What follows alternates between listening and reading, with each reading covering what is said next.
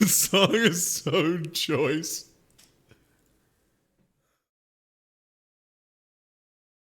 Damn, dog. That's good shit. Oh, man. All right. Well, we'll get started here in just a bit.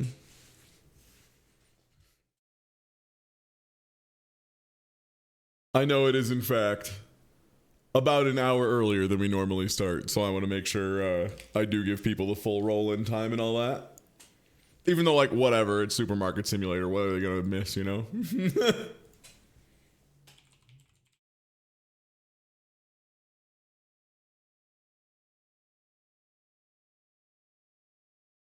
All right, sick. I'm going to go grab a drink. We'll get started in a bit.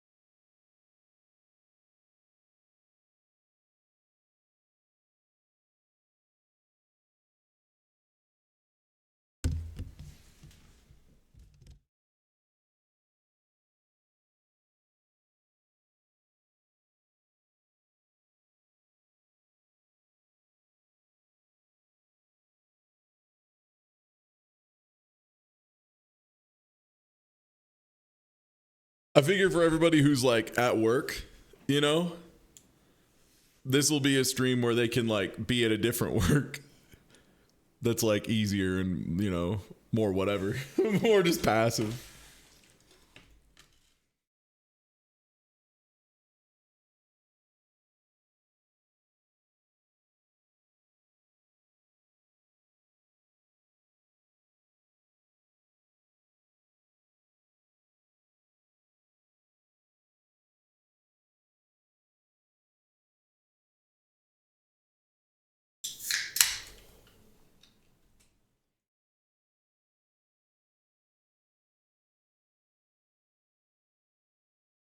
And it's almost time to get going. Shoppers.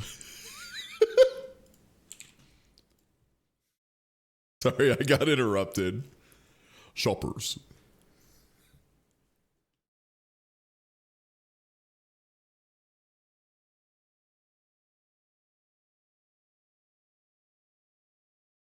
Oh, did it lose game capture? There it is. Make sure I'm not muted. Okay, yeah. So from what I understand, there's new employees I can hire, but they might be disastrous for the formation of the Mountain of Box. But regardless, hiring restocker. Incredible. Yes. Now, to figure out how these work. I think it's like I can label a shelf to have a Whoa, what? Are they just like figuring it out? Did it just default to what I had put on there?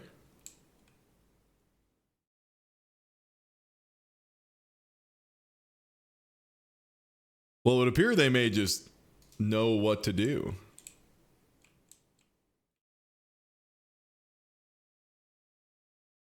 Damn, now I gotta buy racks. And yeah, they throw out the boxes. That's the big problem. They like do their job good. A sad day for enthusiasts everywhere.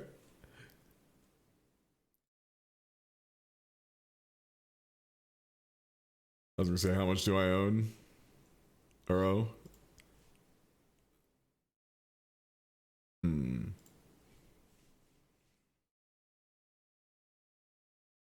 Yeah, this is some more lore-friendly tape mart. 100%. I want to buy... Right, it's from the market where I get furniture. Yeah, right.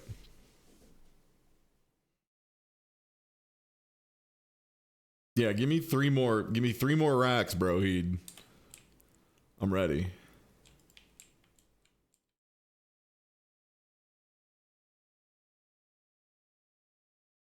Now that storage is good, I'm in there, baby.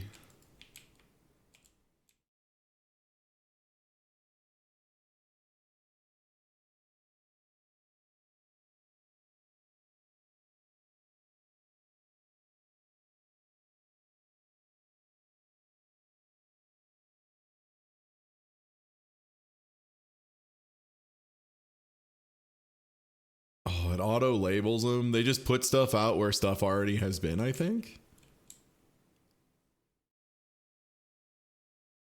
Oh my god. Yes. Take my breath away. Yes, absolutely, dude. Oh, that's that shit.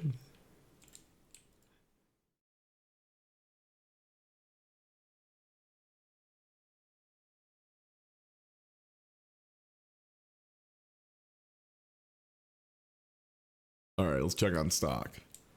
Cereal, peanut butter, salt, like everything.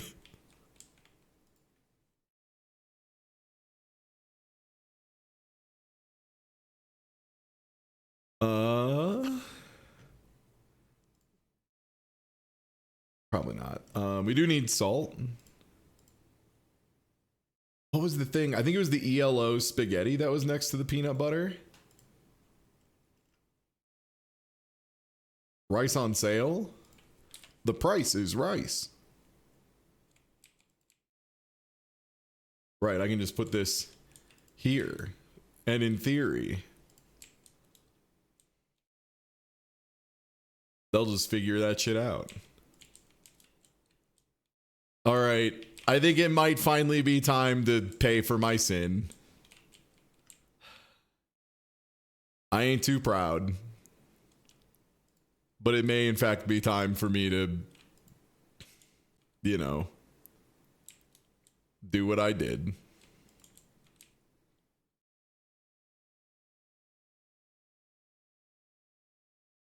Okay, but the labels are persistent.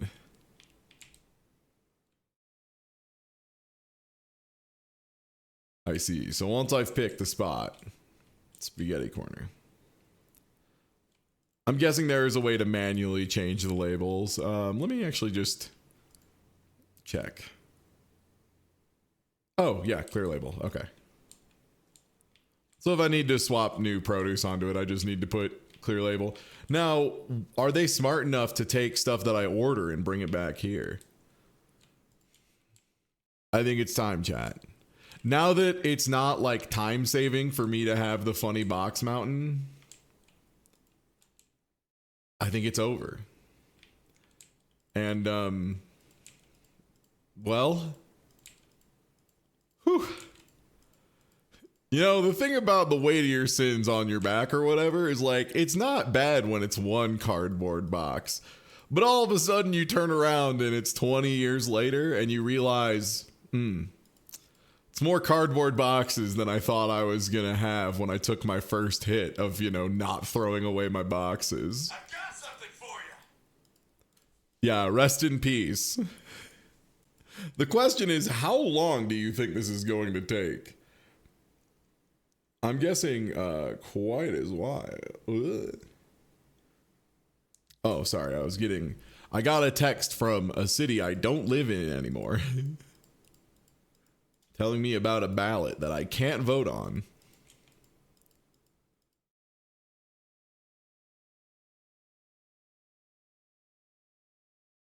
Yeah, 20 years of actual years of boxes for a shop would be like agonizing. Shoppers.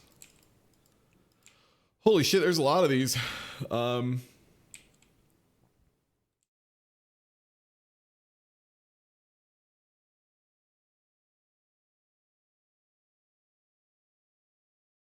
Okay, so after I do the box stuff, I'll have to have a day of like making the labels good, getting the store organized.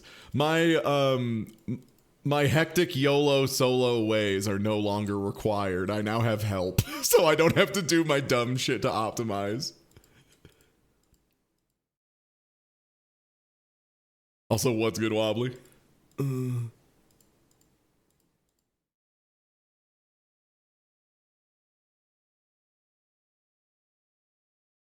It's like a metaphor or something. Good thing I can't read.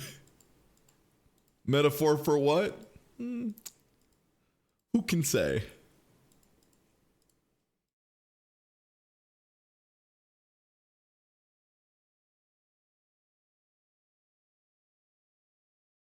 Wow, I didn't realize this was so deep at this point.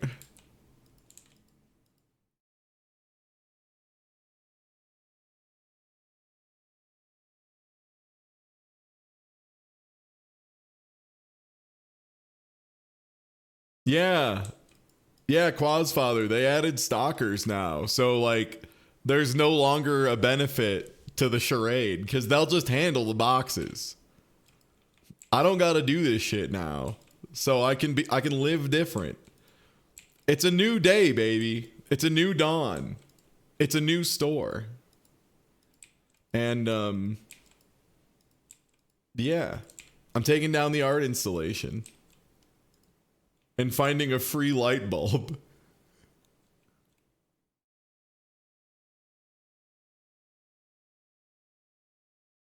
Those are staying.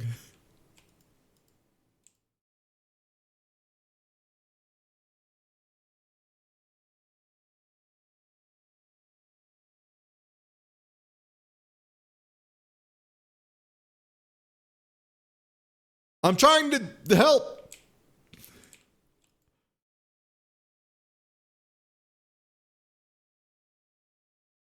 Do we open up the store? Do we just slowly work our way out into the mega structure?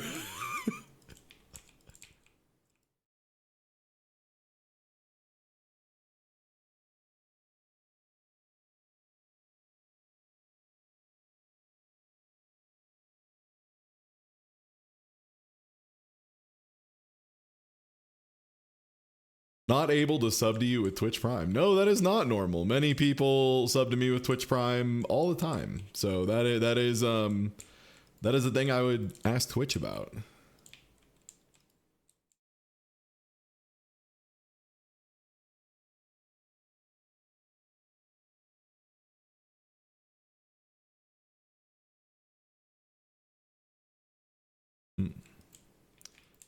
That definitely sounds like a Twitch issue.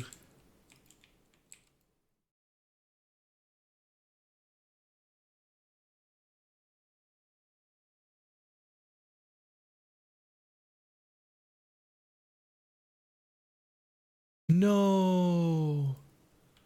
Oh, I just saw a terrible message. Oh, they're removing reactions from Twitch streams. You can no longer click a button and say that part of a stream was hype. Now you just have to do it by saying that was hype in chat like everyone else. I can't believe this. You can tell it was a really beloved feature because so many people noticed it was gone in the last week. What are reactions, TM? Dead and buried in the ground. Don't talk about them. They don't exist. They never happened. A collective illusion.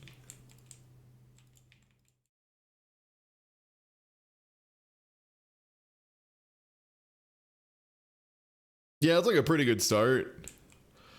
Holy shit, that was a lot of everybody. That was so many boxes. Oh my god.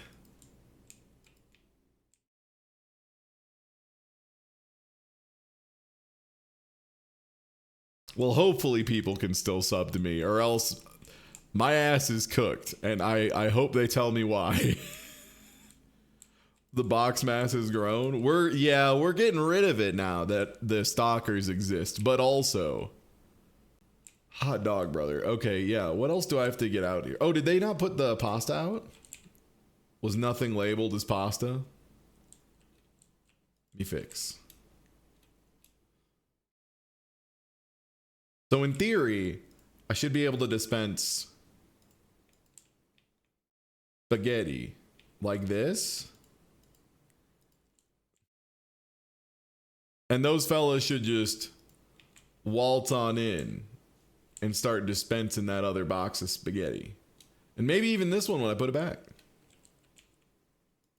Oh yeah, they already grabbed one of them.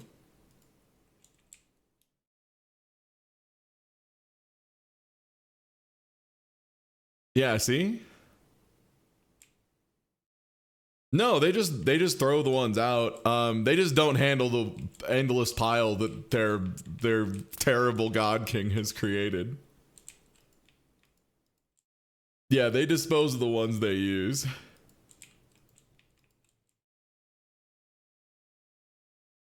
Yeah, they don't want to get hit by the cars, you know, which I understand. I also don't desire to get hit by the cars.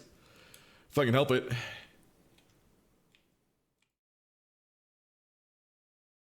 I deserve a little treat, so I'm going to label some shelves.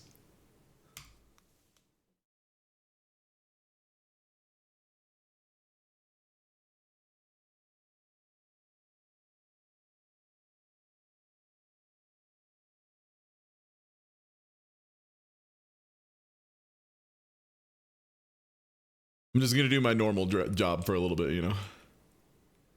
Let's have a little fun with it. Now, will they take him up off the curb? No, they do need to I need to put him on the shelves at least. Okay, word. So rice should probably be by the spaghetti. Shoppers. And yeah, look, already running in there. And here comes the second one. Maybe.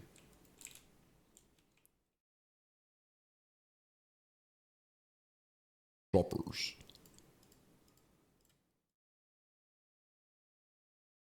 So yeah, this is the new thing they added that I feel like is going to change the game entirely. Oh, it's nothing.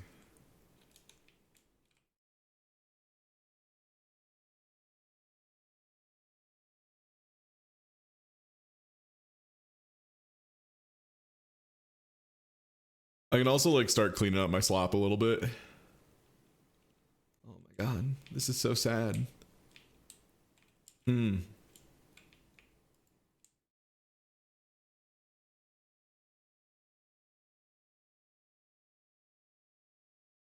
Yeah, it's wild to think that there was a time where they had to like tell people like, hey, don't smoke in the goddamn grocery store.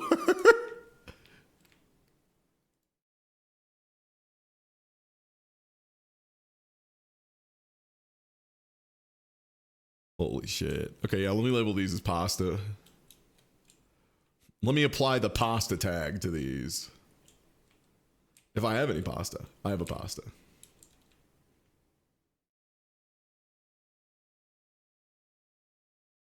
Yeah, I think if you were like first alive and like aware of your surroundings in the 90s, this was a song you were like acutely aware of. By hook or by crook.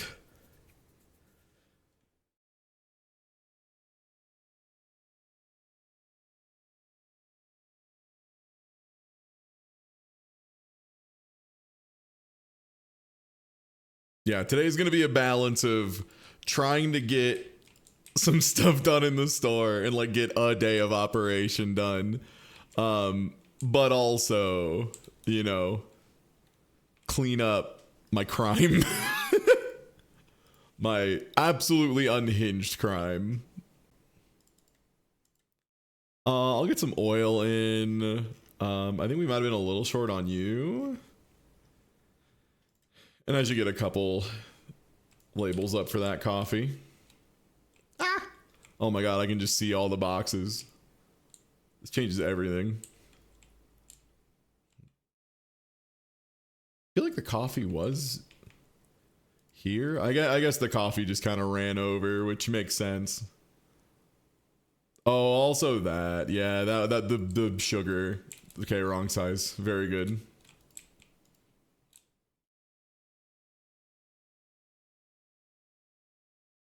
I think we have the right amount of for these. We just need to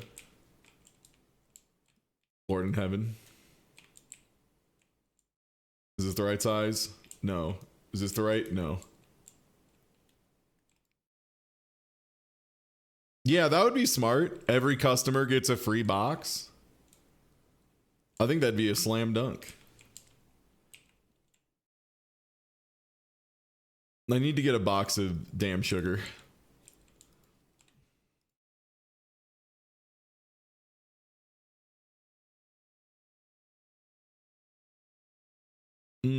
Oil's a little higgledy-piggledy.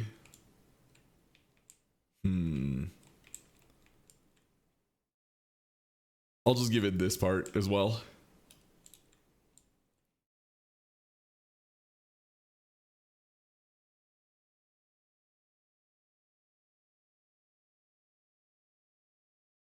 Yeah, that's what I'm saying. We go full Costco mode. And we just say, like, you want a box to carry this shit out? A box is bigger than whatever you were going to get.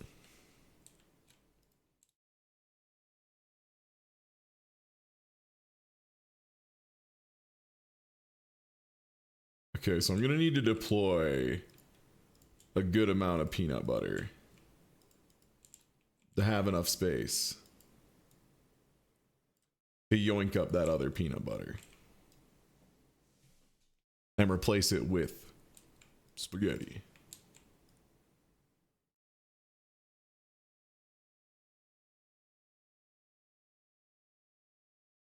I need to get sugar. Sugar box. Also, it should probably be sugar brown. Pasta spaghetti.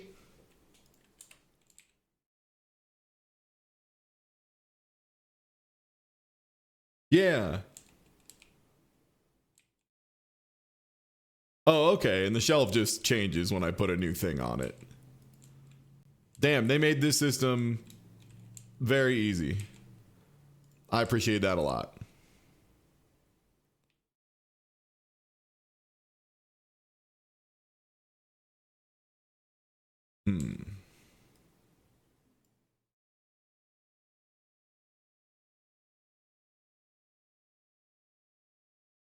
It's time to condense this sugar down to one zone.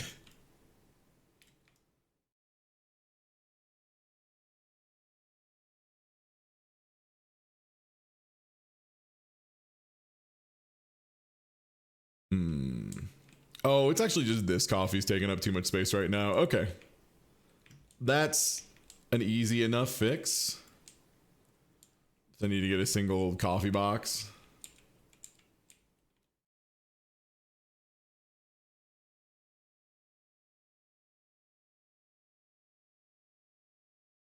Okay, spaghetti shelves are marked, so I can just put this in the back. Agit.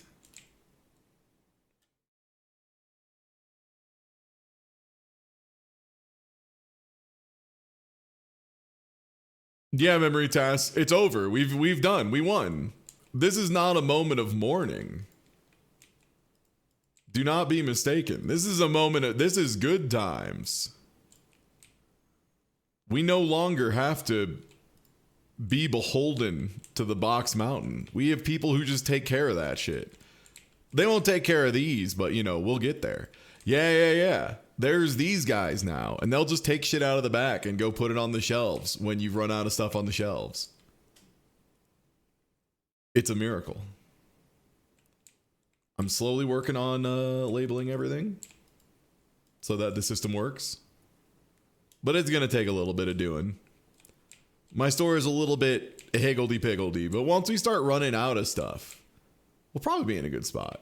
I'm just going to open because I think we just need assets.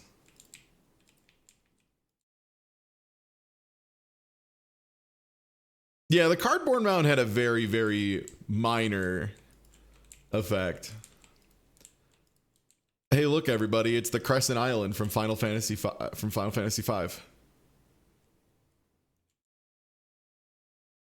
Just like Final Fantasy V. What's in here? It's nothing.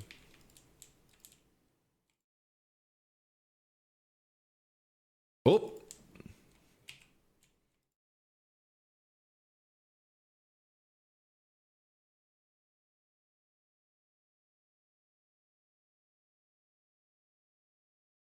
Yeah, if it gets emptied, they remember the last label that was on it. So, like, if a shelf had something and is emptied out, the label will say 0 and then the item. The only person who changes the labels is you. And it's very easy. You just manually place a new thing on it, and it's like, okay.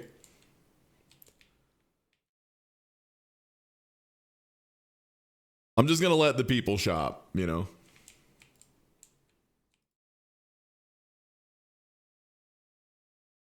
Try not to get hit by cars. Cars are back again. Can you believe it? Nature is healing. Cars are back. Lightning McQueen. 2.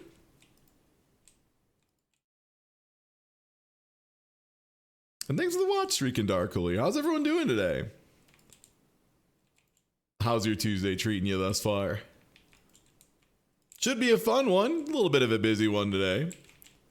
We'll be doing this until about 6 p.m. Mountain Time, I think. And then we will be doing something I'm very excited for, which is the 3v3 Rochester Cube draft. God, it's exciting. I can't wait to do it again. And, what?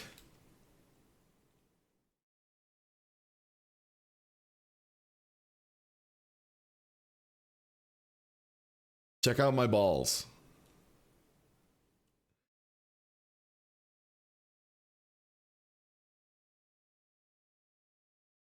Yeah, so what the Rochester, yeah, it's going to be a tabletop simulator game. What Rochester 3v3 cube draft is a cube draft means it's like a selection of cards created by someone who is like pretty knowledgeable about Magic usually. In this case, Sly09, who is the most knowledgeable about Magic the Gathering, like unbelievable levels. So it's a really good one, really high power level, really fun cards. And then the 3v3 aspect is we draft as though we were one person, and we just draft enough cards to build 3 decks. So it's a lot of back and forth, a lot of team decision making, that kind of thing. So like my team will make a pick, and then Doc's team will make a pick, and then my team will make a pick. And at the end, we're trying to be able to build 3 full decks. Yo. Thank you for the bits. That was the first thing I played when I played as part of that cube. And like I was totally unfamiliar with like legacy and vintage stuff because that's not the part of Magic I really touched ever. So I played Dark Ritual, Hypnospectre against, I want to say it might have been PokeCap, and I was just like, is that good? And he was like, yeah, that's good, man. Yeah, you dumb idiot. And yeah, it's really fun. It's drafting as a group, and also we have a house rule of just, like, that used to be you can just ask Slyo if something is in the game, and he has to say yes or no. Like, he was like, hey, is this card in the cube? Because, like, obviously he knows it all. There's just a full list up, though. Yeah, it'll be fun. It's a little too hard for an introduction to Magic, I think, for, like, playing it. Watching it could definitely be cool, but it would be a little bit of a struggle. I guess you'd have to be in, like, a similar skill level field is the big thing. But yeah, very exciting to be playing a big group of Magic like this and have myself be probably the worst overall at Magic in the group. A rare treat. Hey! Well, it's 3v3, so it definitely won't be 9 people. That'd be crazy.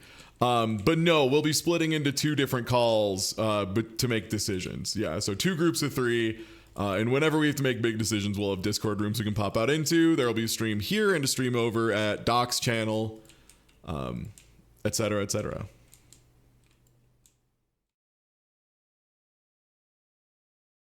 But also it's like a cool casual group, so we're not gonna like, you know, be too hard up about it.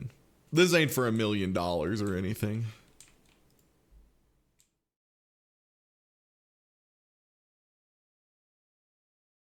Olive oil? Oh, okay.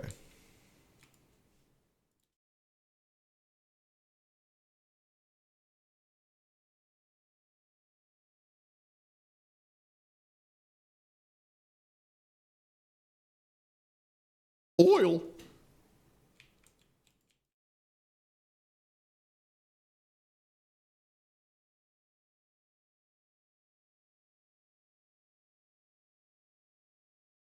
But yeah, it should be a lot of fun. And if you're interested in Magic the Gathering, it is a cool way to learn about a million old cards and like old interactions and that kind of stuff.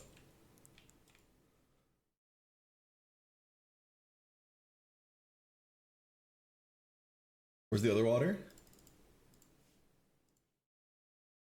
I'm just gonna throw these in the back.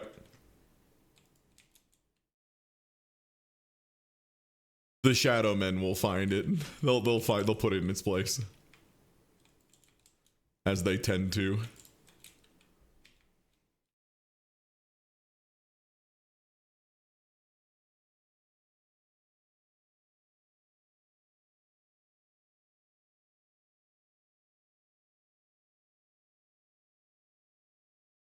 Oh, this is so much better, man. Holy shit.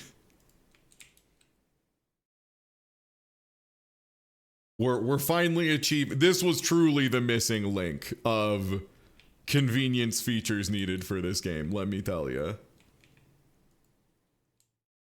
Oh. Okay. Hey. All right, I'm gonna let these people finish shopping.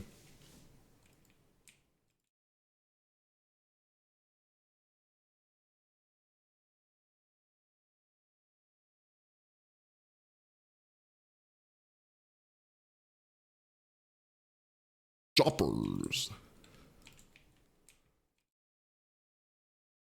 Yo. Thanks for the mod, Cheap Sanguine. Yeah. Heart tops.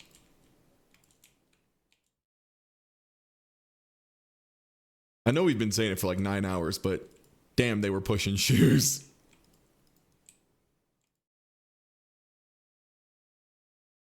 Fairly high cost, low space item that people need to buy repeatedly.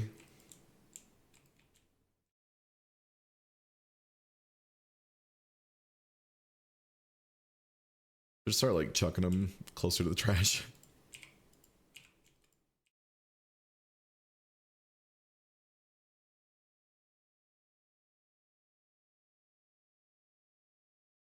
Do you think I'm going to be clear of Box Mountain before the end of this stream? Because I'll be honest, gang, I don't know if I'm going to make it.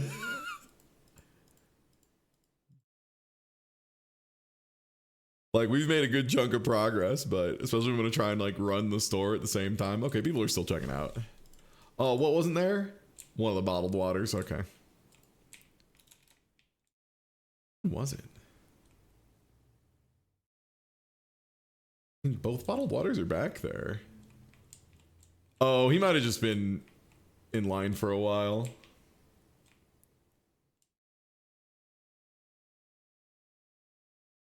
Oh, or there is just no labeled spot for it.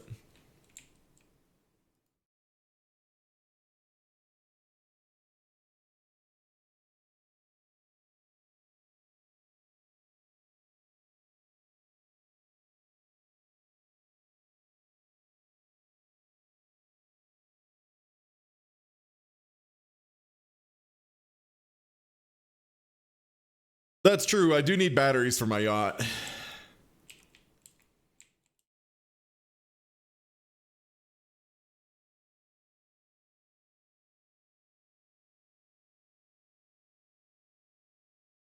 Holy shit, end of an era. A really slow era that's taking a really long time to end, as many eras do.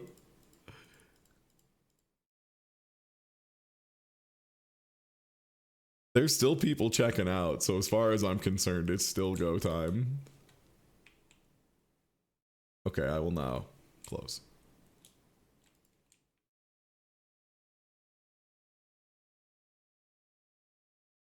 Oh, because we have stalkers now. So there's no longer an advantage to doing Box Mountain. Box Mountain, A, was funny. B, was a little bit faster because you didn't have to throw the box out, so you could just chuck the boxes from farther away. But now there are people who will just carry things from storage out to the shelves, thus ending the need.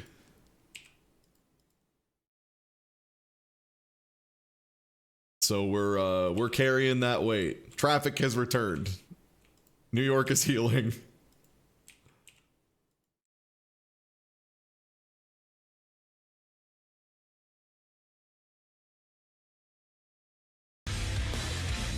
Yo, Pink Kitty Rose, what's good? Hey gamers, what's up? Destroy. Yo, were we doing some noise runs? Hell yes. Yeah. Hey everybody, I'm Ty. We're gonna be playing some Supermarket Simulator for a bit. I did like a big crime, right? Like I had just been throwing boxes on the road for like a couple dozens of hours. So it's like a lot, but now they've added guys who will just carry stuff out and put it on the shelves for me and then throw the boxes out. So I know no longer do I need Box Mountain. That being said, I do need to free myself from the samsara known as Box Mountain. And thank you for the follow, Ed Dragon Cabin Man. Streamer needs to fix their. Oh, there's a single peanut butter in here. Huck it, chuck it, football. Shoppers. But yeah, we're listening to some canonical music as you do. I'm Ty. I stream 6 days a week usually. Today we're gonna be doing this, and then a really cool Magic the Gathering draft, a 3v3 format that's almost never played anymore because it's kind of hard to run and very complicated, but it's very cool. And if you like cards at all, you'll probably think it's sick. Thursday, I'll be playing a bunch of Balatro, and I'm trying to remember if there's anything else scheduled along with that. I'm not sure. Maybe. I think there was. It's on the schedule, though. And then Friday, we'll be doing some Content Farm Friday, watching some very good sports clips. Some cool sports. So glad the product doesn't get damaged when I chuck the boxes. Yeah, it's like I work for FedEx. Actually, it's more like I work for the airport. Here's your luggage. If I do it like this, it's like I'm strafing a boss in a first-person shooter, right? They'll never catch me.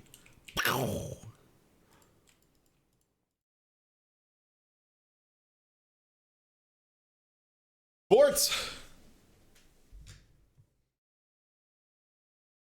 It's me, I'm the trash boss.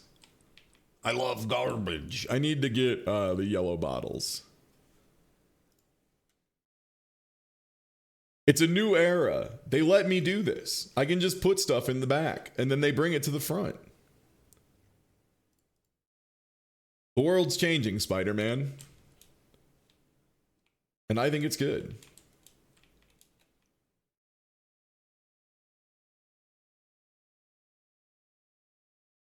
Boy, oh boy, sure hope some intangible lads come in here. Whoop!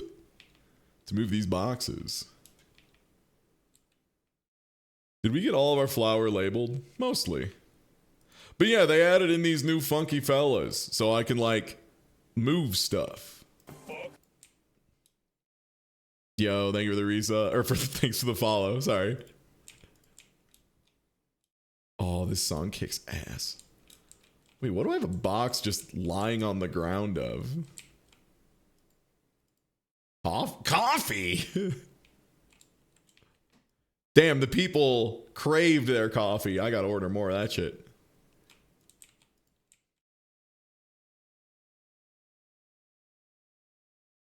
American Dunkin' Run-On. And yeah, slowly but surely the world is healing. I'm removing my sins, one self-flagellation at a time. Climbing a mountain using just my fingertips, slowly but surely. I'll find peace with myself, one wound at a time.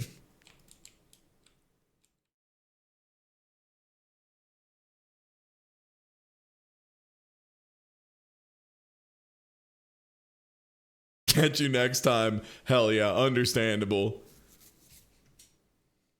I had a weirdly okay time when I worked retail, but that was mostly because it was like right off a college campus, so it was like funnier on average, I have a feeling. Let us do your drugs.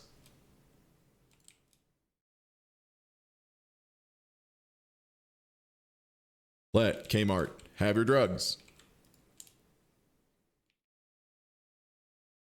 Oh?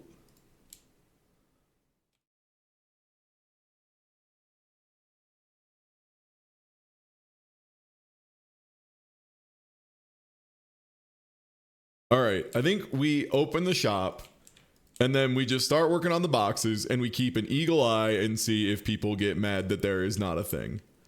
This box, for the record, is the cash register that I just didn't want to deal with. I didn't feel like checking people out, so I just put it in a box.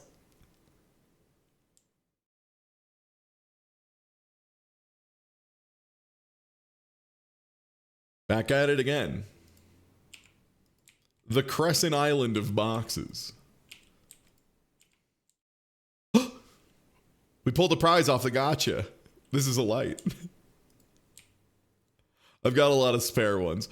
You might be able to tell if you're from the Pink Kitty Rose raid that we get up to some clownery in this here store. You might notice that there's a unbelievable number of lights. There was one point in this store's history where we had no lights in the store itself, but we had roughly 300 lights back in the storage room. And they were so powerful, they simply lit up the store through the wall anyway. Yeah, the Second Sun arc was pretty cool. That one, my frame rate did fucking hate though. And yeah, if you're following PKR because the noise speedrun stuff, I've been doing some runs too. Not as good as Pink Kitty Rose, obviously, but hey, we have a good time. We do a little P rank. We do a little noise. I don't know like any speedrun tricks. I just play the character. Okay, that's my secret. When I ran Pizza Tower, we didn't even know what the fuck a burger skip was. Yeah, enough, old man.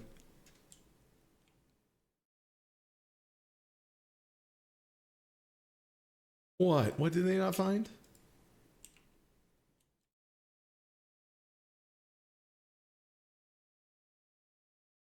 How did I get this many boxes? We've been doing this for like 40 minutes and these boxes are still endless. Tech is grossly out of date. God, it's so hard these days. The kids, they learn the tech so fast and I'm over here trying to play Under Night.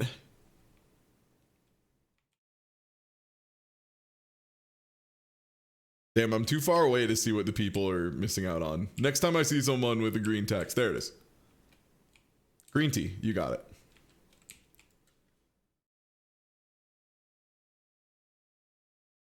That's that expensive stuff too.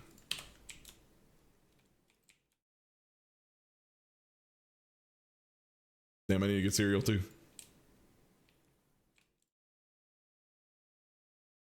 This will be really nice and smooth once I'm just able to do this and not, you know, the box mountain.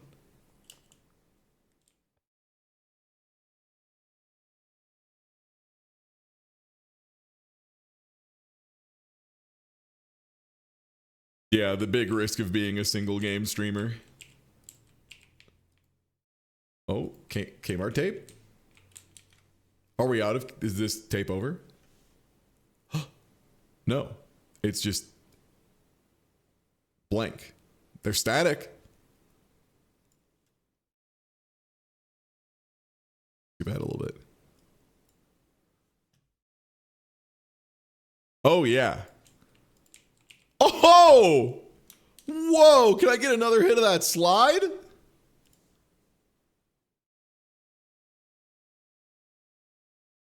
Yeah, man. was like Bomberman getting hurt in Bomberman 64. Wow.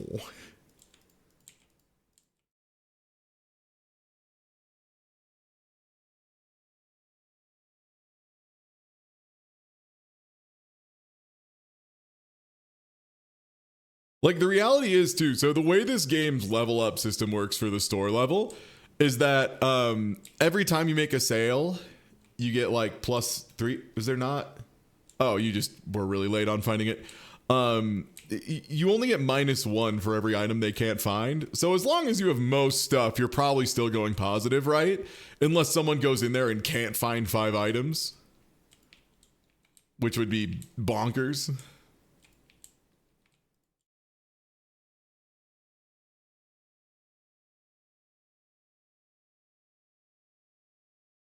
This song is so weird. This is so of an era. They don't make stuff like this anymore. Like extremely.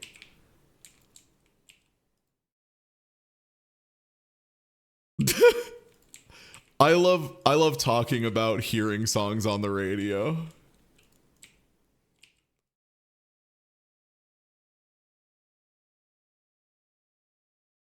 Yeah, real passion pit vibes.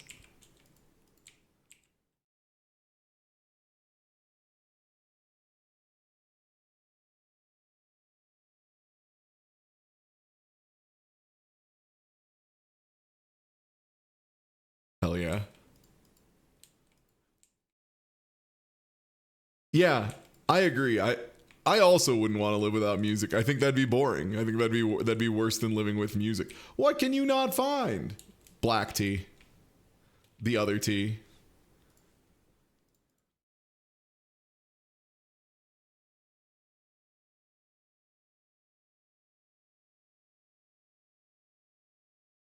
Wow.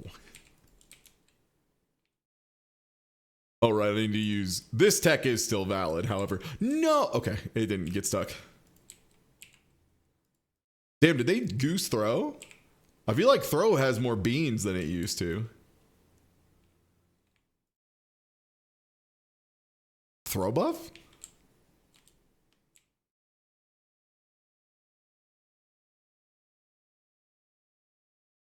Yeah, they added stocking people. So they take care of the boxes themselves. So I no longer have need for my monument to making the owner do too much. Yeah, we're getting there. We're getting there. It's still like a lot.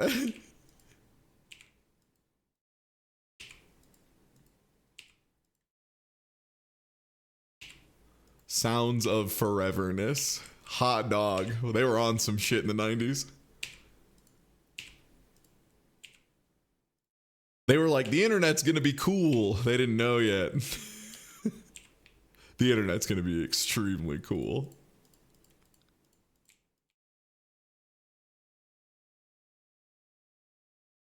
Yeah, that it's true. Traffic has started showing up again. But yeah, hey everybody again from the PKR raid. Thanks for being here. I'm Ty. If you aren't already following, please do. I stream 6 days a week. It's a ton of variety stuff, and it's like the most variety possible. Oh, it's too late. I've missed my chance to buy goods. I mean, you can even just look at the schedule at twitch.tv/TieTuesday/schedule and verify, yeah, this guy does all sorts of shit. That would be sick if as you leveled up your store, you got the ability to throw farther. Like the dev just didn't mention it anywhere, but you get like a 1% buff to throwing every time you level up. By the end of it, you're just like shit whipping lasers across the field. All right, let me set the store to closed. Rice is too expensive.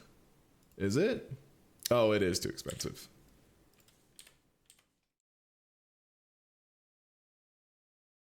Hoppers.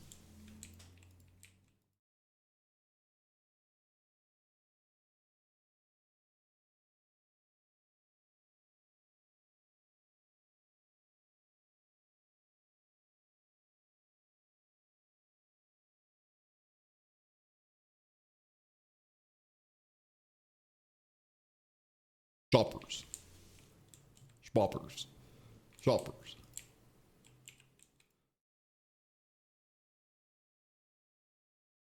We are listening to the tapes from Kmart. So there's like a huge vault of these on the Internet Archives. This in particular is February 1992, I believe. This isn't like the cleaned up one. These are just the individual tapes. But yeah, these are literally tapes they would play in Kmart's in the early 90s. So like as canonical to real grocery store shit as you can get. Yeah. Like I said, I want this to be canon. This is the canon supermarket experience. A lot of people out here half doing it. Not me. I'm going to give you the full audio visual. You're going to be like, damn, am I shopping right now? You close your eyes and you're shopping. You're in Kmart. There's a blue light somewhere. You're not sure what it means. But it's good and you want it. Oh, this song.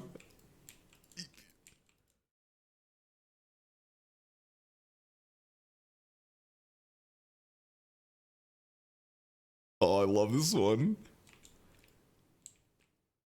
From the soundtrack of Tomby 3. It's this shit.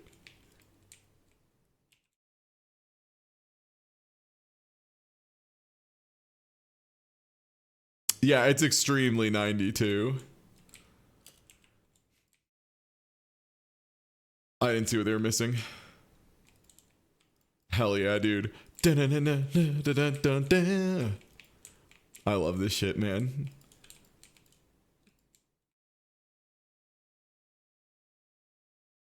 Toto rules, man. Sorry, I was watching American Horror Story and they have a whole bit about a guy getting made fun of for liking Toto, and all I can think about. Okay. I've slowly but surely worked through, I would say in 2 days, we've gotten through about half the boxes, maybe more. But the next step is going to be a lot of consolidation, getting them closer to the trash can since they kind of, fanned out a little bit.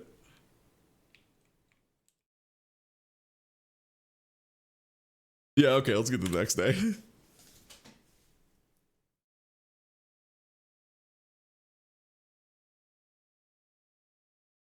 Yeah, he should have liked jazz more. That's a good point.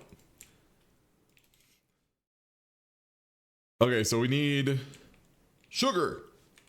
We need sugar. We need sugar. Probably need to throw bows.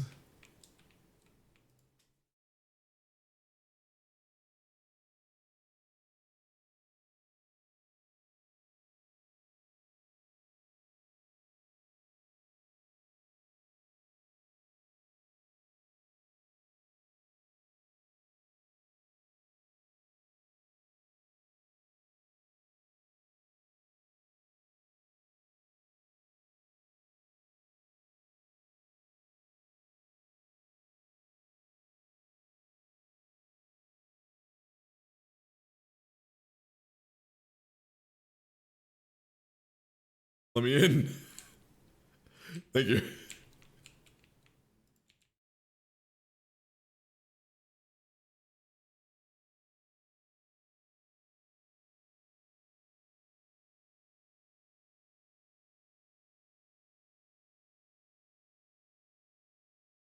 Guys, it's truly like so much easier than having to stock every single thing myself, having to stand there for an extended period of time. Did all that tea get taken?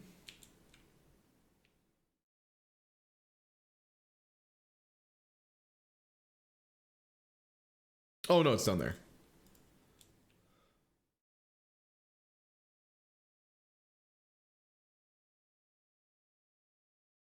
I think I need to tag stuff with elbows. Oh no, there's like a good amount of them out here.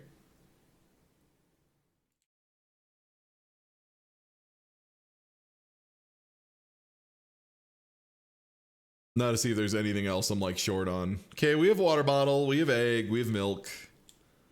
Some cheese. Do we need the yellow cheese? I think we need the yellow cheese. Yeah, we need that yellow cheese. We need that yellow stuff. Oh yeah, no, that box has been there for a grip. I hit a really sweet shot and I was like, okay, you can stay.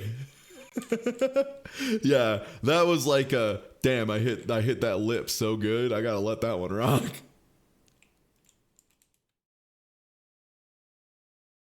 Hoppers.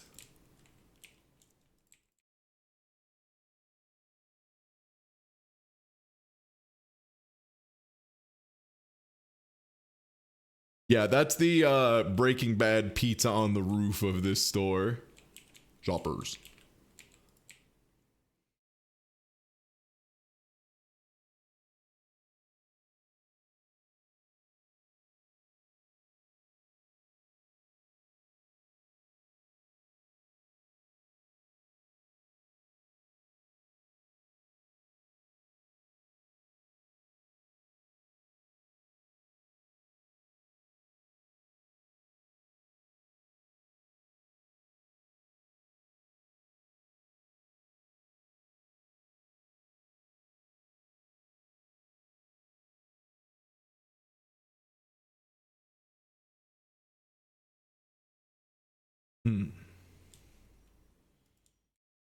Having some moments of indecision on where I put things.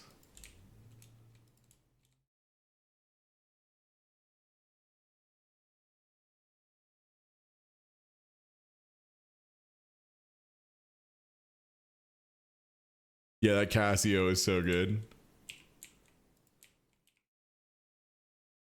I love when they have the stuff that's supposed to be like much like little like glass bells.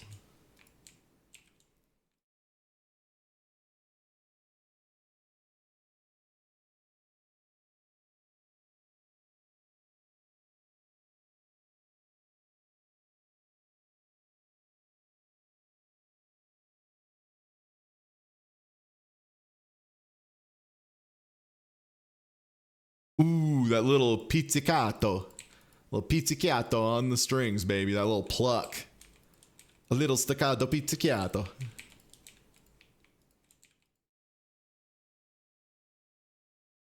Hey, don't hit me. I'm just a guy. Oh, I need to buy cereal.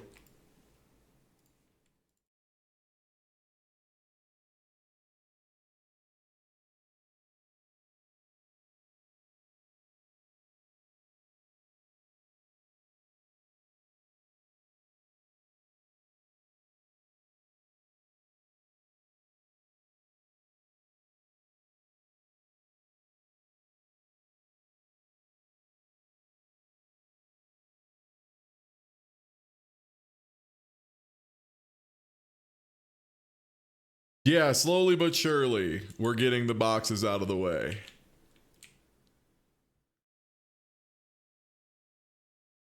I know it's going to be a big change for everybody, but it's for the best.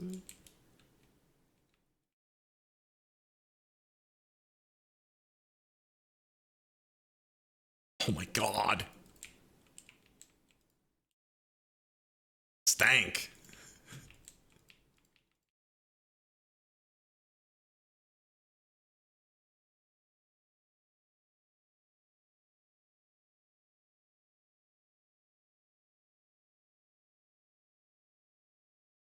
The thing is, I think we're making more progress than it looks like just because it started so deep. Oh, ranked spaghetti. Okay.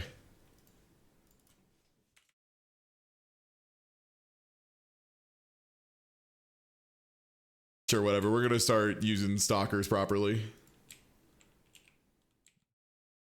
And by that, I mean building up an asinine amount of stock whenever we run out of a single item.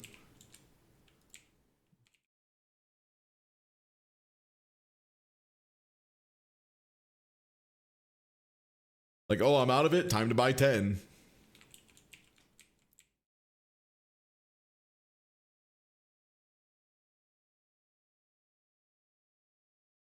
I'm only 2 in those. It says small rack, so I think in theory. Hello. There'll be a large rack eventually.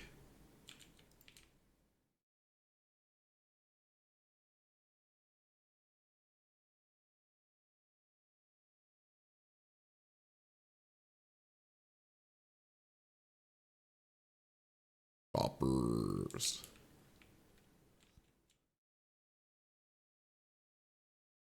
Has anyone ever figured out, is Jordash real?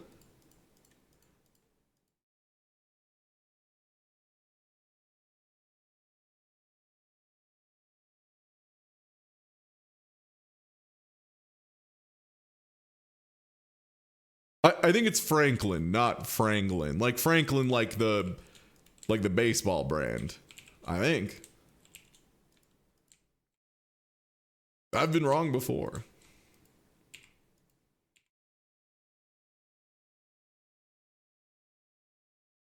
Now this is grocery core to me. This is the grocery core experience.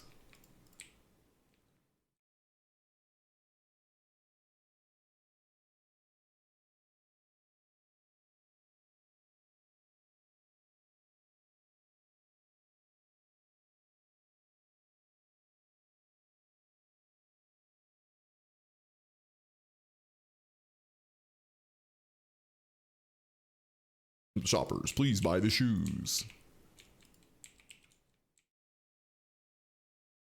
Now the question is, can I leave Little a Box Mountain as a treat for the neighbors? As long as it's like out of my zone, you know? That's their problem, officer. That's not my property. I cleaned up all the ones that were mine. These ones are someone else's. Skill issue, not mine. Not dealing with it.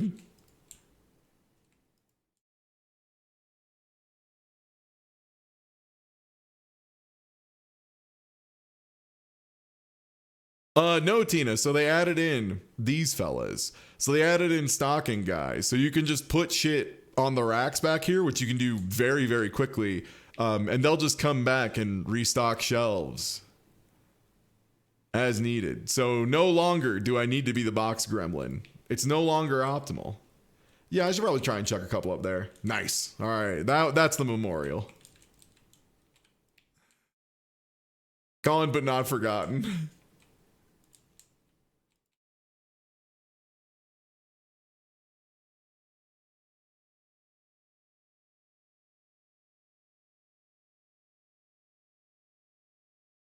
I've been cracking away at this shit for like an hour now. Like while doing other stuff, but like largely just doing this if we're being honest. There's a lot of boxes, man.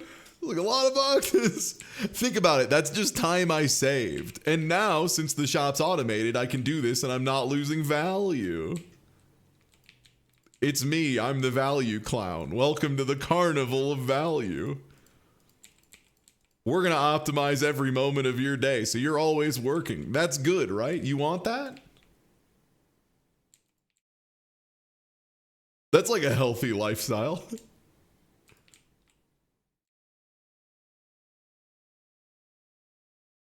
Damn, is it almost time for me to have to start checking people out again so that we can level up and get a third checkout guy? I think the store might be getting too popular.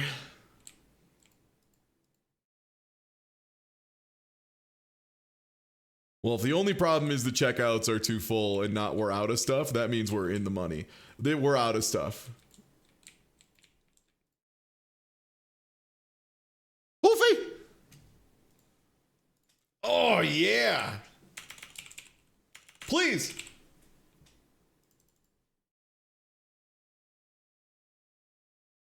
I'd like 7 coffees.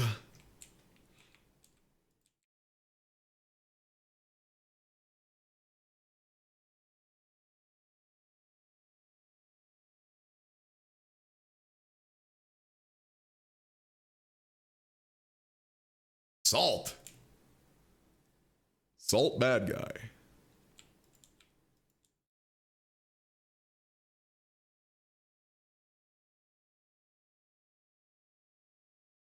Oh, nice. Those are 6 to a shelf. That's based.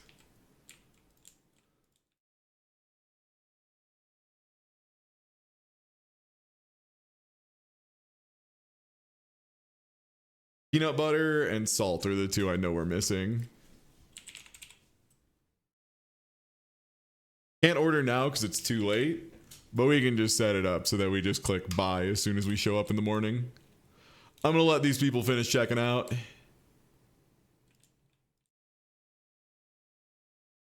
Yeah, Tarn, are you ready to induce some demand? I'm gonna open up another lane, and then people are net. Then it's gonna be I need 4 lanes immediately because it's convenient for people to shop. They love to shop, and if I make it convenient, they'll shop.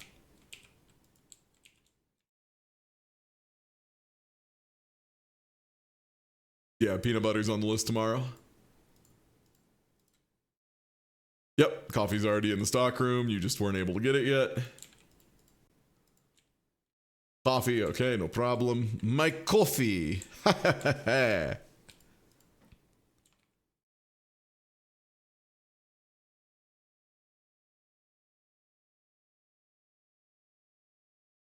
Yeah, how can you not love the, convenience of shopping at Time Mart? Sure, sometimes they might not have the kind of coffee you want, but maybe they also have 25,000 boxes of powdered sugar for a great discount. Can you really afford to pass that up?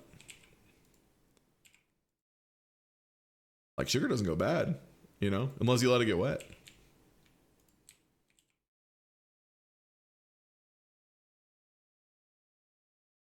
Oh, a flower. One of the flowers. Okay.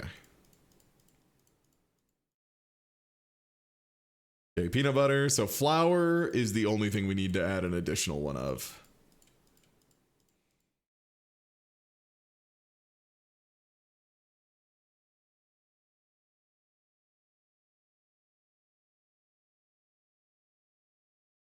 Oh yeah, this trash can is like the weight of a neutron star at this point. this thing is heavier than the sun.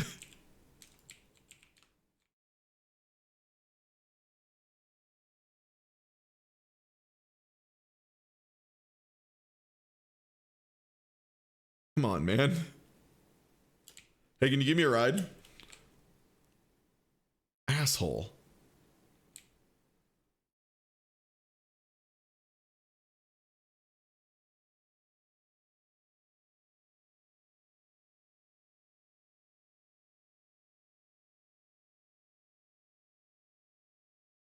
All right, yeah, flour. We're out of 3 things. We order a bunch of them. The nice thing is, since we're ordering so many now that stocking works, when we're out of something, we will not be out of it for quite a long time after that, which is nice.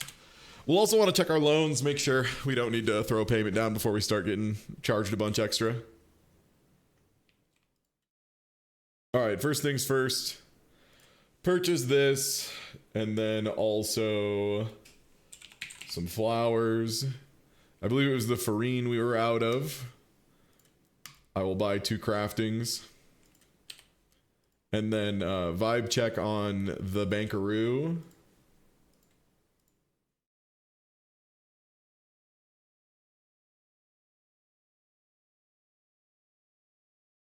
Yeah, I'll just catch up on that for now.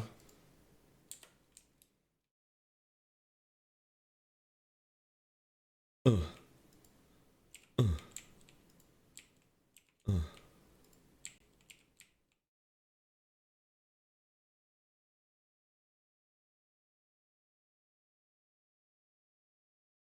feel like the flower was like mostly over here. Yeah, okay.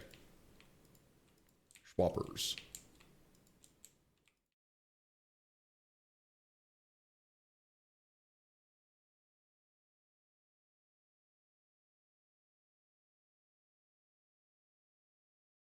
Nut butter.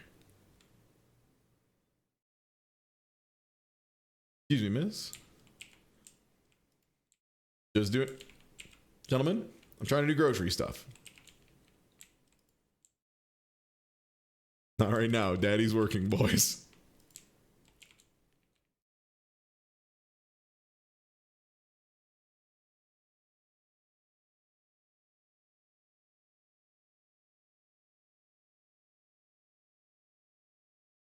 That's actually a big buff to salt too, because that means I can have like a ton of containers of salt in a really small amount of space. And that's the dream, right? Like, because that essentially means it used to be the case that space on the shelf was the thing that mattered the most. And now it's going to transfer back to space on the rack being the most important thing. As long as you have like enough stock up that your stocking team can like keep it filled from the back. The meta has shifted is what I'm saying.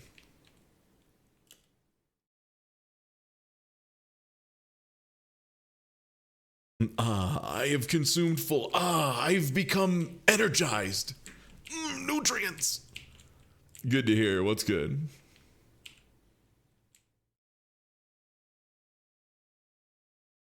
I had a thin crust barbecue chicken pizza. It was pretty good. And then I had a single snickerdoodle and some coffee and milk. It was nice. Mostly coffee, but like, you know, like with a little milk. It was nice. It'll hold me over until magic time, and then I get to have one protein shake. And then that'll hold me over until it's time to go to sleep.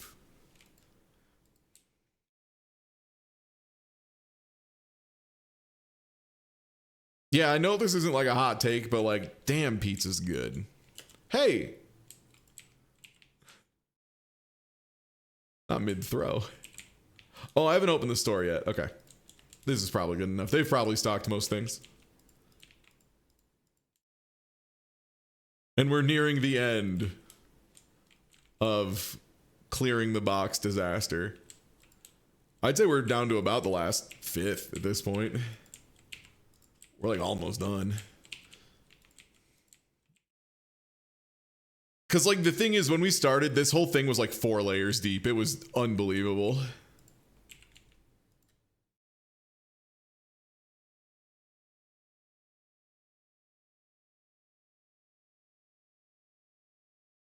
Yeah, traffic's back. The road is visible.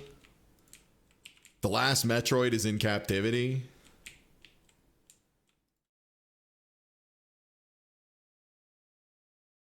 And the thing is, I already have the next stocking guy unlocked. I would just need to go buy a bunch of shelves, which is not an issue whatsoever.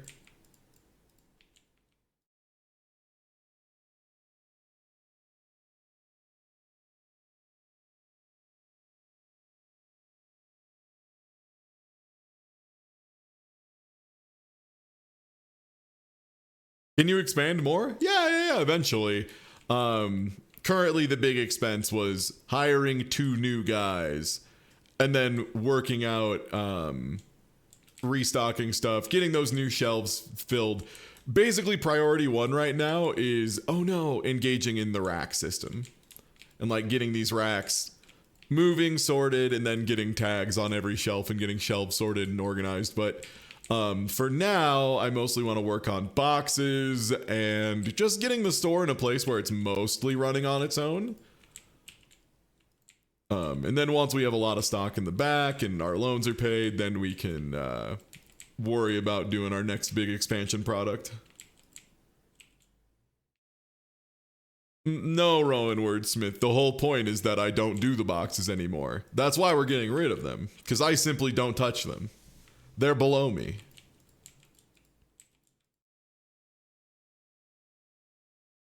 Yeah, there's no reason for me to ever open a box and take product out anymore, so I'm done with it. That's why we're getting rid of it. That's the whole point. Oh yeah, is that box still up there? Fuck yeah.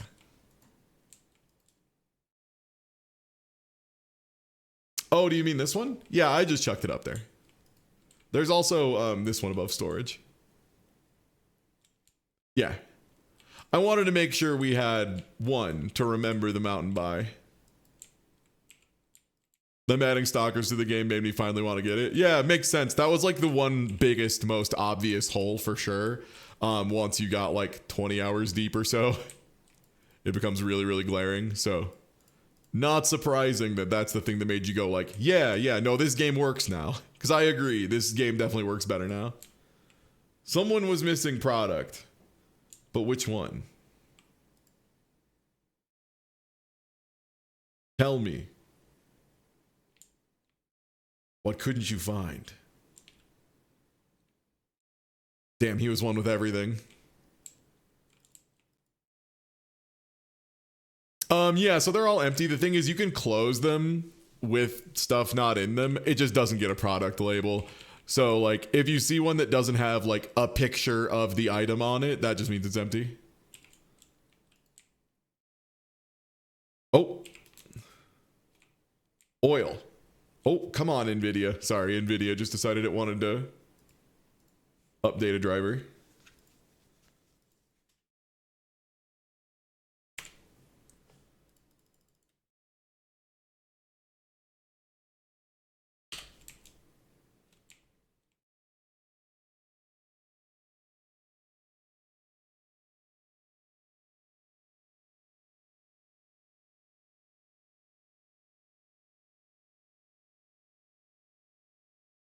Because, yeah, I think it used to take me...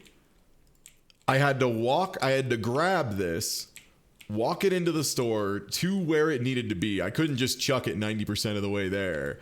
And then I had to walk to the specific shelf, open the box, hold the button down while all the product deployed, and then I got the privilege of walking back, getting another box, so on and so forth. Like, this truly is, if you're wondering, like, oh, but you still have to put them back here, it's like 30 times faster. It's insane how much faster this is.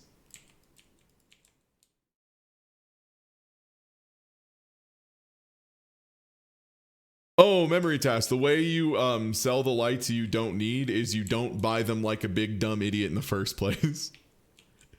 You simply do not buy 10,000 lights for no discernible reason other than you think it's pretty funny.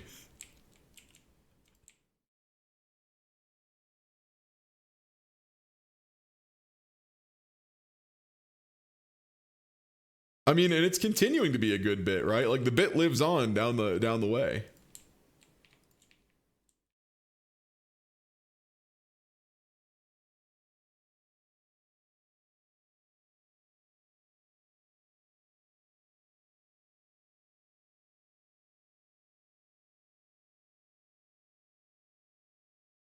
Pivot to hardware store? Okay.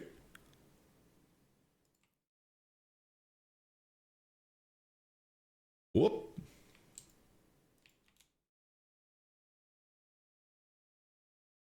What's funny is even with that huge reduction in lights, the frame rate is still a little better with them off. The lights are still more demanding than the boxes.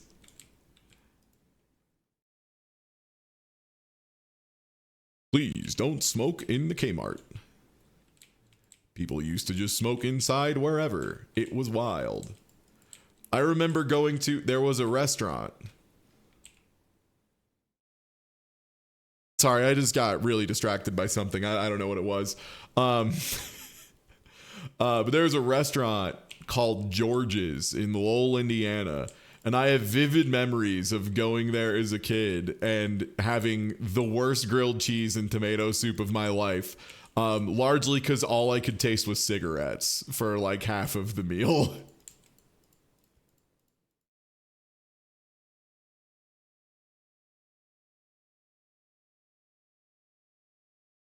And then whenever people would like be like, let's go to George's, I was like, please no.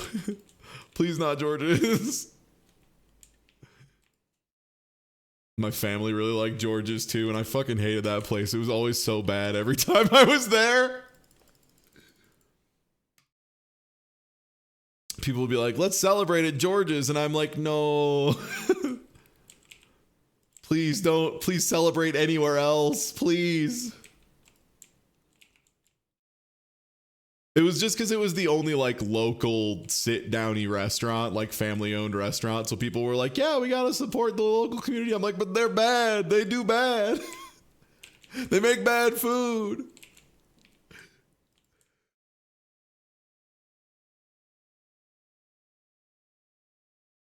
Oh yeah, Pan Flute's gonna show up on this tape for sure. That's the free bingo space. Pan Flute starts.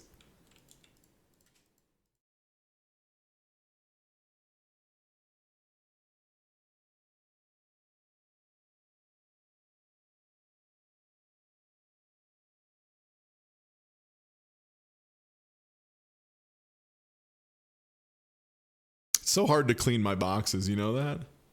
Sugar brown. All right, we'll need brown sugar and coffee when we get back in the morning. No, what we need is coffee and brown sugar.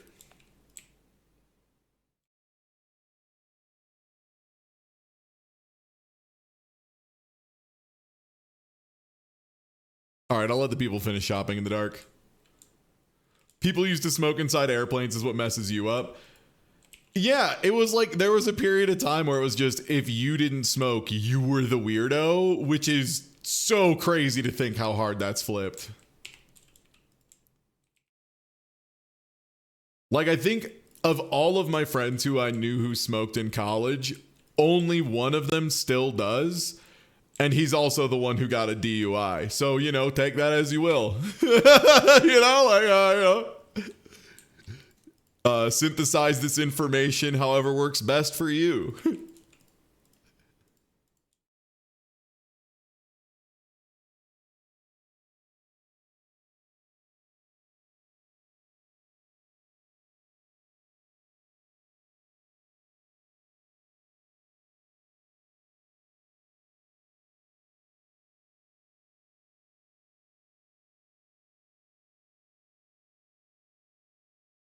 Oh.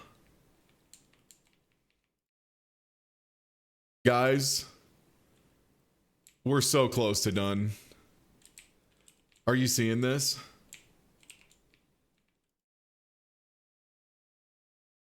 Yeah, there are still parts of Japan and Europe, from what I understand, that are still very, like, you can just smoke everywhere all the time. Wild. Wild as hell.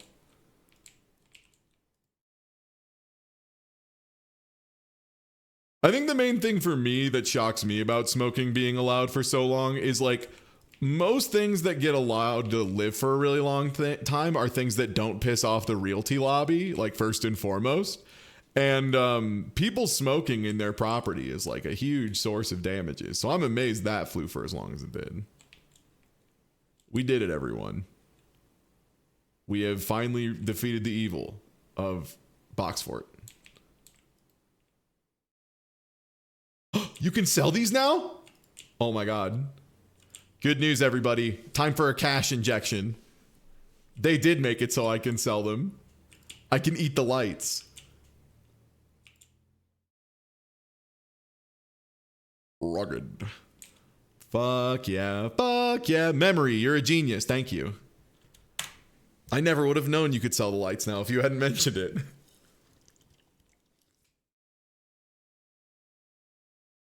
Shoppers, would you like to eat a light? All right, let's get this coffee. Let's get this brown sugar.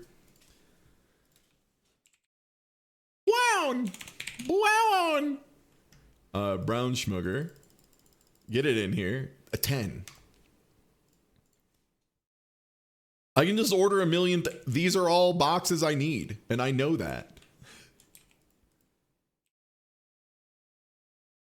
This is the big thing, is now I need to be able to very quickly scoop up boxes without paying attention to what they are from this position and throw them into the shop room. The box mountain made this very hard. The meta had shifted, and so have I.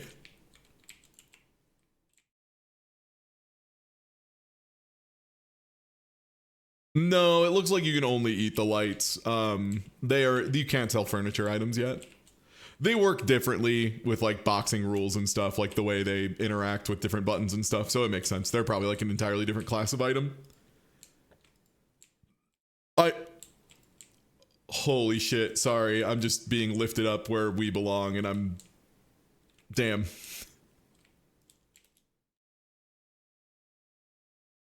Music was so hopeful for a period, excessively so, some might claim.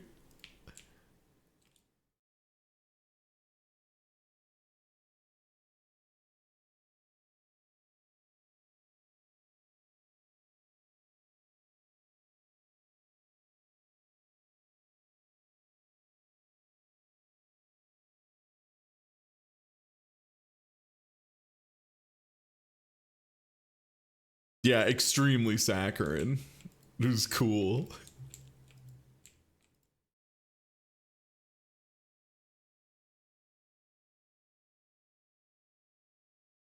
Town is village? Swamp. Town Town is is village. Congrats on finally defeating the sun you built. Thank you. I've defeated the sun I've built. I defeated the terrible mountain I spent 20 years creating and turning into an endless evil cycle in my own mind. You know, and now I'm gonna eat the lights. Get lifted up to where we belong.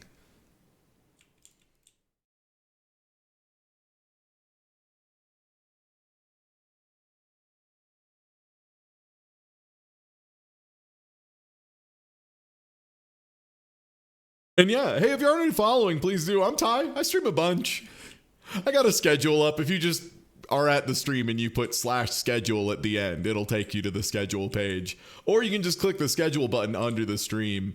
Whatever you like. I don't mind. But yeah, we'll be doing some more Supermarket Simulator today. A little 3v3 Magic Draft later.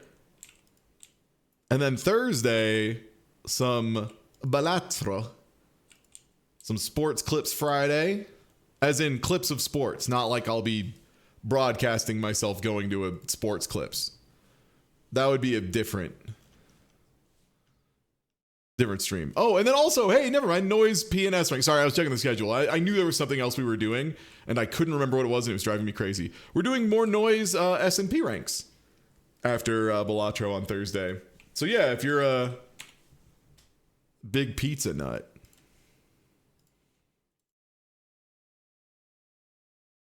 Who's your favorite legendary Joker and why is it Ty?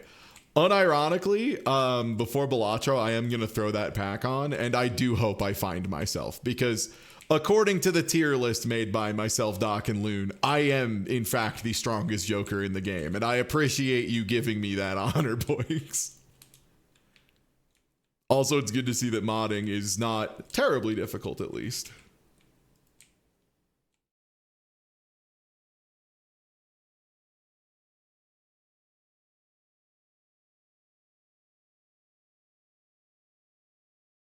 It's a cereal time. Is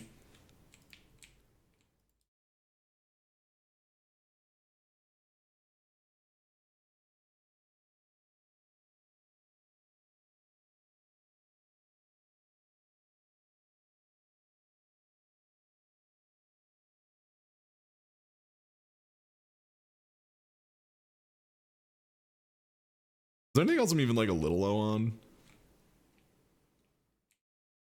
I could tag more shelves for tea. That wouldn't be a bad idea.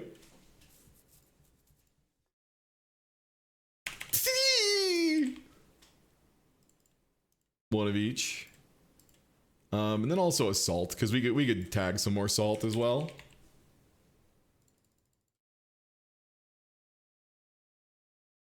Now, when I say tag, to be clear, what I mean is you can put a label on a thing by putting something there, so you can just like, you know, put these shelves have salt on them, and now my stock boys will know that's where the salt goes. Excuse me, where are the eggs? Lucy, do you need a 8-pack or 12-pack? There's the 12, 7. There's the eggs.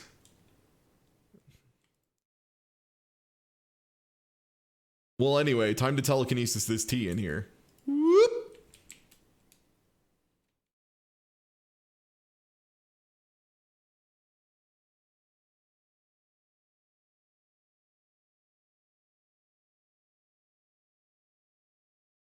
Yeah, I saw that the 1.6, was it 1.6 update for Stardew just dropped? I think that's neat. I am still quite Stardewed out. I have done one full playthrough of Stardew and 2 full co-op playthroughs, like to the end of current content. See, they learn from the best, man. They just know how to do their shit. And I think that's beautiful. Get them, boys.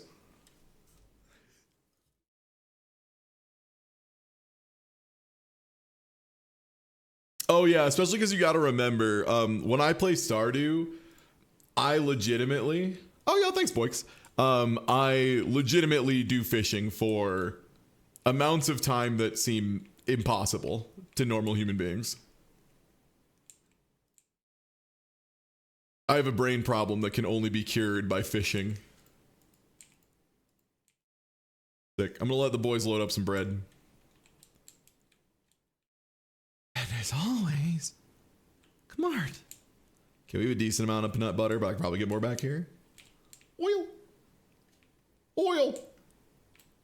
That's what it sounds like when Goofy gets hit and is looking for the oil. Oh, is that the end of this tape? Are we out of the 90s? The February 1992 is over. It's no longer February 1992. So don't pretend it is. Instead, it's May 1992.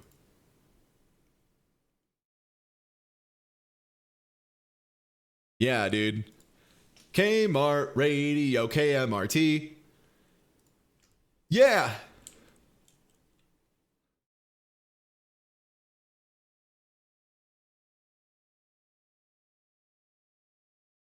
Got my penis stuck in the car door another time.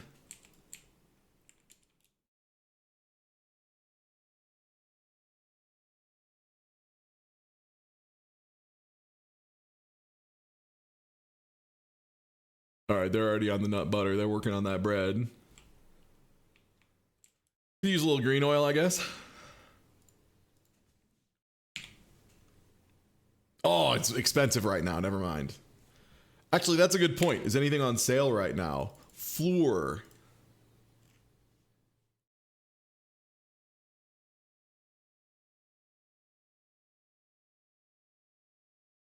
Oh, wow. That's kind of heavy to just... Raw Dog hit me with a "Will you marry me" in the middle of a song. Damn, women were more to the point in the 90s.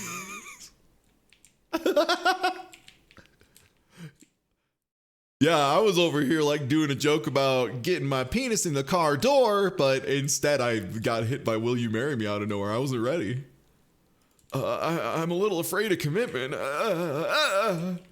We just met.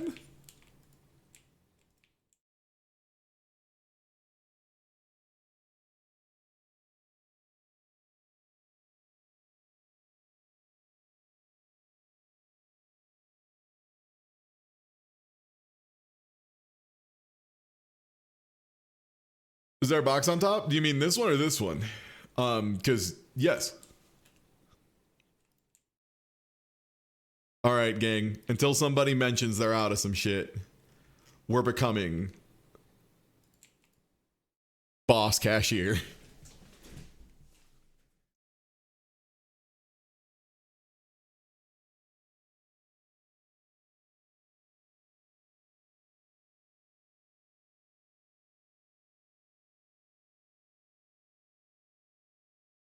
Yeah, clerk time.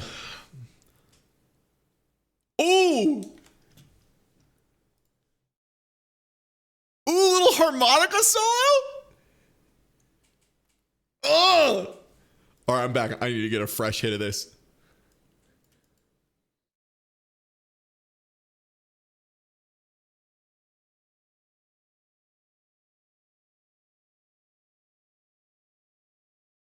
Yeah, man.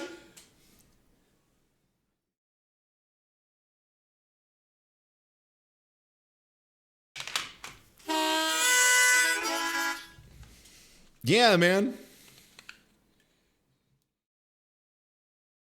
Paula Abdul should have put more harmonicas and more things.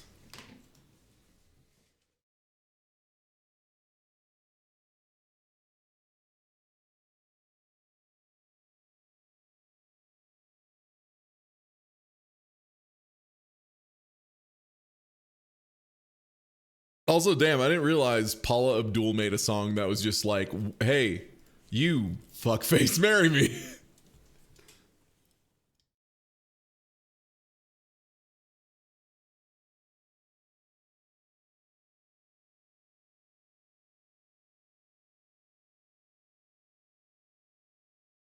Also, y'all, I don't think I've mentioned it much, but I am so glad that a game finally came along that gives me a beautiful justification to just chill out with y'all and listen to these tapes because there's so many of them. Actually, let me see. Can I just sort these to 92?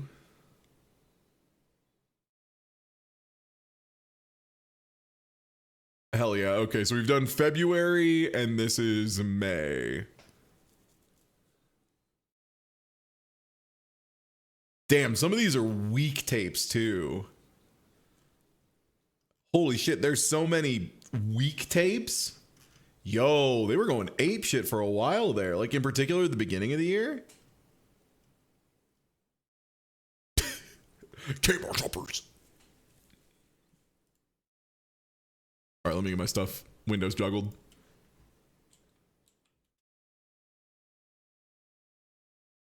And yeah, Pop Ramen Candy, that's the denoised big supercut one. We're just listening to the actual tapes themselves, but it's part of the same collection.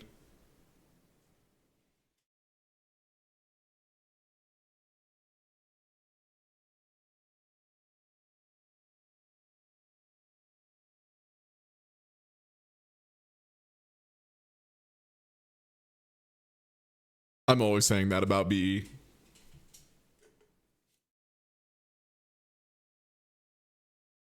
Oh, shopping.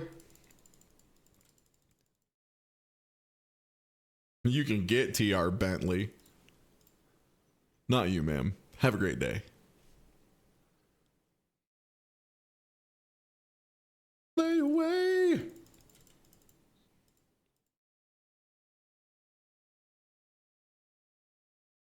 Egg. Uh-oh. Lucy had the sight. She knew we needed egg.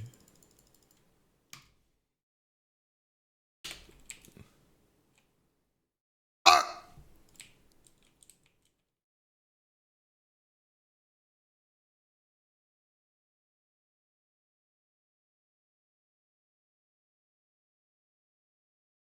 You're gonna be waiting for a bit, honey buns.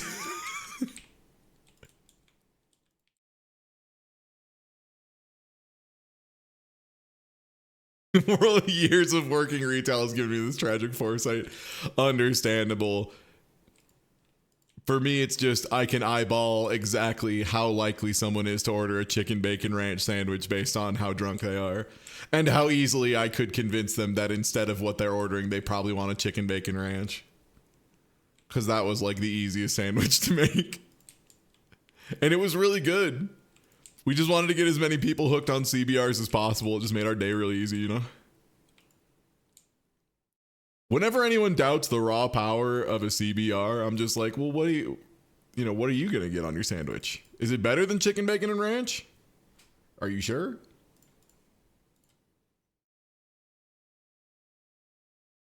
Yeah, nowadays everybody's all closed beta test this and cock and ball torture that. But what about CBR? We're working on the eggs, lady.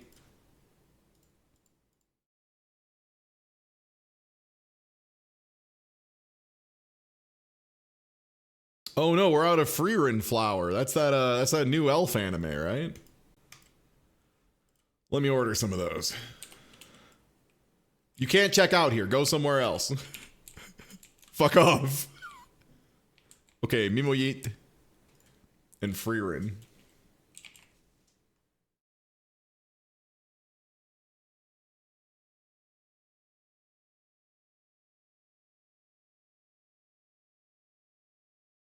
Oh, I forgot to hit the checkout button, didn't I? Yeah, there we go.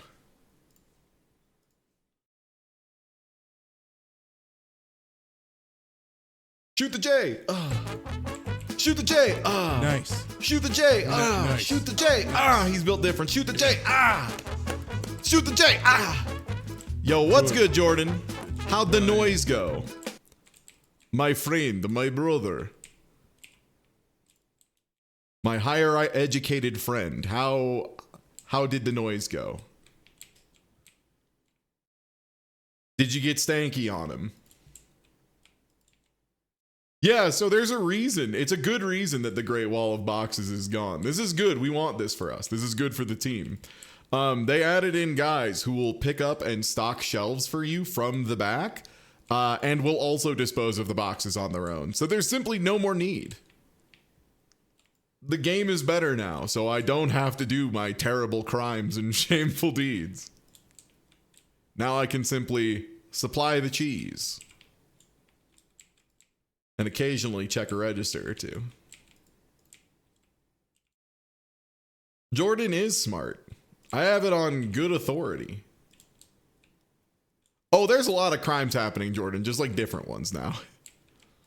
More complicated ones that I've been workshopping by watching Dead Mall videos. I mean, my favorite crime is the one that will always happen in the store. You can see it happening right now. Yeah. So this guy was actually grabbing product from the shelves.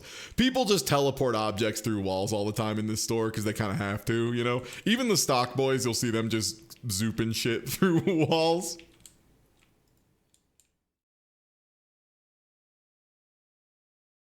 I told you we're getting the free run flour in a minute. Hold up. It is. It's prime time for crime time.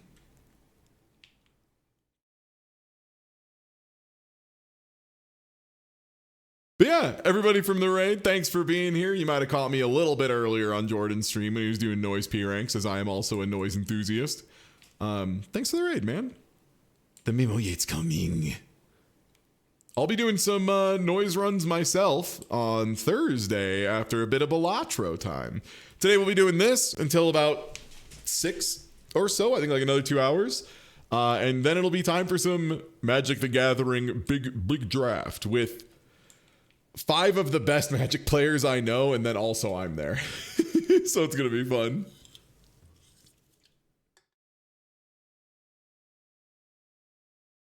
Yeah, they finally let me eat the lights cube. So now we just have like a normal amount of too many lights, as opposed to having a second sun in the back room that lights up the front room. Because they let me box them up and eat them. Yeah, we're doing tabletop sim, correct. Yeah, we have one there and then also one there. This was just, I made a sweet shot one day and we're going to keep it up there until I accidentally knock it down. This one I threw up there as one last memorial to the Box Mountain. For anyone who hasn't been here for Supermarket Simulator streams before, there was a pile of boxes that I would say went from about here and covered the entire road down to about here and covered the entire road. So like, I don't know, like 2 tennis courts, and it was like 3 or 4 layers deep of boxes. It was absolutely unhinged. We did get rid of it though. Yeah, cars are fixed now. No, it didn't hit performance. They just got funny guys, so I don't need to do it anymore. They've removed my need to commit the crime. They did the smart thing. They simply made doing my job correctly easier than piracy. So I stopped doing piracy. Yeah.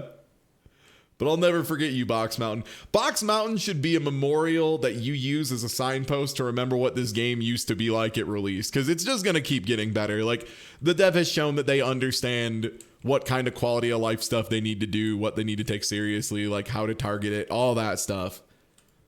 And so, like, it'll be fun to think back to when Box Mountain was, like, the optimal play. Shoppers. Don't smoke inside, please.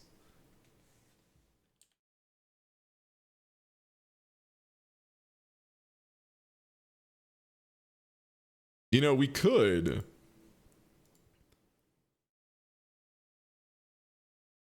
This is more store. This one's more storage. Yeah, give me that. Hell yeah, brother. Oh, baby. Oh, baby. You see this? I have to make sure it's easy to get around these, though. No, not you. So first things first, let's try and get these into more practical positions.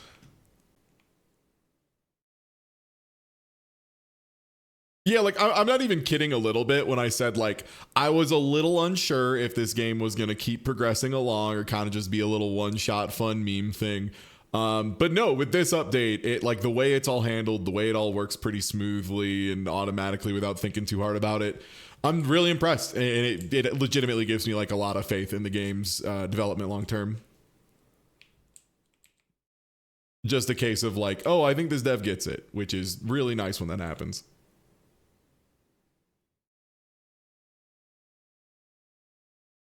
The music, yeah, Kmart tapes, baby. This is May 1992. This shit's canon.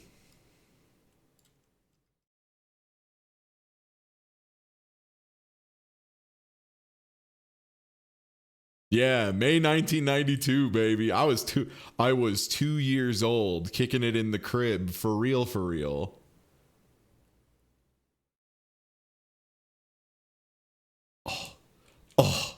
Oh, I knew I could see it in my mind's eye. The math was good, but now that I hit it, oh man. Ooh. That's the stuff. Also, hold up, let me, oh, can I get to it? Let me unscrew you. Put you over here.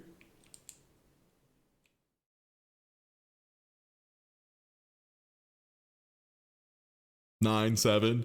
Yeah, I assumed as much. It seems like that's like my audience tends to range from like 25 to 45. That seems to be about where it is. Had moved to the States and was being taught your first programming language. Fuck yeah.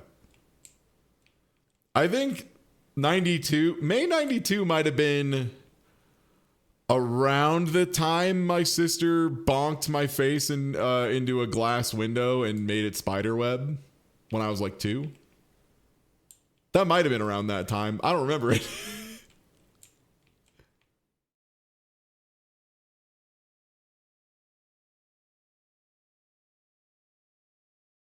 $29. Oh, the youth. The youth.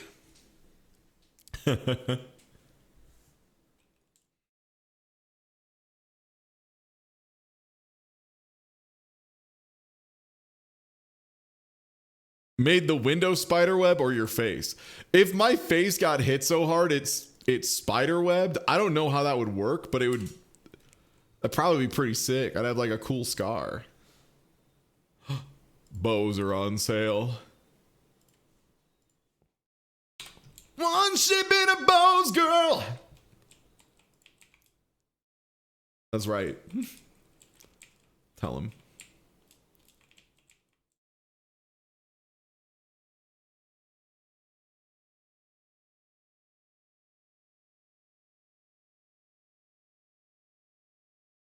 Also, yeah, I can say that too. The only chat where I'm on the younger side at 27. Yeah, it's true.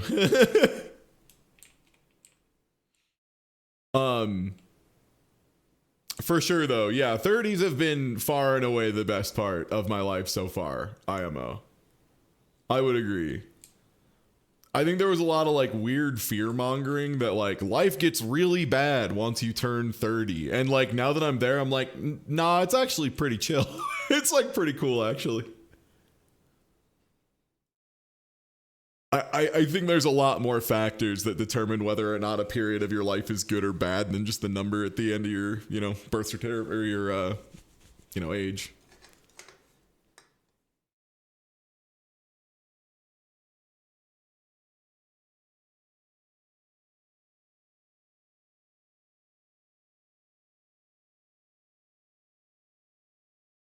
What an odd place for a checkout. Yeah, I don't want them to come over here.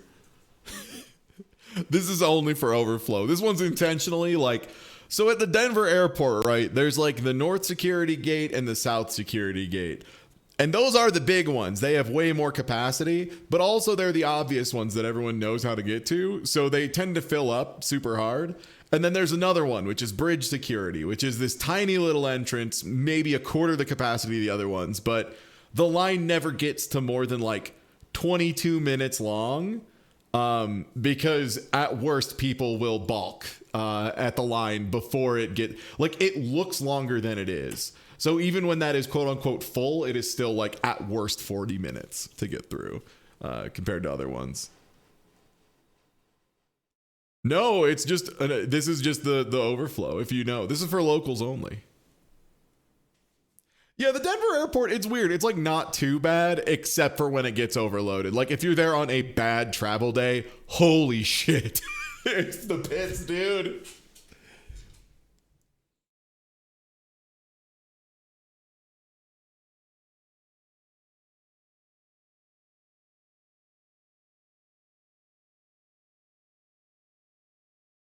Being 23. Oh, baby.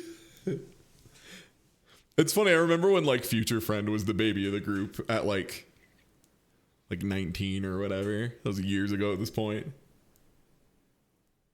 Yeah, Denver is like a cool airport to be at if you can be relaxed. But as soon as shit gets a little tough, it immediately sucks. It immediately sucks because it's like big, super spread out. Sometimes security gets lit up pretty hard.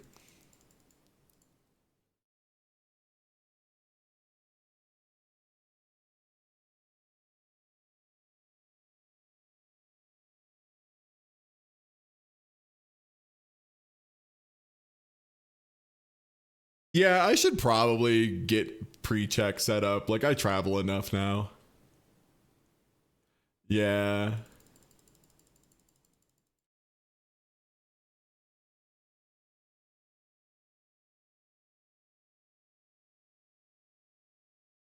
Also, y'all, I'm so excited for the dumbest thing tomorrow. So I'm taking tomorrow off because we're doing a long stream tonight. We're doing a long stream Thursday. There will still be the podcast episode in the morning, and there will be a nice vid in the afternoon. So even though I'm not streaming, there will still be like an hour and a half of content of me popping up if you want it. But I'm gonna go to some batting cages and shit, and it's gonna slap nuts, dude. I'm excited. LGS one found out they were like, you're older than Magic. That's so good. Oh, that's so kick-ass. Power Flapjack. So the one for me with that, I had one with Magic recently. Was I had a realization when we were looking up what time different sets came out that I was like, oh, I started playing Magic when I was 8. Oh, I've been playing this game for way too long at this point. Ah.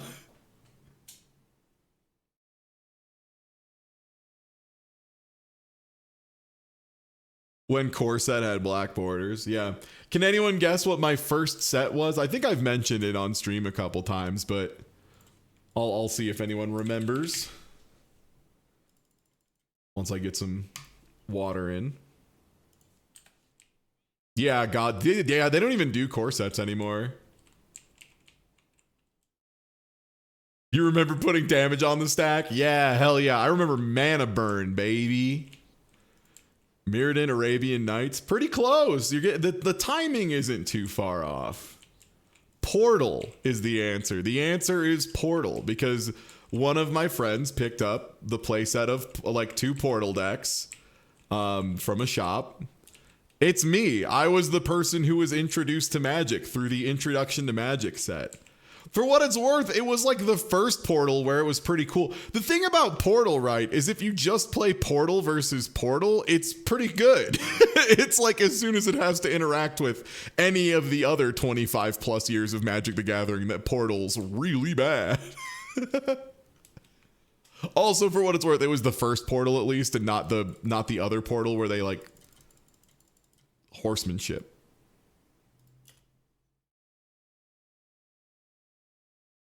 But yeah, I played on and off for a long time. At some point I was like, God, how did I get good at cards? I never really made a conscious effort. And it's like, oh, I just never stopped playing them. That'll do it. I need to order sugar. I'm sorry. I need to order sugar. I'm sorry.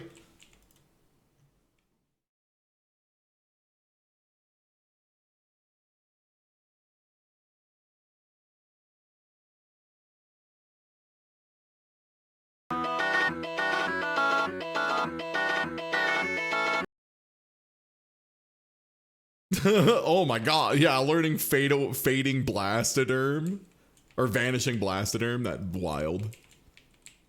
Town is village?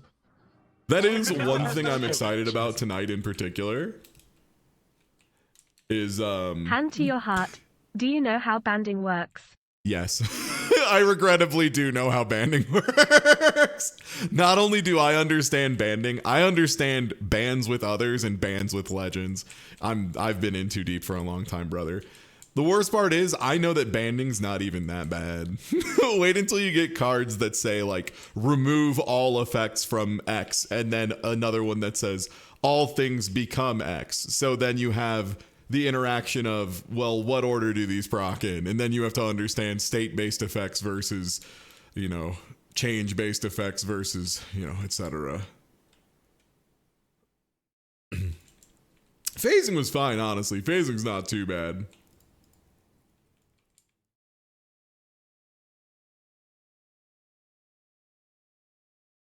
Banding, the thing is, what people forget is like, it's less that banding is confusing and more just like banding's really boring. It doesn't really do anything.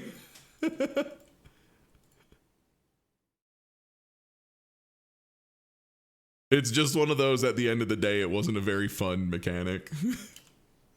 It made blocking annoying, which like, whatever.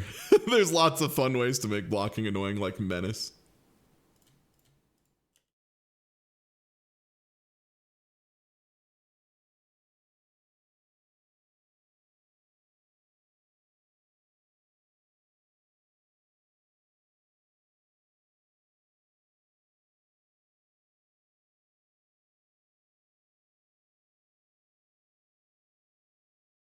Oh, we need rice.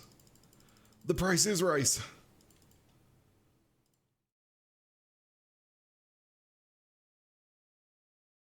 And light coffee, okay.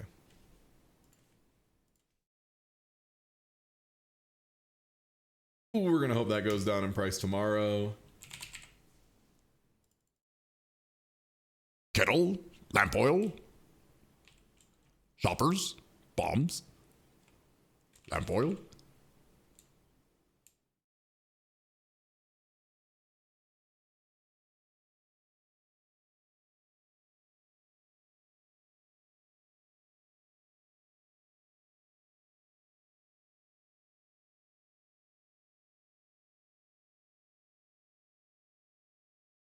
I mean, honestly, the wild thing is there's only really one card, in my opinion, that's ever been like truly too outrageously confusing for what it does, relative to the absolutely unhinged payoff it gave you. And that was, God, what's the name of that fucking card? It was like something kiln.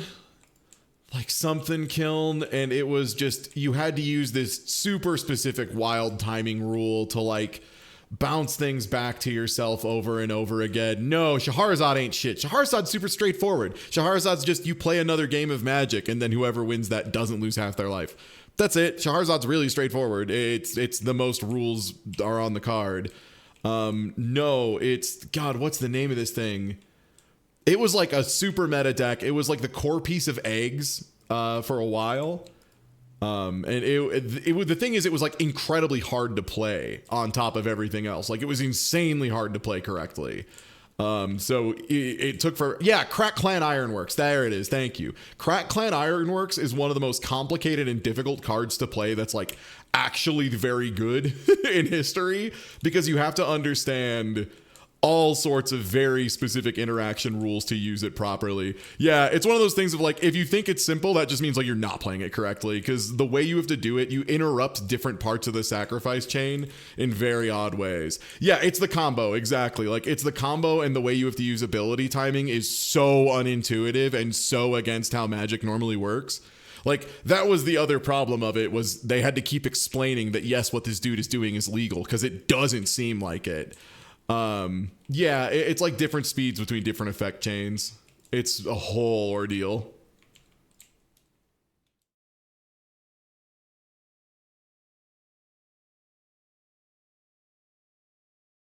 Yeah, it's banned a lot.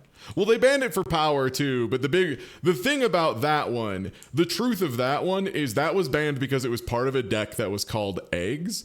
And Eggs had one thing much more than any other deck, which was it wasn't deterministic. So like normally when someone plays a combo in Magic, they can just put down 2 or 3 cards and then explain how the cycle works one time and then say, okay, I do that 10,000 times. And then you reach across the table and you shake their hand and go, good game. Eggs was not deterministic. So there was always a chance it could fizzle. So you always had to play it out according to the rules of Magic the Gathering. You, in competitive settings, were not allowed to just say, okay, you got me probably. You had to play it out every single time. And turns with eggs took upwards of 30 minutes. Like, it was agonizingly long and complicated to play. It was totally uninteractive. There was a famous incident that I loved. Yeah, a Tasty Sub just mentioned it. I fucking love it. It's so funny. There was an incident where Brian Kibler wrote down F6 on a piece of paper at a Magic event and then put it on the table. Now, you might not know what that means if you don't play Magic online. What that means is Brian just said, I concede all of my, like, I just assume I do nothing for the next until you're done with your turn. Like, I'm just going to pass all priority windows. I don't care. Do your shit. So he literally just put down F6 on a piece of paper and then walked away to use the bathroom while his opponent took their turn for like 20 minutes.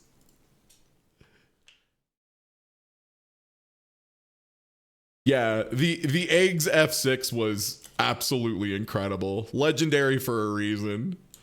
Of just like, here's how boring this deck is.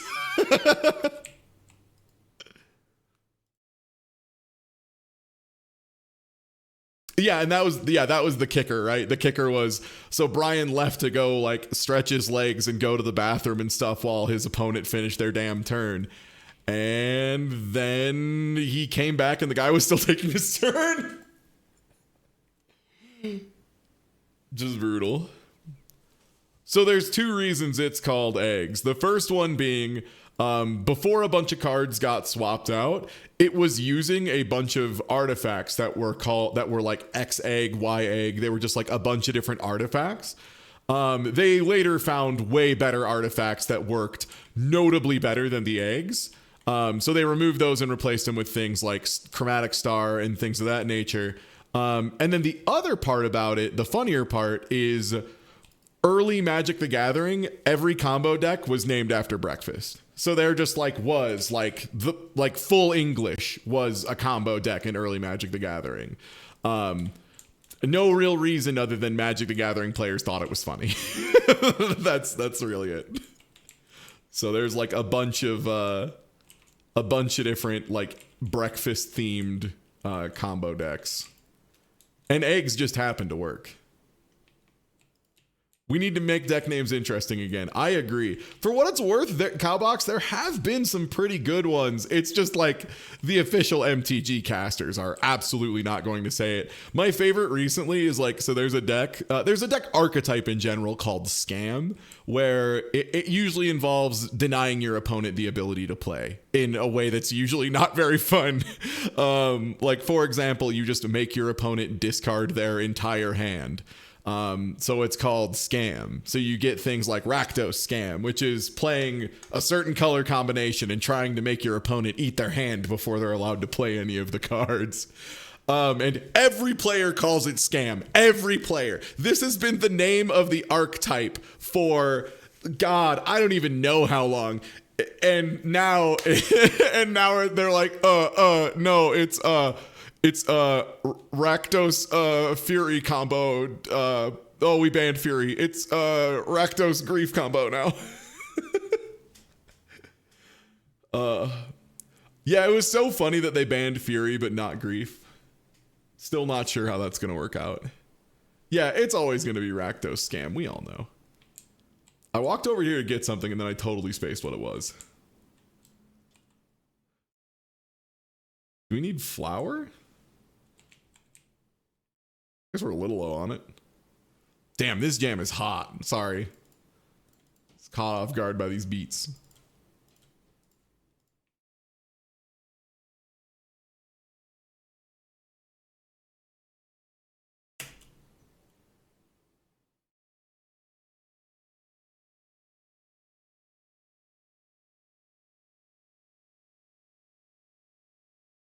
No, there's a card just called Fury. There's a cycle of, I can't remember what they call them, but it's like there's a cycle of one for every color. Like white has solitude, black gets grief, red gets fury, incarnations. Okay, that's what they are.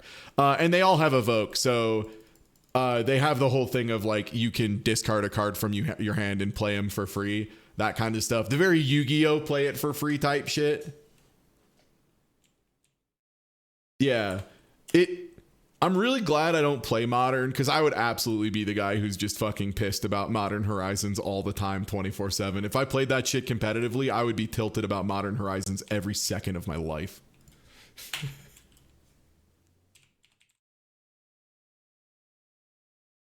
Nice format. We're just gonna print 1,000 of the best cards ever made and shove it directly in there. Good luck. Have fun, boyo. Yeah, Horizons 3 coming in soon. Oh, standard just doesn't fucking exist right now. Like I like legitimately don't think I've heard of a person playing standard in a year and a half. Pioneer, maybe. Modern, sure. Standard, no shot.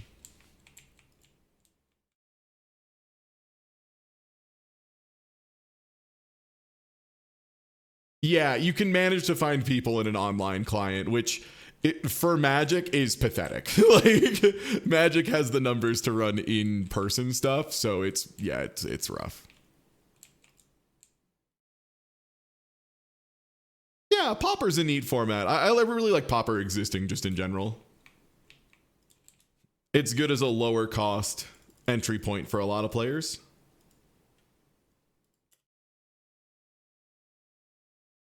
I wish there was a little more variety in the super high-end competitive Pauper decks. I think it's neat.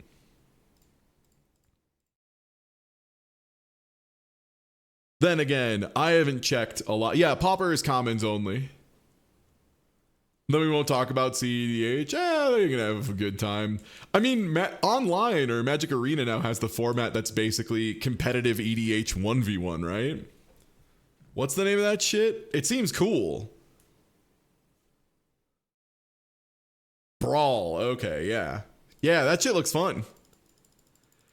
If anyone who works at the Blizzard or Wizards of the Coast office. Sorry, I was watching a video about how Blizzard's been fucking up lately earlier, so I'm thinking about them. If they gave me an account, an MTGA with like all the cards just unlocked, I'd stream that shit for 20 hours. And I would absolutely play 1,000,000 of that. Gladiator is something else. Brawl. Okay. Lately. I mean lately being the last like decade and a half for what it's worth.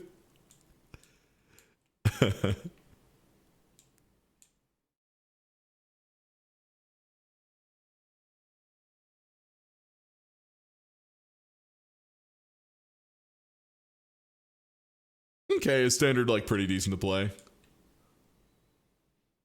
Word. I'm gonna let these people finish checking out, just because that is, free money, since this is checking out in the none time. In the time outside of time, Yeah, we might as well get ahead on payments. Probably pay that bad boy back tomorrow.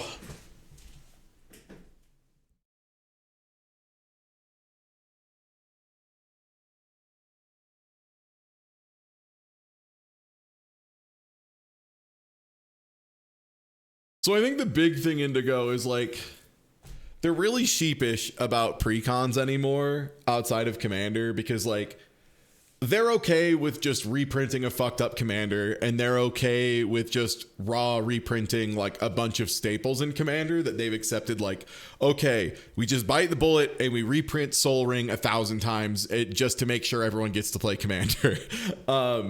But normal precons, they like really want to be sure that no exclusive cards in that precon are like too strong, because then it causes a problem of like no one can get access to these things and the price rockets to the fucking sky. And then on the flip side, they have the constant concern of, well, now they're too weak and no one wants to buy any of them and it's just dead. Yeah, exactly. They printed a good precon and then had to ban it, and it ended up it's a mess. It turns out precon, due to the way they structure the rest of their like economy, it ends up being a big problem, which is really annoying. Kind of a grave they've dug themselves a little bit, but it is what it is.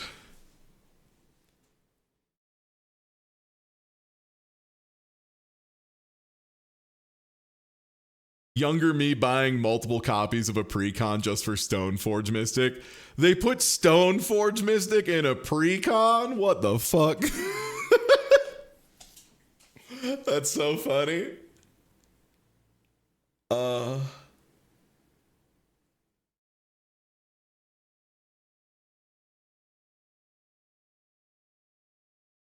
think the thing that's so funny, that was the card they banned. All right, word. Yeah, that's awesome. They put Jite in a precon? What? Amazing. I mean, if you want the good TCG economy, there is only one of them. And it's the Pokemon TCG Online, because they literally can't sell you packs. But what you can do is go on eBay and buy 1,000 pack codes from someone for $15 and just have all the cards you could ever possibly need. It was so sick. Because they couldn't charge for cards, and so collectors couldn't do anything with them. The price just cratered so fast. It was so fucking badass, man. Holy shit.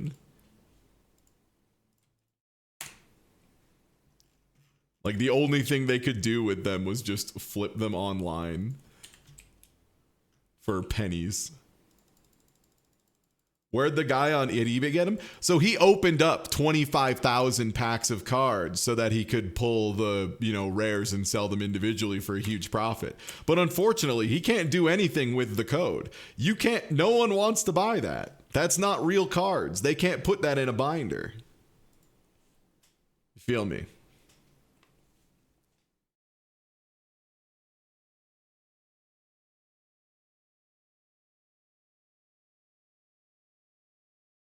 Worst thing about MTG collectors, bad news. They're in literally every part of card games. And most of life in general. But especially card games.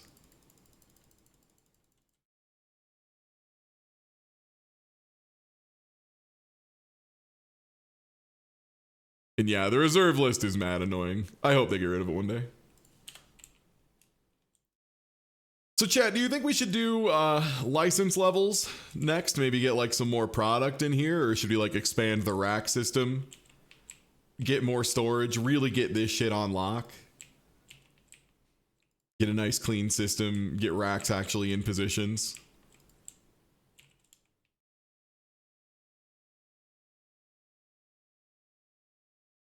We're like really 50-50 now. Start selling potions.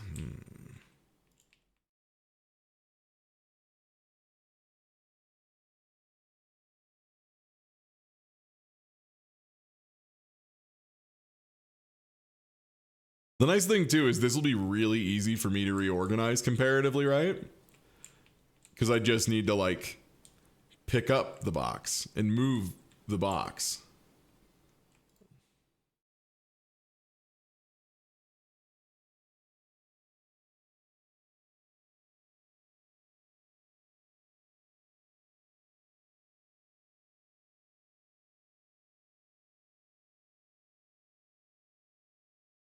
Elbows. I just bought elbows.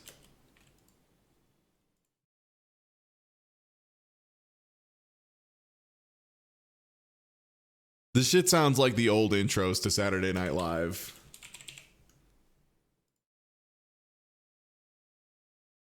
But like slowed down.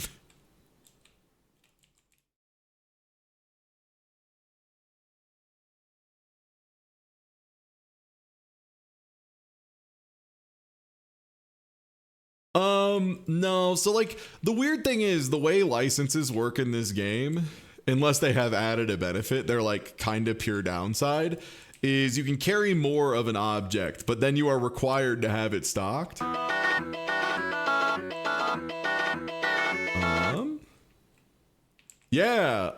So not only do I know about that Guilty Gear card game, I have a copy of it in a room in my living room. Because they had a Soul versus Kai starter deck that they would send to anyone for free, just to like get numbers going on it, I guess, just so they could say they had distributed a lot of them, I think is the idea. Yeah. And yeah, there's a weirdly large amount of fighting game card games. The one I actually like, it's like the one thing from David Serlin I like was Yomi. Yomi was pretty sick. I also liked it a lot because I was extremely better at card games than most of the fighting game players I was hanging out with. So I just went 12, or I went, it was 8-0 the entire weekend. It was great. I got to feel like I was hot shit after losing fighting games nonstop all weekend. Yu-Gi-Oh! Is arguably a fighting game. No, it isn't. Words have meanings. No, it is not. It is a card game. It's okay. Things can just be things.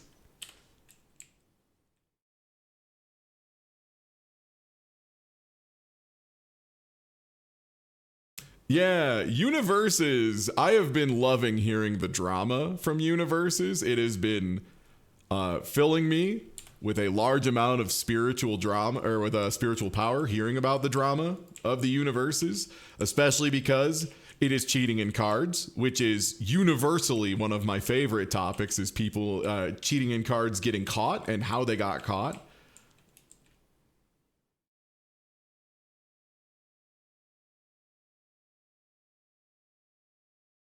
Yeah, cheating on camera.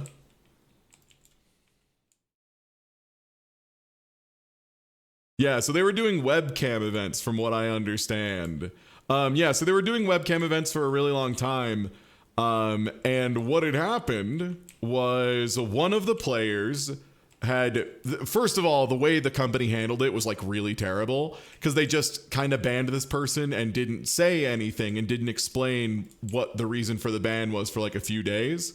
And then they came out and were like, yeah, we just went through and like actually checked, and there's a moment in one of the games where they have, a certain hand of 4 cards on camera, and then their hand leaves and then comes back and has instead 3 cards and then a different card that is the card they need to win that set, more or less, or to, win the match. And the worst part is the game that they like caught, that they showed, that they were like, this is the one where we're 100% certain, no chance in hell you were absolutely cheating. If you try and say you weren't, you're just damning yourself worse, was a practice game against one of his teammates. So like, fuck, man, like, like, oh man, that's actually, you're a bad person now too. Yeah, it went from like, you're cheating in a card game, maybe you had your reasons, to like, oh, you just can't fucking stop, can you? Hey, yeah, so there was a follow-up to that I more news. Bring up. Buddy, more drop. First of all, do we want to elaborate any further on that last part of the tea? Because it was like, was this like one of the major teams in the community too? Yes, unfun stuff. Yes. Okay. And they're just, is the team full banned or just that player, or like, what's the... No, in fact, one of the players who wasn't cheating and was actually the one who got cheated against, actually just won the webcam regional. Let's go. But, so, one extra thing, there was another player on that same team who, during the midst of all that cheating, the cheating stuff, yeah, it was proven that he also cheated. During, you see him swap a face down card on his board with a card in his hand. Hold on. Yeah. 2 explorers. So he also got banned for what's worth. But so the person who got cheated against, he did a stream kind of giving his timeline of the entire event. Yeah. His name's Tam. Okay. And because Universe is a pretty small card game, so there's a lot of the main content creators kind of know the higher ups in UVS. Yeah. When there's a small enough game and there's content creators that are like notably the large ones, yeah, they usually talk. You kind of have to at some point, right? Yeah, so because the band player was his friend and teammate, he went to one of the CEOs of the company and basically gave him an ultimatum. Either like, you tell me what happened, why you got banned, and I continue playing, or you continue with this and I stop playing and stop making content for the game. Which, like, yeah, fair. That was the whole thing, right? Was right away at first when they were just like, you're banned, no reasoning. And it's like, you have to tell, because if it is something like cheating on webcam, that's not like a thing where you have to worry about the fucking method getting out, right? Like, it's the most obvious shit in the universe. Anyone can you can be the tiniest little brainlet in the world and you can figure out how to cheat in a fucking webcam game. Just, move your hand off camera and, like, do a bad job of showing your cards. Yeah, but continue. But yeah, and what had happened was, it turns out this player had already received a warning prior, in a different webcam event. Oh, and they just hadn't mentioned it publicly? Yeah. Word. Yeah, so this person had already received warning about this was specifically, they got reports about... Oh, go ahead. They got reports about their shuffling and their cards not being on screen at all times. I was gonna say that was the big one I always expect is players, because that's something that can be an innocent mistake too. Like that, if you do just play competitively in stores normally, you're not used to holding your hand up to a webcam all the time. That's not something you have to do. So it's like an easy mistake for someone to make, and thus it's something that you can't really punish on the spot. You have to be a little loosey-goosey with it, especially with like a non-content creator player, right? And then the shuffling stuff is always whenever there's a shuffling mystery, that's one of my favorites. When you get somebody who maybe mysteriously forces 3 lands to the top of their opponent's deck using a top shuffle. Who can say? Also, as Tasty Sub mentioned, this was a player who consistently won webcam events. Word. But in-person events, he always did well. Like, he always top cut. Yeah. But he never consistently won in-person events. Well, that's the thing, right? Is like cheating, you still have to understand how the game works and how to play it to like be able to manipulate it in a way that makes you win. It's just what cheating does is it means you don't have to like adjust on the fly. You instead just get your magic answer at all times, which is really funny when it's super obvious, which was like the the dude who was playing I can't remember what deck it was, but was playing a deck that had like a pretty good combo win rate. Like, it was a competitive, viable deck, but he would very regularly open like a perfect 7 that gave him a turn 2 kill that wouldn't otherwise get a turn 2 kill, and he got it like 5 times in a single like top 32 and it was like yeah, all right. Exactly. Forcing one card to the top, easy to do, impossible to catch. You're a piece of shit if you do it, but also it's like, you can definitely get away with that. Like 100,000%, you can absolutely force one card and people will not catch it. It's so hard. It's like it's the kind of thing where the reason you have to ban cheaters, right? And this is the thing I think some people misunderstand when they're like, oh, why can't we just have them back? Give them a one-time thing. It's not fair to your opponent, because your opponent then has to spend so much of their mental faculties constantly watching you like a hawk, making sure you aren't fucking cheating, which isn't fair when they're there to play Magic the Gathering and not make sure someone isn't cheating, right? Like, that's not what they came to play, so they shouldn't have to. But yeah, you were saying. Basically what happened was, after the clip came out, that was pretty blatantly showing him cheating. Yep. Because, these Tam and the other player were friends, he flat out just called him up and basically say, "Hey, what the fuck, man?" Yeah. And his first response was to say, which I posted a screen cap, which is apparently what he also said to Tam, was, "I don't know how the card's called Showdown, got in my hand." And then later, what he said was, I had accidentally... He said, he called him back up and said, I had accidentally overdrawn, and so to not stop the game flow, I just put one back. Yeah, for sure. He dropped one on the floor. Oh, yeah. Definitely. So why did we not see the showdown before? Why did we only see 4 cards, none of which were showdown? And then there were 4 cards crazy. and one of them was showdown.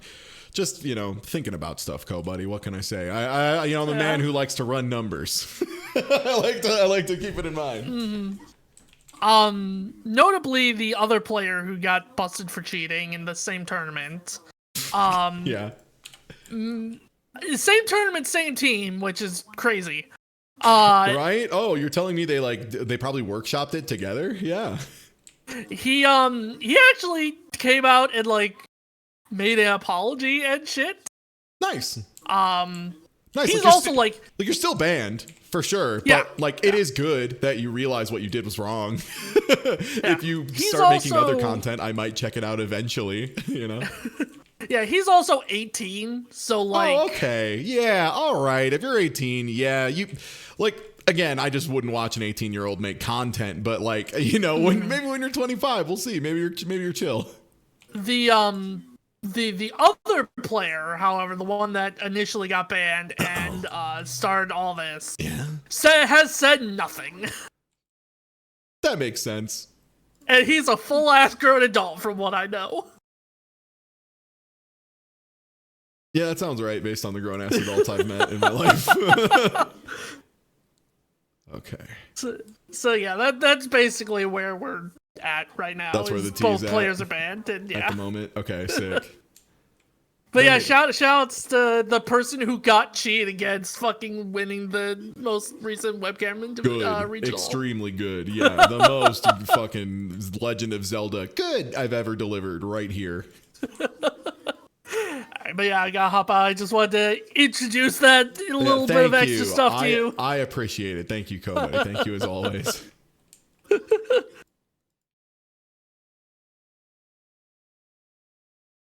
I need to think how we start sorting stuff.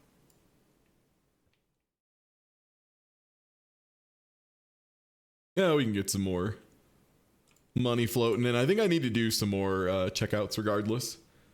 If I want to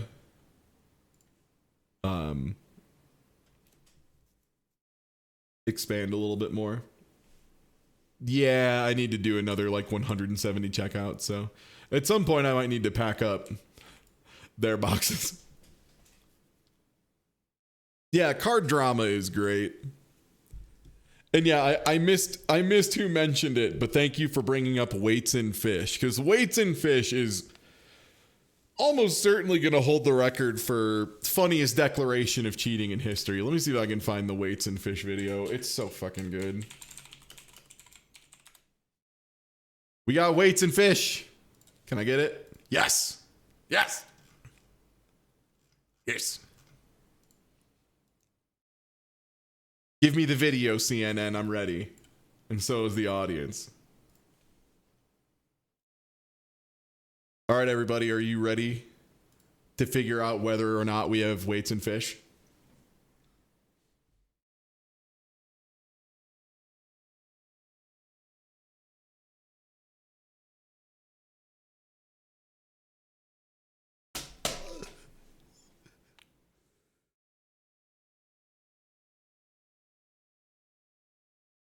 Yeah, so fish cheating is wild, by the way.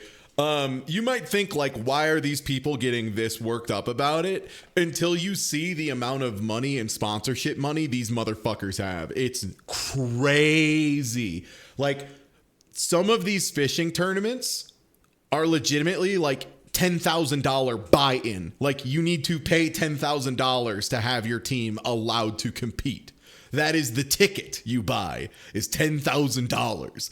And so the prize is nuts. Like it's so much fucking money. It's so much fucking money. So like one of these teams that got caught, because there's been a bunch of them, right? There's people who do like normal weights and fish. The one that someone mentioned in chat that I loved was a guy who apparently like smuggled in frozen fish fillets from Costco and just like shoved them down the fish's throat that he brought in. So there was just a fish filled with additional fish, and then got that weighed and got caught because it was still frozen. And yeah, this one is $29,000. And what you have to remember is this is part of a circuit. Like these teams don't just compete in one of these events. They compete in these events like multiple times a month for that much money. Yeah, exactly. So that's the whole thing, is they got away with it for a really long time. Because the thing is, and yeah, sponsors and prizes, because a lot of these sponsors are like for fishing boats. Boat money is real ass money. And then also, yeah, these guys have gotten away with it a bunch of times.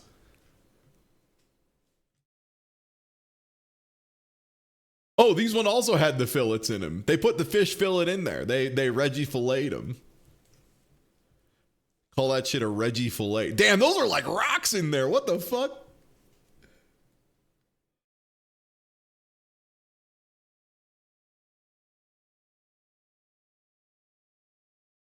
Yeah, I don't know if that's this team at Tasty Sub, but yeah, one of the teams that got caught doing this, it was over $1 million in prize money. Yeah.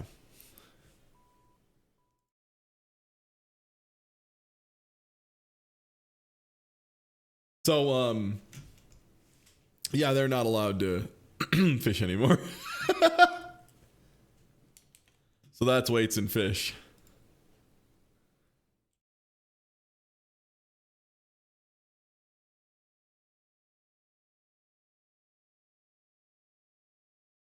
I love weights and fish so much because I have never heard a more like clearly angry take. Like those people are so mad, and like correctly, but it's beautiful to hear it on tape. Oh, that guy's life was hellaciously in danger. He had to go to a safe house for a month. I guarantee it. Yeah, same Medibot. I love that all the other competitors are just like, get the fuck out of here, you piece of shit. Fuck you. Get out of here. Ooh, is there more? I need to tag some shelves. I've been slacking on tagging duty. I need to buy more bows.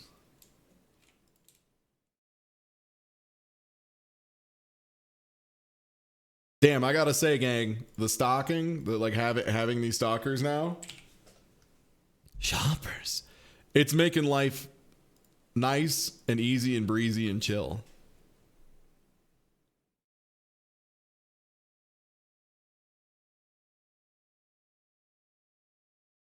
Like to imagine you watching We Got Weights and Fish on your monitor. Yeah, so like I'm so glad that I didn't have phone that was capable of video when I had to like work register and stuff. Cause man, I absolutely would have been that dude who was not able to pull himself away from it 1,000%. That would have been extremely me. Out of town.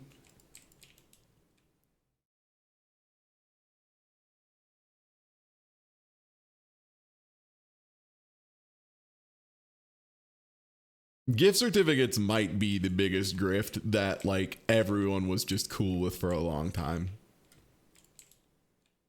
Sell them a promise to shop at our store. Oh, I'm out of another oil already? What the fuck, bro? Is it yellow oil? It's always yellow oil. Everybody needs that popcorn butter. I got you.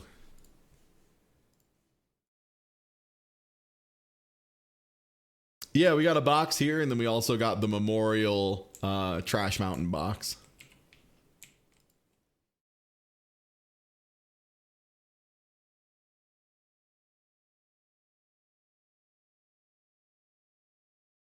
Yeah, hearing people say smoking materials is so weird, but it's like, oh yeah, people didn't just like smoke cigarettes inside. God, I remember when I was at Purdue, and I was taking, I want to say it was just like some random engineering test, and it just happened to be in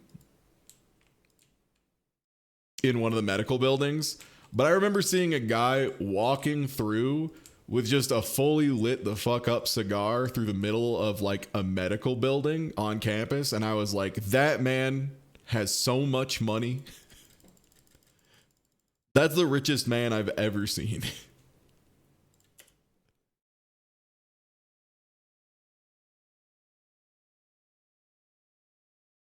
The only one I found outright gross is chewing tobacco.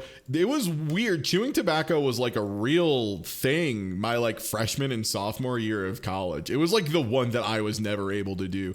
Luckily, it was mostly because I saw my dad do it a lot, and it's fucking gross. Chewing tobacco is fucking gross. I did get up to snooze for a little bit, just a little bit, a couple cans when they were super cheap, but those things had so many weird side effects. They were wicked unpleasant. They just like, not a fan. I don't do tobacco no more because I like to improve my life when I get the opportunity. But dude, snooze were fucking weird. Bizarre ass product. Chew was popular in rural Illinois, Wisconsin. Yeah, I think it's where my dad picked it up. It was probably like in the like either Illinois or like Crown Point, you know, so like in that area. You know, Crown Point, Indiana. We all know about this, yeah? Everyone from every part of the world. Yeah. Where did I put all that fucking oil? I swear I just loaded like 10,000 gallons of oil in here.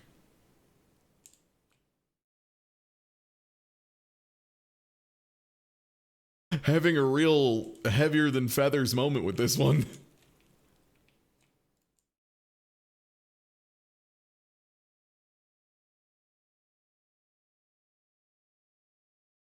All right, I'm back.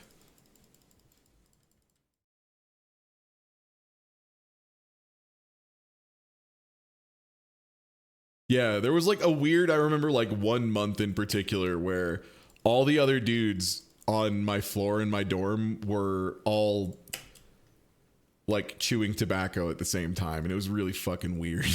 Like in retrospect, it was like, why did you all get into chewing? You were like 19. I guess that's why. It was because you were 19 and you didn't know no better. You didn't realize that was fucking gross and weird for a teen to do. Peanut butter expensive. It's fine. Yeah, that's when you do that shit. Yeah, exactly. In retrospect, yeah, I got up to a lot of dumb things.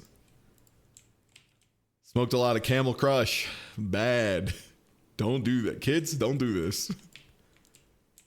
But like actual, you deserve better. If you're gonna fuck up your health, do better than Camel Crush.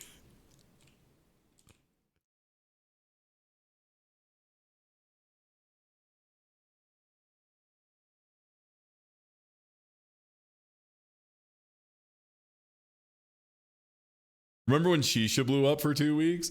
I used to go to what do you call them? The hookah bars for quite a while. Largely because they were a thing that if you and some friends split it, it was super duper cheap and you could hang out there for hours at a time and just like do work and shit. There was one that was really close to us that I actually rather liked.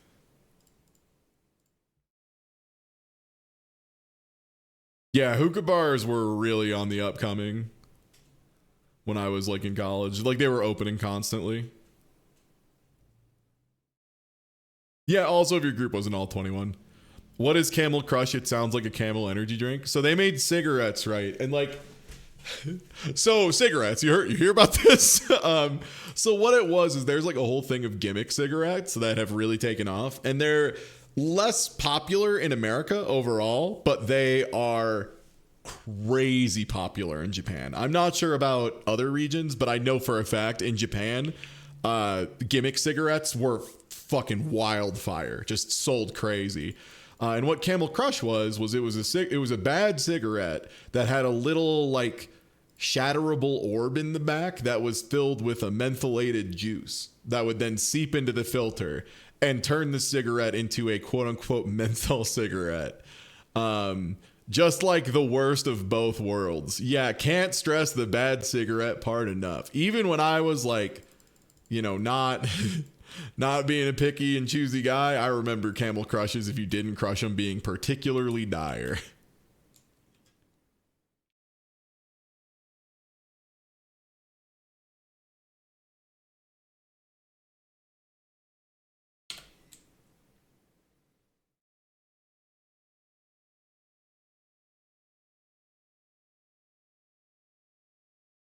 No, I mean, it's nothing to do with a vape. No, it literally just soaked the filter in like mint so that it tasted like mint when you smoked the cigarette. That was it.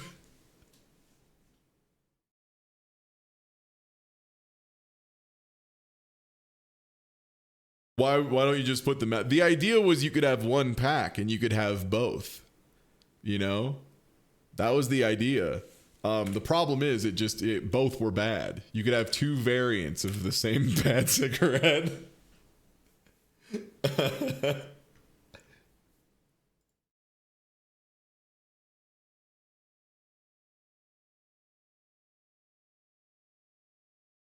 Yeah, I like having two bad things instead of one good thing. The American dream.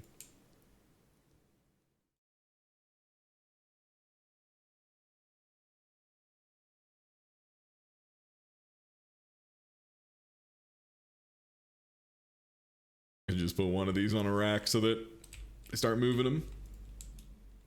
So we don't get some random lady running in the store at 8:45 a.m. going, I can't find rice. I need rice. I'm making a dish. Ma'am, it's 8:45 and I need rice. Very good, ma'am.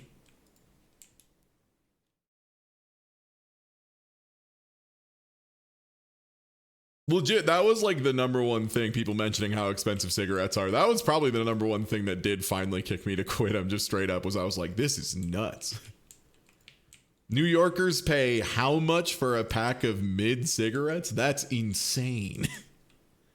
And now I'm like into it for the health benefits and just my life being better and not having to take weird trips outside and being able to run faster, all that shit, you know, that's all good.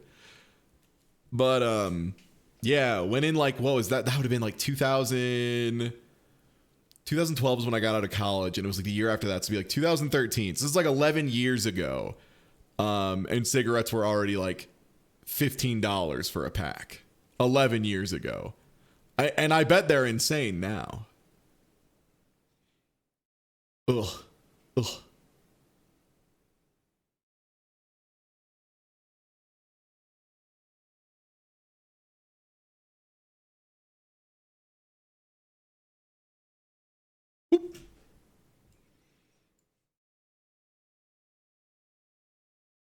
Oh, everyone knows caffeine addictions are the worst. They're just very slow. And also the benefits of kicking it is just like nowhere near as high as the other stuff. It's like if you truly want to be one of those people who's like, I'm just going to have a vice that I enjoy a little bit that helps me get through my day, but like the one that's the least damaging to me, like correctly metered out caffeine is like up there. And yeah, especially if you like coffee, which God, I like coffee.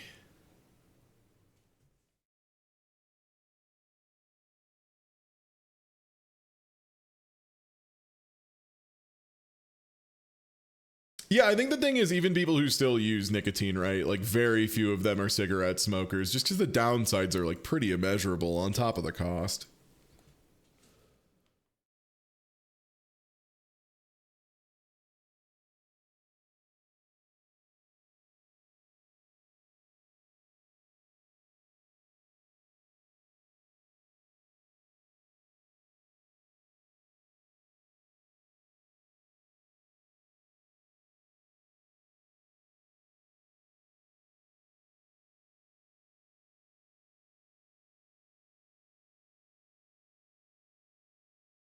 There's an Ethiopian coffee place near me that completely flipped me to being a coffee liker. Oh shit. They have like really quality products coming in. There was a place that was There was a place in Warsaw, Indiana that had like really fast delivered, like water washed beans. They had really good beans. It's like one of the weird things I miss was the strangely high quality coffee I could get in the middle of Indiana.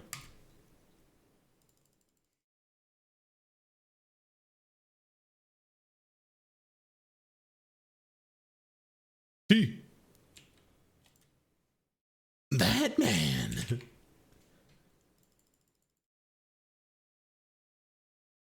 That sounds like a threat, right? Just what they're asking for? I don't know. Maybe that's just me.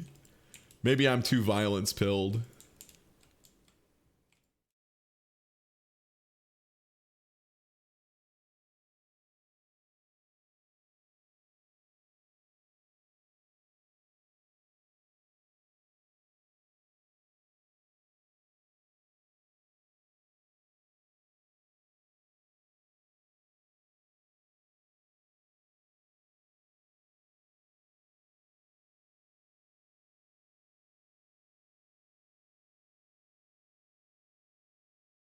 Layaway.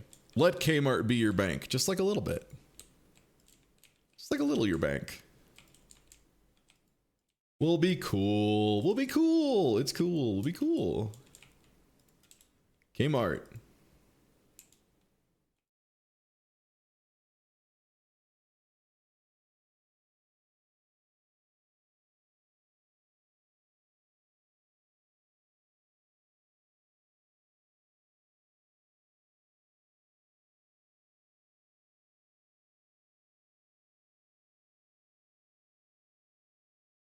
All right, I think we are approaching the stability point where once I have paid off the last of this.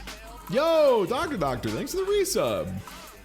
Shoppers, looking for automotive or naval batteries to throw in the ocean? It's fun to throw batteries in the ocean here at Kmart.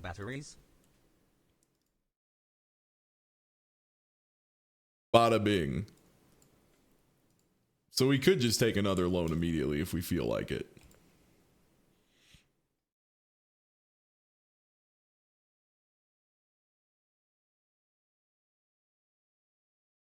I saw a guy who claimed to use GameStop like a bank. When he got paid, he pre-orders games, and when he needs cash, he cancels some. That's amazing. Oh, is this a song from Karate Kid? Fuck yeah.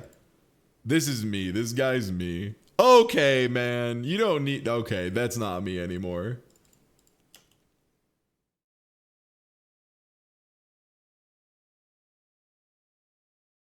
Oh, yeah, the roulette game? Yeah. They sent me an email. Bingle Bingle.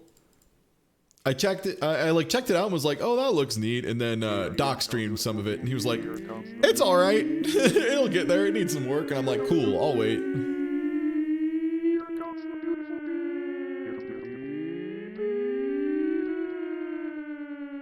That's right. Yo, take it easy, Spotty. Have a good one, bud. Watch out for such warning signs that it could be your fault, such as Mexican cutie tattoos, stepping on pop tops, missing salt, heat draining batteries, dim headlights, car not starting. Such warning signs as it being more Jover than it's ever been before.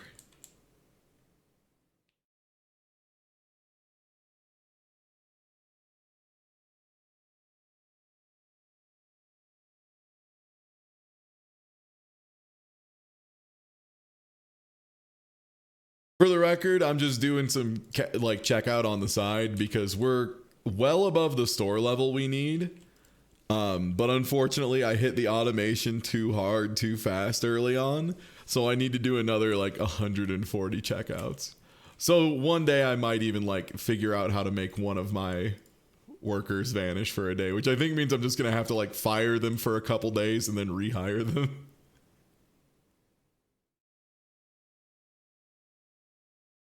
It doesn't look like anyone's out of anything though, which is a good sign.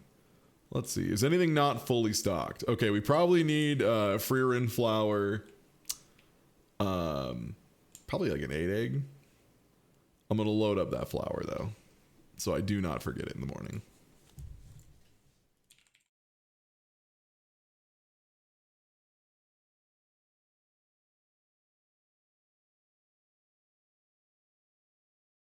Fire my employees for a few days and then rehire them. You're turning into a landlord. Do you know what landlord means?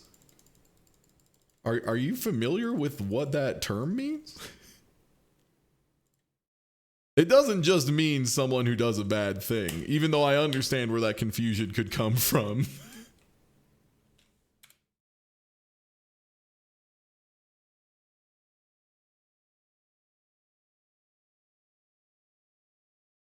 Yeah, I was gonna say, if anything, them shitters hate spending money.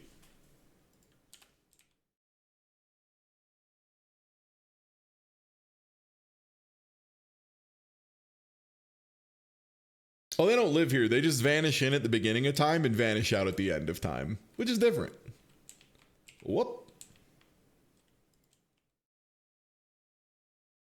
A small business tyrant. There we go. Look, in real life, they don't have a Chivo barrier that says you have to do the job of the other person for long enough to hire more of them. There's not a mandatory empathy period in business. Some would argue maybe there should be, but like it isn't right now. But it does exist in this universe. So I gotta do it. Yeah, Pyroid. That's why I was like, I gotta play more of this shit. Was Doc told me, he's like, they put in stock boys. I'm like, oh my god. The dream. I can just put large amounts of product in the back, and then they're functionally also in the front.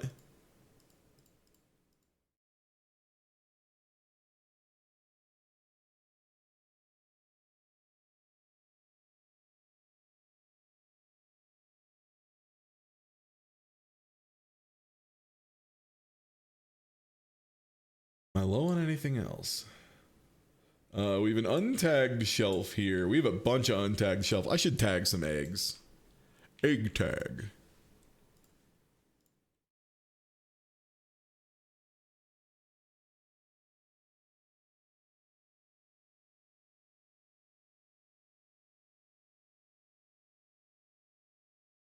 You can just drop eggs however, right? They're like famously sturdy.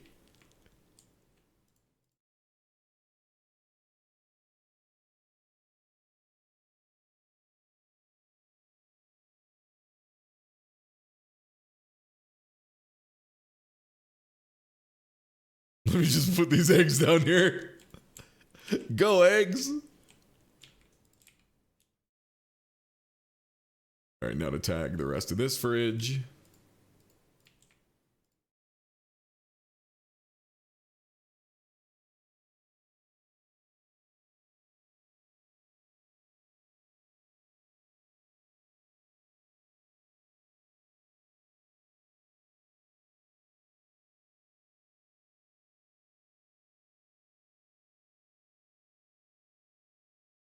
Is he saying, it sounds like he's saying kettle, are you here? And I'm so confused. It like sounds extremely just Morshu, like lamp oil, bombs, rope.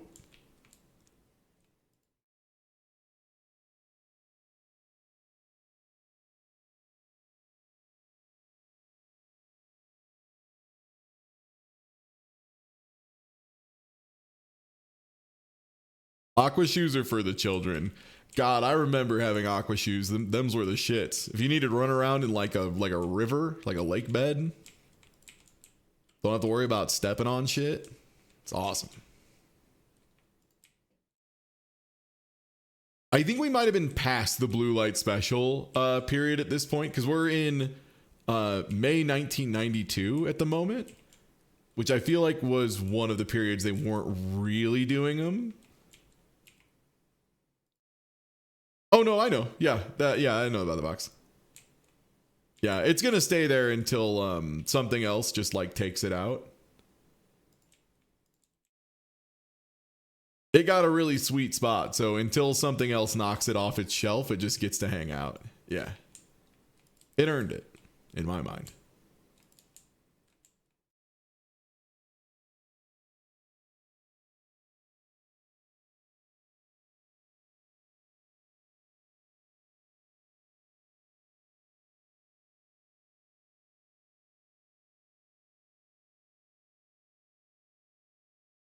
Oh, they had scooped. Oh, they both scooped them from the same spot. That's what happened. Okay.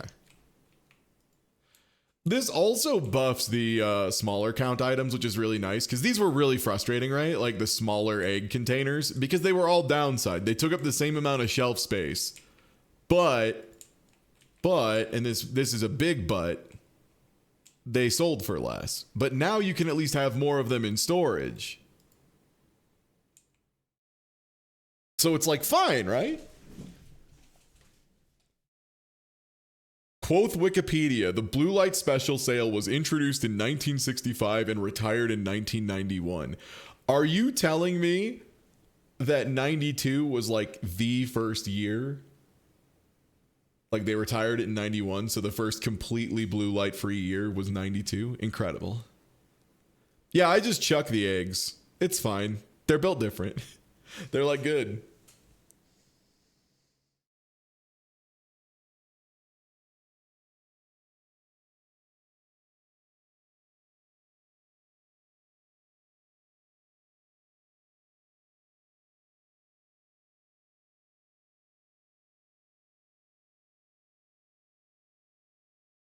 How Calvin's parents got him in Calvin and Hobbes. That seems fucked up. If someone told me like I was on sale when my parents got me, I'd be devastated.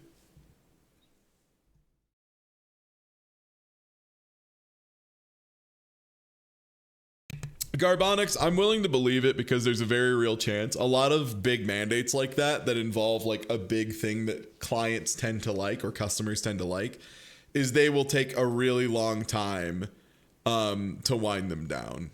Also, yeah, they brought them back later. But like, for example, an inverse of the situation is when they were trying to push the $5 footlong for an extremely long period of time and stores were fighting tooth and nail to not have to do the $5 footlong anymore. To be fair, his dad was messing with him because he said babies come from Sears, but he didn't want to spend a lot on a kid. Damn, see, Calvin and Hobbes gets it, right? Like, they get what the good joke is, which is that means your kid's cheap.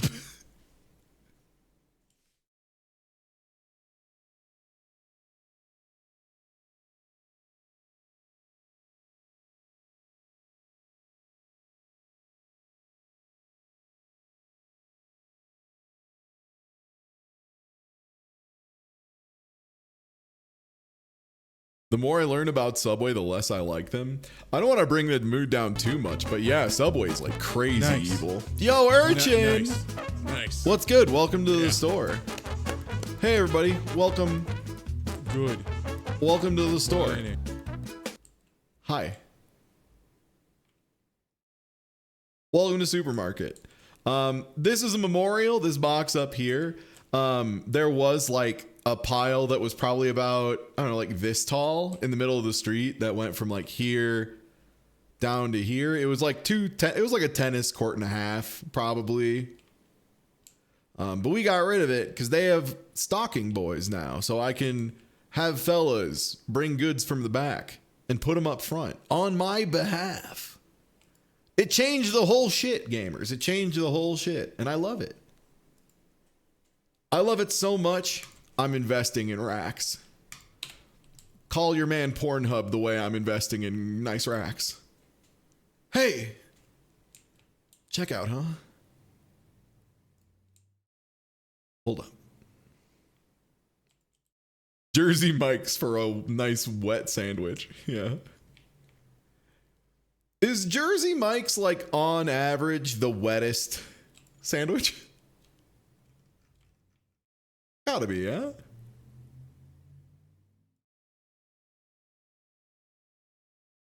Okay, yeah, nice. Got walking. Wettest sandwich I've had. Sorry, I don't know why, but like, I'm not a person who gets bothered by like the word moist or whatever, but for some reason, reading wettest sandwich I've had just was like grotesque.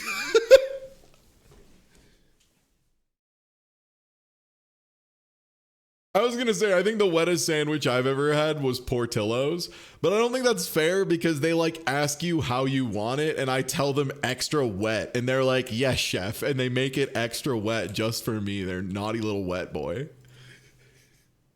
Because Portillo's is good. And they know what the people want.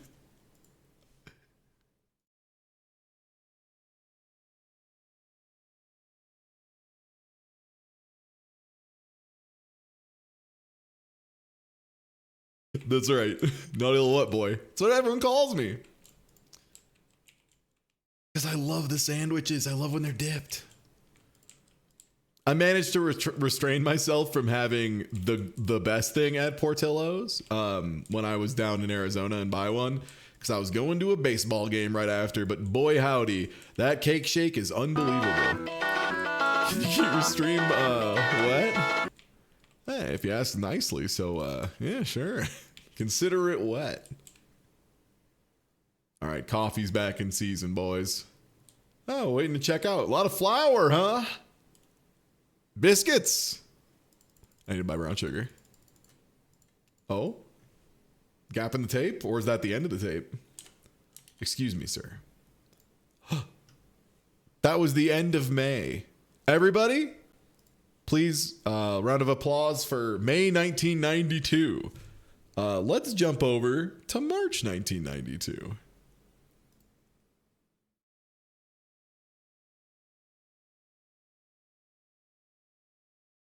Yeah, man.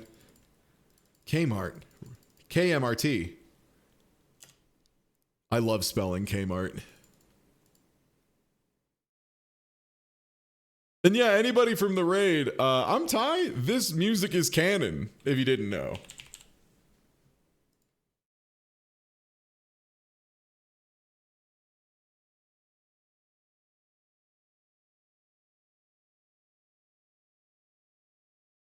Oh, this was your birth month? Hell yeah. Yeah, enjoy finding out what music was going down while you were vibing in the womb or whatever.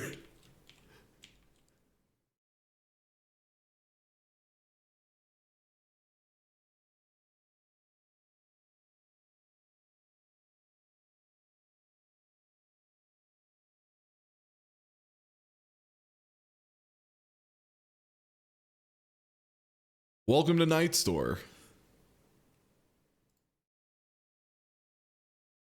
One sec. Sorry, my employees are very stupid and only I can turn the lights on.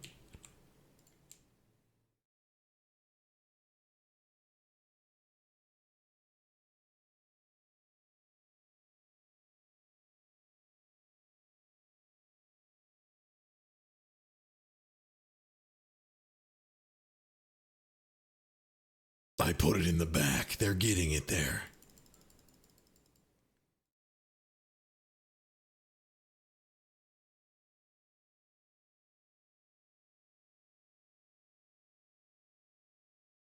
Yeah, I'm feeling good about the rack investments though. I think being able to have like a large stock that I don't have to deal with as much is going to be a huge step up. I think the next big one is just going to be an additional cashier, but we need to do like 100 more checkouts manually before it'll let us do that. So that might be a off-stream activity where I'll just get rid of both of my cashiers and do it all myself. So I'm just doing it constantly for like 4 days straight. And then bring them back.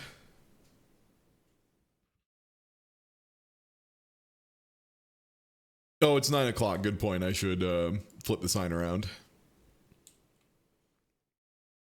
You might say, Ty, flip the sign around. Yeah, it's 5-dimensional. So you just turn it flip ways and then it becomes the other one.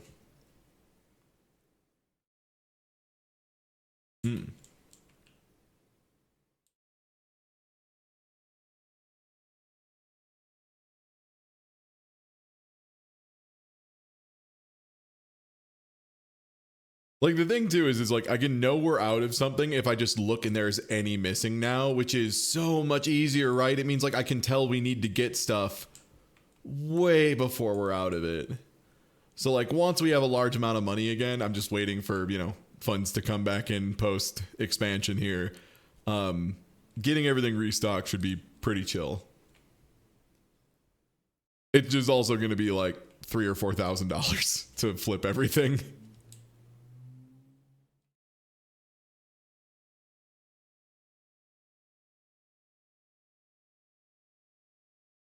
Oh yeah, Wobbly, if you mean the music, that's yeah, this is the Kmart tape from March 1992.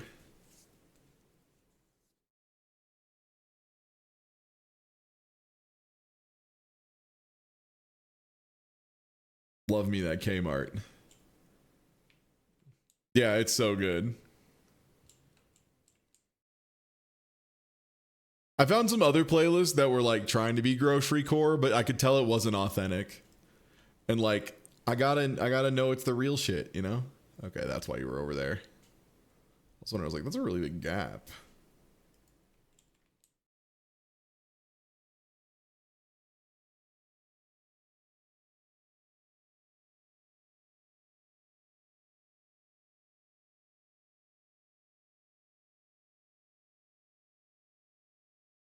The other thing is a lot of them were like 20-hour playlists on YouTube that just had a random video from someone's band in there that had nothing to do with it just because they were trying to jack up YouTube views.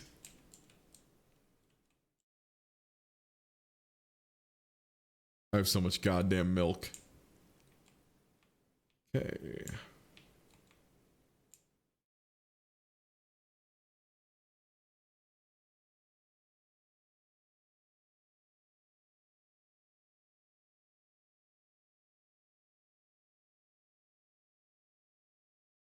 I'm just starting with getting 10 of shit. We have gotten 10 of both sugars. We're going to work our way through getting 10 of all of them. And then stability.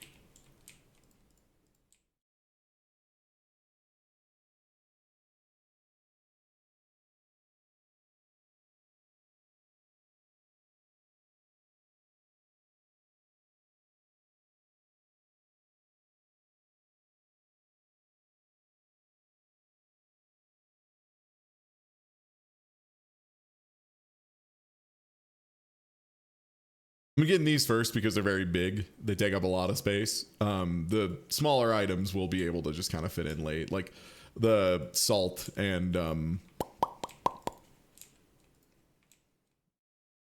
small things like salt. Tea. What?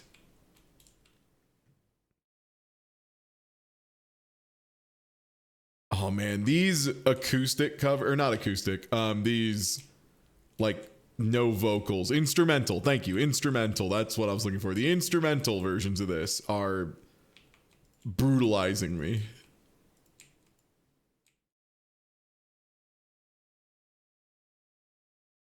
Because it's like the ultimate in, I know I recognize this, but holy shit, I don't know its name because I haven't heard anyone say the name of this song in a million years.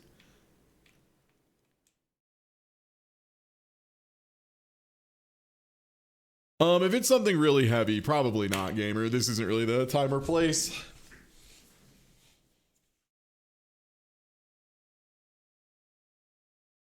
Yeah, it's that, oh my love, oh my darling, which I don't know what it is. Hey, no problem. Thanks for asking. Most people would just say some wild shit and then be mad they got timed out later. They'd like complain at my mods and I'd be like, hey, that was out of pocket.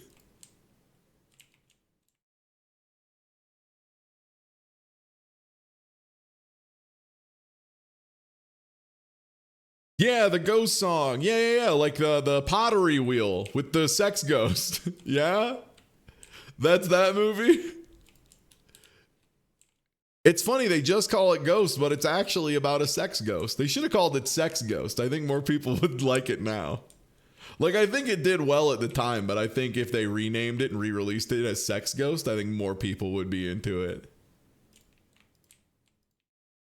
I know a lot of people who would pay good money for Sex Ghost.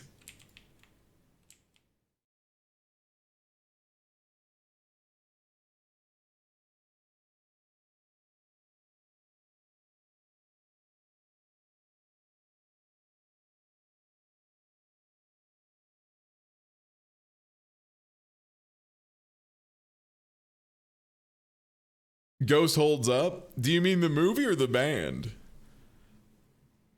Because I know a lot of people who like that band. Like, for example, the person who rated earlier, Evil Urchin. Urchin fucking loves Ghost, the band. And you know what? I bet Urchin would enjoy Ghost, the movie.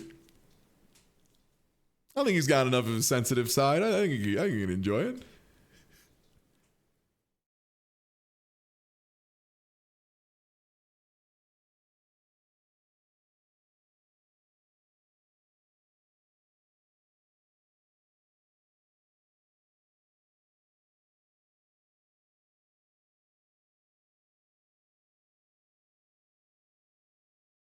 Yeah, Ghost was Patrick Swayze, I think, yeah? Wow, 1 egg, please. This MFer showing up in a little tuxedo to get eggs. What, you need eggs at the wedding? Never mind. This man looks more tired than I've ever felt in my entire life. Go with God.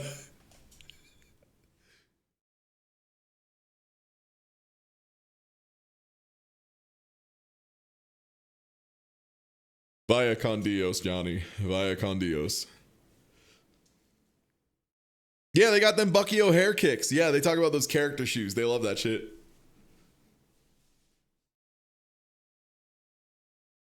Yes.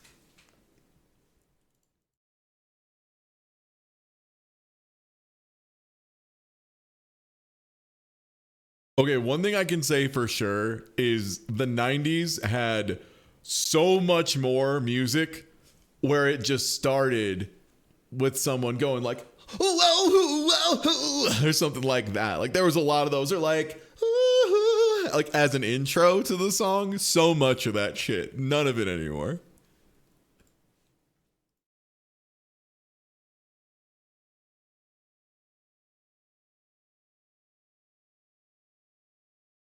Ooh, that synth.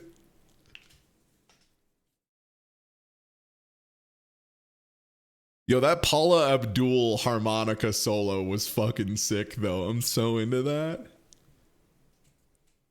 Retroactively appreciating Paula Abdul. Like, I like Vaporwave, right? So it makes sense. I already liked Paula Abdul Sideways and Slow.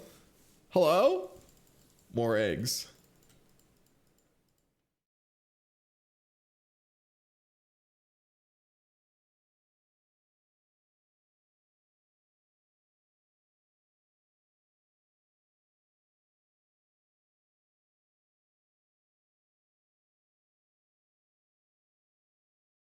Have you heard the Most Wanted song and the Most Unwanted song? I don't know. Not that I remember.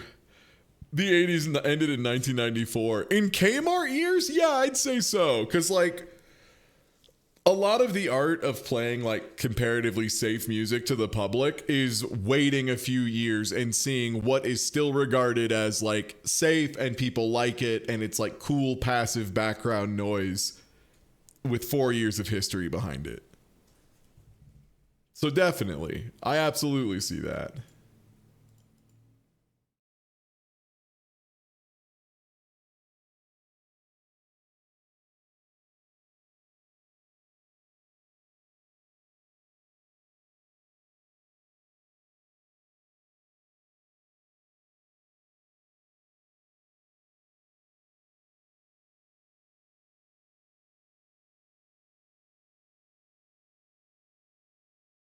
Oh, nice. Extreme pastiche. All right, nice. Love that. Yeah, yeah, yeah.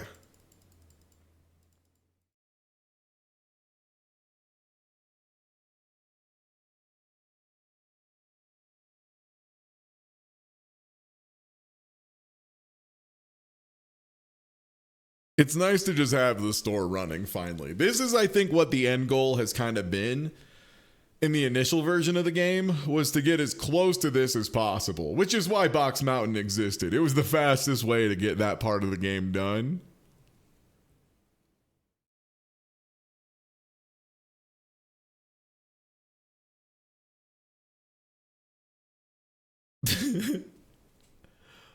Yeah, if I ever hear Gone Guru in public, I'm going to lose my mind because I just can't imagine going about my day and then hearing the line. And then I was running with the Yeti eating veggie spaghetti. And then I just have to, stop and regather myself. I've taken a small psychic shock. Ooh, I've taken 2 damage. Ooh.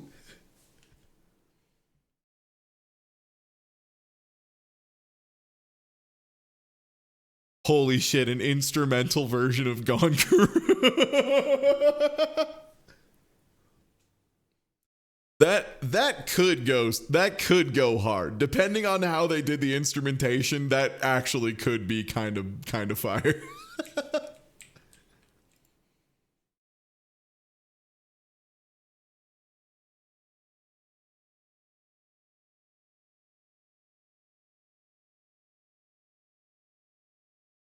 Yeah, Gone Guru without the lyrics. You'd really have to sell it.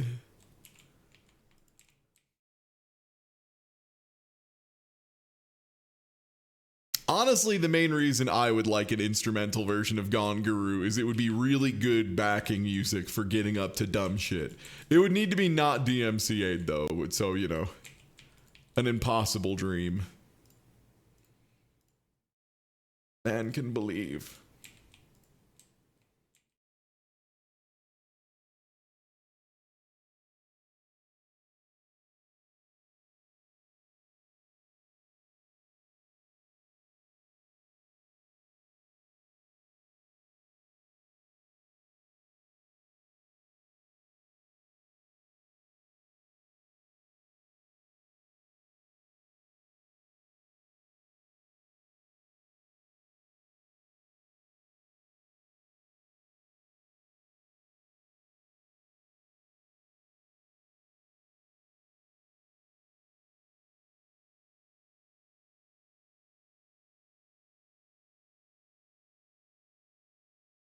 Yeah, that cheese serves a lot of purposes, but the main thing is I threw it up there on accident at first and was like, "Oh shit, nice."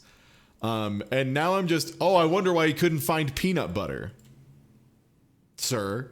But now I kind of like it and I'm just like going to leave it up there until something else knocks it down. Like it's basically it's just like King of the Hill. Like that's kind of what I'm giving it that treatment.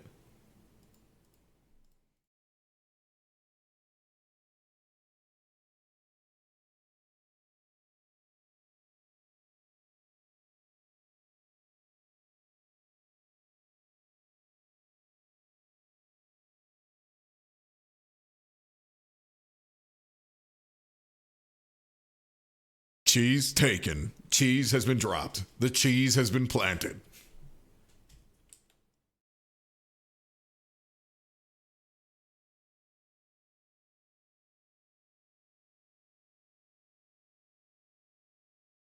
You're not supposed to go behind the counter, sir.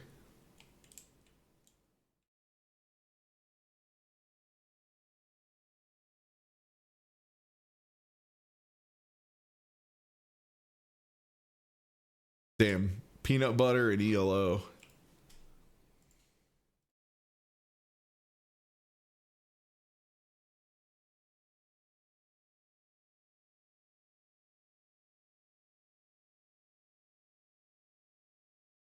I can't order right now because it's in the forbidden time. That's one of the actions you can't take in the stopped time.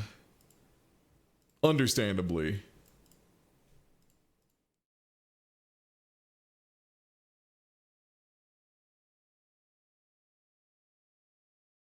Holy shit, a piano only cover of Ain't No Rest for the Wicked.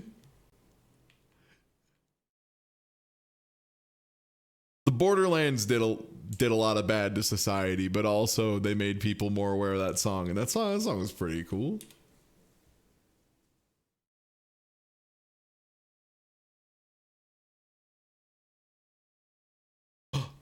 Spaghetti on sale, spaghetti on sale.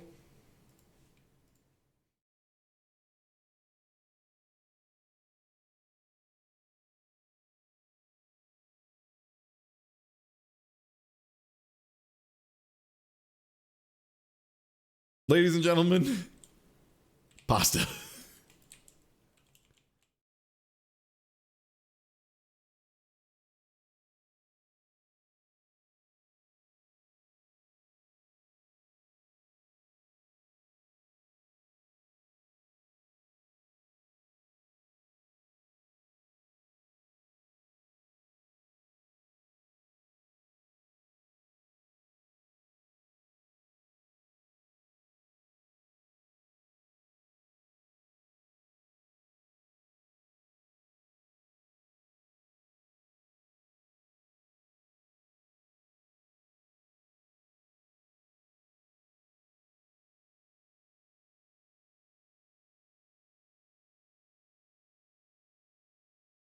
Oh man.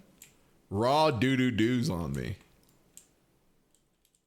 Oh bro, he's doo-dooing everywhere.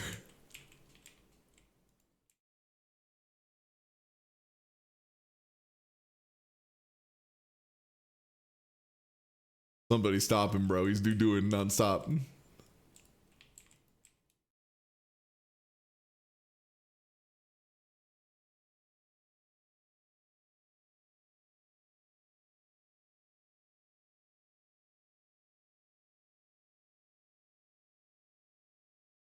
Shoppers. Yeah, so I think from now on, whenever anything's on sale, if I have the money, I should just buy 30 of it. And then if I don't have space, then I figure that out. I get more space. And then we start hitting the point where everything we sell was originally on sale. Shoppers.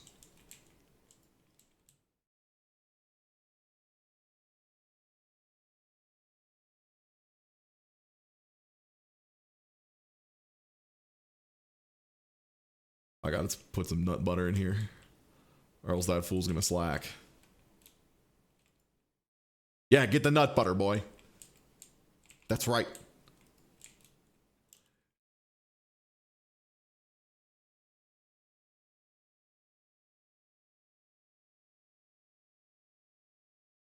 Space and shelves are expensive. Incorrect. Middle of the road is free. Yeah, see? More people need to figure out this life hack.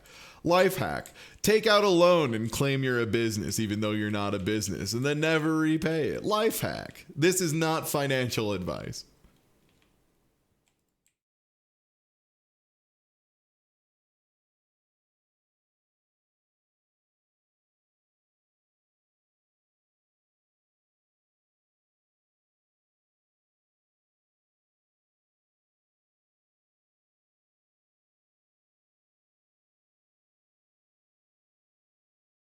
This is awesome. Hey, whoa.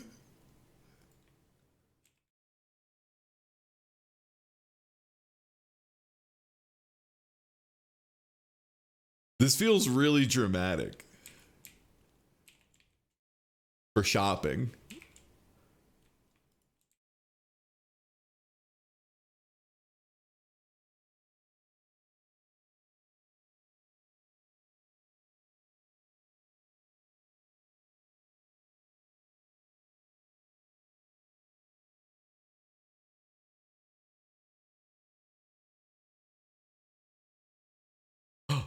It's this song. Oh, hell yeah.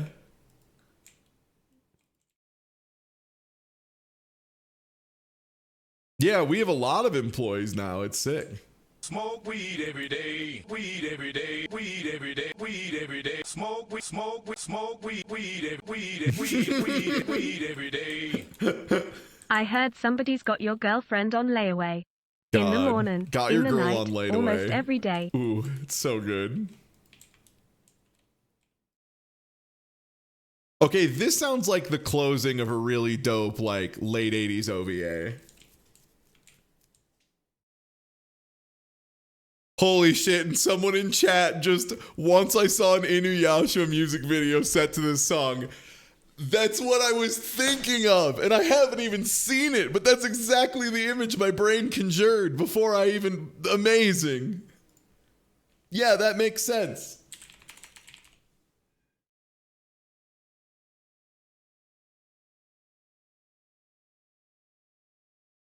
AMVs were so sick. Is that like a forgotten art? Do people not do AMVs anymore? Did they like think they were cringe too much? I mean, like they were always like a little cringe, but they were fun, you know, for teens and shit. It was cool. AMVs, yeah. You know, the one way you managed to rewatch fight scenes in Dragon Ball Z for like a decade?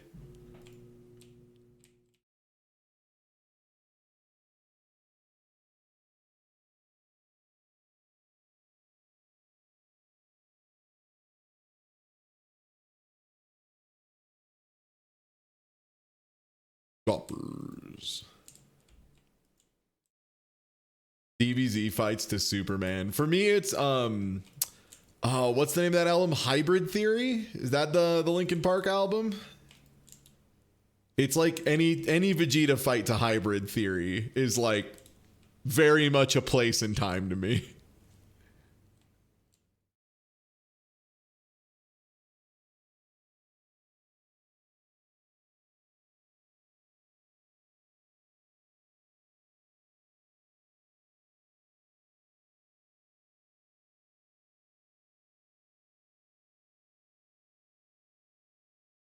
Top Sui set to all Final Fantasy 9 FFPs.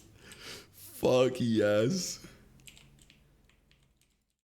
But only times where the villain of that game is on screen. Not the real villain, but the villain that's like makes sense to be the villain for the whole game. The one who is the Vegeta. Kuja. But like they never show any of the parts where Kuja's like having a good time or jovial or any of that. Made a Twisted Metal AMV back in the day? That's so fucking based. No, that's sick. Wear that shit on your sleeve. That's... People who were internet creators back in the day, that's like how you end up creating stuff these days. That's extra funny.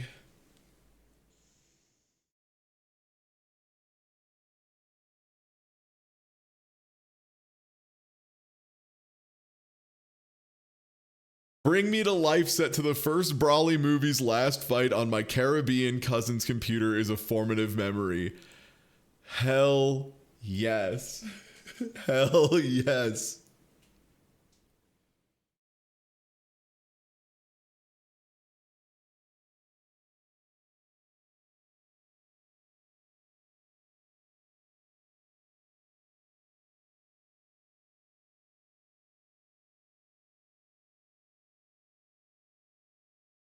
Friend of yours still does AMVs? Fuck yeah. However you want to experience and enjoy your art. Enjoy it.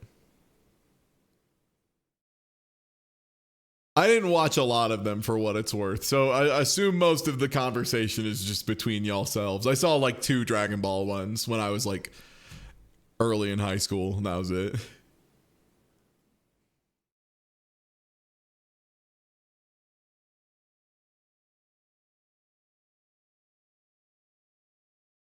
An AMV stream would go hard. I would have to get submissions though. And the hard part is I would have to get submissions and then I would have to filter them to only anime I've seen or am like mostly aware of. Because watching an AMV, like even as a joke for an anime you've never heard of or seen before is like really nothing, right? Like there's like no reaction to be done.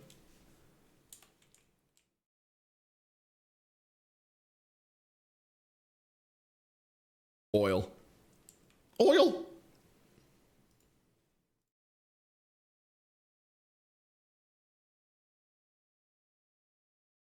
Oh, I'm still like hella broke.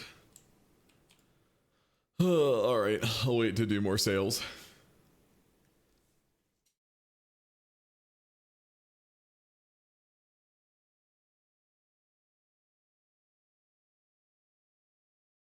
My thing was more lyric stuck, sort of animated comics for Homestuck set to lyrics of a game. Fuck yeah.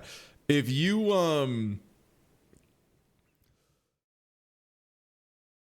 weren't into Homestuck a little bit, were you really on the internet at that age at that time? I am sad that my Homestuck shirt did finally get destroyed. That thing was such a funny relic to pull out because it was one of those things that you wear it, and that one in particular was just like, yeah, it was a black shirt with a Pisces sign or whatever on it. Like, whatever, that's fine. And then just like one person in the room fucking knows, and they're like, hold on, I know what you are.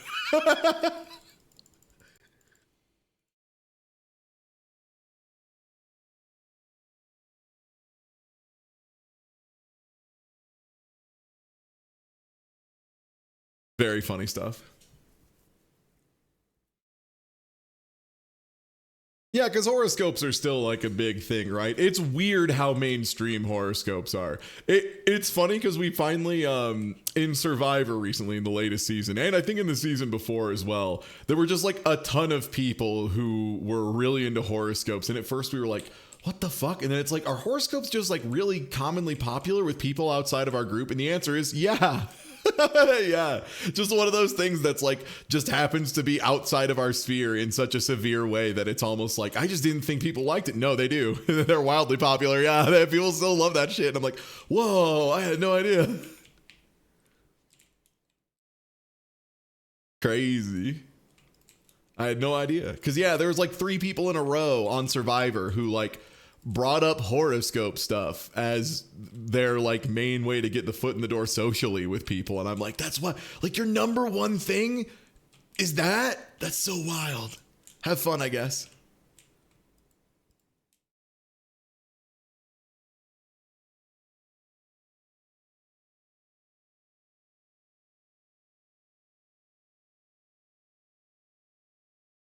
Yeah, that's what messes me up about it is when people do it and that's like their whole personality point when they're on Survivor. That could also largely be producers, though.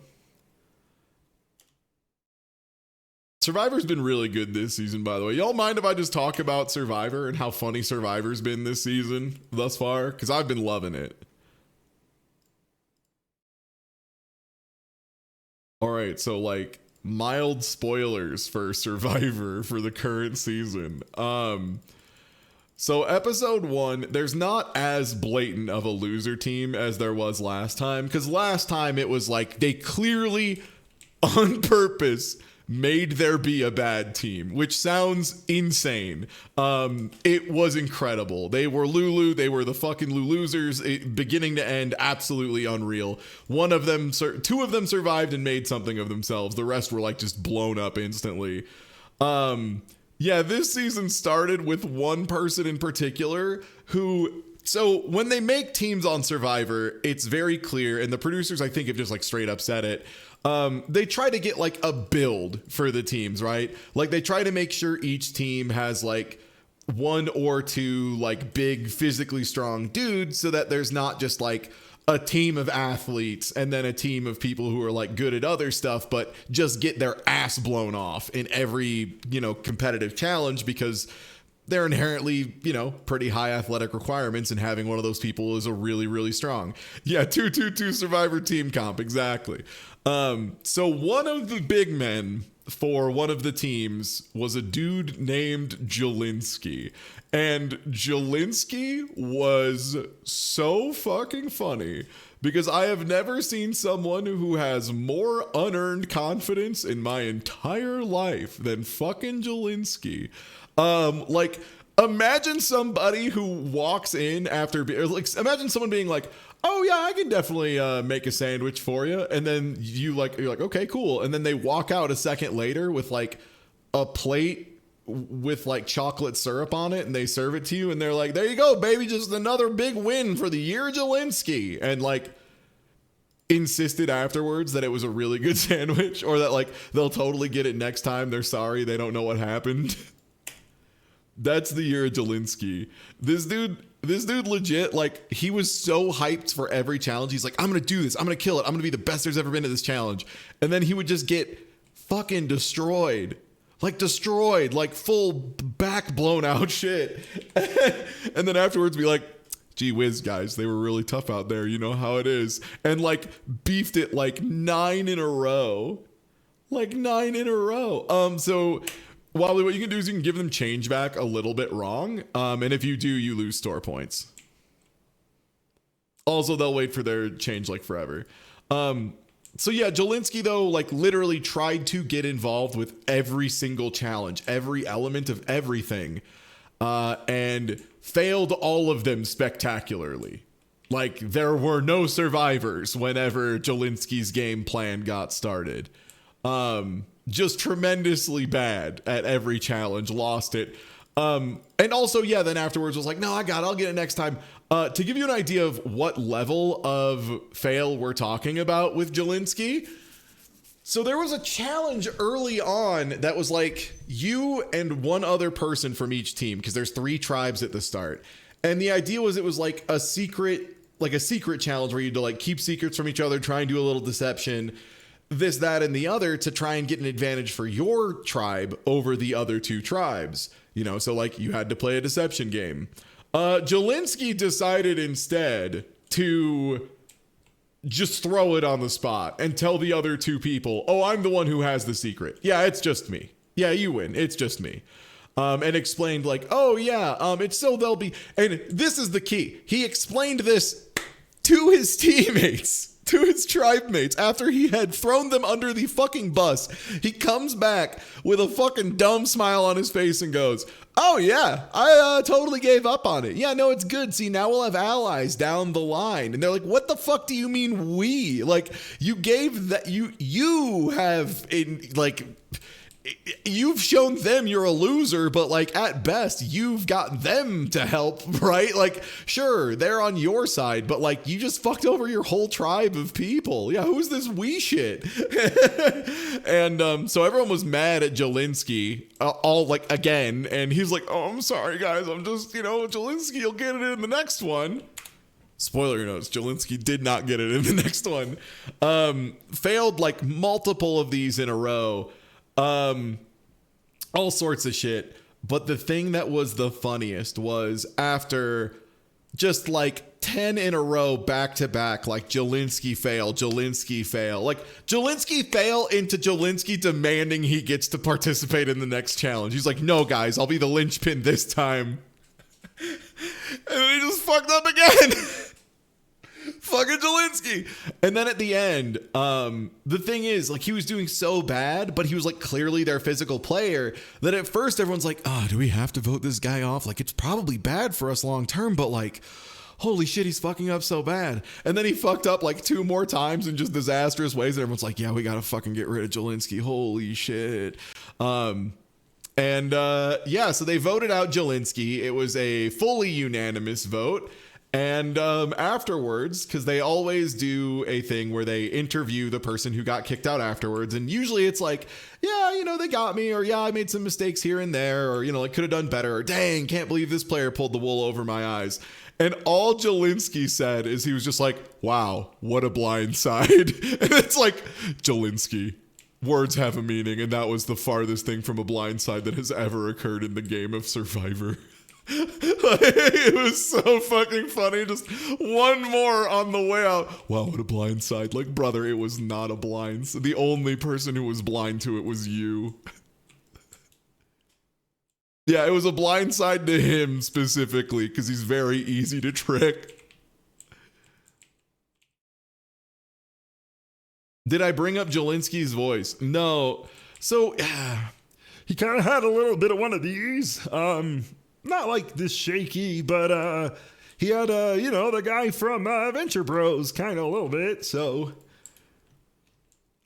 it was like a little bit deeper than that. But yeah, you had a little bit of like, but I'm Jelinski. Yeah, kind of Ray Ramone. Yeah. Or Ray Romano, yeah. 24. It's real. And that's why it was so fucking funny when we were watching with the group, and by the end of the episode, you just heard all of us in the call just yelling repeatedly, but it's the year of Jelinski! Everything was going Jelinski's way!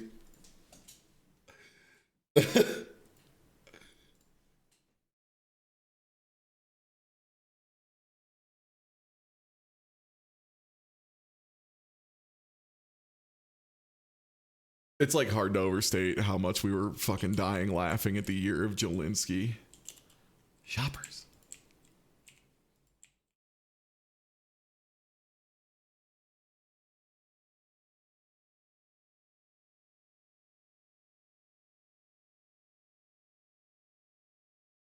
Bucky O'Hare. Full House. It's the show. It's Full House. Full House. People love to watch Full House. Full House. Shoppers. Please stop smoking in my house. Shoppers.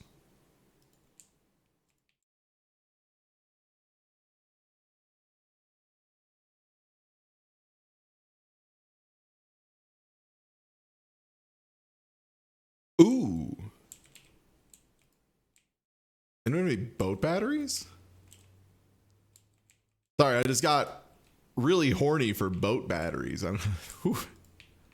Something came over me.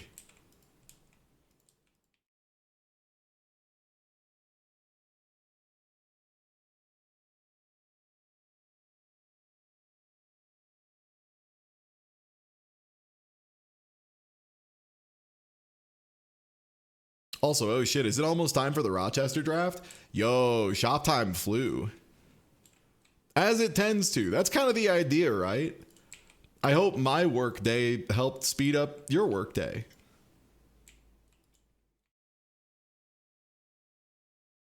As it were.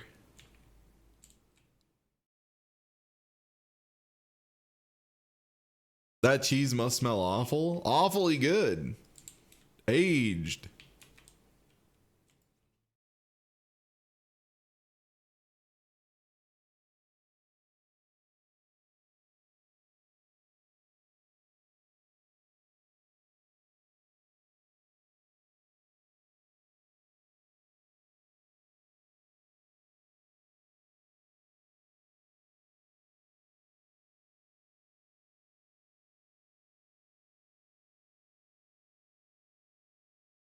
All right, sick.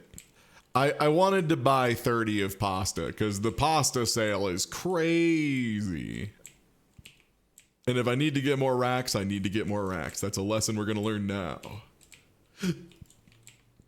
This also does mean I'll be able to do a pretty great overhaul at some point where I can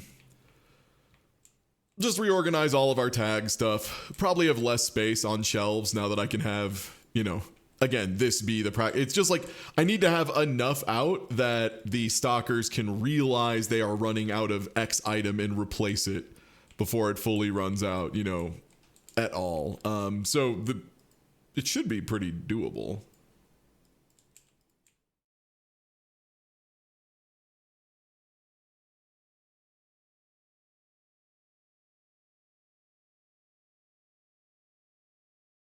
Yeah, that's how you age cheese, the New York way.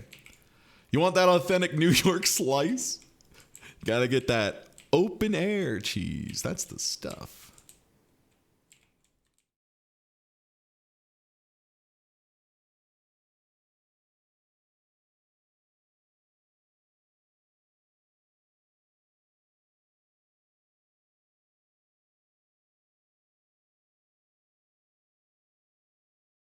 I gotta be honest, the problem of I need more storage is like the best problem in the world. I'm so glad we're having it. Because that means like the system is coming together.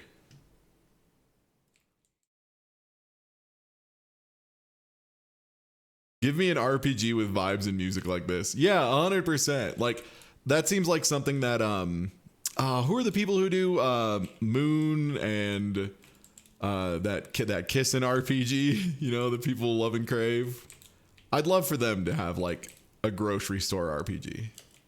I think they'd get it. Yeah, Love the Lick, that's the one. Yeah, I think they'd get it. Onion Games, that's their new name. That's right. That's what I was trying to think of. Thank you, Teddy.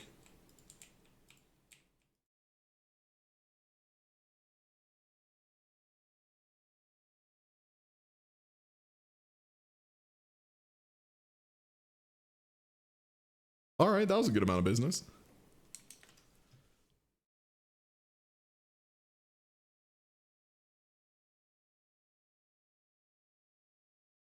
Sorry, I'm just double checking my schedule stuff real quick. I want to make sure I don't show up late or early to, you know, my own party. Attention shoppers, please stop complaining about the box of cheese. It's currently being get You're gonna love it. Oh, okay, yeah, we are starting in 15 minutes. Okay, sick. 18 months. All right, tight. I will probably run a singular day of shop. Is there anything else I can big stock? Because there was other things on sale, right? It was the sugar, the pasta, and what was the other one? Lots of spaghetti. Yeah, let's get 30 racks of this in.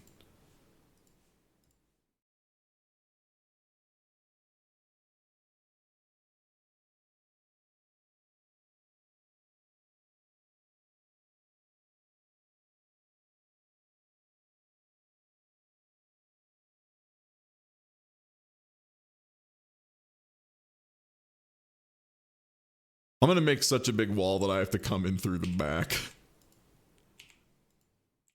Oh, I'm out of cheese. Oh, brother. Wait, Core-MtG cheese? Finally, it's time. I had so much of it that I thought I would just never need it again. Finally. It's cheese time. That was the other reason I hadn't taken it down, because that was the thing that I had bought 10 gorillion of. Finally. The prophecy foretold. Enjoy the manager special. How sick do you think that would make you? Like, pretty sick, right? Like, it wouldn't be good. You wouldn't like it.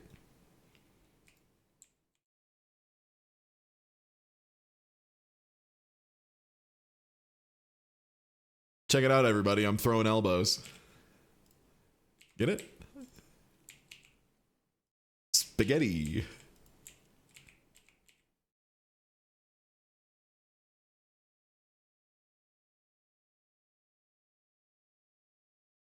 Full gastric flush. Hospital sick.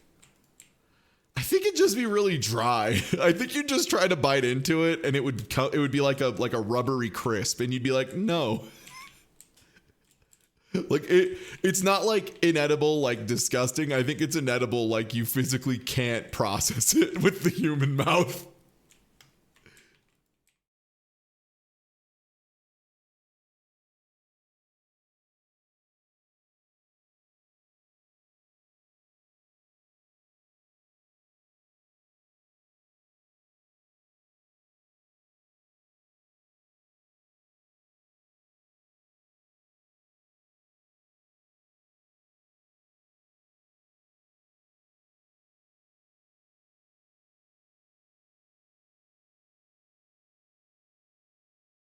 Oh, there's powdered sugar here. Shoppers.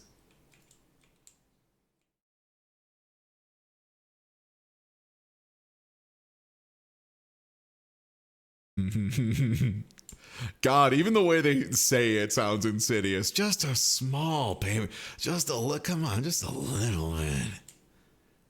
I can't let you have it for free. That's socialism. But like, just a little bit.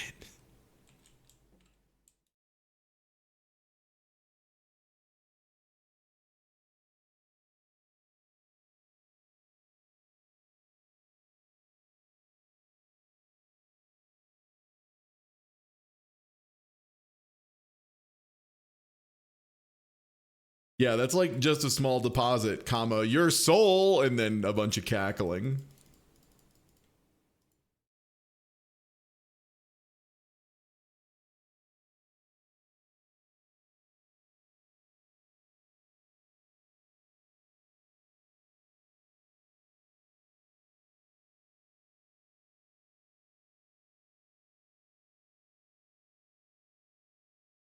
I guess I need more cheese.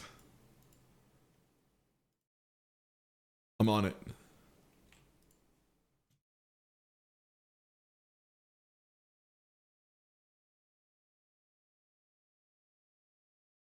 Oh, it's nice to be at this point of liquidity where I can just, without thinking, mash 10 of an item and order it, and it's good. And I also don't have, like, a loan to deal with either. It's just pure profits, baby. No small deposits here. Yeah, I think that Rod Stewart sounds right. I don't know which song it is,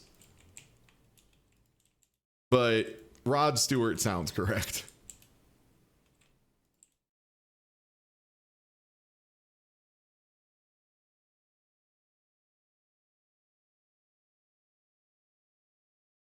Oh no, it's Wind Beneath My Wings. Yeah, it's Bette Midler. Okay, Bette Midler, sick.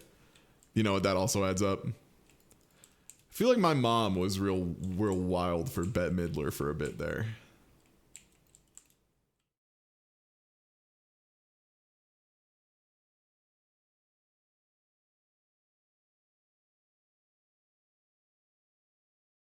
Yeah, a softer version of Wind Beneath My Wings is like pretty powerful, just conceptually.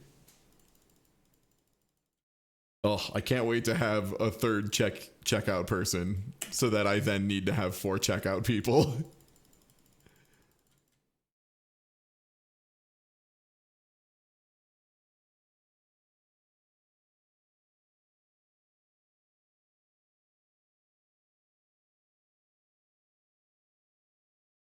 Coffee!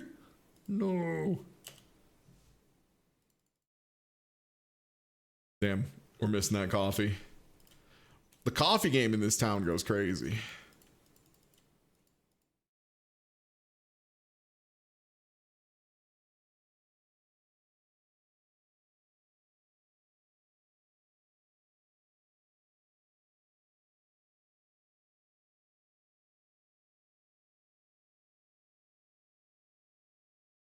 Slash.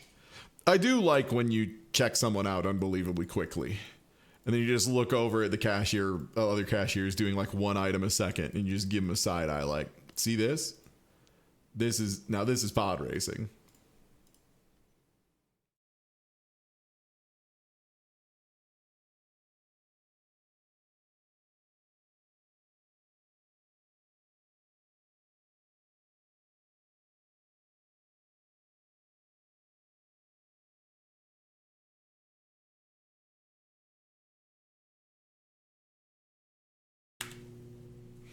All right, sick. And I believe that is time. Let me make sure I have everything saved.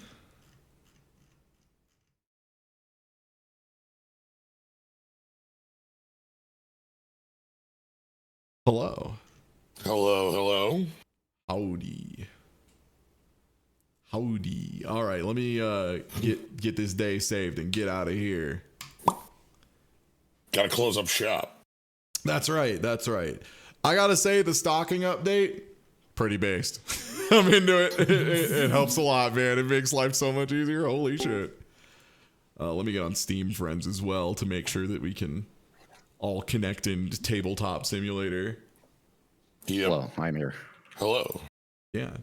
Oh no, I don't have to stop and restart to avoid VOD mute. I just have to switch my audio sources real quick, which I already did.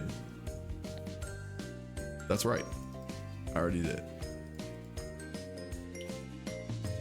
So what you're saying is I need to, in the middle of the stream, pull up the virtual iPad within Tabletop Simulator and just start playing Disney music in the background. Please, I'll pee myself to death and die. Please, that would kill me immediately. All right, yeah, let me go ahead and get all this stuff swapped over while we wait for the final few folks to roll in. Yeah. Also, who is doing hosting? Someone who has the cube imported already, I presume. I mean, I can host them. That's what we want to do. Yeah, I think that's the easiest way to do it. Because I think it's like just the host needs it and everyone else can just pull it from the side. Yeah. Yep. All right. Yeah, because we just need the pile of cards, so. All right, sick. I'm gonna go get a drink made for myself while I wait for Cabot on Eric to roll in. Hello. Yo. Hello. Howdy.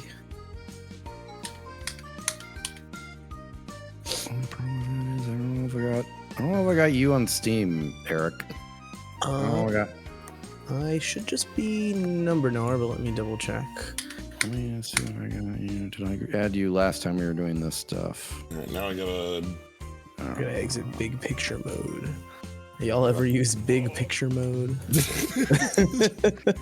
My picture's very small, thank you. The only time I've ever launched big picture mode has been by mistake. I play a lot of my games remotely through like Parsec and other stuff, so Yeah. I use it pretty frequently to not have That to makes menu around. sense. Yeah, I'm Eric Number Knower on Steam. Does Steam still make you like give a friend code or something? I don't know if you necessarily need to have you, because I think if someone joins me, you can join through them as well. Yeah. Cool. Let me make it more. I put apparently you can enter friend codes. I feel like it's been a long time since I added a friend to Steam, if I'm being honest. Let me make a server name. Oh, I can do invite only. Okay. Well, no, I can just make a password protected. Alright, then gotta let folks know things are going on. Man, I've just been no-lifing Balatro for like 4 hours. I can't tear myself away.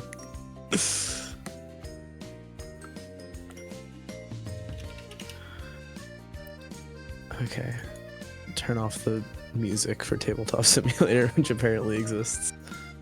Yep. I have made a room. I have password protected it. The password is, I'm putting this into the chat.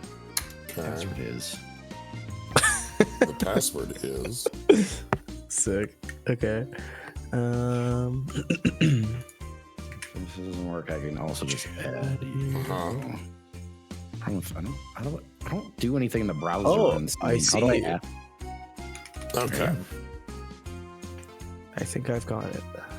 Okay. Now it's loading up. There we go. Okay, sweet. Yeah, I think the last time I launched this game was in 2020 when we were all playing Commander. Hello! How's it going? Yo! Oh man, okay. I should put every name in this. Okay. Forgot that you're just kind of like floating in a Yeah. Oh, God, expanse. It's like a little disconcerting. Is Kavanaugh just It's a beach. Kavanaugh We have a beach. on Twitch? On Twitch. We'll find out together. I'm just gonna put at Zorak, and if it's another Zorak, best of luck to him. It's probably another Zorak. I don't give a shit. Godspeed to them. Yours is Good luck. They can suckle up. They can suck up Oh, on my boy. teat all they I want. was assuming it was either Zorak or it's- SA Zorak, yeah. Okay, now it's loading in all the cards, and good. Alright, sick. Where did they put the squad stream button? They I should, don't. They removed squad streaming. Wait, we can't squad stream anymore? Wait, what? Nope. Then how do we do They two streams at the same time? Is Yeah, that just, yeah, there like- isn't one now? just gonna have to do regular ass multi-streaming stuff. Okay, so it's probably not Yeah. worth me streaming this on top of you two streaming this in the stage. I'll just record it. That's Chat, probably what better. is the That's good fine. multi-stream thing? Yeah, what the hell? Because, like, the idea here for this stream, on paper at least, is that Doc and I will both be streaming so that we are able to, and we'll need to make another third voice channel probably in the Discord. We'll just be able to have the big room where we all just meet up and talk together, and then each team will have a private room where we can, like, pull to the side and talk without sharing information with the other side. Also, so we can have discussions with only 3 people instead of having 2 separate discussions with 6 people, which is, as I refer to, an audio jungle. Bad. Not Audio jungle. good. Bad to listen to. So, yeah, I guess we'll just do multi-Twitch is the idea. Yeah, I'm just gonna. I'll just keep. I recording can this. stream if Fine. that's helpful. I think once we Don't break do out it. into games, we'll need more people Okay, streaming sick. because we'll be running Yeah. 3 games at the same time, right? Because it's all Yep. you know. Yep. So Yeah, there'll be 3 games going on. I think realistically tonight, the most we're gonna get done at most, if we cook, we will get through the draft, deck building, and 1 round of matches. At the most. I'm gonna be real. If we get to matches tonight, I'll be shocked, yeah, same. So I'd I be think we'll stunned. probably be good I'd be with just the stunned. 2, and then once we do full games, then yeah, we'll need more people streaming so we can like rotate and get everything viewable. Cool. Yeah. Yeah, they fucking just decided people weren't using Why you leave it, though? squad streaming enough. Yeah, I wonder Get why rid of that's it. the case. Maybe it's because it's really, really exclusive. Could be anything. Could be anything. Could be anything. By the way, who is hosting room, and do I need to join through Pondering the Cube? I'm in there. You should be able to join. There's a password in the chat. I Yeah, see. use the password in the chat. The password will allow you in. It might have been on stream for a frame, but if you join this room, I'll fucking ban you. Don't test me. Yeah. I'll fucking ban you. I don't have time for that shit. Don't do that. Just don't. All right. It should be loading in slowly but surely. I'm so excited for this. Ooh. Yeah. Seeing a bunch of big ol' zeros lying around, or O's for Like- some reason. There's Yeah, any just O's? I some- don't see. Oh, see some Poison, O's? energy, yeah, experience, the big O tax. right here. There's a bunch of zeros just floating around the What? side of the. Yeah. There's a Yeah. 40 floating in space. Oh, this is an No. experience counter, a tax counter, an energy Yeah. counter, a poison Here's a bunch counter, of- and a scry counter? Do we just Yeah, need to delete these? Yeah, Well, what if you accidentally add counters to things? Where you're seeing counters floating? I'm not seeing any counters floating. No, not anywhere. counters, just the No, number they're zero. like the number zero. Like the number Yeah. 0 from Mav. Yeah. You know. Hello. You know. Do I need to reload this room and just try to hold make the on. numbers go away? I can maybe. Hold on. I think if we get rid of all of the commander blocks, actually, that would get rid of them Yeah, because 'cause those we are don't things need on the commander those. ones. Like those This are is all- very strange. Me and Zorak use this exact board very frequently, and this has literally never happened before. I mean, I can just reload the room. Like, hold on, let me just reload the room. Let me tell you with certainty, we will not need experience counters. Come on, what There's if? no Marin in the cube. Yeah, sorry. Oh no, the runch. Okay, how about now? Or do you still see things floating in space? Well, if things are loading, it's Yeah. populating All right right, now. no zeros. We're good. No zeros. Okay. Yeah. All right. Yeah, okay. Um, It was purely just a one-time thing. Weird. But now I Yeah. need to What if reload I the liked lunch. it? Yeah. Damn it, my lunch is gone. So Slyo, is this the first time your cube has been involved in an online event in any format? Yeah, basically. I think so hyped. a couple people drafted. I think a couple people said they drafted it off of my cube Copra list, like Oh, when I okay, put it cool. up there a few years back. But Yeah, I can I wasn't there for any of that. Can I throw So, that as a yeah. chat command so people can just see what's in the cube? Okay, word. Yes. Let me. I got it. You've got the. Yes. Yeah. Go ahead and do that. Command. Am I gonna need my sprocket card? Yeah, I didn't bring I any believe. attractions. I believe you will be. That will not be necessary. For, Damn it. Are we running blank goblin? Cube sucks. Call I it- did look through, and I believe I saw that every mole drifter in the game is in this cube. I did put every mole drifter in the game. I know what you mean is every card with that effect, but I like the implication of like you got all of them. Like Seto Kaiba Yeah, mode? I- Yeah, I- like no, fully no, got all the blue ones that have been eyes. printed. They're Okay, all there. and Every there is no form of the mole drifter in this. In this cube. yeah, the So mole in my drifter one. in my paper cube, there is a paper form of the mole drifter with a bunch of mole drifters set aside. Like I have that. How did we have- miss that? Well, I don't. I only use it like I don't use it all the time. Okay. I didn't use it this year.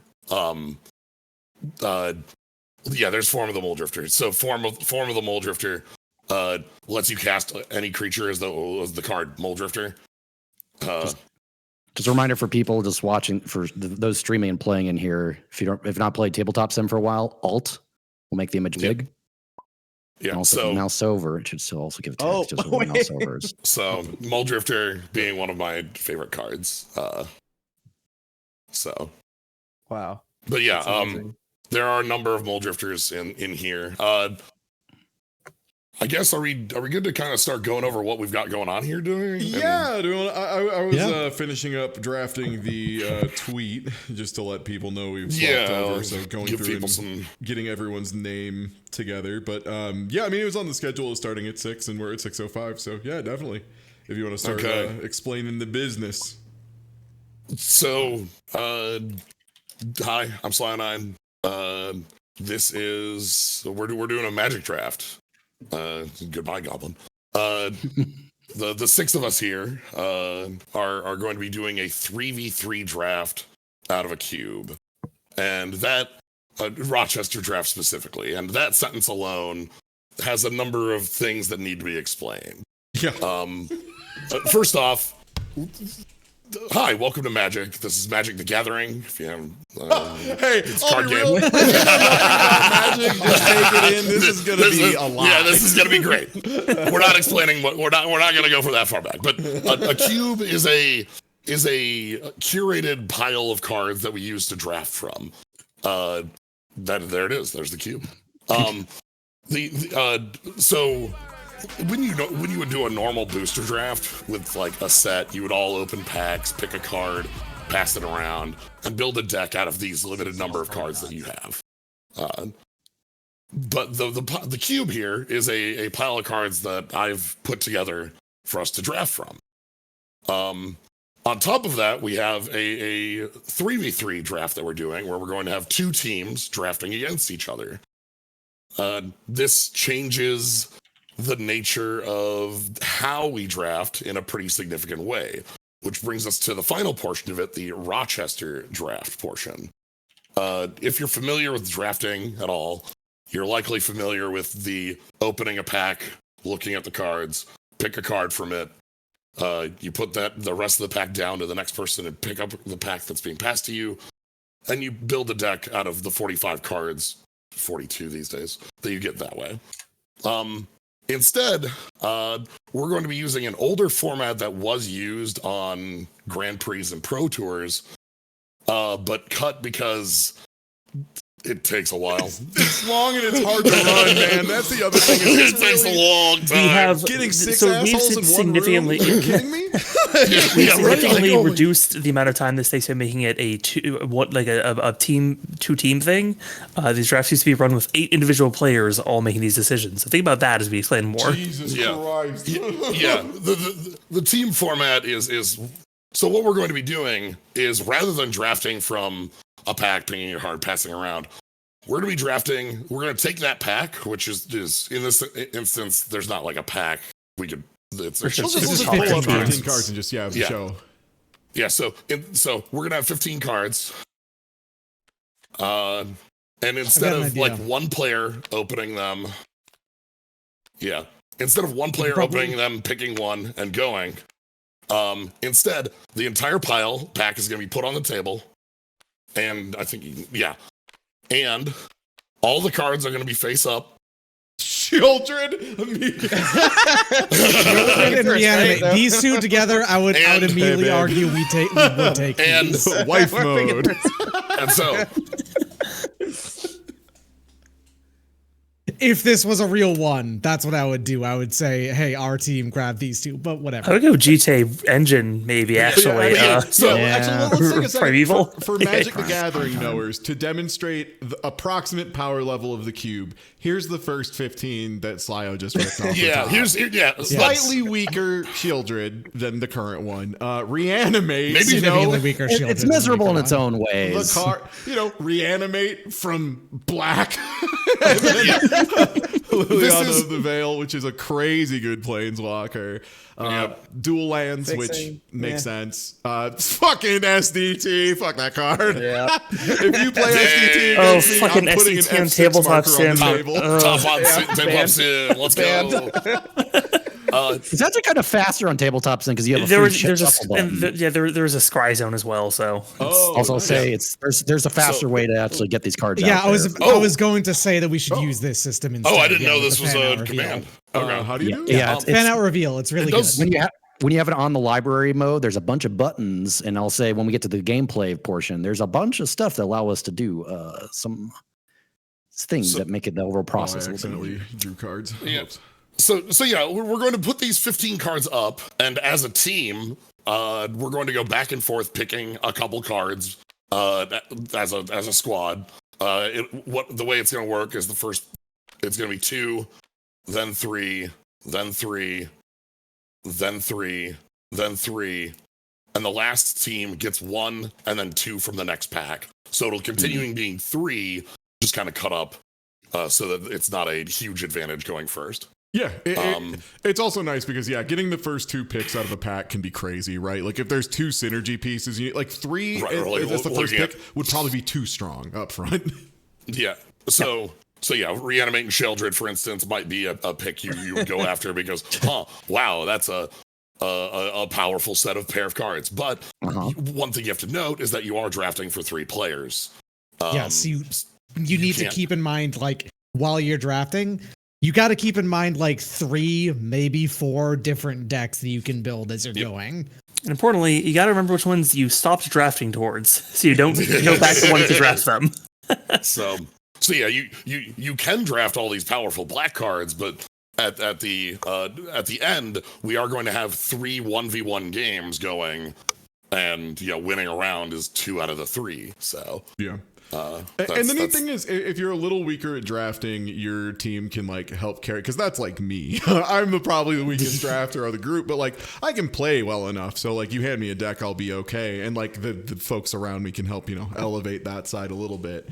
And it's interesting because like these first packs, for what it's worth, if you see how long it takes us to draft like the first 2 packs, you're going to be like, holy shit, they're going to be here for 12 hours. It gets faster once we kind of like understand what plans we're going for. But up front, holy shit. Yep. Yeah, it's all because like how many cards are in Magic? Like 30,000 or some shit? There's a lot. It's a lot. It's like a lot. So like there's a lot of possibilities. It's like 45,000, I think, now. That sucks. Yep. Too many. So yeah, the cube I have right now has gone under pretty major renovations from when we last played it a few months back. I think it was about 140 swaps in and out. Jesus, that's a pretty solid change. So yeah, out of the 420 cards that exist in it. Nice. That's not the number I wanted to end on, but that's where it ended today. So that's where we are. We aren't, because we're not playing with a full squad of 8. Not all of the cards are going to be in use. So, you can't 100% depend on a card showing up. Yeah, a card showing up. But I think that's really interesting too. Yeah. Mm-hmm. Yeah, which means there aren't inclusions in here like Splinter Twin plus Pestermite, which is a 2-card infinite combo. That just isn't in here because I know that that's not going to have like I don't want you to pick the Splinter Twin and then be like, where's I think I did see Resto and Conscripts, but those are both good cards in their own right. Yeah, there's no Pestermite specifically, and right, yeah. I think there are still combos, there are still 2-card combinations like that, but there aren't ones that like the cards are useless without them, sort of thing. I'm gonna draft. I don't have an exclamation point cube command to let you see what it is on my end. I should probably do that. So. Yeah, we've just got a lot of we did this specific draft a couple months back, and it was absolutely a blast. So good, yeah. One of the most fun I've ever had playing Magic. Straight up, awesome. Yeah. So first thing I'm gonna ask: do we want to like make the cards 50% bigger for the draft? And I then agree. Once we can do that. Lists set up, then we can like put them to however they need. So my plan is I will be taking notes for both teams, unless somebody on the other team wants to take notes for that side of stuff, because that will just make it so we can take the deck list and use like an online deck builder, because there's a lot of like web interfaces built. Yeah, but I think the speed of doing the fan out reveal, we can zoom in, given that that's the thing that we're allowed to do. Remember, just use your Alt key when you mouse over stuff. It's Alt. It makes it right. But I'm gonna do having both. all of them in, like having them all like reasonably big enough to at least identify by art is. Or if you scroll them with your scroll thing, you should get in pretty close. But we can make it big once we Sure, if Ty sets up the camera over all the cards, so that folks that are watching, as long as they're in consistent space, it's probably fine. Yeah. So let's just deal them out, baby. Let's get. So what are teams? Hold on. I was just saying, hold That was the thing. I'm just testing it out. Don't worry about it. It doesn't matter. Also, how do we feel about the 2 sides of the table we have right now? Doc and I kind of need to be on opposite teams. We kind of can't be on the same team. I can swap it over to one. Yeah. Ty, you should be on my squad. You weren't on mine. Yeah, that's fair. Kavanaugh, let's swap. Yep. I want to stay on Doc's team so he doesn't blow up my lands again. No, your lands. Sure, yeah, that's actually just a good swap. Kavanaugh swap over, and then we basically have opposite sides from last time. How do I change my seat? How do I do this? I got you. I got you. Kicked. I have the power. Dingus Egg has been banned. Dingus Egg is banned. Over 2 powerful. Take 2. I'm removing your land. I want to point out, just for context here, everybody noticed that Doc immediately went to, as he does anytime I play Commander with him in Tabletop Simulator, immediately for the piss. He's immediately piss colored. Yeah, I use yellow as my brand color. I'm sorry. No. I mean, yes. There's no piss involved. Look, I talked to this fool about colors for like 40 hours, and yeah, he loves that yellow. You ain't taking it away from him. All right. Shall we flip over the first 15? If you have any questions about cards that do exist, when we see things like, oh, hey, does this have X to go with it? Just ask me. What if it'll let me do this? I want to make sure. Yeah. It did let me do this. All right. So we just need to. I was gonna say if we can get them like squared up to like 3x5 or something, just a little better to fit in a screen, that would be tight as hell. Yeah, easy. Okay. Sick. All right. Good enough. They're all on screen. They're all mostly readable. Oh, so who's going first? Which team is going first? I guess. Hold on. Let's grab a die. Yep. Yeah, we're magic. Turns out players. it's really, really easy to do here. Yeah, make it big. This is an important die. This is a really important. This die is going to determine multiple days of Magic. And of course, even in a digital format, rolling spin downs. Losing my mind. There is no significant statistical difference between a spin down and a regular D20. all right. I'm just gonna keep hitting roll until somebody calls this. Do it. Go for it. Heads. Okay.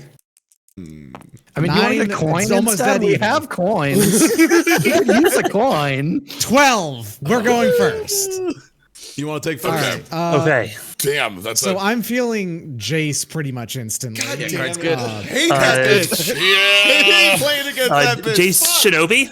So Jace Shinobi is what I'm feeling too, although we should consider I like Bloodbraid a lot, but maybe Bloodbraid it's is a good card. Bloodbraid is pretty good. Fallen Shinobi is maybe one of those backbreaking cards from the Fallen set. Shinobi does break your fucking back instantly. Yeah, it's Like if you're playing if anybody on their team sees us play an island and a swamp, they have to be afraid of an unblocked attacker of any size. Yeah, I'm okay with Jace Shinobi. I mean, they maybe even go in the same deck, so we're probably do. Yeah. Jace Kinda Shinobi would be cooking. my number Yeah, one and two. just as a thing for viewers, because there's 3 decks being built, there will likely, I mean, I think by necessity, be like multiple decks in the same color. You know, there's no such thing as 2 color combinations that don't overlap like that. Yeah, this might be that we have a mono blue deck and a blue black deck of some kind, like a blue black like usually blue it's be like, or yeah, something. Blue is really good for splashing, generally speaking, historically. So So, yeah. do you mark those down, Kavanaugh? Yep, I'll get them. So put 'em in there. Fallen. all right, so like Bloodbraid, huh?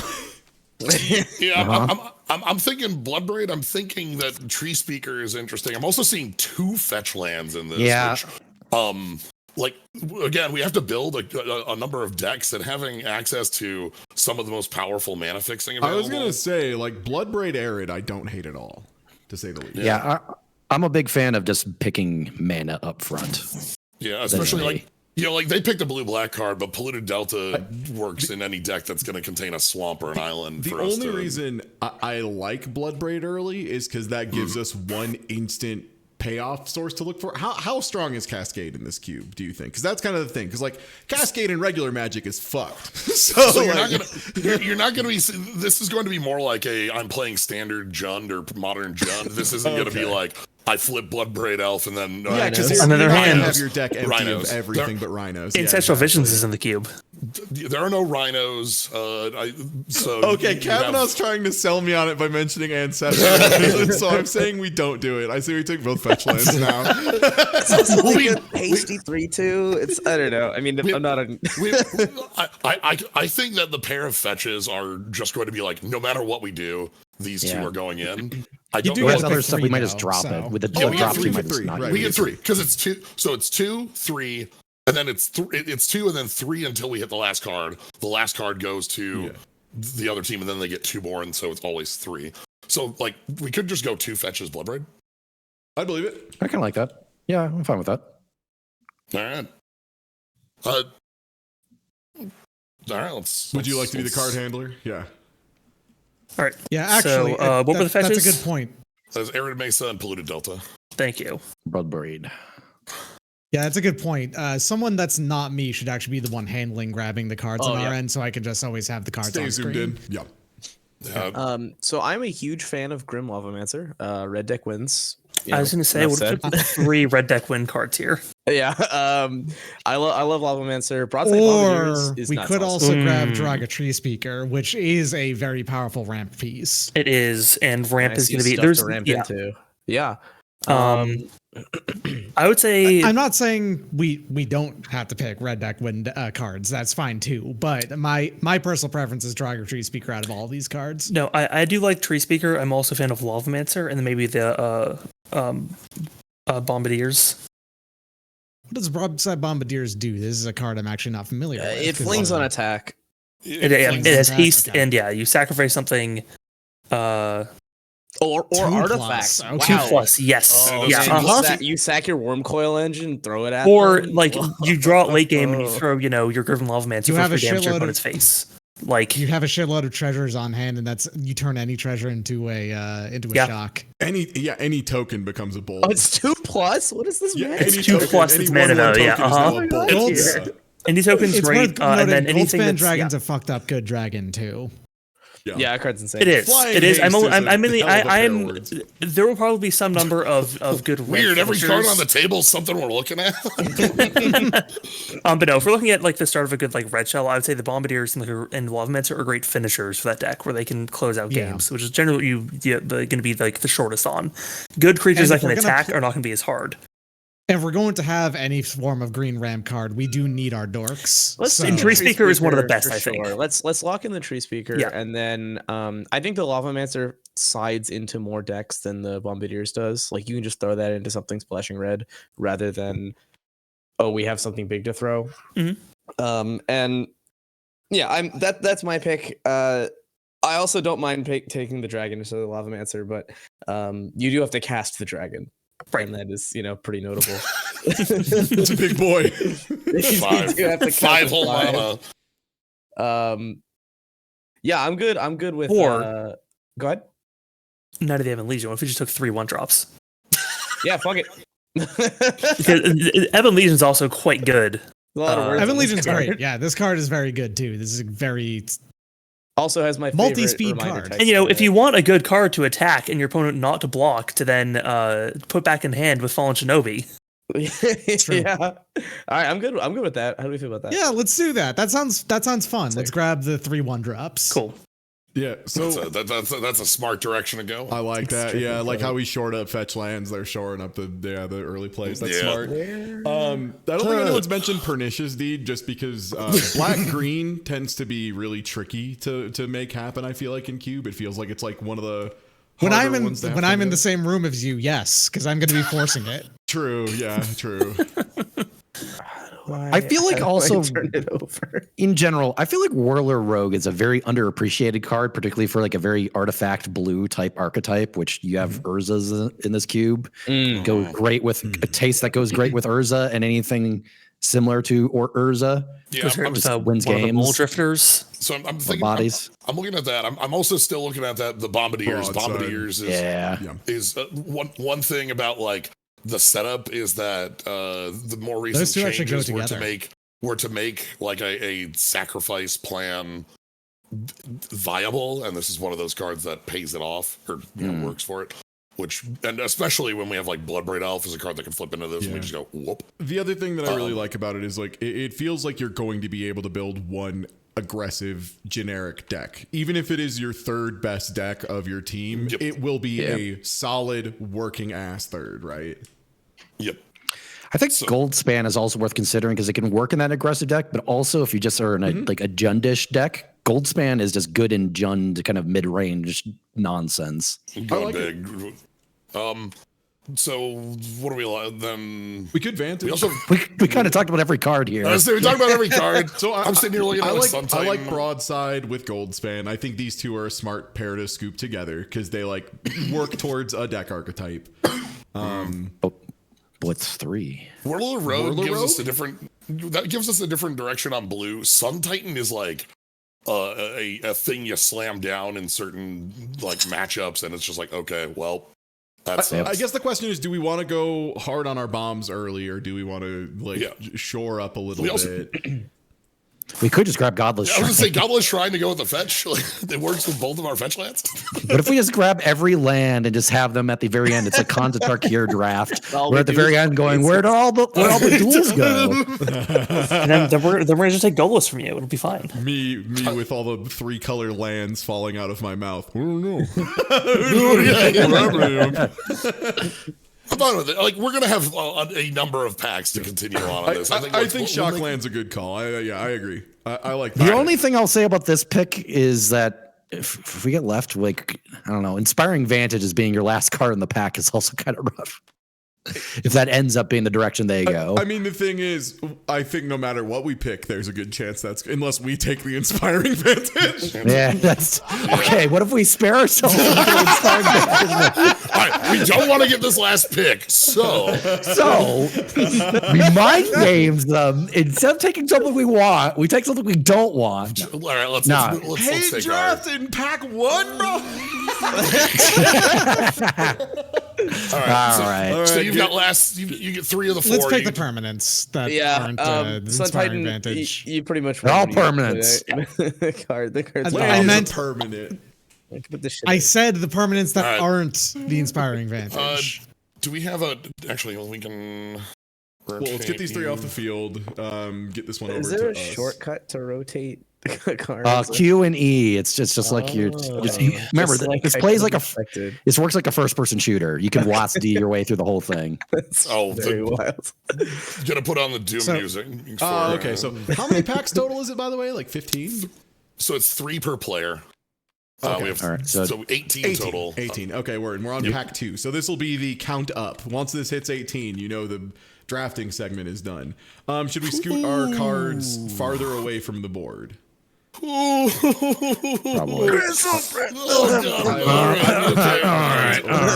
Okay.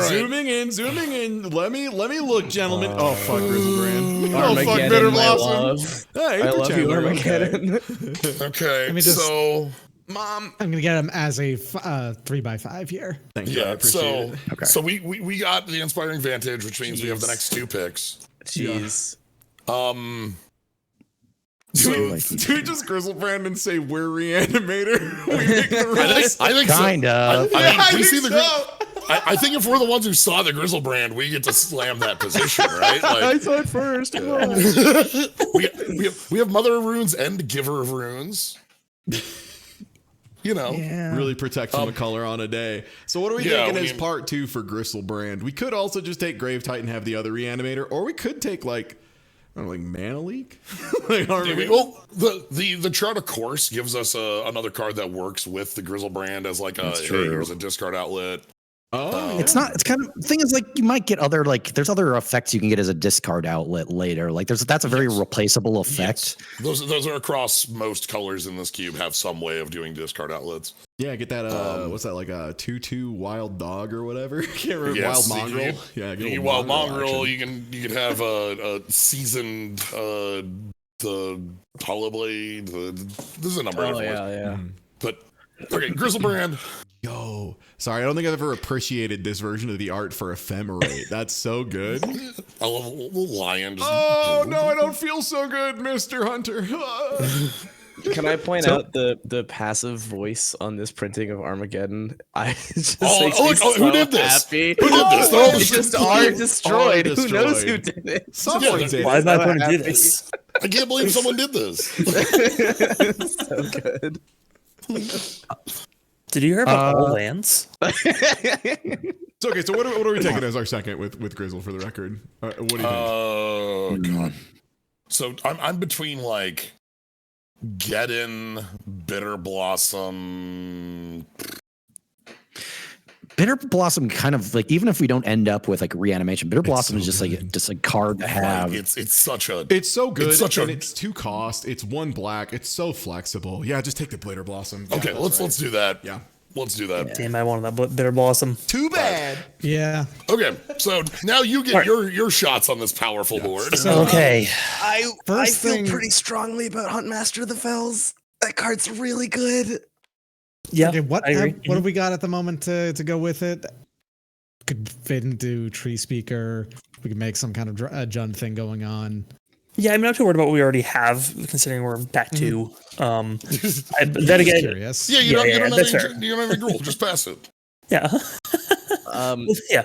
Yeah, and Hunt Master of the Fells does mean that they don't get it when they're playing Bloodbraid Elf already. So Can we flip it? So, if you click on the thing, there's a thing in the corner, right? I'm sorry. Hold on. Wait. Hold on. How many sizes does this card have? Wait a minute. I'll point out I had to literally program that in to get that to fucking work. So we appreciate it. Thank you. Master of the Fells is absolutely cracked and limited. The card's like so good. it is extremely good. Yeah, if you want it, that sounds perfectly fine. I just want a mana leak personally. I know we just said that for so many cards we already have. We do already have great control pieces. So like having the mana leak to back those up is good.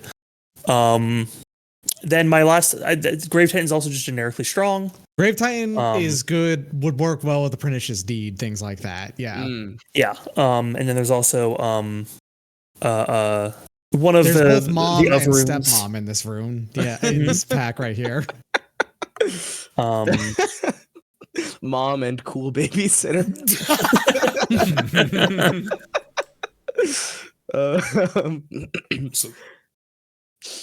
Yeah. Tale God, I of love two it. moms. I'm still just loving this Geddon. I love it so much. I love that even though it's digital, this shit's faded. Like this is seen play Yeah. somehow, despite being a JPEG. It's so crusty. Yeah. It's a scan of a JPEG. original real images. Yeah. Then how do we feel about Grave Titan as a third? As a good thing, as like another control finisher, or just as a strong I'm totally card, down like with a Grave token Titan. pack? We and all have that the stuff. tree Yeah. speaker as Cool. well. Yeah. Things I'm like down. that. Yeah. Okay. Down. Yeah. I feel like there might be a All right. green-black So you're ramp grabbing deck building out of that at the moment. Mana Leak and the Grave Titan. Yeah. And Yep. would anyone mind if we start maybe organizing these into potential decks? You organize or- them as you will. I can't Okay, do it sweet. because So- I'm focused on Right. on the camera. Yeah. So Same How thing about for white cards? Slyo and Zorak, by the way. I'm zoomed in, so feel free to mess with the off-board cards whenever you want. Oh, I am. I am. I'm zoomed in as I'm not streaming this, but I'm recording this because Locked people in. want to have it. Anyway, how do you feel about cards that cost white mana? Yeah, I'm into Because like, it. if we just pick get Mother in Runes and Mother Giver Daughter. Runes. Yeah, if we pick those three, that's a deck. Like Yeah, Mother You Daughter. do, yeah, you yeah. do I'm at the into start it. of a mono white deck. Yeah. Yeah, like I was out wondering more if the other direction is like the flexibility on both Ether Channeler and Memory Deluge. Both is like just like blue. Hey, you know what's a good color? Blue. Is blue Blue. good? In high power Blue formats, maybe. blue's pretty good. Is blue like good? It might be it's maybe it's just also biased. It's like these are like standard cards. Like I see occasionally, like these cards are still fucking good. Like they're brand new cards that are that they kind of can play. Yeah, I haven't played much with Channeler, but reading it, that seems very good. Yeah, 3 mana do Ether Channeler is really good. one of 3 It's best things. Yeah.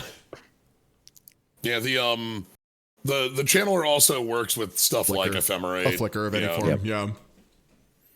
Hanging out.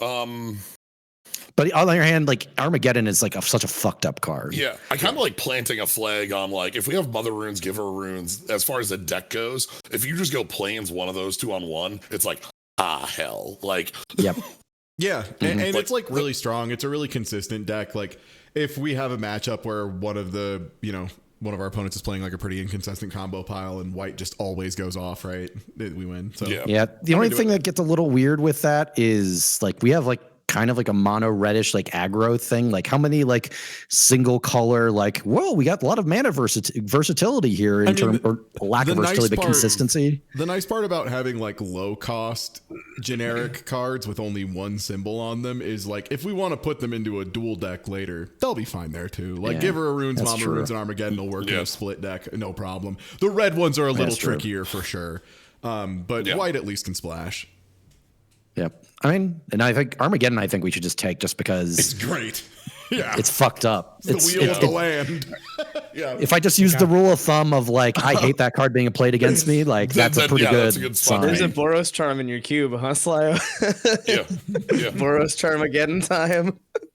That's 6 mana. I said there were 2 card combos, just not like Splinter Twin. All right. So I do want the Ether Channeler. I was thinking Ether Channeler Ephemerate, and that starts playing towards a like blue-white there is also Memory Deluge as well. Yeah, so we've already put a lot of cards towards like a blue-black control deck that I feel like Deluge fits into. So I'm just trying to look for anything else that we can start, like, you know, I mean, Hellrider's also here in case you wanted to pull something. Hellrider is also here, yeah. He's pretty good. We basically start building an aggressive red deck at that point, or a more aggressive red deck. If we pick the Channeler, we should pick the Ephemerate, because having you know, you have your white untapped, and then what are you gonna do? Like, take game actions? I'm gonna cast Ephemerate like that. Yeah, and then I'm gonna make another creature or draw a card or bounce something, like, and then do it again next turn. Like that hits. We should do that. Yes, absolutely. Yeah. Like Ether Channel is one of the cards you want for the Flicker deck. I don't hate Chart of Course. Don't hate Chart of Course. Don't hate Hellrider. Don't hate War Marshal. Don't hate the Cliffs either. Although we don't have a black-red thing going on at the moment. Yeah, I mean the fast lands I'm not as into unless you already have them for a plan. Like the fetches and the shock lands are like really flexible. This is not that is played if you're in a red black deck or splashing, which we don't. We really are creeping towards you guys as ending up with no lands at the end, and I'm really looking. There are 40 lands. There's 50 lands in this cube. Like there's almost 2 packs left. We can still do it. We can still get land. It's still good. So yeah, I'm thinking. You know, personally, I'm looking towards getting at like some non-blue picks just so that we can. But then again, if we're looking at doing like a blue-black control deck and a like blue-white, you know, flicker, then we may want to have a lot of blue. So, I also don't hate the Hellrider. I think the Hellrider is gonna like slot in as. I mean, even though it's 4 mana, that's kind of the top end of our. Yeah, Hellrider is the card that kills your opponent at the end because it comes in and deals like 8 damage to your opponent 1 turn. Mm-hmm. Yeah, he's riding God like a motorcycle. All right, let's start pick down then. Okay, take the Hellrider. That's fine. Yeah, Ether. Get that Jeskai choice. All right, and so this gives us some good blue to work with. Like absolutely, you know, Memory Deluge is quite real. I think really like it's Memory Deluge, Chart of Course, and I don't know, roll a die between the other two. So like, I think the question there is: are we more likely to have our mono red go truly mono red, or are we more likely to go for dual? Because if our mono red's mono red, it's fucking mountains, baby. That shit's free. We don't got to draft shit. Right? Like that's the thing. I mean, like, I think that we don't need that shit. I will say you have a Geddon right now, and that points to you being a red-white deck. Yeah, true. Good.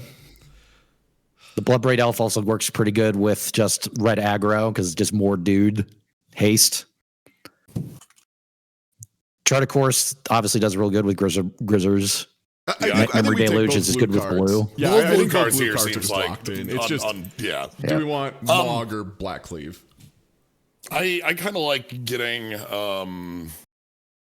because like right now our fixing also is like we have a lot surrounding Mardu, the red, white, black. You don't have to play basics. Yeah, it's true. Don't say that shit out loud. Don't mind. Oh, strip mine. Don't mind if I do. Hey, strip mine works on basics. Oh, Blood Moon, huh? We're gonna strip mine your last basic and then Blood Moon. As long as we pick Blood Moon first, we're good. And like the thing too with these two cards is also that like red black has a couple different like plans that it has cards sitting around for, and like pile of dudes that you can sacrifice. He is one of them, and we already have a Bitter Blossom to go with that style. Okay. Also, Mog War Marshals is kind of a very replaceable effect. It's a pretty whatever card, yeah. Okay. I say we can just take the Black Cleave and then like. I trust your judgment, and I appreciate the discussion. I think you're right. Yeah. All right. Enjoy your Mog War Marshals, suckers. I don't mind getting Mog War Marshal. We have a Lavamancer. Like they have Helldude as well. Hellrider loves this card. I mean, I was eyeing like, oh man, I wish we had the Broadside Bombardiers for that War Marshal. Oh, that's well, you don't. And I'm gonna perfectly fine with War Marshal. Well, now neither do you. Label card for us. Gonna let chat look at our collection currently right now. Give them a quick refresher of what we're working with. There you go. Update the dice and I've done so. All right, do you want me to deal the next 15? Deal it up, baby. Satisfying. All right, hello, miss. I'm not. Okay. Okay, this. GSZ seems pretty good. The Wandering Emperor. I'm She's seeing- new. I've seen her online. People get mad a lot. She sucks. She's a miserable card. So I've seen a couple things. One, white in this pack is wild. Two, part of my adjustment in this cube was actually a change in in the power level of things and where I want it to be. The Wandering Emperor is not above the line. Oko is actually the one that's above the line in my mind. Because at the end of the day, the Wandering Emperor just kind of plays a removal spell with some extra text rather than the game is over. Yeah, one of these is a card that's strong but fair and playable and probably doesn't need a ban. And the other one is the greatest planeswalker they've ever printed, bar none, on accident. For sure on accident. Yeah.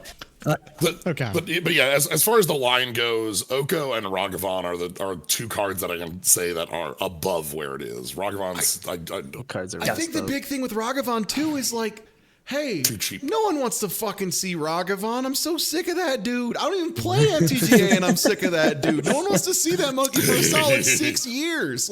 Maybe in 6 years consider putting him in. See you in 25 years. Yeah. Well, so you've got I think I have thoughts. my first thought is I think we take a triumph here. I agree. I love also the agree with Jeskai that. Triumph a lot. Yes, I like agreed. that a lot. Same brain there. All right. What if It's one of the only triumphs where you can look at the art and immediately know, yeah, that's the red, blue, white triumph. Meanwhile, this one down here that has is that's got to be blue, right? Blue art. Hey, color of art does not take color mana. It Man, should. I can't believe It should. they made It a very often second does cycle of that. these, and not only are none of them named the wedges that we know, they're both cycles are named different things. Yo, It makes me so mad. What is this Phyrexian shark? Is this dude okay? Yeah. Oh, So yeah. Shark whips ass. That card is so good. That card is also incredibly good. I was looking at Firebolt or maybe that or the Emperor. I feel it's because it's cube, right? So we're wheeling all of them. GSZ also really strong. If we're gonna be ramping, we dump mana to that. Seed Shark is just really, really good. And yeah, Firebolt. I mean, I think if we take the Seed Shark, we cut blue entirely out of this pack, aside from the fix. that is true. That's true. Yeah. Firebolt is good. I am more excited about other fireballs or lightning bolt. Firebolt specifically is not amazing with Lavamancer because it already exiles itself on flashback. I agree. And lightning bolt's in the cube, if I recall. So I'm not that excited Fair about enough. Firebolt. You lightning bolt, chain lightning, a number of burn spells are around. Are we picking two right now? You get two. We have two. Yeah. It might. Two. It does feel maybe shields down to let them pick all these really good white cards, but Seed Shark. There are a bunch of really good white cards in here. It's true. Seed Shark is we have a control deck pretty locked in, and we can start picking. If we pick the rad metal shark, we can start picking for other decks. I think pretty immediately because we have a pretty good thing going on. Yeah, and we'll find some other good stuff here. From a person on the other side of the table, I do see that you do have the Whirler Rogue as well, as far as just pieces of metal carrying. Yeah. Yeah. I'd say go for the Sea Shark. Sweet. Okay. Cool. Try on with the Sea Shark. Can we just take the other Triumph immediately? So I think the question is what do we take with it, and how many of them are the white cards in the pack? I was gonna say because Hellish Norn is the other an unbelievable ender. Wandering Emperor is a beautiful piece of interaction that's just you have Grizzer nuts. Which means that you probably have a Reanimator deck going. And Hellish Norn is really good with the Reanimator. A primo Reanimator card. I will also note that Legion's Landing as a card to go into a white-based aggressive deck is very powerful. This card, as far as that goes. Lion Sash and O-Ring also not sleeping. Yeah. Not sleeping. Yeah. Lion Sash is a card that people always miss, and it's just Scavenging Ooze, but you can wear it. Yeah, it's got a lot going on, but it's Scavenging Ooze, but you can pick it up. All right. I think the Triome question probably, right? Is that locked in, like grabbing a Triome or no? Because we have- could just all not. of our fetches can grab that Triome too as part of the big thing. Yeah, that's why I think we take the that's Triome pretty because good. that's on our fetch plan. Yeah. Yeah. Elish, Someday they'll like. What are you thinking? Elishnorn Sash or? I'm thinking like Elishnorn Emperor. That's what I was thinking. That's what I was thinking. That was my Norn. gut check. It was Elishnorn Emperor. Because it's the thing where like the thing like some of the other stuff we leave in here, like honestly, even as they're listening to us, like they don't want Legion's Landing. Like, what's that going to do for their deck right now? Like, well, it could start one. Yeah. Oh, sure. Either yeah, if you way, want to though, waste your time. It's fact 3. It's a case of they might take it, but they're less likely to. Whereas like Elishnorn and Wandering Emperor are I was gonna say, absolutely if we leave Elishnorn in a pack, we've made a mistake. Like if you leave Elishnorn, we will take it. I can guarantee you, we will take it. I think Elishnorn actually almost kills like pretty much not everything, but like they've got all those tiny creatures. It's all died Elishnorn, every single one of them. So yeah, here's what Elishnorn is, chat, for anyone who's unaware. So you might wonder if you're not familiar with Magic, like, oh, -2/-2, how bad is that? Well, here's the thing: if they have 2 or less toughness, that means they just go and die on the spot. Like, you don't get to live with 0 toughness. That means you die. Another couple points on this pick. Number 1, picking Elishnorn isn't even like a direct commitment to being like a deck that's big mono white, because it also Reanimator. Number 2, we are going to have multiple decks that will have color overlap. So even if we do have like, oh, here's too many white cards to play, cool. Then we just have 2 decks full of them. Yep. I will say that we are definitely building a trend already of like having like, I guess they don't have either like not a lot of green thus far that we've seen. Like there's a little bit, but not a ton. Yeah. In these packs. If we haven't, there hasn't that been that much green in the packs yet. Yeah, it happens, but it just means that there's a lot of opportunity in the future. It's about like 50 plus cards. The colors are like extremely balanced in card number. Yeah, I think it's like one color has 1 extra card. Yeah, let me just I'll just pull up the Cube Cobra because it literally shows it. And that might have been because I added, this was at 419, and then I added an alchemy card, which may or may not. I really want to show up. Oh, I hope so. I fucking love that card. I love it. So yeah, I have it here. There are 52 white cards, 51 blue cards, 51 black, 51 red, 51 green, and then it's 1 extra 66 multicolor, 29 colorless, and 69 lands. Nice. So very evenly split. Yeah. Yeah. 69 lands in the 420 size cube at the moment. Nice. nice. That's what we call the perfect ratio. That's incredible. So I do like the idea of grabbing some of the green. Legion's Landing would be quite good with Hellrider. We take the Legion. We need to take the Lion Sash now. Yeah. We take the Lion Sash Lion to square Sash. rotate. Yeah, Lion Sash. Why would you need that? Why would you need that? I have been saying shit because I've been wanting to take the Elishnorn for Reanimator. Got your ass. And I'm like, all right, well, they take Lion Sash. We can fucking hose the Reanimator deck. Yeah. We can build the fuck you reanimating plan setup. That's fine. What else do you like? I'm also thinking about maybe taking some more land. The Grove and the Canal aren't the best. But like, and we don't quite know what we're doing it, but we do have Tree Speaker and Sun Titan next to each other. So maybe the Sun Petal Grove is something we want. I like the Sun Petal Grove with Tree Speaker and Sun Titan does right. Work Yeah, that, pretty good. And then that becomes a deck. Yeah, GSZ is perfect for that plan because it can GSZ. early. I like that. It can early on get you.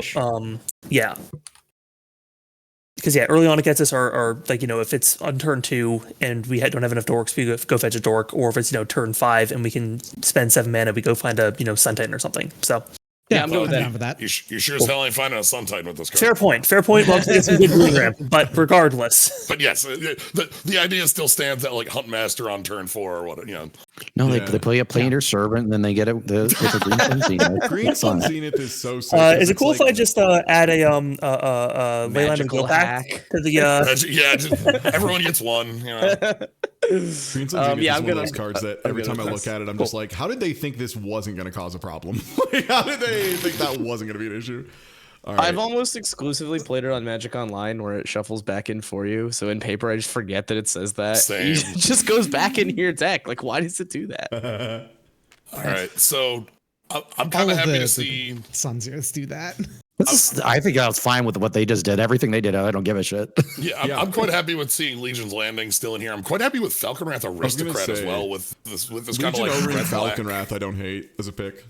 Because like Falcon Wrath in a deck that contains like the Bitter Blossom, and maybe that ends up like maybe it's like red black, white with something, and then like black blue ends up with, you know, still kind of spitballing. We're in pack 3 of 18. But See, I was thinking more like Overring just deals with so many problems. Legion's Landing just is great with the mono white. I was thinking honestly, like this top row, like Firebolt. Like, it's not the most exciting burn spell, but on the other hand, we have a fair beat of red. It gets in. They have a lot of dorks, and it just also goes to face. Yeah, so. Bolting Birds does kick ass, man. That's a good point. I do love. And it's like this bottom row. The bottom row, I kind of don't care about. Like Bluff is like fine if we finally got some blue cards, but like also it's not the best, duel. Like it's really kind of like, is it worth, considering Aristocrat? Because like. I don't know. It's like Hallowed Burial, we already have Armageddon, which is like a more comboable version for us. Well, this is a Wrath rather than a... Oh, yeah, right. Armageddon is just lands. Yeah. Lands, right. But, yeah, my bad. But there's... Hallowed Burial is like... The weakest. You have other Wraths in the deck. There's like 4 Wraths in here. Yeah. It's not my... There isn't like Sunfall, Farewell, but Farewell. I'm pretty sure it's like Wrath, Day of Judgment, another. Did I end up putting Damn in here? I don't remember if I ended up putting Damn in here at the end. Just Damn. Piss. They should have piss next. Piss. Okay. I like Zorak's like reasoning here. Wait, yeah. I'm into it. I like that as well. Does this get anything? No, damn it. All right. No, that's not the name of the card. Strifefall, piss. You never know. It could have. Like sometimes we get like ambiguous matches against like foreign language stuff. Like, but yeah, the other thing about picking up this Firebolt is that it like this gives us a little bit more flexibility. Summon what? That's German for Fury. Fury in German is just what? W-E-T. Sorry. Okay, sorry. It's just things that came out recently. You never know. All right. You've got your 4. Okay. And Genesis, one of the you might see Genesis, and if you like think, well, wow, is this like fitting here? Survival of the Fittest and Fauna Shaman are in here. This the Genesis. We'll see more green that makes this card function. It's just I think this is the 4th green card we've seen. Did you remove Recurring Nightmare? No. Okay. I was going to say we take the Genesis. Why would I do that to you, Doc? I actually don't have any plans of specifically going for that this time. If it happens naturally, it happens naturally. Here's my thinking: is I don't think we're going to play Hollow Burial. I don't think that our control deck is going to be looking that white based on what we have already. You want to take the Aristocrat away from them? Exactly, because they would like the Aristocrat, but we don't give a shit about that or the Burial really. I mean, we didn't play the Aristocrat. Fair. We don't know where our decks might end up. We might end up with a Black Splash. We're both good with the Canal and the Genesis, so those are both fine. Cool. All right, we'll take our Burial. I'm honestly fine with that. That's okay. That's a fine result. We might play that. There's honestly the only thing that would have sucked is if like we got Genesis, but then they wouldn't have gotten Genesis. Even getting Genesis, like perhaps Survival flips in this next pack, and all of a sudden, like that changes. Like the thing with the Burial is that like we actually could have a white-based control deck that plays like the Emperor and stuff. I mean, this is amazing. The rune cards are pretty good for white control, so yeah.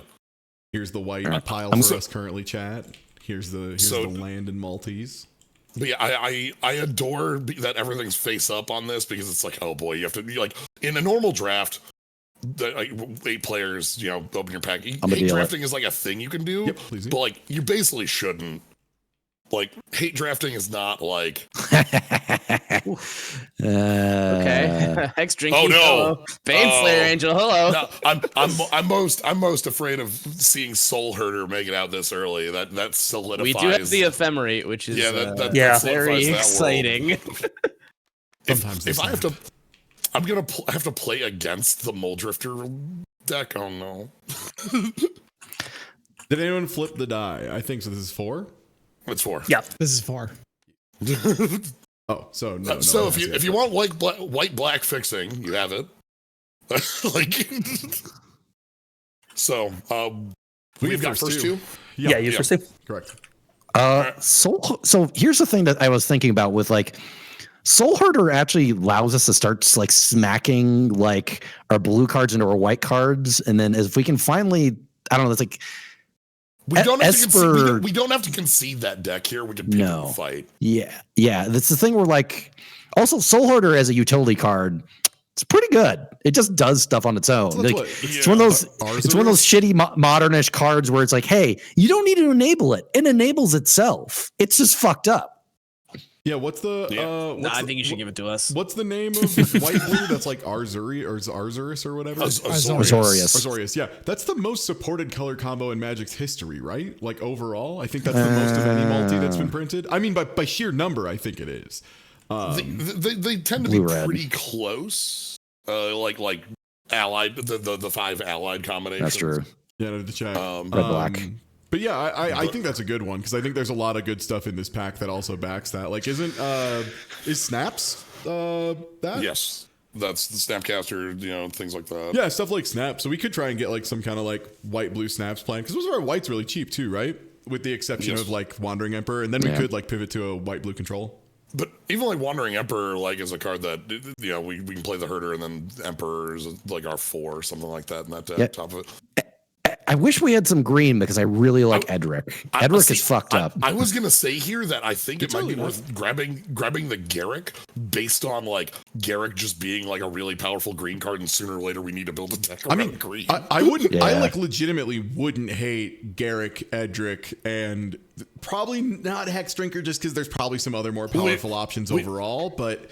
Hexdrinker is fucked up. It is really fucked up. Hexdrinker is I just don't want to sound dumb when someone else is like, that like this is on the table, right? But like I think Hexdrinker is quite good. It's the thing where like I think like Student of Warfare is the type of card where like we could ignore it, and honestly like if they take it, it's like okay, good luck. We kind of have like that going. I like Soul Herder as one of the two. We only get 2 here, and I feel like Soul Herder is a nice direction. Soul Herder is powerful because you know that we want it so bad. We want to jam that into our Soul Herder Garrick. I forgot that too. That's Soul Herder Garrick for sure. Then in my opinion, at least.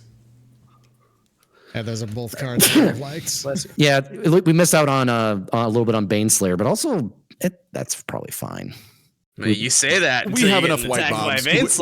We have so many white bombs that I don't. Yeah, I was just saying. Baneslayer dies to Doomblade, so that's Wandering Emperor wins that fight. So I have some thoughts here. I'll point out the Sun Titan feels very good with the silent clearing in the Marsh Flats, and I wouldn't. I was going to say that the Marsh Flats. The Marsh Flats, I think 100%. We had to leave a fetch on the table there, which is sad. But Marsh Flats for sure. I like Char. I was gonna say Hexdrinker. Hexdrinker is also pretty solid. Yeah, Hexdrinker is very good. If we take the Marsh Flats, yes, please taking cards that died Elish Norn, please do. I wouldn't feel bad about. It only dies to Elish Norman. It comes out instantly. Otherwise, it's a 4/4 protection from everything the moment we get it down. We can move the Sun Titan into the whatever like black deck we're making here and have kind of like an Orzhov thing going on with the clearing or the we'll take probably the Marsh Flats over the clearing, but and yeah, man, Hexdrinker's really good. Baneslayer Angel for sure wins games. Char also very good. I'm also looking at Anax for the red deck. Yeah. Anax, yeah. I will note as far as 2-card combos go, the speed run Splinter Twin of Anax plus Ember Cleave does exist. Yeah. Okay. Yeah. Standard All-Star Ember Cleave plus Anax. Yeah. And we have the red deck we have currently, we have Hellrider really. Does like to go wide to kill your opponent. So Anax does Anax very well fits with that pretty well. All right, so if we want to think about that, Anax, Marsh Flats, Hexdrinker, then because that's what I was thinking. I don't think we're really looking at blue green as an option right now. Like, not that we couldn't. Obviously, it's early, but like if we give them Edric, I'm not like too heartbroken about that. And there's still good stuff for us, even the next time we come through. But I think those 3 things would really fit well into our decks. So cool. Yeah, I'm good with that. Yeah. Cool. Right. Okay. How do you point at a card and make it? How do you do the arrow? A tab, just at the tab. Tab. Okay, sick. So like Layla and Student of Warfare Layla are both here. So Layla passed, and I'd like to say Layla passed. Yeah, thank you. Layla. So I'm gonna grab a card from over here, and I'm going to start talking. I wasn't about saying shit because I didn't want to say it and ruin the magic. Go for it, please. So Layla here has the text at the bottom. Whenever you exile one or more cards from your library or your graveyard, put a +1/+1 counter on Layla. And that one or more generally means if multiple cards are exiled at the same time, it'll only be one counter. However, with the way that Cascade works, it has to look at one card, check it for the condition, and then do it again. Yeah. So every card that Bloodbraid Elf cascades into would be a free 1/1 counter on Layla. Obviously, if you cascade like Bloodbraid into Layla, she wasn't there to see them, but yeah, that's good. I think Layla probably be pretty good for our reddish sort of aggro deck, this Jundish deck that's slowly kind of Jund without black right now, I guess. But like the Gruul beats. Yeah, which that's not a bad idea. I think we can continue ignoring Student of Warfare for this pick. Like, I know we're playing with fire here. I was like, what if they take Student of Warfare? And then what my answer for that is, okay, go for it. Go for it. You want to try this? You want to play chicken? Okay. Lose Focus is also something we can just pick as like a reasonable counter. This is like a mana leak that becomes playable later in the game. We don't have to pick it high though. No, I just mean like, are we still we cool still on Edric? I like Edric.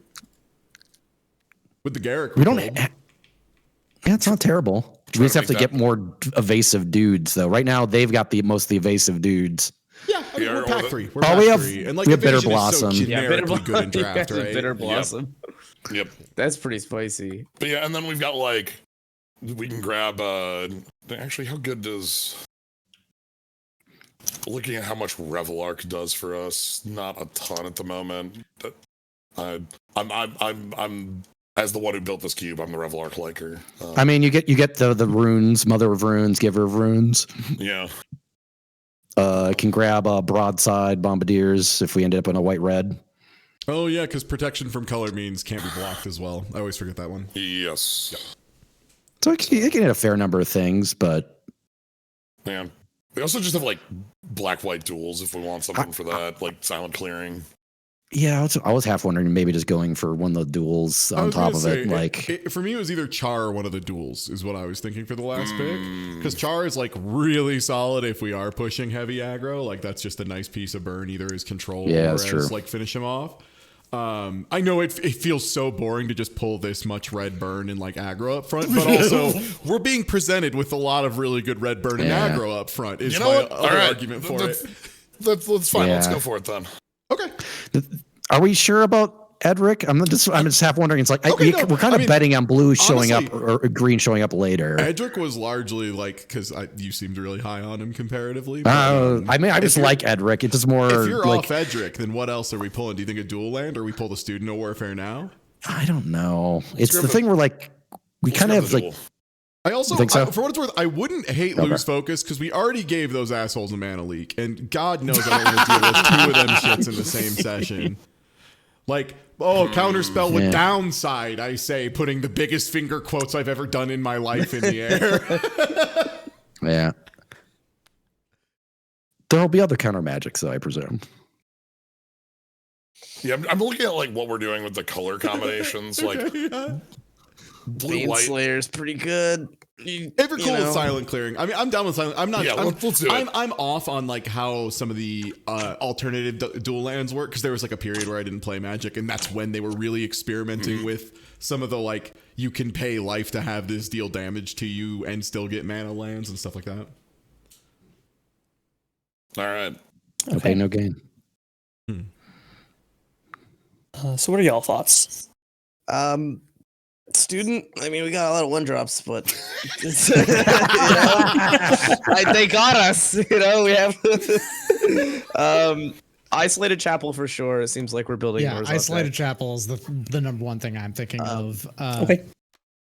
I like Baneslayer Angel. I guess I'll get sad if it gets immediately removed. But Hey, like, if we have a lot of one drops that also get pumped, and we're thinking of like maybe a green white ramp deck, the levelers are actually really good in that.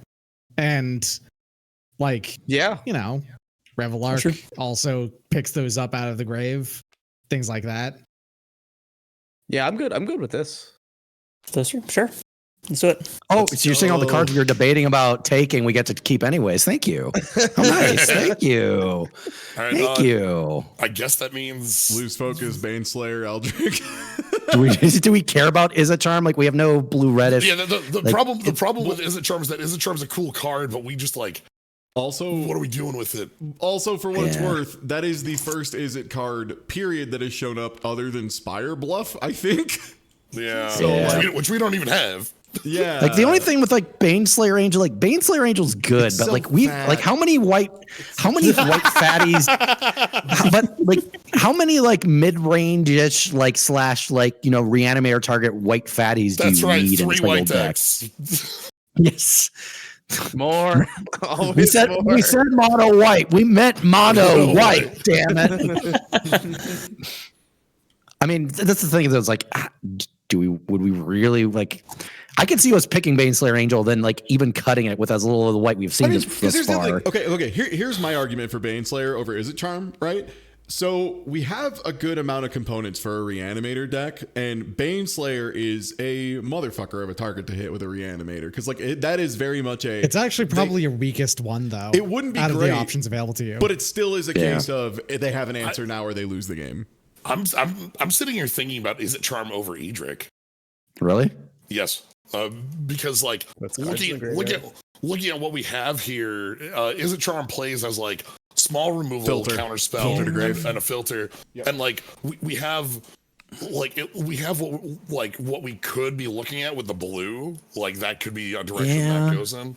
It's the type of thing where like Edric would be better if we clearly had a lot going on with like green dorks. We have nothing. Sorry, dork. Like we have Garrick and that's it. Like the only thing I would say with that is that they have a lot more going on with there. So like giving them like their kind of one drops to play with Edric, it can be kind of like, yeah, that's pretty good. That's pretty good beats. So then we kill it with Is It Charm. We will just directly draw the counter. I like also I zoomed in on this dude's face, and he looks like if David Bowie had like a really loser brother who got into Lord of the Rings. So I don't want that. Oh, you should check out the other Edric. What? I don't know. I can't remember the art of that card. I do know that card is fucking busted though. Oh, nice. But yeah, because like what it looks like we're building at right now is we have like white with like blue. We have the Bloodbraid Elf with the red, and then we've got like black, which might be sitting with blue, black, which might be sitting with like. There's still a couple different permutations going on, and like if we see for instance like young pyromancer style stuff, all of a sudden the red spells start looking like a deck on their own. I was gonna say, I think we have a lot of light pulls, a lot of different directions, but we can still pivot pretty hard. And like looking at the other side of the board, it's like pretty similar. Yeah. So this is pack 5 now. Yes. Monastery Swift Spear, my love. Ooh, I mean, also Mox Diamond, Factor Fiction. I did not recognize the art I chose for Factor Fiction. How do you set down the dice to a specific number? Press the number above it. Yeah, just hit 5. Yeah, while you're holding it, I think you I do not have control over it. Okay. Oh boy. There's some good stuff in here. Yeah, there really is. Yeah, off. Oh, hi, Kaiga as well. Kaiga's here, Factor Fiction's here. Okay, we got 2 of the big blue finishers. Still no green. Still no green. Green is just not here today.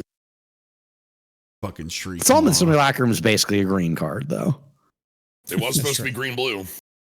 Shriek Maw, why are you so It was going to be green blue too for that text box, and then but then it was printed in Mirrodin. Mirrodin. We got to have artifacts. Why not? Why not upside? And that made Jens very powerful.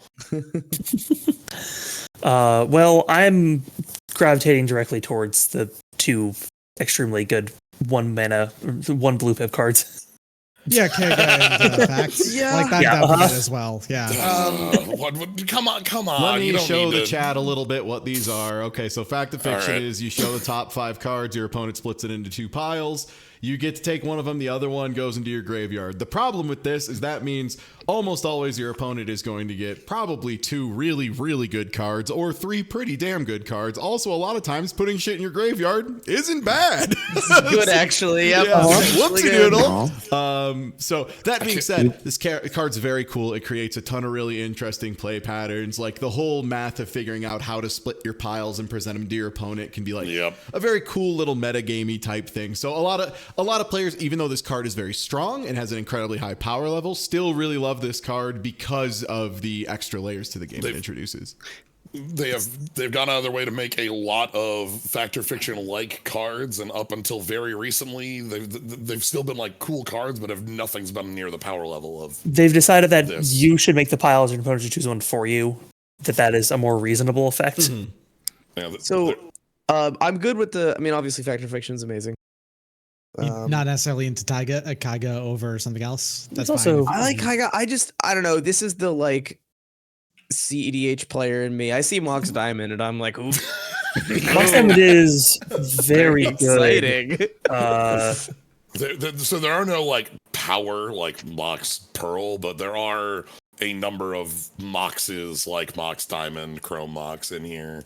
And I mean, like in the mono red deck, or I mean, maybe we have like just getting ahead on 1 mana, like discarding land and thing, it is pretty strong. You're right. So what about and like, or if they want to take both Kaiga and Frost Titan, I guess they can if they want to. If they don't, we can still get a good blue finisher back. And then we can Fact or Fiction and Mox Diamond. So yeah, sure, that's pretty good to me. And then everything else here is like the Mox all Diamond good cards, also but, the Mox Diamond does fit in literally any of the decks if we wanted to do. Yeah. Sweet. With that, and I'm gonna put the Mox Diamond like over here because there is a it's Marvel, baby. It's Marvel, baby. Mind Stone. Mind Stone. Your stone. So the next card I was going to recommend is actually Triumph. There's not a lot of removal thus far. Like, and also the thing about Bitter Triumph is that this has, as an additional cost, discard. Yeah, it's true. It's a sack. It is a discard outlet. Not a you don't want things.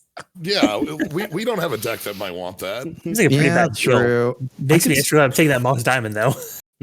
I could also say like if we're kind of building like a white and something, a red and something, and like kind of Hostage Taker kind of combines our blue and black. It's not like a great like big thing for like our kind of reanimator stuff, but it's also just a pretty good like mid-range-ish. It does blue pull black card. I feel like Hostage is more likely. I feel like Taker's more likely to get back to us because it is a little bit more of a niche pull. It's a little more dedicated, and I don't know how hard they're on that plan. I mean, they got their Fallen Shinobi shit. Over there. True. Okay, yeah, they do have Shinobi. Shriek Maw is also a pretty good reanimator card. So based, yeah. Yeah. Other thing, we do just have Swift Spear. Like, hang out. Like, if we want like aggressive red one, that is a card that with like spell payoffs as well because prowess. Yeah. Don't take it. Don't take it. Stop. I think Triumph sounds pretty good just because we need removal at this point anyway. Like that seems reasonable. I don't hate Triumph, Swift Spear. And then Shriek. The problem is Shriek Maw and Taker are both good for him, and we know they want to take the Kaiga as well, right? Like most likely. But I don't think we care about the Kaiga. We don't care about the Kaiga. Like, I'm just saying, like, what do we think their next 3 picks are going to be, right? And it's like probably. I think I'm guessing one of the blue finishers because if they leave them for another rotation, like.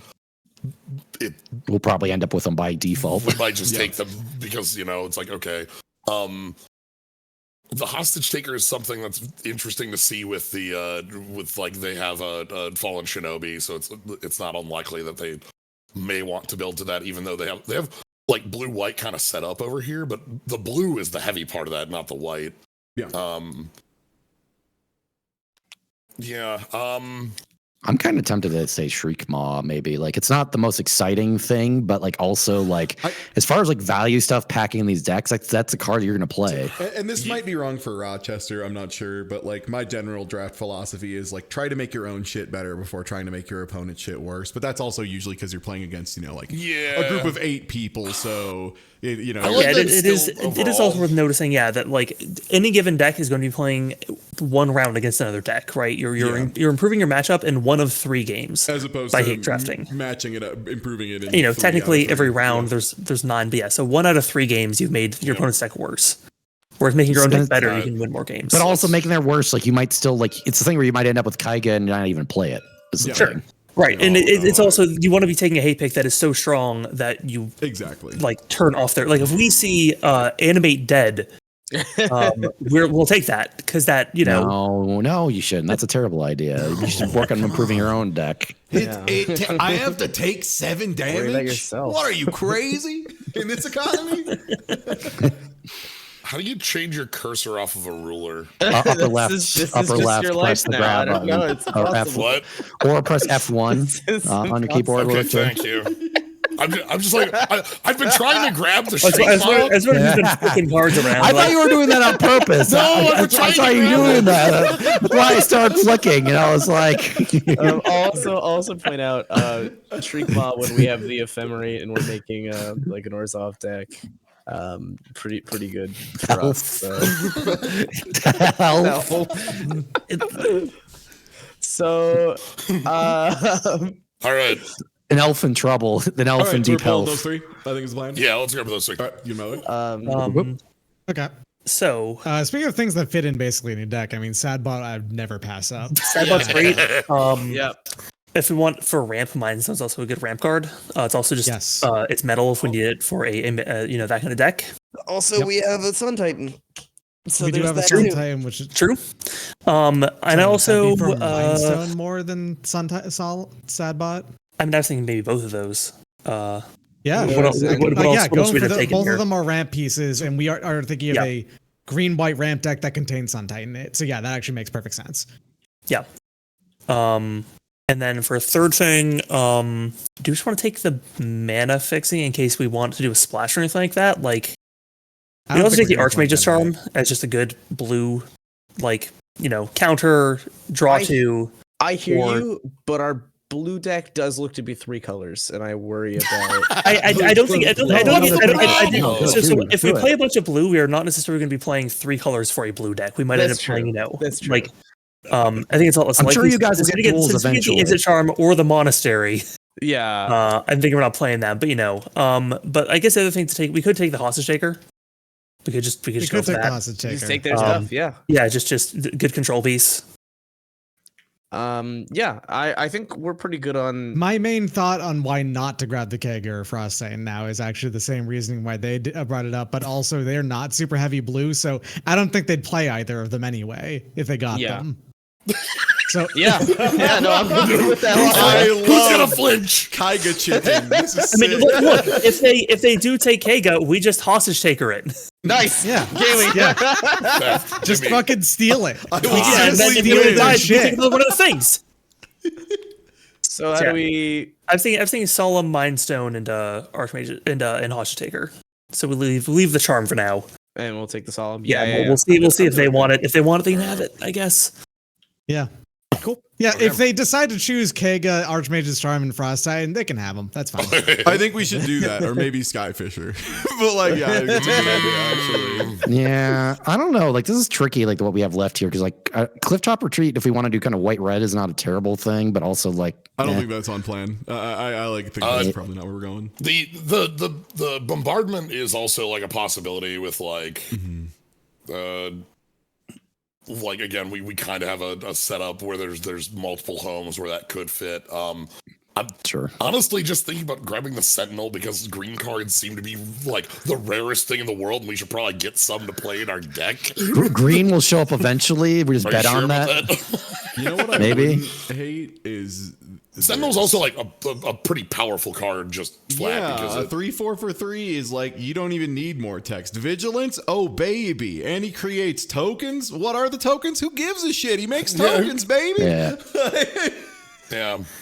Like, okay, you I don't know. You think the two big blue ones in the Sentinel? Frost Titan is like. Frost Titan's kind of mid. Yeah, I'm thinking Frost Titan's kind of mid. Do we Skyfisher over Titan? The thing is, like, our white deck is already pretty, like, coming together kind of well. Like, I'm just wondering if we need to start, like, stretching into other stuff. The white, if we have a color that we need to split into the bottom end of two decks, I think white can do that. I think we could be okay of having, like, white be the bottom end of two, because white does low end pretty well for creatures.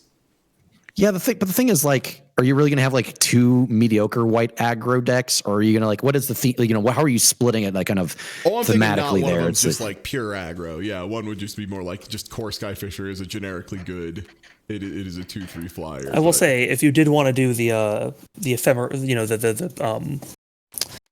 if you were going to make Soul Herder into more than just a pretty good card on its own.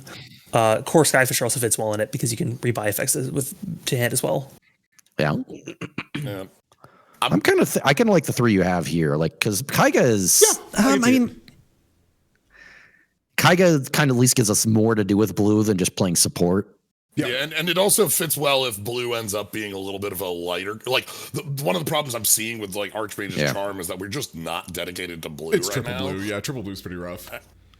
And like our only piece of fixing in blue is a polluted delta, which like could work, but. And the thing is, like, I think with the direction we're going here, like whatever they leave us after, like their 3 picks here, we'll probably be okay with. Even Clifftop Retreat, give them the option if we stack some more white and red together. You know, that's a good point. I'm glad to be in a position where it's like, well, they can't give us a card we're not gonna like enjoy. Probably play. Good call. All right. Good answer. Yeah. Well, so is there anything that sorry, go ahead. We have that plays with Skyfisher particularly well? We have a Aether Channel in a different color. We have Whirler Rogue. We have Hostage Taker. I'm noticing that you're if you grab the Frost Titan here, you're at 3 of 5 Titan. Oh damn, Mono Titan. Oh yeah, if you get all 5 of them, you win the game. Yeah, I mean personally for me, it's between the Clifftop Retreat in case we want to do any sort of like white red stuff, or the Skyfisher. Potentially to rebuy effects in one of those decks. I think I definitely want the Archmage's Charm and the Frost Titan. I think both those cards are really good, and we are blue enough to play them.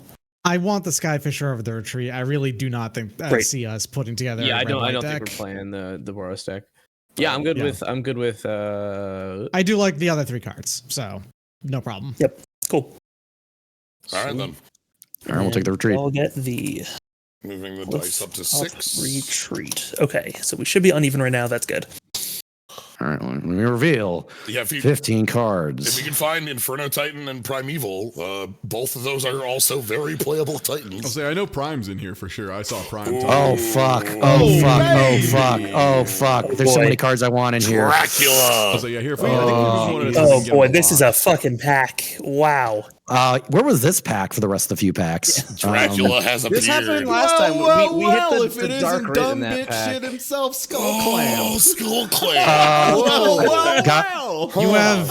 You have Skull Clamp and Bitter Blossom if you wanted to go. So I mean, don't take Fable. Don't do it. Don't take Fable. Stop. Fable. Fable's so good that they just keep banning it and everything. So like, it's like, do you know how many Pro Tour wins Fable has right now? It's a lot. Yeah, Fable is like you said, like you don't have Splinter Twin in the deck. You kind of do. You can't. It's not as busted. You can't. It's not. But you get the utility Splinter Twin. So I do want to know, as I was building, I was making changes to this, there were a number of cards that I was like, is this a little bit over the line? And Fable is like, it's not too powerful. It just does everything. How do I show the transform? Is that press in the upper left? There's a little sun. Plus a little sun in the upper left. Oh, okay. So and then everyone can see what this motherfucker does. Blessed by Kaiga, huh? Oh.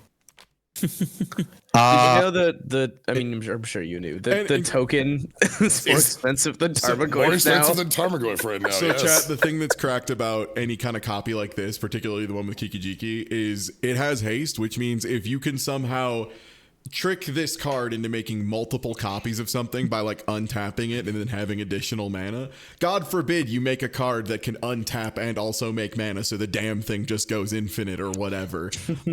Which was what the original one does all the damn time. So it's just super easy because like if something comes in with haste, it can tap for like its other ability on top of being able to attack. Also, they can attack, so eventually you can make infinite of something and have them all swing. I think it's Skull Clamp Kiki. It's Skull Clamp Kiki, right? Yeah, there are a couple other cards that are like, close that are like, it's like, I see Noble Hierarch, and that's the first 1 mana dork since the first pack, And like a Gucci one too, yeah. Thought Monitor is really underappreciated for like an artifact. If we end up with a bunch of artifacts, like Thought Monitor is fucking stupid. It's Dracula, bro. How about literally Dracula? It's Dracula. Oh yeah, you're right. The problem with Dracula / Edgar is like you just can't get rid of this fucking card. It doesn't go away. He goes on his fucking coffin and he just like, I'm back. Get out of here, Dracula. Come on. When I was doing the building, I was looking at like black-white cards, and I just saw Dracula, and I just stopped, and I was like, I am going to change 30 cards in the cube to make Dracula playable, and then I did. Like, he looks like he's having such a good time in his coffin too. He's just hanging out. If you take a look at like some of the low-end creatures across colors, you'll find a few more vampires than you normally think you would. Soul Steel! that Knight of the Ebon Legion over there, or the Legion's Landing we have on our end. Is there anything with like propagate? I'm interested in this. Is there any like propagate in this format? Because if then it'd be messed up, right? Because you could like proliferate the counters. Yeah. So thank you. So third card, like Dracula would be funny, but Bernard.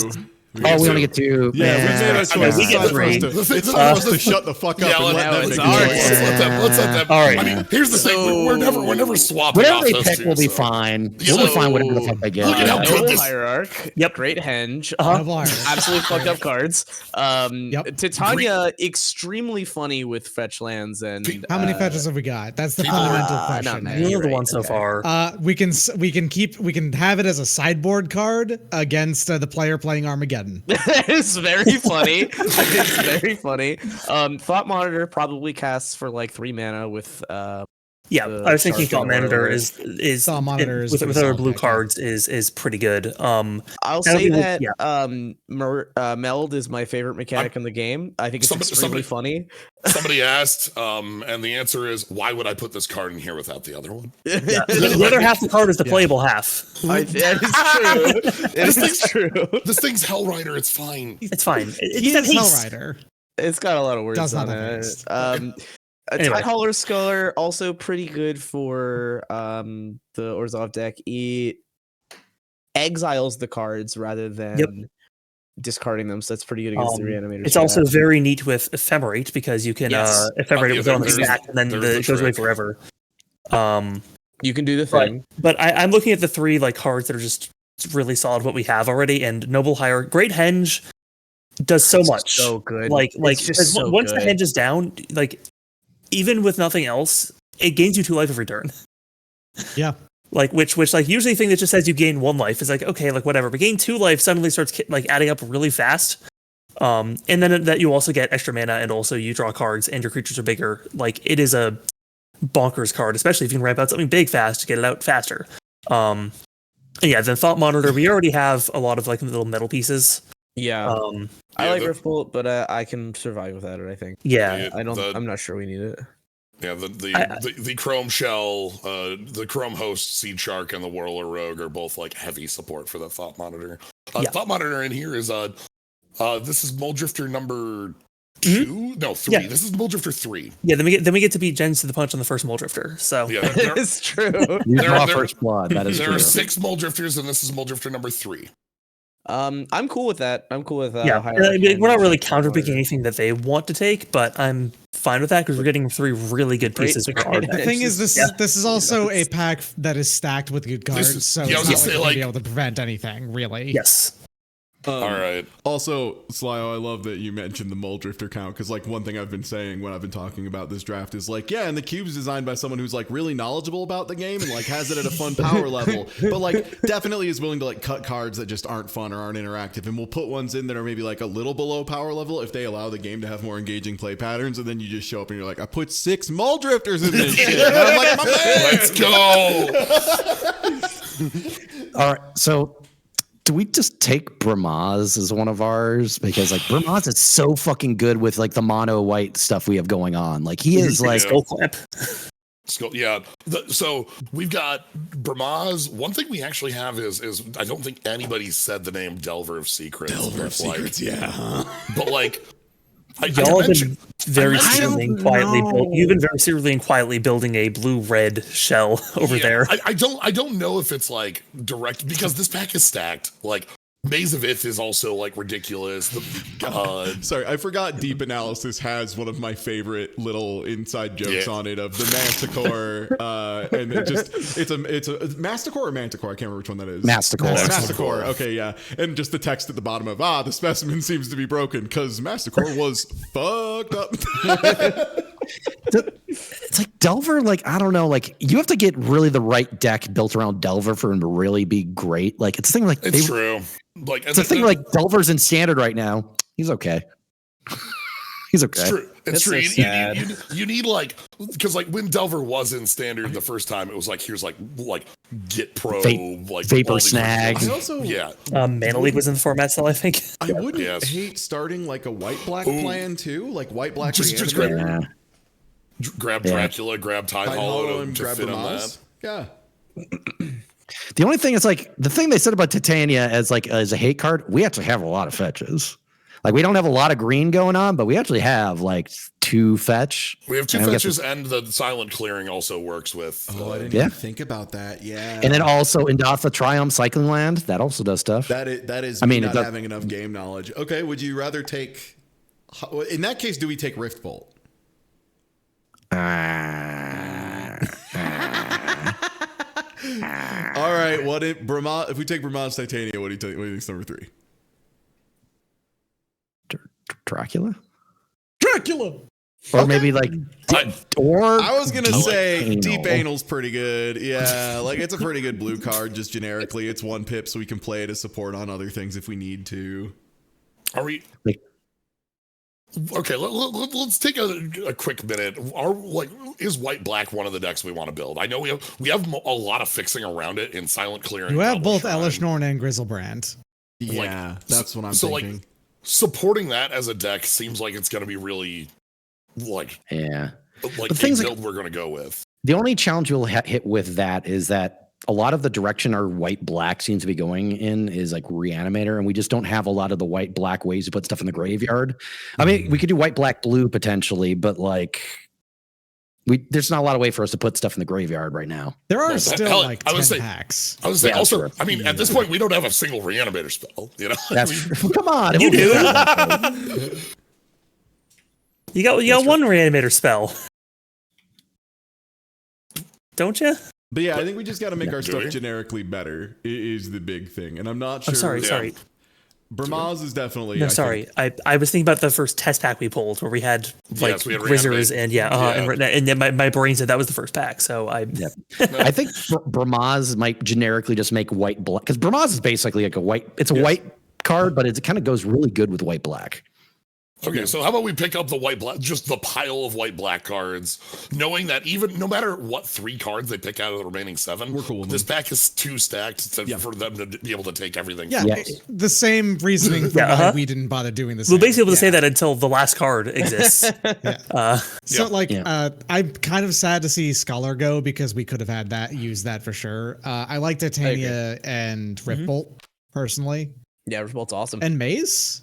I'm a Maze of Ith in the blue deck that we're that's pretty funny. You say Maze? What?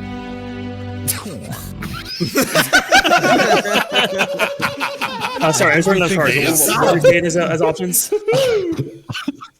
I'm definitely down for Rift Bolt. I mean, the card's just sick. Rift Bolt's quite good. I like Rift Bolt and Maze for sure, personally. Yeah, I was also thinking about like how much. So I mean, we literally just picked up a card in blue that says draw 2 cards. We have Factor Fiction. Okay, we have Archmage Charm. We have plenty of stuff to draw cards actually. So yeah, no, we don't need deep. We are not in need to necessarily.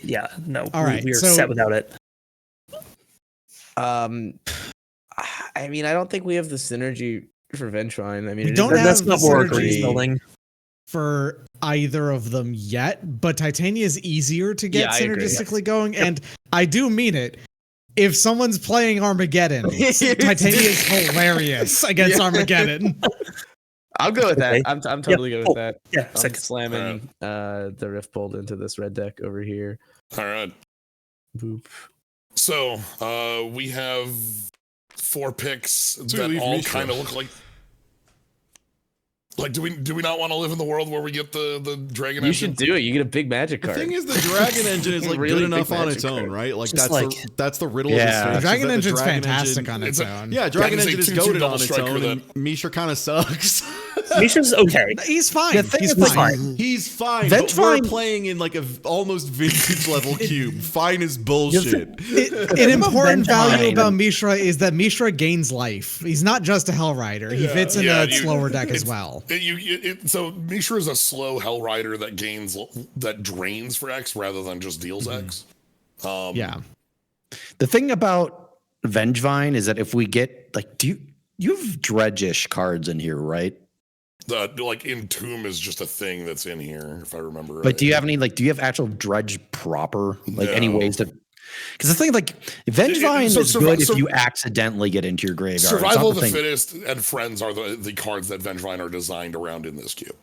That's what Vengevine lives in here for. Is like Okay. because Survival of the Fittest and Fauna Shaman both live in here, and that's Yeah. and The thing is Vengevine, like if you kind of want it to accidentally end up in your graveyard, which I guess if you're using it as a discard thing, but it's like yeah. Do we just go with pass off the Vengevine? Okay, I can see it. you might not like. The thing is if you, yes, it's a 4-mana 4/3 haste, but also like you could get that in basically in common these days. That's true. Yeah, I like- mean, the real question Officially is hate. do we ever think Vengevine goes off? Because if we think the answer is realistically no, then we take Mishra for sure. Things like we might not even play the things like if we pick Mishra, are we even honestly going to play him? Like No. maybe not. No, That's that's why I'm we saying have- that's why I'm Yeah, saying it. it's Yeah. Congratulations, you've solved the riddle of the Sphinx. That's why I think we throw Mishra at them because we're not playing that shit. Yeah. all right. If we get Dragon Mishra- Engine, we'll play Yeah. Mishra for sure. I mean, honestly, Dragon Engine, I talked straight about it earlier, but I would we already have Falconwrath Aristocrat as well. We might as well make like a black-red. Rakdos, baby. Yeah, we can have like a backup. We can have We like have to do a backup jump deck here, going. like where we go for Hunt Master and Up to 7. yeah. Ooh. Oh fuck. GT. And the Cleave. Equipment pack. So you've got the first 2 out of this. Yeah, we do. Damn. Mage, another incredibly sure. powerful card to have with Oh, Soul fuck. Murder. Well, we Ember picked Cleave the ends Annex games like a by year itself. ago. Yes, Before that. I want to talk through Card in the history. history. Just to make sure that we are that's- aware of what we're passing. That's the best card in Pioneer. That's how you win. That's how you win. Do you have, We're not deep enough that like the 3-mana Vampire Sword is in here just as a. We're not that Can't play the Pioneer Pro Tour deck. You can't play the. Yeah, that was too like. That was like 2 weeks ago. No, I mean that card was like too narrow to want to yeah. include in here. Whereas Vein Ripper is like. So yeah, let's look. We got Noxious So- Gearhulk, which is just nightmare creature to deal with, huh? Like just destruction. So 5 It is our minutes. picks. What are you gonna Well, do? I'm bro? just like Block reading. it? I'm showing them to the chat real Yeah. quick so they can see Yeah. what cards block we're it. talking You about. can't. It's and too read 'em. scary. Yeah, Embercleave, Nightmare, that's land, baby. Collective Brutality, classic. That's G-Day, huh? G-Day's in this one, huh? How about that? Yeah, if you're not familiar, G-Day sucks. fucked up card. Yeah, Reach is like Yep. shockingly good, yeah. Yeah, Force Spike. Of course, 1 blue counter, why not? Vein Ripper. Vein Rippers, that's a newer one, isn't it? Isn't that the This is Yeah, newest it's set. latest set. Yeah. Latest Yeah, set. it's really good. It was funny seeing people like talk shit about this card, saying, that card's terrible. And then like it won a Pro Tour. But like Ward Sacrifice a Creature is so good. It's a 6/4. Especially because, you know, with flying. To be fair, it was very good because you can cheat it out for like 3 mana using a certain Sorin. Yeah. Also, notably, Fire Blast. Just one of my favorite cards. Just so good. Yep. Yeah. It's just so good. All right, so we've got Joker's Trick Surprise Finisher. Oh, well, hello there, Reflector Mage. as well. If it isn't the Snapcaster of the Wild. Blooming Marsh. Yeah, I think we take the Cleave and the Can we leave the I feel like we take the Cleave for sure. You think that there's the thing is, okay, here's the thing. If we pass up GT, they take GT. We're taking 1000%. Like, I'm moving this over here. We're taking GT. That is. We took. You know what? I feel like we just take both. Fair play. Yeah, please. Yeah, probably shouldn't give us both. Yeah. I'm just saying. I think we just take both equipment personally. I think so too. Okay, sure. My question was, could we possibly leave it for a round where they wouldn't take it? I think it's just probably They're still not is taking Embercleave, busted. I'm pretty sure. Then yes, I think we take the Cleave. I think we still get to have Fire Blast. I'm not sure they're taking it. Yeah. Which is exciting because that card's so sick. All right. Or they can spend would a have pick on taken the taking it, Embercleave. and then we still have other options. Okay. We would have taken the Embercleave and the Jeet. Yeah, of course you would have taken the 100%. Embercleave and the GT. Yeah. Do we just take a Reflector Mage? As soon as there's a GT on the field, I just start salivating and being like, do they know? Did we end up with the Mishra? Like, we didn't even flip it over. That's how little we cared about it. Nice. The Reflector Mage, like, plus, like, Soul Herder is, like, literally the most miserable fucking thing in human history. Yeah. Yes, that's a real one. Yeah, pick one for sure. Let's do it. Rafine's Tower. Rafine's Tower is a triome. We could theoretically.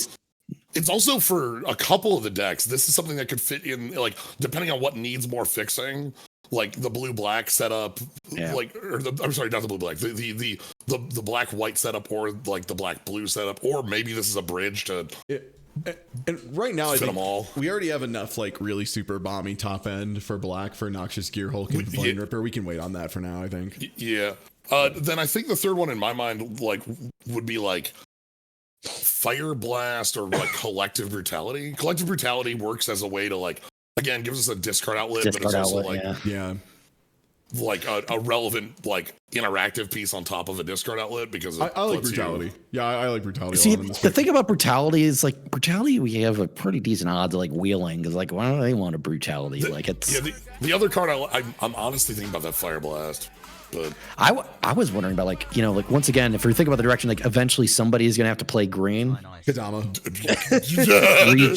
Reach is pretty good if there's a big green deck. Reach kind of gets you there in terms of like ramp. Like it's not like dorky. I will say you keep saying if somebody's eventually gonna have to play greens, if we don't already have like a pretty good fucking number of green cards over here, like you guys do. Look, the pack where you got like Great Henge Hierarch, I understand. That's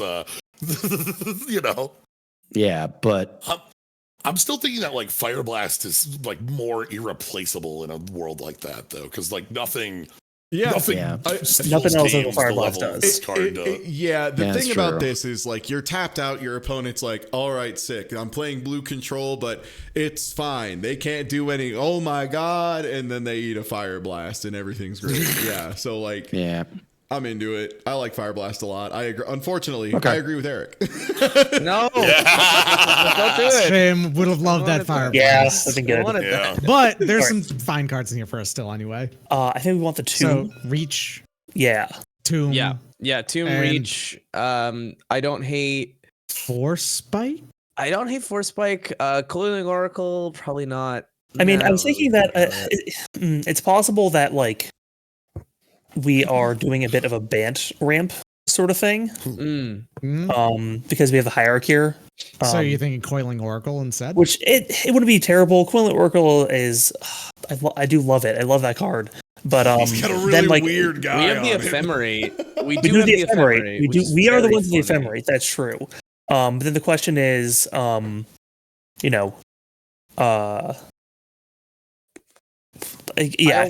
also don't hate the Rootbound Crag, although the only green card in the we have the Huntmaster that might not even go in that deck, but I don't hate the fixing. I love the Kodama's Reach. That's very exciting. Yes, for us. Kodama's Yes, Reach. I these think, two is for absolutely in. sure. Yeah, I yeah. think we're taking. Importantly, like this can be grabbed off of the white black fetch that we have too. So. Right. Yeah, then anyone who doesn't play a lot of Magic, a good thing is if the land itself has the words like swamp, forest, mountain, island, or plains in the type line itself, that's really strong because it means any like land that you tap, like get rid of it and then search for a swamp or forest or plains can grab these, as opposed to like something that doesn't say that but creates that mana, they can't fetch those. Do we want to just take the mana, take the Crag or the? Yeah, the Craig feels pretty safe to me. Is there any world we grab the Gear Hulk? It is funny if we ephemerate it. It is very funny. That is a very ephemeratable card. And on top of that, it's a card that they would not be opposed to playing either. And like, right, but then like the question is, does it fit in our deck? Because I'd prefer that if it the works. Thing, yeah, right. The thing is, they probably also want the Craig because they would like to be able to fix for their their Bloodbraid in hello Runch. Hey, whoa! No off-camera runching. Who's runching? Get that Runch on camera. We should pick. We do need to pick lands. So okay. Yeah, I think that's I like. Yeah, that's something. Yep. Cool. Yeah. Sorry. Okay. So, Adversary is a style of Snapcaster Mage. Pretty good with our red deck and also our vampires. I think the call of Collective Brutality has wheeled will work exactly one time. Yep. Yeah, there's no world where that makes it the final. We would grab it otherwise. And then do we want the Force Spike in a deck that is something like Delver, or do we want one of these big 6 mana black cards? The Force Spike does have one deck where it just basically doesn't work against us. Yeah, the other thing though is also I'm not even sure we're gonna play our Delver. I know that's kind of true of every card, but more when I say Delver, I mean more of the idea of blue spells deck. Maybe the Delver isn't honestly. I know the Delver was on the short list of getting cut and just barely made it through. By the way, I want to note that it feels like we've been gone very deep into this with the number of cards you picked. We're effectively in a pack 2 pick 1 as an equivalent. So we still have a lot of so Gear Hulk, we have a lot of big expensive stuff, particularly in the kind of white black range. Gear Hulk is just a good efficient card. It's a 2-for-1 for free. Yeah. No combo necessary. You just get a 2-for-1. Okay. An evasive 2-for-1. Yeah. The idea for the Vein Ripper would be that we already have what looks like there's going to be a token style deck going on, and that could pay off really well as the top end piece in that deck. Yeah. Anything the thing is that has if we're a deck that plays Bitter Blossom and where's Tiger Man who makes it Brimaz, if we get to the point where our top end of that deck is Vein Ripper, you can't win from that position on Vein Ripper Swing All Out. The thing is there's actually things odds are Vein Ripper won't. I think if we're thinking forward towards what cards are going to wheel here, I'm guessing it's going to be either Blooming Marsh or Coiling Oracle. Probably, because even if they aren't going to play Vein Ripper, maybe they'll take. Probably the Coiling Oracle will be what will wheel. The odds of them playing Vein Ripper is also kind of a challenge because they've got black, but that's a lot of black mana. I think we've said enough to make the decision. It's these 3. I'm okay. willing to call it. Okay. Yeah. All right. Okay. Fair. All right. So what do we like the least out of these? Yeah, I agree with that. I think that they are right that I think that Vein Ripper's not really right for any of our plans. I think that we may be playing a black red deck that Grave Titan is already top end in, and I like top end in that over that is top end over the Vein Ripper. Because it's got less mana requirement and it comes with 2 extra bodies. And then we get 3 cards that greatly improve our deck otherwise. Or the Yeah, release, I'm good with the that. one that we're not totally sure if we're able to play it yet, but if we can play it, it's quite good. Reanimator spell, please. So Yeah, if we anyone's are, wondering what the power level is overall, Vein Ripper was last pick. that should tell you. Also, if anyone feels inspired to organize these any differently, I'm kind of haphazardly throwing them in piles. So. Throw for the goat. Stoneforge Mystic. We get first two, right? We get first two, yeah. That's so fucking based. We're not getting that Stoneforge You know what Mystic. else I love about Rochester 3v3? You get first go every other pack, and it feels so fucking good every single Yeah, every pack. time you flip it, you're like, So, the power of Stoneforge Mystic in our deck, you might want. I'll just tell people to stop fucking with the cards. We have a skull clamp. Yeah, it can get skull clamped. It's still fine. That's Like a it's great still point, it's still Mega Man. 2 for 1. Yeah. And you know what's a good spell? Force of Will. Yeah. We have a lot in here. Because we have like the chariot. Makes cats. I also I love Go for the Throat because we are still a little hurting on removal, and Go for the Throat is just so clean. Coalition Relic is also like one of those classic cube cards that like is like, if you know what you're doing, Coalition Relic is actually like just fucking stupid because it's basically it's like a mini like like Mana Bank, Mana Crypt, or whatever it is. Yeah. Well, I was thinking like what is it, the 5 mana Lotus? Gilded Lotus. Gilded Lotus. It's kind of like a mini Gilded Lotus, but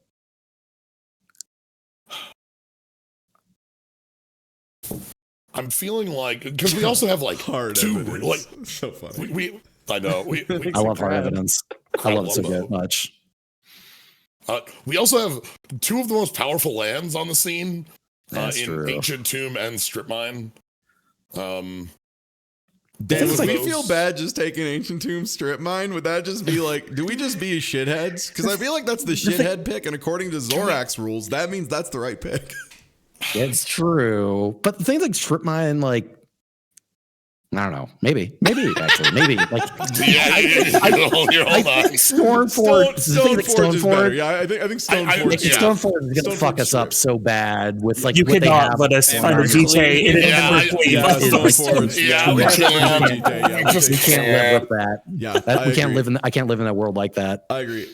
So do we take that and Strip Mine or Force of Will? Do you think just for being so generically strong? Tomb is. Do you know what's better than like having shitty things doing to you, or like Strip Mine? Like Ancient Tomb, you just go. True. I will say the Titania makes Strip Mine pretty funny. It makes it pretty fucking crazy. That's make a 5/3. Yeah, that's pretty. I think it's one of the two lands. One thing to note in here is that there are a couple pieces of recursion for Strip Mine, and Ancient Tomb is obviously Ancient Tomb. All right, heads or tails? We'll say heads, Strip Mine, tails, Ancient Tomb. I'm flipping a coin online. Cool. I grabbed the Strip Mine. All right, we tails. can flip a coin in here. We have access to like an actual coin. Oh, never mind. Then just do that. Yeah. It's tails.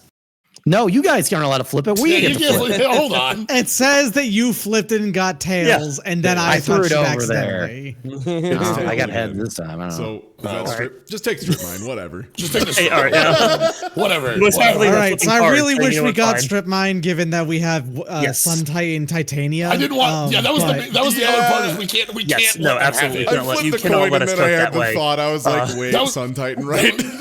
Yeah, that was you don't flip the coin to decide. You flip the coin to figure out what your decision wants to be. And the moment you pulled out the coin, I thought it's Strip Mine. I'm just Yeah, fair. That's fair. You flip the coin specifically just to make you make a decision. You don't care what the coin actually says. Lava Dart, I care more about. We do want Ancient Tomb triggers. I'm sorry. Say that again, Kavanaugh. Lava Dart, I care more about if we have spell triggers. That's true. We probably otherwise it's just double. I'm looking at Spar's headquarters. Yep, seems reasonable to me. If we're looking at doing, if we're looking at doing the Bant ramp, then we want the Bant Triome. How do we feel about Tomb Headquarters and Force of Will? Famously good cards. That seems like a pretty solid set of picks to me. Yeah, cool. That sounds good. Where do we want two good lands and Force of Will? Sounds fucking great to me. Okay, our blue deck seems good. The blue deck is easily our strongest deck. Yeah. We gotta put these lands somewhere. Yeah, Jace the Mind Sculptor and Forceful in it. All right, you first picked that Jace. Decent. I first picked Mind Sculptor. Yeah. Okay. I'm liking the three. I'm liking immediately out here are this trio up top. I'm not certain on cats. Really? So Dart is because we have a Monastery Swift Spear.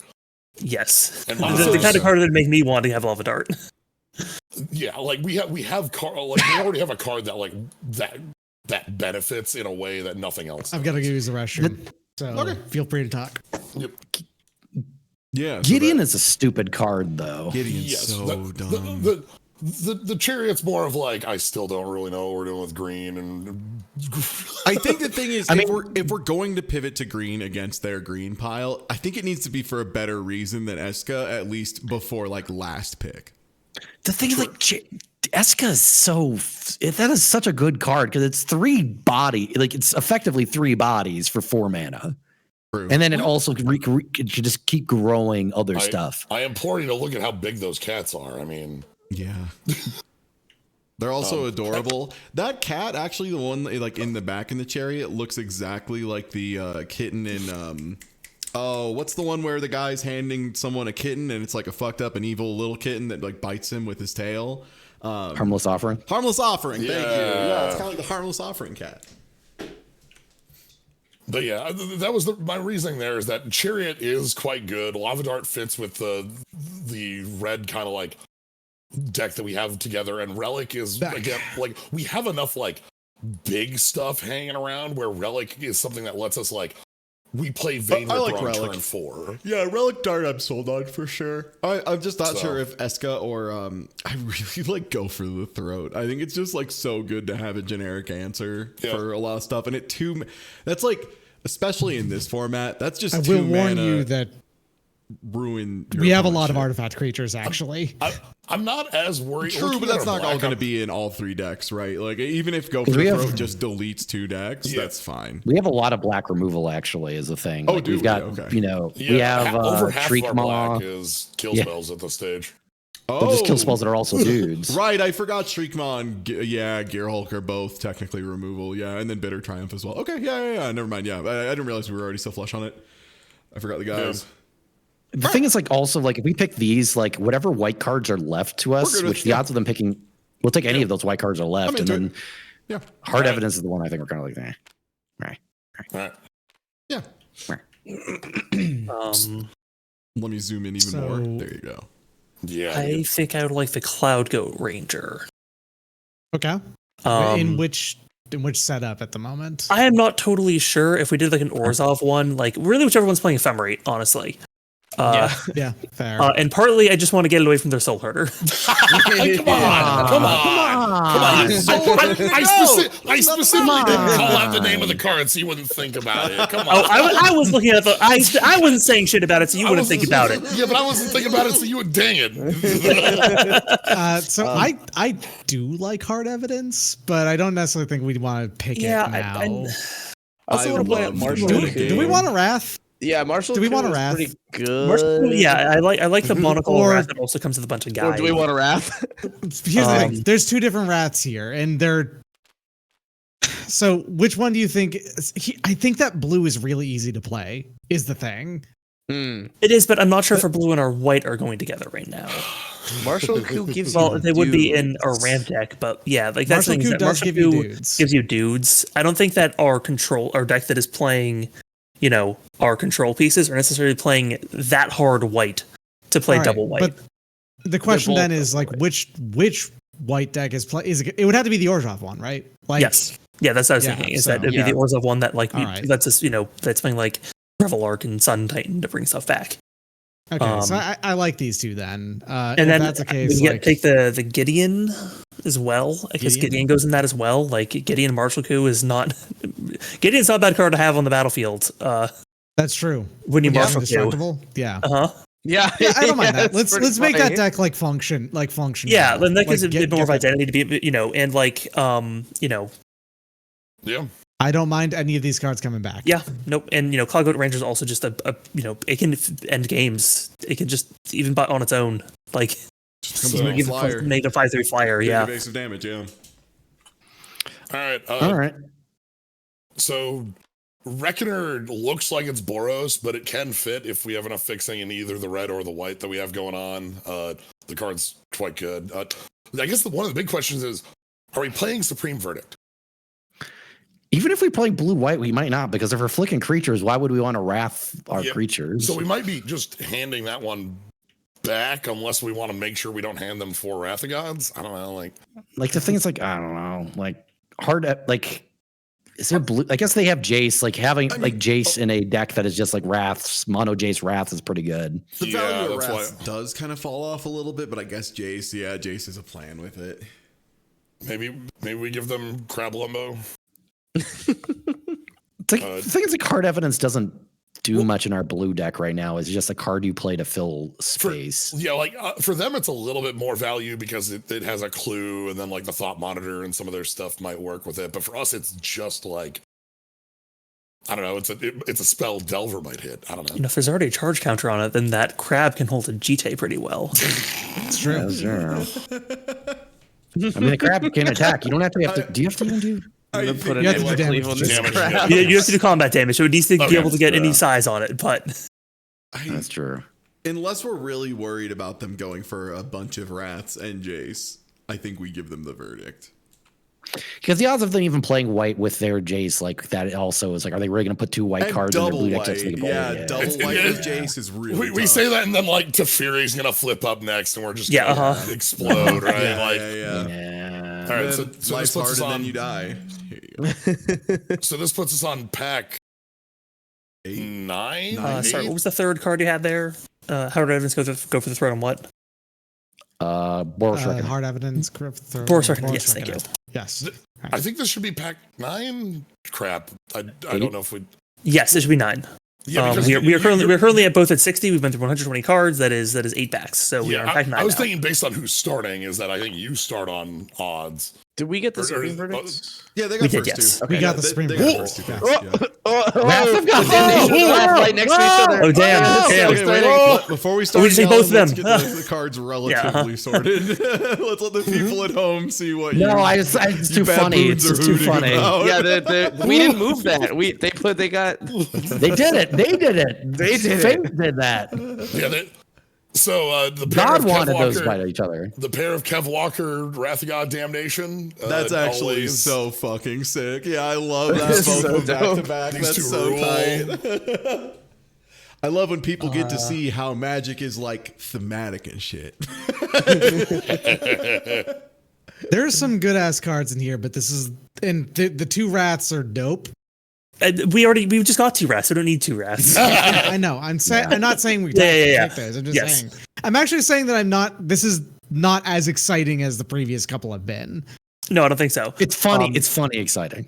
It's funny. Yes, it's funny. I think the Survival is a really Yep. great card. I think we already got Genesis.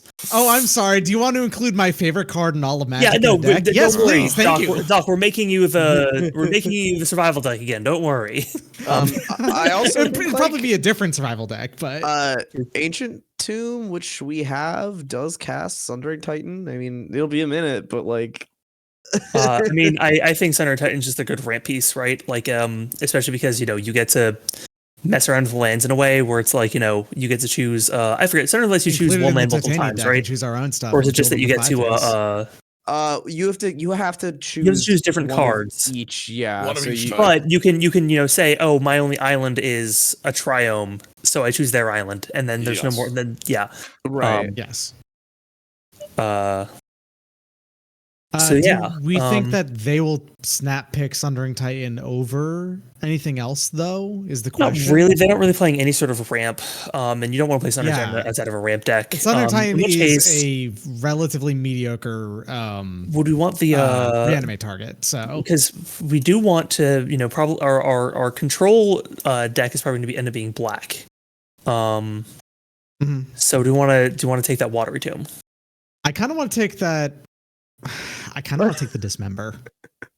Dismember's also a great one. Yeah, Dismember's really good. That fits in anything. So I like Survival Dismember personally. No, Dismember's a black card. See, it says a black deck. But then again, you can't pay black for that card. Another removal spell, they just got to go for the throat. Like they'd be going so deep on black removal spells, which it doesn't mean they're not going to take it. The thing about Dismember though is that it's a card that's includable in any of their decks. Yeah, that is true. It's also includable in any of our decks. It is includable in any deck. Question for EDH knowers. Can Dismember only go in a deck that's black for EDH? Yes. Okay, so that does count as black. Okay. Mana Identity is not based off of casting costs, hence why hybrid cards can't be played in other. Anything on the card. Yes. Yeah. Oh. Any mana symbol on the card says that is part of their color identity. Unless it's in a reminder text, because for some reason extort doesn't count. So wait, isn't that the reminder text? No, but if Phyrexian mana counts as its primary mana cost. Yeah. Oh, because those are black. These count as Those are black pips. Okay, they count as both at the same time. Got it. Yep. Then survival Dismember, and we just Survival Dismember is my back preference, next. Yeah, I'm good with that. Cool. All right, word. And Dismember's kind of a wild card. Put that wherever we want. All right. Yeah, one mana kill something, lose 4 life is fucking crazy. It's so good. Yeah, they can play in decks that don't normally have removal. Weird. Yeah. Hey, Hypnotic Spectre is still a fucked up card, right? Yeah, it sure is, especially if Dark Ritual exists in this Dark queue, Ritual still lives in here. I do believe it does, yeah. The first, in fact, if PokeCapin is still in chat, hey, sorry again. Dark Ritual Hypno Spectre pack 1 and being like, is that good? And then just having to be like, yeah, man, that's good. Dig, Hippie, and Bone Splitter's a solid trio. Yeah. I was wondering more like I like Dig and Hippie, but there's also I like Watery Grave. I don't hate it. So looking back at our color combos, we know that white black is one we're looking at that has like a white blue, maybe even. We have like white blue and even blue black. Like all 3 of those color combinations are like real. It's kind of funky. Yep. More black would make that more white in general, but there's not a lot of white stuff you'd want here. Red seems like we're probably gonna be like some sort of red greenish thing, maybe. Yeah, red green or red blue are the 2 that I'm thinking here. I'd like the red blue if we get a little bit more to support that. But obviously Blood Braid and some of the green looks like a little bit more what is going on. We have enough stuff we can probably splash if we absolutely need to. The Grave gives us the ability to do the blue-black Reanimator stuff if that's what it ends up being. And then perhaps the Reanimator's blue-black and the white-black is like the more aggressive style cards. Or we just end up cutting the white-black because it is like... Yeah. Only a few cards in the grand scheme of things. Or just like splash them lightly, yeah. Well, the idea there is that there's this like set of synergies that is Skull Clamp, Bitter Blossom, and Brimez. Actually, good point, Mega Man. Yeah, we do want to do that. You know what? Wait a minute. Buddy. I forgot about fucking Skull Clamp. Somehow, some way, my stupid idiot forgot about Skull Clamp. Yup. You know what? You're right. That's trio. All right, so these 3 you want to go with? Okay. Yeah. That seems reasonable. Okay. Would have liked to have the Watery Grave, but I'm fine with that overall. We could grab the Sundering Titan now. Yeah. This seems like the right time to me. So I want to talk real quick about what we're thinking about for our decks as well, because I think we're pretty solid on being a green, likely Bant ramp deck, probably primarily green, white, but blue for like Holy Oracle. And if we find anything else, we can play Edric in that deck. We have as well. so many good blue cards in general that we might end up including blue in all 3 decks. Yeah. So potentially, yeah. And so then we are definitely have a blue centric deck that's like our Jace and our Seed Shark and our Archmage's Charm. That and our Force of could Will. shift into being mono blue if we have to, but I like it being could. blue black at the moment. Blue black has got Hostage Taker and Fallen Shinobi, so we're like that. Yeah. That's also got some like metal leaning to it. And then for the third deck, we are likely playing a lot of these red cards over here, right? Yeah, and we've got Anax and Embercleave, and that's a nutty combo. And if that's the case, we might want to lean in on that with Splitter and like just kick their ass with equipment. The Epicure is also quite good in that regard. If we wanted to go more on the red deck. There's also Hexmage as destroy target planeswalker, and do they have additional Dark Depths? Dark Depths we might pick up Dark Depths. They might pick up. I was handed a Dark Depths and was. Good, yes. Then again, there's also that Blood Tithe Harvester. If we were thinking about like doing like a red black primary deck. Blood Tithe is so good. Is that like last 2 sets? This one? It was. This is actually one of the few cards rotating out of standard, but it's one of the few that's rotating out right at the beginning. Okay. Yeah, this will be. But this is pretty recent. Yes. Yeah. Yeah. I kind of like Blood Tithe Harvester over the Bone Splitter. Okay. Like we are. I think that this deck is likely as our playing Embercleave. I don't know if we're going to want more. Like Bone Splitter is really good, but also like. I don't think we're playing an incredibly aggressive deck. I mean, honestly, I kind of like the Bone Splitter better in like the Whirler Rogue deck where we have like flying 1/1s to hold it. Yeah, that's true. I mean, the Bone Splitter, I would prefer that they take if we don't take it for like the Bitter Blossom deck. Good idea.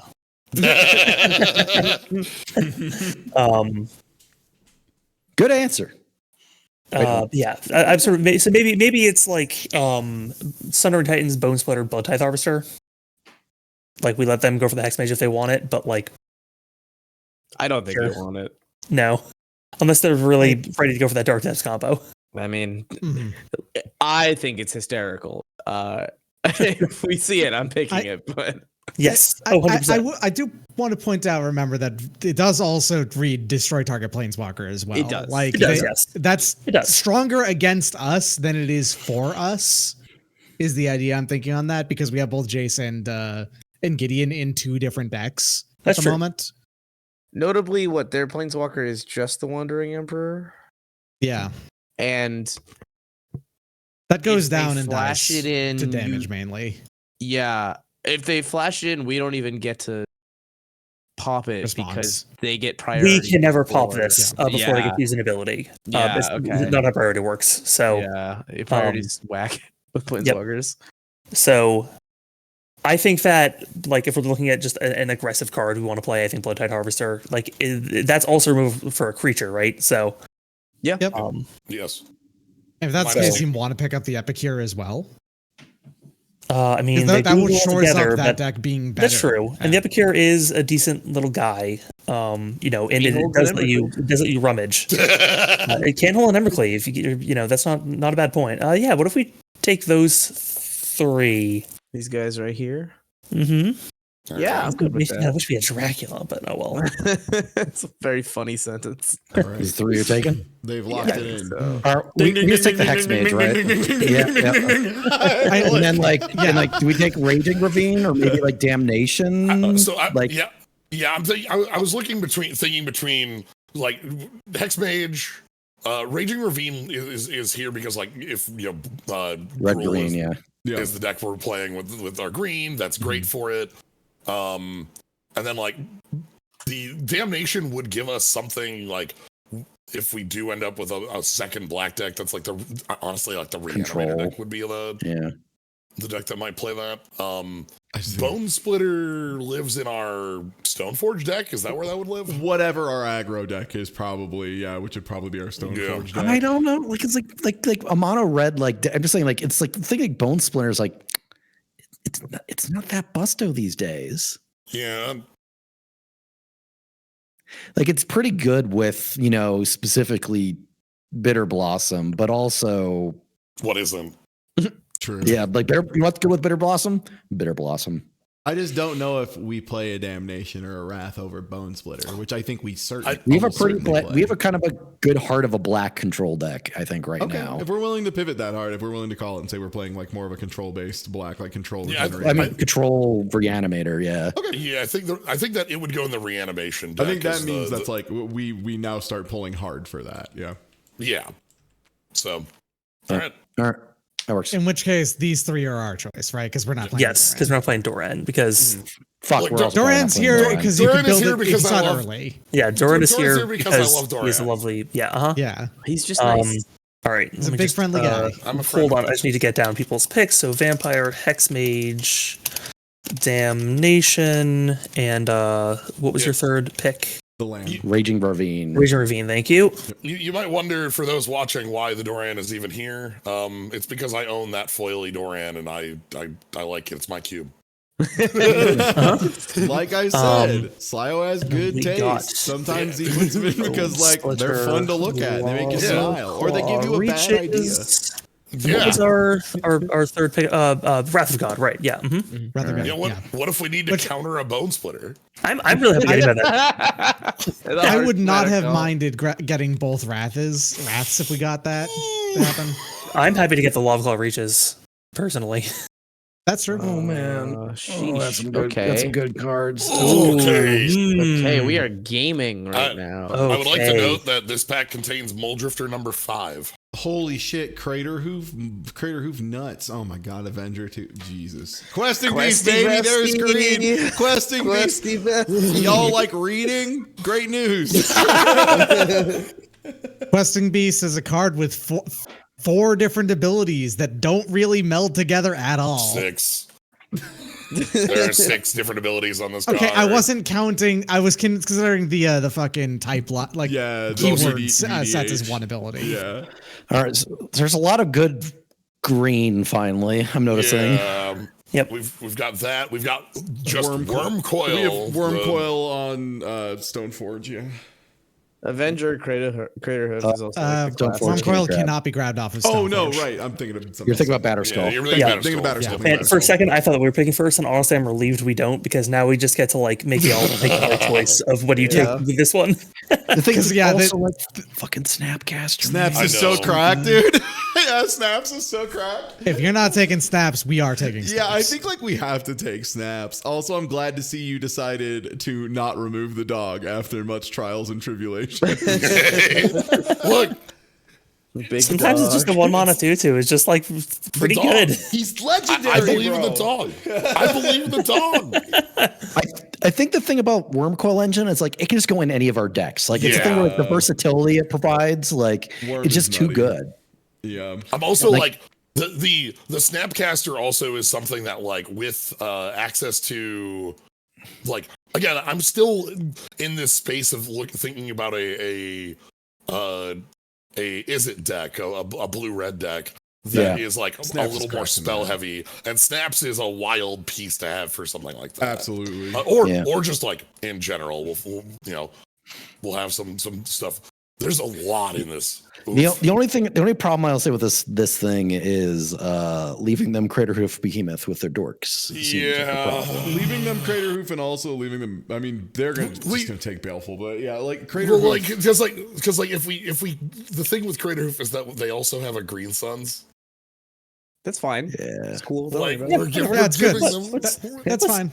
That's fine. Are you sure about that? Yeah, it's fine. It's fine. Yeah, chill out. Hey, now I mean, like, it's okay. It's no problem because we have Garrett. All right, go ahead. You know, right? All right, yeah. Yeah, Crater B.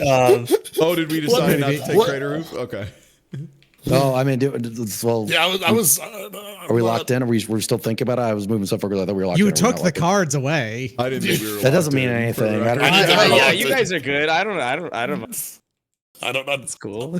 Yeah, I mean, like if you don't take the crit, if you take the Crater Hoof, we can take the Worm Coil. Like I'm also fine with that. Trick. I know, that's the problem. That's the evaluation. Is do we think like the thing? I was literally panning over to our green cards to look because I haven't got to think about them for a minute. So just a sec. There's like nothing fucking there that really does anything with Crater Hoof is the thing. I know, it's just hating it. It's just a hate draft. Yeah, and like instead we get Worm Coil Engine, which is like still great for us, Yeah. Coil Wormcoil Engine good is equally good in a lot of here's ways. Here's my it is argument for Wormcoil above Craterhoof for us is like getting one deck really strong, I feel like, is easier than people think in this format, but getting 3 decks that are all quite good becomes much tougher. Yeah. So like Wormcoil really helps you shore up whatever the worst deck is, as long as like That's it true. fits in Yeah. the mana range. Yeah.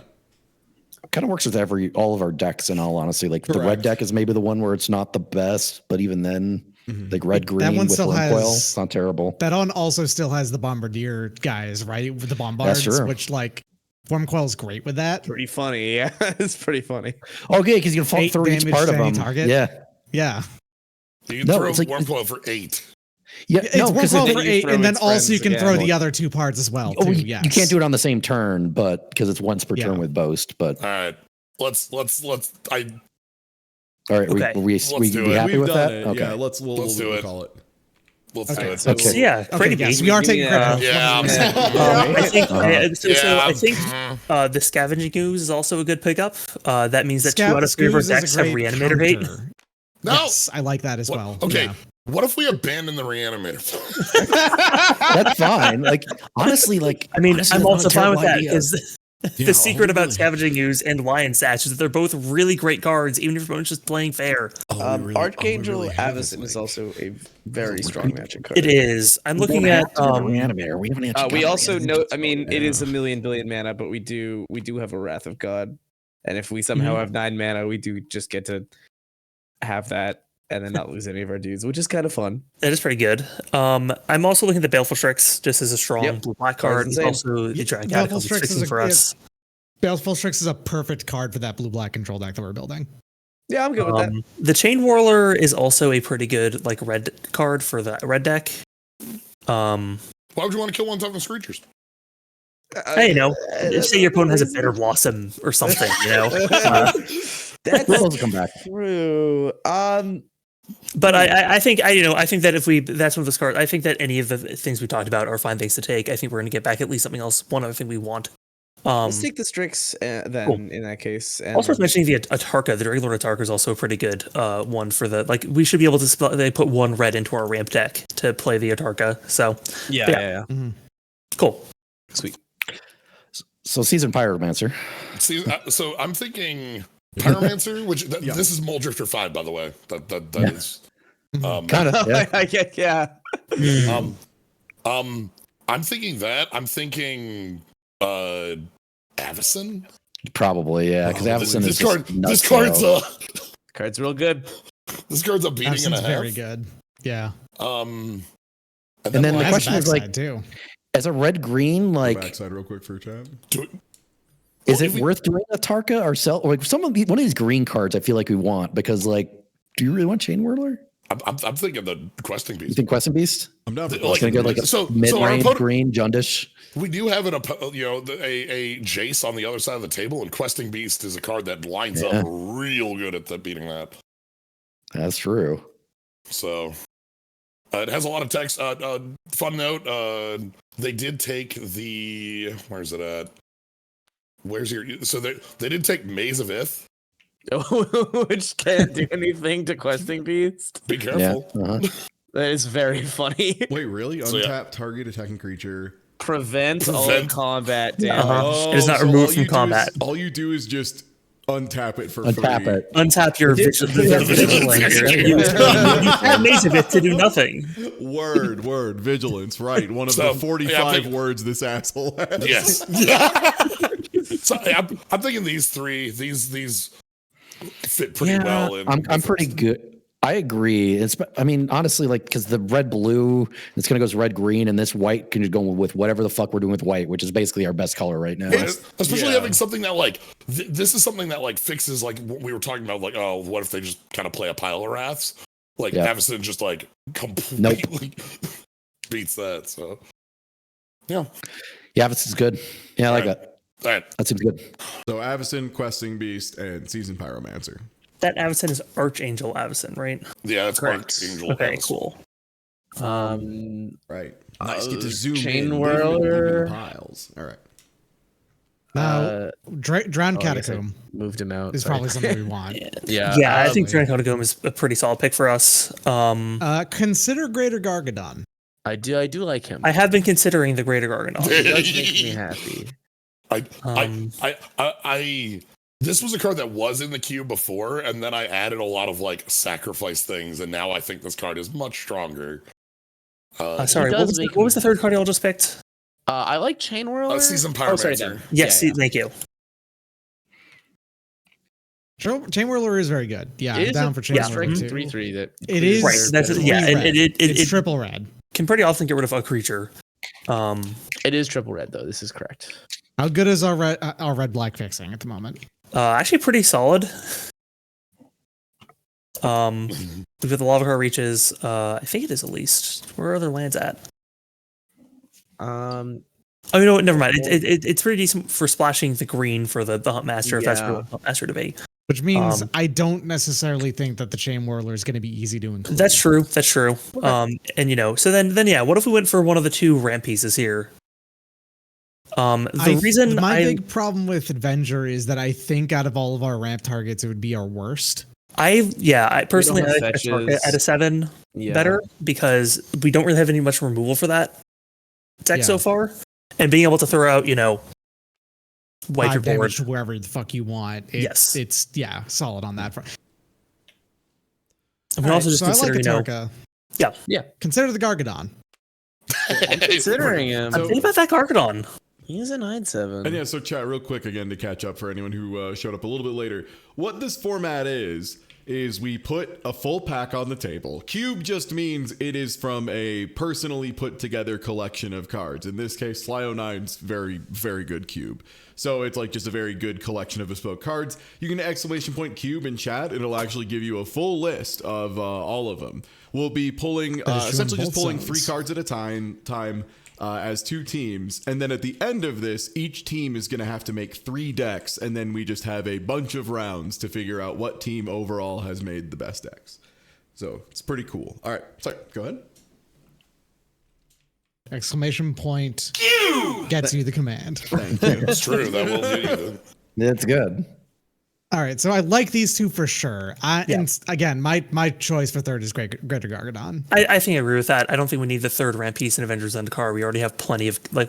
They're not playing Avengers Zendikar. I'll go ahead and just say they're almost definitely not playing that. The other 3, so we'll get the Avenger regardless. The last big green card I want is Primetime. Yes. Yeah. Give me the Titans. Titans. Then we win. All right. I like setting these up. Yep, I'm good with that. Right. Yep. Yoink. Chain Whirler. Stop it. Don't do like do we like well here's the thing, like Isamaru is like fine on our white deck, but like his top level isn't super high.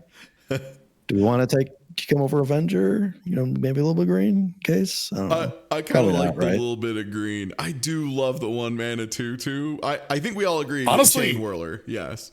Honestly, I'm thinking we pass on the Ajani because we're not playing Boros, even though we have we have this pile of Boros. That's true. That's a good point. That's a good point. All Ajani, we would have to splash for Ajani, and I don't know if we have any deck because our red deck almost certainly will not want to splash for Ajani. The only problem is we do have like 2 white-red land, 3 white-red lands with Arid Mesa. Arid Mesa can go grab like Godless Shrine in a world where it goes and does something else. But we do have Cliff Top Retreat and Inspiring Vantage, and we got those both like last pick, so we don't really give a shit. But who's on which team? Did we never? we never did that. Yeah. So the team I'm on, I'll since we're the streams for today, I'll claim captainship of 1 team. It's myself, Zorak, and Slyo9 on 1 team. And the other team will be Doc. And on my team over here, as the other captain, purely by virtue of being the other streamer, correct, is Eric Numberknower and Kavanaugh. Hi. Everyone has their name pretty normal except for Doc and I, who are Dingus Egg for 4 colorless mana and Jizzy Hoffa for Creamster's Union mana. What lands have a Creamsters? Okay, I think our team name New is the Capetta. Creamsters Union. It's a weird new competitive commander thing, I think. I don't No, know. okay. Yeah. Officially, you might be unions right. are red, green, black for some reason. Like, the thing we could splash at Johnny real good, but also like Big dog. He's not that busto. Yeah, we can just leave a Johnny on the board. I'm fine with that. I'm not gonna lose my mind if someone plays with Johnny against me, is how I feel. I'm mostly just sitting here looking at this dog and thinking, that's a pretty good dog. Big dog. He's a pretty good dog. It's a good point, man. He is the Hound of Kondo, which is really I would close love to to being try the to pet Hound that of dog. Honda. All right. Are we good with that? Get Are we that good? Honda in here. All right. All right. Well, we'll take that as Johnny Vengeance. I guess. Can you put Honda in this cube? Can we get Honda in here? He is in the game. Now here's He the is question: in how do there. we get to 11 on the die? You type 11 on your keyboard. So there's not a as a rule with this cube. I'm not including. I only have a very few Universes Beyond cards. That's because he wants to build an entire Universes Beyond cube. I want to build the Universes You're a Beyond maniac. cube. I'm so in. I won't be able to do that. Basically, and I want to do that about when the Final Fantasy set releases that next year. Yeah, that's what I want to. That's true. I feel like that'll be because then I'll be able to build the entire Universes Beyond. I can't wait to throw fucking Bilbo Baggins into a volcano while Vivi has to watch. So, for those wondering what the hell I'm talking about, is that an actual Magic card? Yes, this is a real Magic card, E-Honda. So in the last few years, Magic has been doing a lot more these crossover, these little triangle at the bottom. They call them Universes Beyond. They're like crossover cards. They had an entire Lord of the Rings set, which has some fucked up cards in it. Holy shit! Didn't they have to like digital errata, like Bowmasters and One Ring, and the One Ring? Yeah, because they made it. To be fair, in paper, they're very powerful. Yeah. Also, I'll say they're pretty fun. I think. Yes, absolutely. enjoy One them. Ring in particular is like a super fun, super dynamic card. I think the problem is when you play a One Ring on your. It's also just the strongest 4-mana artifact ever printed. So. I mean, also I can play I can have a fucking Mothman as a commander. This is real. Mothman. This is real. So there was this is from a Fallout set of decks. This is a Fallout 76. I'll say the peak of Universes Beyond was when they made the Ryu card, and then his ability used the untap symbol, which is the motion input for his fireball. Yeah, that was that's very true. exciting for me. I love that. There's been a lot of the Universes Beyond on. There's too many Ezios. Are there multiple Ezios? Fuck. There's already multiple Ezios. They fucking Damn it. The Assassin's Creed stuff is primarily the good two Ezio. series. The ones people I think you have to do Ezio Auditore. So there are a couple in this cube just as a splashing because I think they're like singularly interesting, but like for the most part I'm putting them in their own cubes because I want to have the cool crossover cube. I can't wait to put Leonardo da Vinci off a cliff. My favorite is yes. What the in the Lord of the Rings set, Shadowfax has reminder text for haste, so that you can be shown the meaning of haste. That's really stupid. Yeah. All right, let's get back to it. Anyway, so at some point in the future, we'll get to play that, and we'll get to. Yeah, we might. Who's picking first? You have the Ajani, us? so you're getting 2 out of this. Yes. Okay. All right. Get good monster. You like him. I'm looking at the Mayhem Devil, considering we just took Greater Gargadon. Yeah. Okay, fair enough. Uh-oh. All right. So Rancor also just wins. And Misery Shadow, banger. So yeah, here's the thing. If we grab Misery Shadow, we have Graveyard Hate in all 3 decks. Yeah, I lost to that card extremely much at MagFest. Yeah, I killed Eric so many times with Misery Shadow. You had to chunk block with a Grizzle brand against it, right? Misery Shadow is a fucked up card. Yeah, it is. It really is. And here's the thing: if we take it, all of a sudden that reanimate looks like junk for them. That is true. Doesn't actually, but like we will have we would have Reanimator Hate in all 3 of our decks. and that To be fair, turns Misery off a lot Shadow of is their not picks. great Reanimator hate because that is only from Battlefield. That's true. That's true. So like if they just discard a card, they it's can actually reanimate it, and then better it's- Rexer hate, I guess, is the question. Is the point Right. there? But Card's just really good though. I mean, it is really strong. I want to call it some other really strong cards like Inti Seneschal of the Sun, which is just you get to tool, and while you do, you get to make creatures stronger. It's a quite a good aggressive red card. But yeah, I think Mayhem Devil is like. Yeah, Mayhem Devil feels like a shoe. And I guess like I mean, Rancor, okay. Here's the thing: we don't necessarily take it right now because they're not playing a red black deck. I don't think red black sacrifice deck. They could take it to make us sad, so we don't get to make a combo with Greater Gargadon. You may want to pick the Mayhem. The problem is that combo is like you win on the spot, card. right? Like, It is, really strong so we should take Yeah, Mayhem Devil. yeah, I'm good with that. And then I'm also maybe just I'm looking at Misery Shadow, Inti, or just the fixing. I will throw this out here. They do have Mirror Breaker, Fable the Mirror Breaker. There's Zealous Conscripts on the field. Yeah, it's true. It is a strong combo. It takes them a minute though. It takes them a minute, and it's not infinite. That's true. Because it does cost 1 mana to do. And they have to. It is still Prime extremely their strong. GPP. It's still a combo that can basically end the game because if you can, copy Zealous Conscripts like 5 times, you have a bunch of hasty 3/3s, and also get to steal your opponent's creatures at the end. So it's not nothing.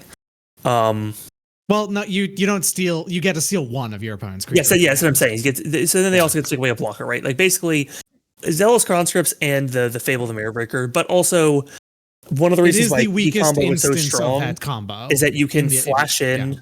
Like Petromite, and then the next turn play Kiki, and then you have Kiki already. Whereas in this case, also I don't think Fable the Mirror Breaker does not have haste on the back. Yes, don't have haste in the back. So it enters the battlefield, and there's a turn before you can use it. So I'm so not that is terrified the of weakest instance of Kiki combo. On the other hand, so fair enough. You can Zealous Conscripts it immediately, but then they're spending your mana on that. So anyways, so yeah, I would say we take the Mayhem Devil. If they want the Zealous Conscript, they can take it. Not to say that it's not a bad card or anything. It's a great card. Right. But I see Inti and I see Misery Shadow, and I'm like, those cards are extremely good and would go extremely well into our decks. So yeah, I do still like the Misery Shadow a lot, even if it does not necessarily actually at the end of the day, it's a shade who's the best shade that they can best printed by like a lot. Yeah, I would say we take those two. Man Devil, Misery Shadow. Tap your Ancient Tomb and buff it twice. Like hell yeah. Yeah. All right. So all right. Yeah, I'm good with that. Okay. For number one, that has to. I was gonna suggest 3 cards out of here that weren't Zealous Conscripts to look at. Interesting. So first is Welcoming Vampire in a token Agreed. deck. That one's gonna be the one I was gonna guess. That white card is fucking insane with our white deck. Like any token under 2 or less triggers the card draw. Oh, so you just draw 2 cards every turn. It's also just like it's a fucking 2/3 flyer for 3. And also Vampire. Dracula. It's a vampire. Also, I was gonna say, is it just like I guess it's just there were a lot of good cards in those 2 sets, but there were like 2 sets in particular that I'm like, damn, they loved Draculas for like a little bit of time. They were all in on vampires. Holy shit! They did mono Dracula dot set. Yeah, it's wrong. That one again. I want to build that crossover cube. Ophiomancer is another like this card goes stupid with Skull Clamp. That's true. It does. Oh man, and the Bitter Blossom with the Welcoming. And the other card, I'm thinking just on like rate is just Inti. Like Inti is kind of a wild card for 2 mana. It gives us a powerful aggressive tool that lets us filter the deck. It also, one of the things about it is that it does also have synergy with Lelia. Lelia cares about exiling cards and such. So I feel like that is kind of like a setup that, because like the Conscripts combo is just so telegraphed as to be like. But even ignoring the combo, like 5 mana remove a blocker, get in with the blocker is pretty good.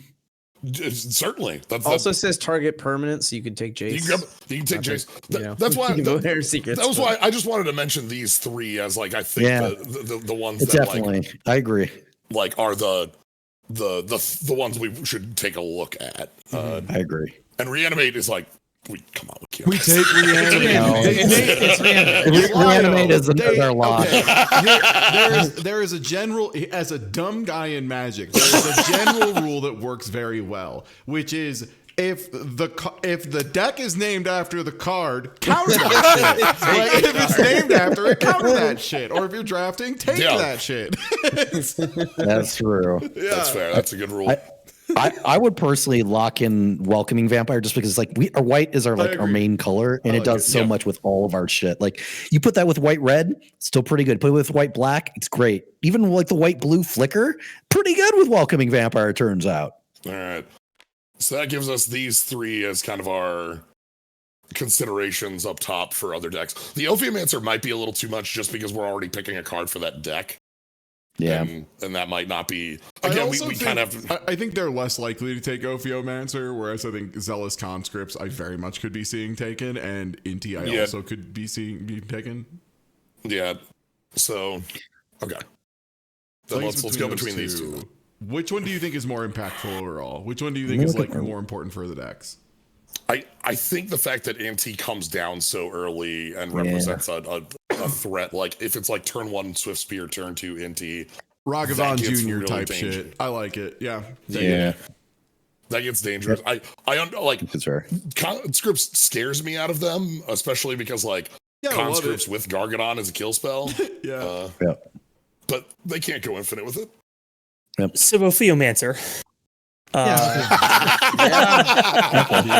Like as a blue black like control piece, it's pretty good. It's pretty good. Yeah. Like it just sits there and tells your opponent your attacks are unprofitable until you get rid of the Ophiomancer. Okay. There's also Zeotora's Proving Ground. I was thinking that as well. The on-color Triome. Mm-hmm. Yep. Yeah, I'm good with that. Thicket. I don't. All right. So our third pick, Rancor, is a really good Magic card. That it is. They were considering the Zealous Conscripts, which is pretty usable when we're gonna have Greater Gargadon. That's very true. Oh, that's very funny. I do like the conscripts at this point. I think that Rancor's, but I wouldn't be supposed to get Rancor later. Like, yeah, I mean, it's just card's amazing, you know. Like, Rancor's amazing. Yeah, it's like Bone Splitter, but you only have to pay for it whenever it comes back. And it gives trample. Like, it's just nuts. I'm good with these three, though. I think that makes cool. Somehow even stickier than Bone Splitter. All right. Because hatred outlives the hateful. I don't know to tell you. So they've locked in, right? So like Rancor. Yes. And Sphinx Resolution? Yeah. That was the other one I was looking at. Sorry. I was thinking, Toxic, Rancor, and maybe Sphinx. I was wondering about like Gitrog Monster, honestly, because like it's pretty good with the green. It's pretty good. We have nothing to fix for that right now. That's we don't. But the other, I mean, it's just a thing. Well, yeah, we do have one. We have an Indatha Triome. You may have missed it because it's hard to tell what cup made it. I have so many. I like having the Triomes. Because I would love to have Reflector Mage, Soul Herder, and like Sphinx Revelation. Like, that's true. That feels like that just wins. Like any of those three cards hits proper and they're done. But the third. I agree. I feel like our third thing has to be a green thing, just because like Rancor. We need to. Yeah, Rancor's good. Green. Rancor's nuts. Yeah, absolutely. I'm cool taking Rancor. Yeah. You know, you can put Rancor on the Chariot.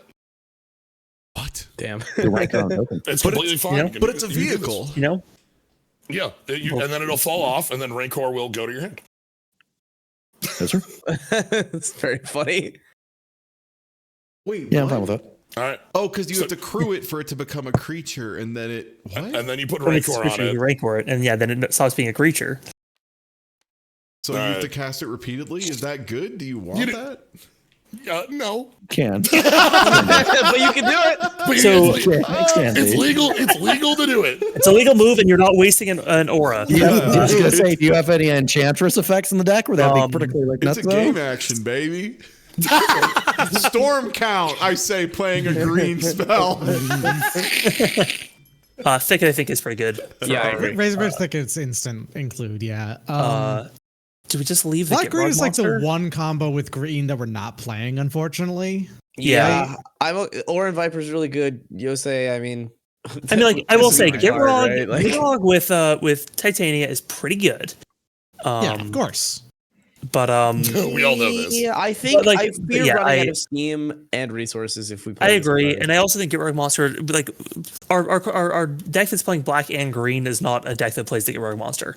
Yeah, I agree. So I think we leave that for them. We take the Orin Viper. I don't know if we're playing the Orin Viper, but it can go pretty decently into just a generic green deck. And then the Yosei is also a pretty strong white finisher. That was also why I didn't want to pull for the Gitrog very much. Okay, yeah. Yeah, we're on. Yeah, I Gitrog, figured it was we're gonna- gonna do it, All right.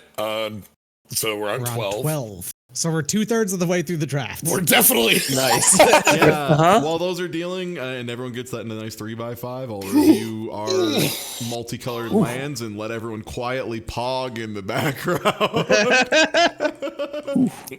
Pog. I love hearing Oh, a I'm pog. pogging. Yeah, pog. Baby, okay. My little pog champ. Pog. You roboted at the best fucking time possible. That was so good. You were just like, my little I'm champ. Pog champ. Pog champ. I have a lot of feelings on the card. Yeah, this is. Wow, holy shit. Ooh, boy. Yeah, wow, we looking at it now. Hot dog. Woo. This is one of those packs where I'm pretty okay taking second, honestly. Because, like, So, the thing I'm thinking here is that this is a place for us to shore up our blue with some messed up magic cards. Mystic Confluence and Treachery are fucked up cards. Treachery, Jesus. Fire and Ice also works pretty good with your blue-red notional deck as It well. does. That deck that I'm like building in my head that isn't going to be real, but I keep building it. I think you build it in your head and you build it in your heart. I say we take Treachery Mystic. Yeah. I think we do that. I think that's fine enough. Yeah, these are just like some powerful. Like blue is one of the things we kind of haven't like obviously green is like the most that we haven't, but again, green has one card in here. Two things. I mean, yeah, like it's the type of thing where like also it's the thing where like they said like they're fine being second. I'm actually fine being third because whatever we get. Yeah. I'm just, personally, I'm just happy to get to play. I would like to know treachery, crime. Yes, Treachery is a It crime. is a crime, yes. It is a Treachery. crime. Missing Confluence is also a crime. What are the definitions of crime according to the new Targeting your magic rules? opponent or a fuck card with their that they have. shit. Ah. Blood Artist is a crime. No. If you target, target player, you're right. It's a crime. Yeah. So yeah, Croxa has done no crimes. Croxa does not target, no crime. That's true. That's funny because the implication is she's escaping from the underworld. Not Uh-huh. That's not She did nothing wrong. She should. All right. So She did eat like a bunch of stuff. Yeah, well, Yeah. people among us, you know. I'm actually reminded what Box, yeah. that is we already exile have card. yeah, that's exile. I just love going fast. I will tell you, you play that hand and you're like What- land, Chromox, Mox Going- Diamonds. Hey, he's a Going commander fast player makes you trying feel to alive. vie for Chromox. The CEDH player in me is chomping at the bit to pick this 0 mana, but I could be convinced not to. I want to talk about our other options as well. I think we have to take Verdant Catacombs. Yeah, Yep. take that fetch. Yep. Every fetch I that think we get the makes other Titania fixing better we first could off. possibly leave. I don't think they have much use for them right now. They don't have much use for green white or green blue, really. Yeah. Yeah. So I kind of want to take Courser and Croxa or Deep Cavern Bat. Croxa is absolutely cracked. The card is just insane. Like, Yeah. just- oh my god. Yeah, I like the idea of Courser and Croxa. Cool. Courser. Are of we Croxa. okay Well, leaving hold on. them probably to get the Chrome Mox? Like the thing about the Chrome Mox is that the Mox Diamond is Is that You that's a remove sort of a land land card, from your right? deck. Yes. Discard a Chromox land. is This sort of land yeah. specifically, whereas this is exile a non-land, Non-artifact. non-artifact, non-land. non-land card from your And hand. it So, taps for that color. So Yes. whereas Mox Diamond has for any color. yeah. So I'm fine leaving the Chrome Mox for now if they want it this time, but I think there's other cards that are powerful enough for us to pick over that. That's Corsair fits into Cool. the green-white deck beautifully, or the Bant deck. Yeah. Crooks fits perfectly into the black-red deck, and we need to shore those up primarily anyway. Cool. All right. So what are the chances we can do stupid shit with Avalanche Riders? Because we have You have the Soul Herder. We use the Clifftop Retreat and Inspiring Vantage to splash it into the Soul Herder. I will say the problem with that combo is that means you need to keep paying the Avalanche Riders Echo. Yeah, but if you're doing that, you're winning the game. So That's true. That's true. That's true. That's fair. I'm liking the cards out of here. I'm liking are I'm actually thinking that's really funny. Yes. You're getting me on that one. The bat is obviously is just like really good at being disruptive. Makes Mesmeric Fiend look like junk. Chrome Mox, we have a deck in our blue that just has enough card advantage to make up for that really easy. Yep. Like, deep analysis, chart of course, dig through time, memory deluge.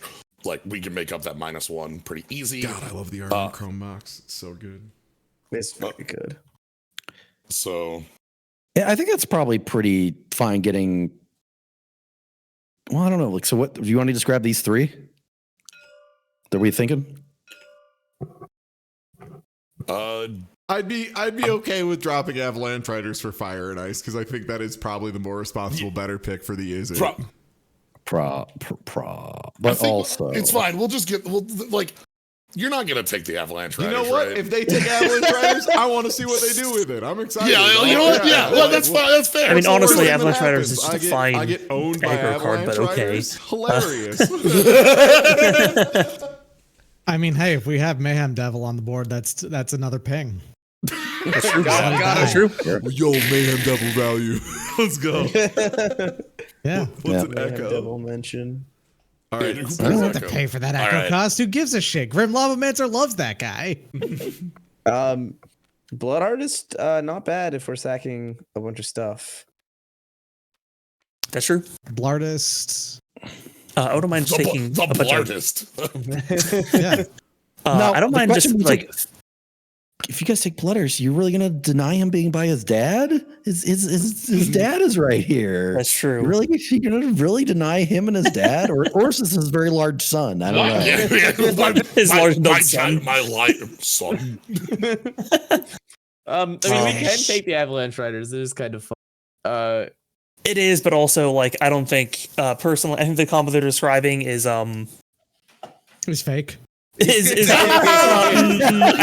think it sounds like a lot of fun.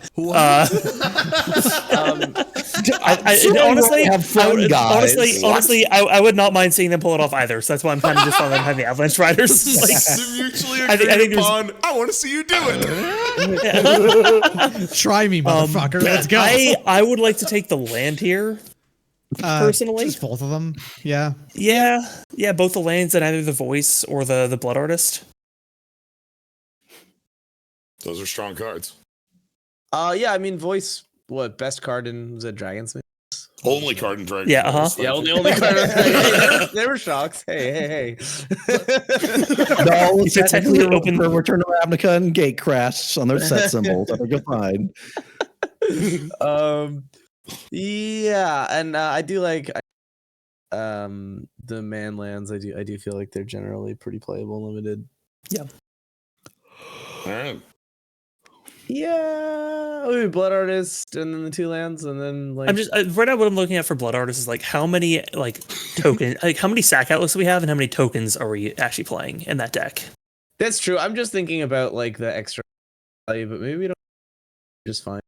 Yeah, I think because I think that a number of our sacrifices are like we're making blood tokens to sacrifice, and that's sort of like where we're getting our pings from. Yeah, that's true. How do we feel about the voice and the two lands? I'm a fan. Sweet. Sure. This the green white deck getting hefty. And I've ceased organizing them in ways that are super good. So we definitely have our work cut out for the rest of this episode. So I feel pretty good with this. The options we have are actually pretty good. I am so happy about the white that got left in here because Wall of Omens and Finks with our setup. Yeah, man. Yeah, man. Like fucking Finks on its own, good. Finks with fucking Soul Herder. Soul Herder is pretty funny. Or even Wall of Omens with Soul Herder is free card. Yeah. So those two, and then like obviously Blood Artist with like our token stuff would be cool. But I don't know, we didn't take it, so I think you have but to. I think we've been told to name that too. Have we been double dog dare? Is that what happened? Did we dare them and they double dog dared us? And we're like, shit, man, 2 dogs. Can't beat that. Yeah, Gotta can't take beat it. 2 dogs. I think so. I think we 2 have dogs, to. man. Can't beat that. Yeah, you got it. All right, give us that. Hey, Blardis. We will blurt responsibly. Are you sure? Are you sure you're going to blurt responsibly? Responsible blart. I'll do my best. Responsible blarding. Please, only blart with an So we're in the adult final room. third. Yep. God, we're not even gonna build decks tonight. Crazy. No, we're not building decks. No. Is this 13 or 14? This is 13. 13. I 'cause just it's- built it up. Wait, who's the last? Yeah, your last pick, so it's yours. Yep. Oh, there's Mole Drifter Prime. And yeah, Mulder for Prime.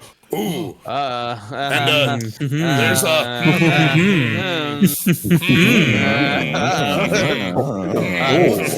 whose pick is it? I say. Grinning sheepishly and scratching my head. Look at him go. There goes my hero. So like, we cannot let them have Kiki Jiki, right? No, we take Kiki Jiki. Yeah. I mean, we can use Kiki Jiki. We got the can. we got the also conscripts, take right? Bull Drifter So- with Kiki G's. Anyone can use Kiki Jiki. That's the miracle of Kiki Jiki. That's the miracle of Ratatouille. Anything. That's right. Yeah. Anyone can cook. Just put a Kiki Jiki in fucking any creature that does anything. Let him cook. No, let him cook.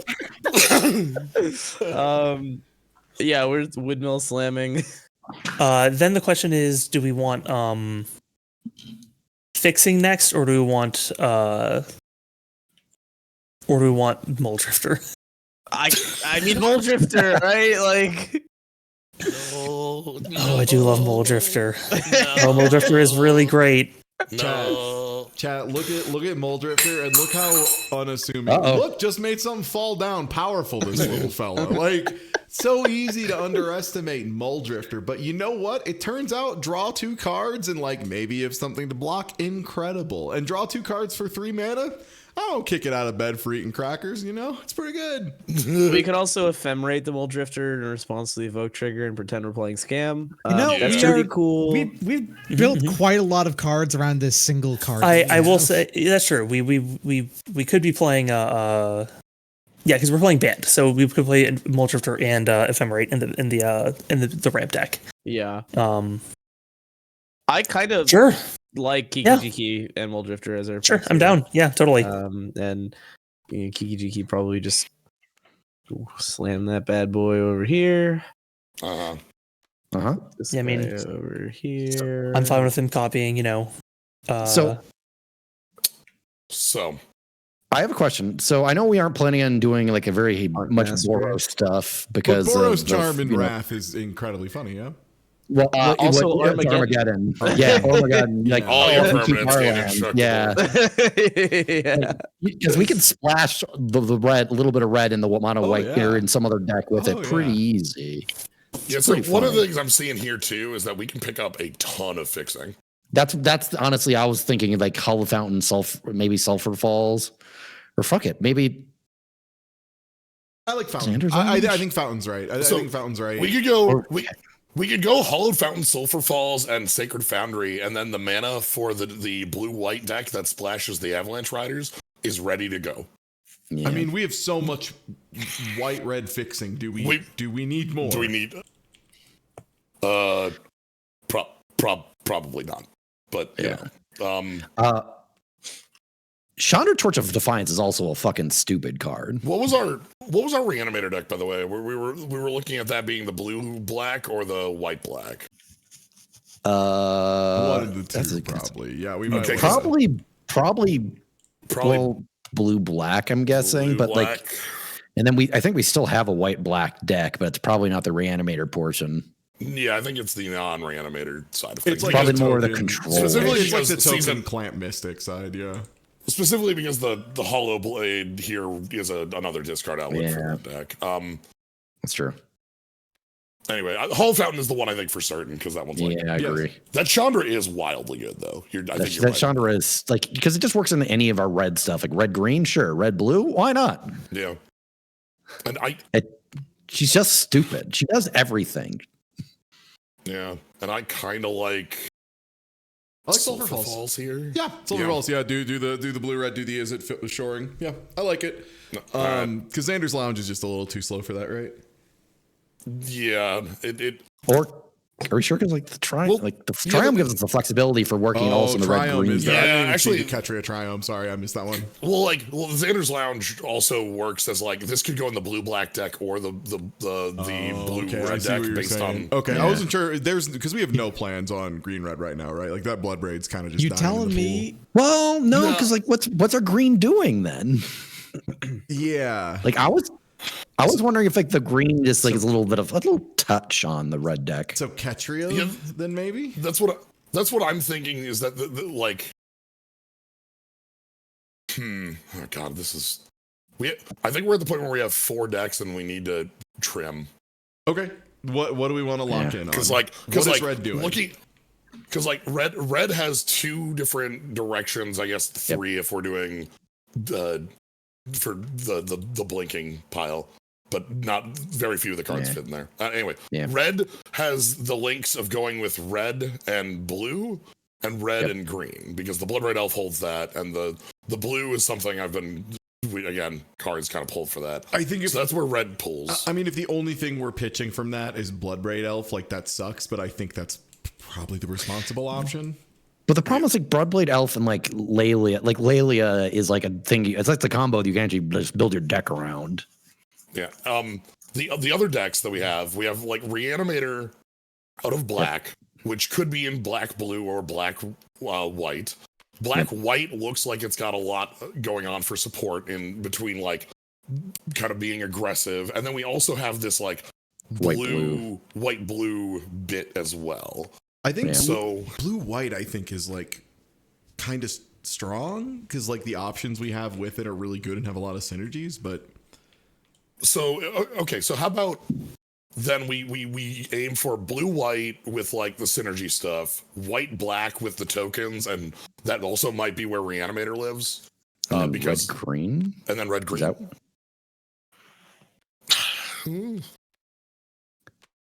Because that basically means it means, like, mostly red, because basically it's being like a red aggro, hyper-aggro deck.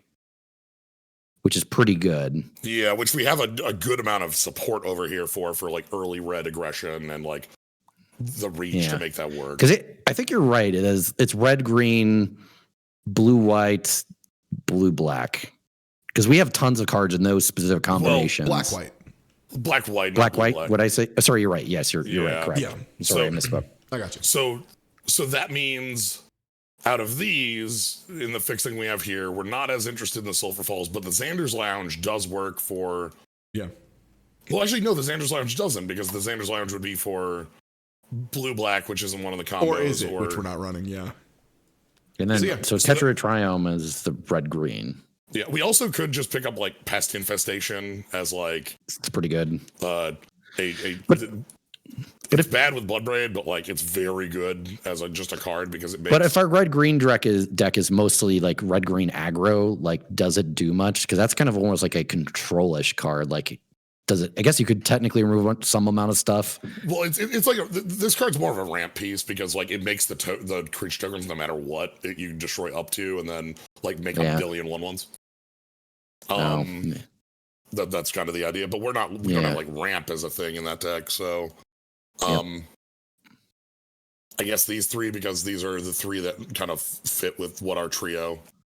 I mean, there's also like there's all these versatile white cards that can kind of go in either of our white decks pretty straightforwardly. So like obviously Season Hellblade doesn't work great with the kind of white black it kind of works with the red that aspect. So we could do that too.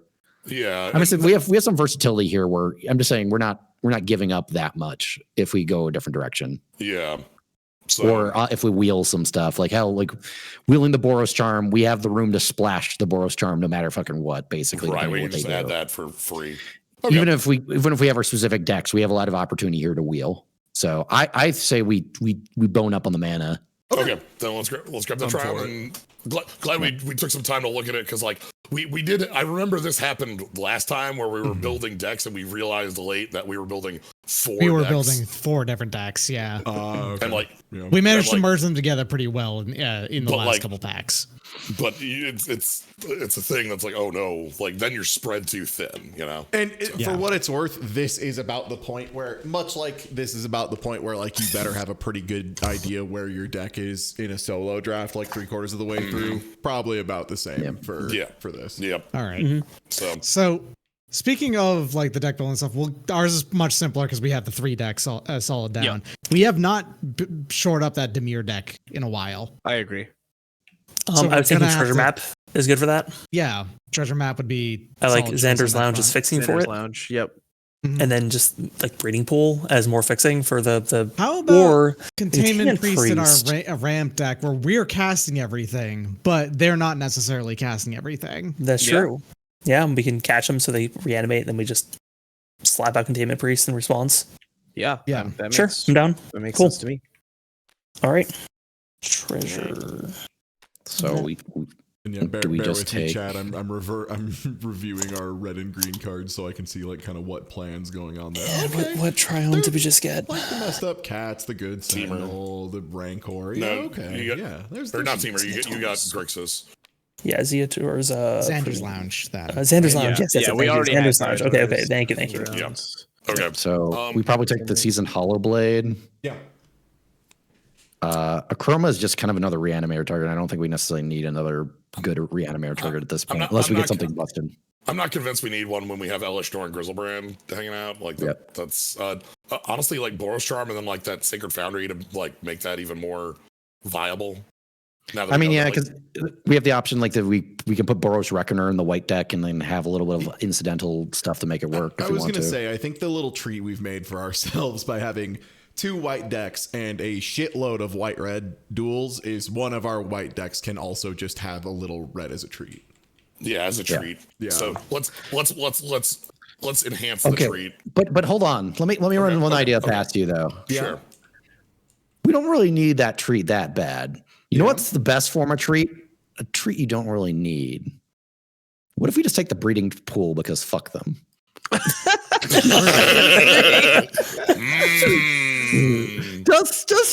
Just saying. Like, I mean, if I'm being quite honest, we're pretty solid, I think, on our fixing for our band deck. So, like, fine. Are you though?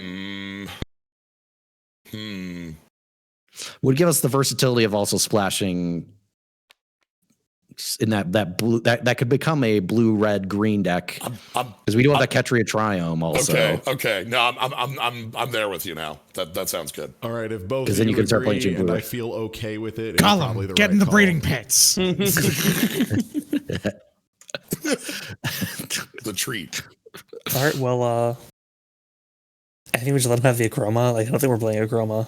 Yeah, I think just grab these top 3. Then, So that adds up. Damn it. Let's go ahead and play with John Leguizamo as the pest. That was. Don't make me hit the button. Please don't hit it. I'm not hanging out where you are, so it's fine. Please. You act like my soundboard doesn't have this ability to do that entire the All right, past. I'll bang the dice to 14. All right. And we are first. You are first. Okay. Interesting. Sorry, that's the it's dark not even right that on the good. table. I just love seeing Fireball on a day. It just makes me feel like it's magic time, baby. I keep the Fireball in here because the Fireball in my paper cube is from Alpha, and you have it, you see it, and you go, nice. Yeah, that's a Fireball. It's not a single blue card in here. That's what magic the hell? to me, baby. Yeah, that's magic. I guess Trigon Predator. Oh, Hey, I just had a thought. I was just gonna say, I have a thought. Weren't we talking about a reanimator deck that and then also about like, hey, we can splash red and anything? Faithless looting, baby. That's true. That white red splash could in fact be with the black too. Because like I'm thinking you got the hippie specter, right? I'm thinking the dark red because we have the specter. Yeah, dark red, And- faithless looting, and do white black with a splash of red. Yeah, sure. Yeah.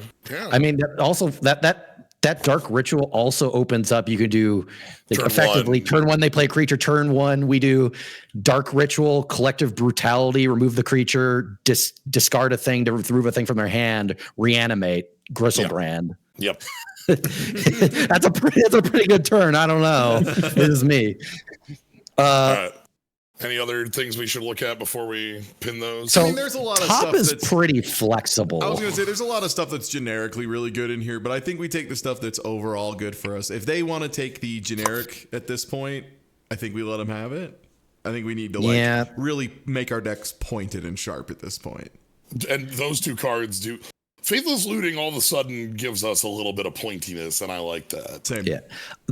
I will say, thinking back to limited decks that just made me just feel like I just wanted to like leave. Maul of Skyclaves. Sky Maul is very powerful. It might not be up to the power level of everything else going on here, but man, fuck that card. I think it doesn't beat what we have here, but I agree. The Sky Maul. Yeah. You know. And Wall of Roots probably doesn't fit with our red green theme. Not for us. No, that's a little bit too. God, it's so Fireball good, though. does end games. Yeah. I think we want Faithless in Ritual. Oh, you're right. We only have two. You're right. Yeah, we get two picks, and I think we're locked. Yeah. I don't think we can pick anything over those two, really. Yeah. There's like plenty of stuff in here that I'm cool with because that's what this Dark cube Ritual is, just does. Yeah. Dark Ritual just does so much horseshit for us. So. So. Elspeth? Yeah. I don't think Elspeth really like. Too.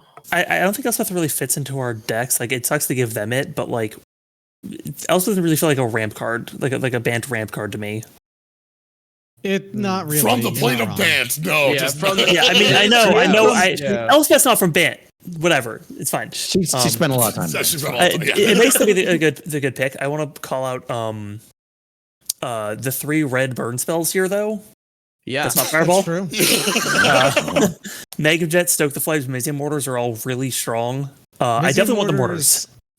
Yeah, Mizzium Mortars does have a lot of flexibility by virtue of being a Wrath as well.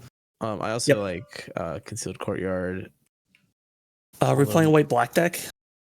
Maybe not anymore. Really. I suppose. No, it's a Rakdos deck. So how about Mortars? Magma Jet's pretty good. I don't know.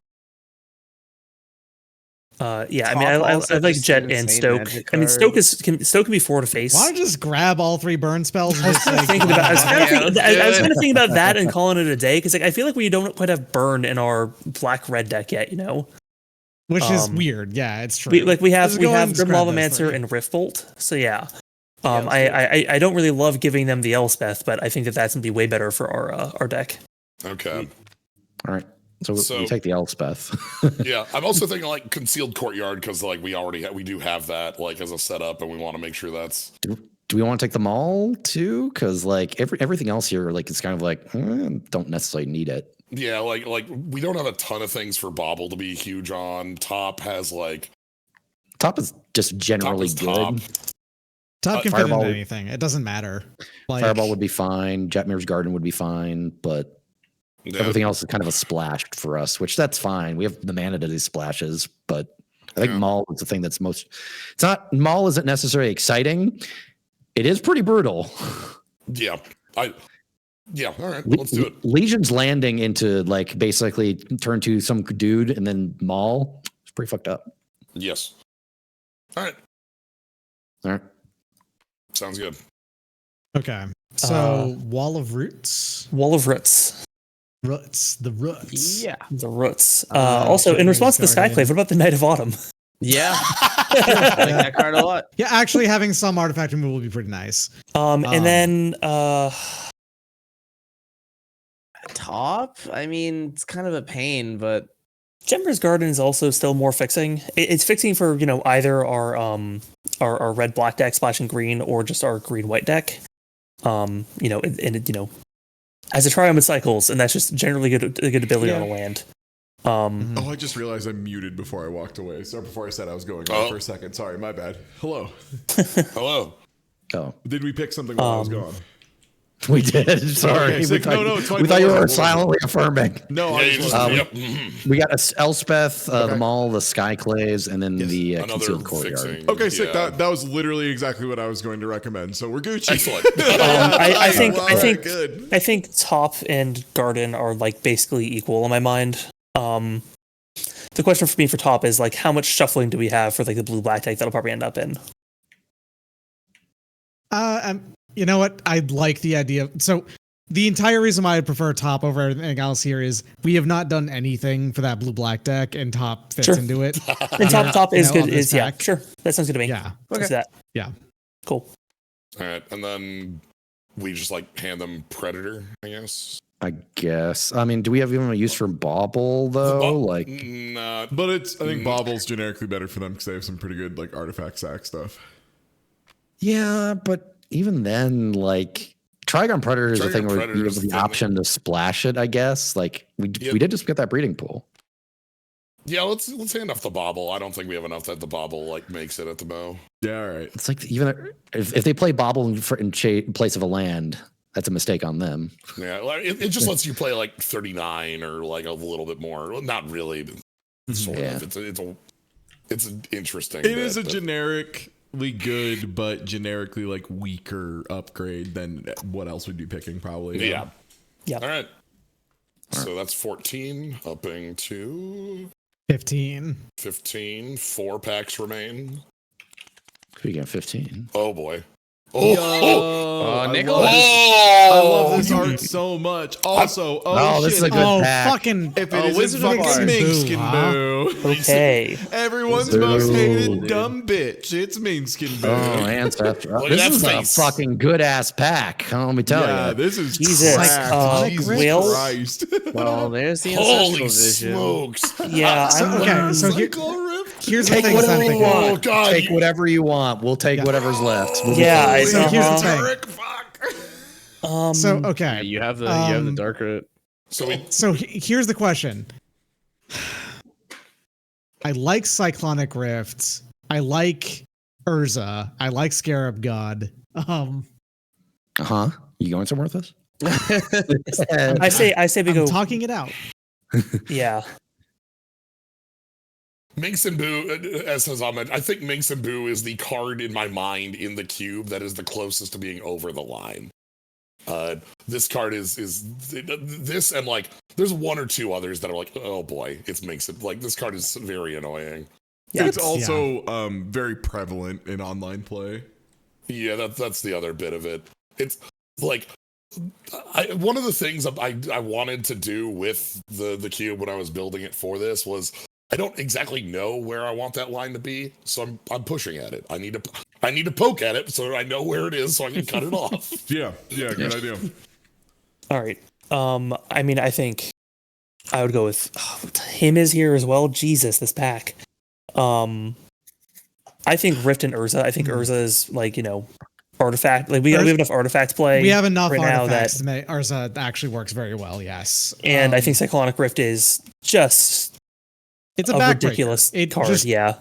Ruins your opponent, like flat out. And I think that there's other powerful stuff here, but hey, there's more than 3 powerful things left, so we'll take those. Yeah. All right. Well, there's more than 6 powerful things, so we'll take those. Well, yeah, and then etc. All right. You'll be so we'll take Cyclonic Rift and Urza. God, Cyclonic Rift is so crazy, huh? So Minxie and Boo and him are still on the table. Think about that. Yeah.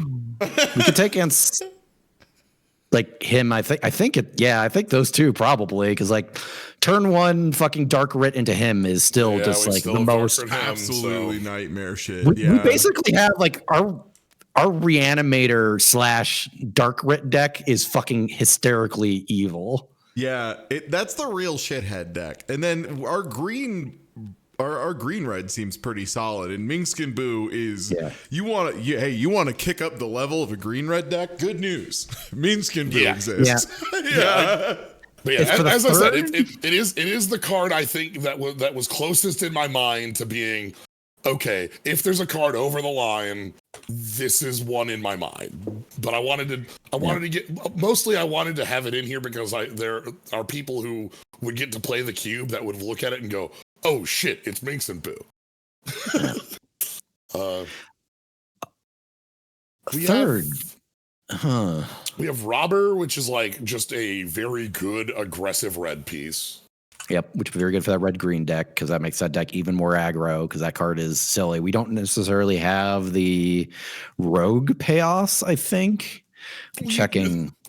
This card is nobody in the history of Magic has ever played this in a non-EDH constructed format and tried to go rogue payoffs with it. Sometimes you get accidental. It works with other copies of Robber the Rich in standard. Yeah. I just mean like, I guess we have fairy. Do we have fairy rogue tokens? No, it creates normal. Oh no, Who does? Bitter Blossom. Never mind. They're rogues. Holy shit. Wrong deck. All right. Unless you're it's a thing where like we'd be fine getting Reprieve or Hollowed Spear Keeper, but also like the odds of them going for Hollowed Spear Keeper is probably like whatever. Really low. Acidic Slime is Accessory- fine, so we but were I don't talking think about it that- fits. So we were talking about this whole notion of having like a slight blue splash to that red green deck, maybe. We could cascade an ancestral. I did call that out as one of the good ones. There are a lot of things in that deck that it could hit that aren't ancestral visions. But also like I don't know, like Venser is just fucking good though. Venser's just blue good. True. He's good on our blue white. Flickering Venser is stupid. You know what? Flickering Venser is stupid. Flickering Venser is stupid. Yeah, that's a good point, man. Damn, you're right. Flickering Venser is stupid. All right. These three. Wow! Incredible! That's right. Sorry. No, it's good. Wow! Congratulations! Yeah, these alternate arts are really sick. I'm glad they're starting to like lean in on them. It seems like as like card really printing mad. quality has gotten better, they've been able to like do. They've also other stuff. removed the very, very overbearing style guide that they had for like a good decade. Oh, nice. Okay, It's mostly on those. It's mostly on those specific side ones, but yeah. Yeah. There also are, you see like much more stylized cards actually printed in Also, standard as they well. put battles in the game, so now Zelda's sideways sometimes. That's the second time Zelda's been sideways, though, right? Because split cards are sideways. Yeah. Yes. All right. So Okay. You're three.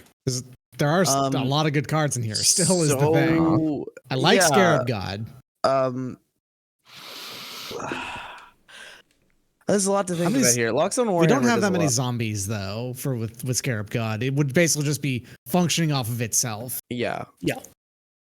I mean, also the things, yes. It would make it, but function of itself is fine. Like scrying one, your opponent losing one life at your upkeep is decent, and also you have a 4/4. That's Also, whatever this creature is. It loves playing against the reanimate deck, considering that it's a graveyard. That's true. It should be very Slime fair with- when something there.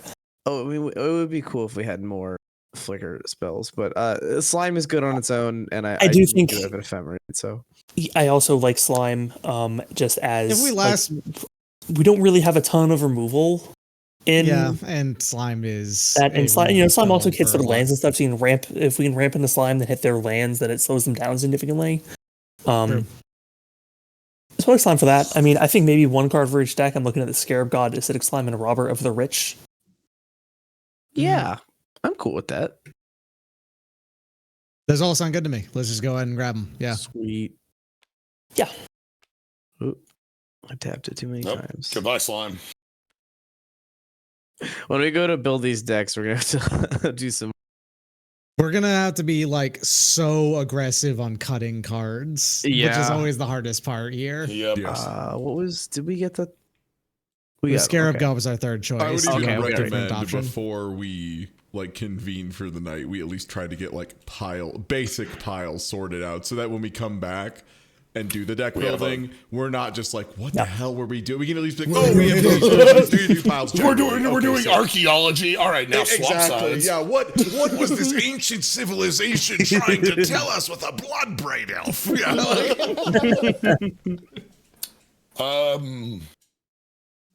Well, Reprieve is quite good. We have multiple decks though that can fit in. Yeah. I think Reprieve's really good for us. I don't hate Ancestral Vision. Yeah, that can fit in either the blue base deck or Weird Splash. And then like Squee is something we could have as a 3 in the red deck. It's a pretty good red-green aggro deck card. Yeah. Also, our 3 drop slot I know, there is they're actually a little little packed. Do we care about like Hollowed Spirit Keeper as like an anti-sweeper piece? I mean, even ignoring the anti-sweeper piece, it's the thing where like it's actually a decent like counter control card / control card because it's the thing if you remove it and you're like, great job.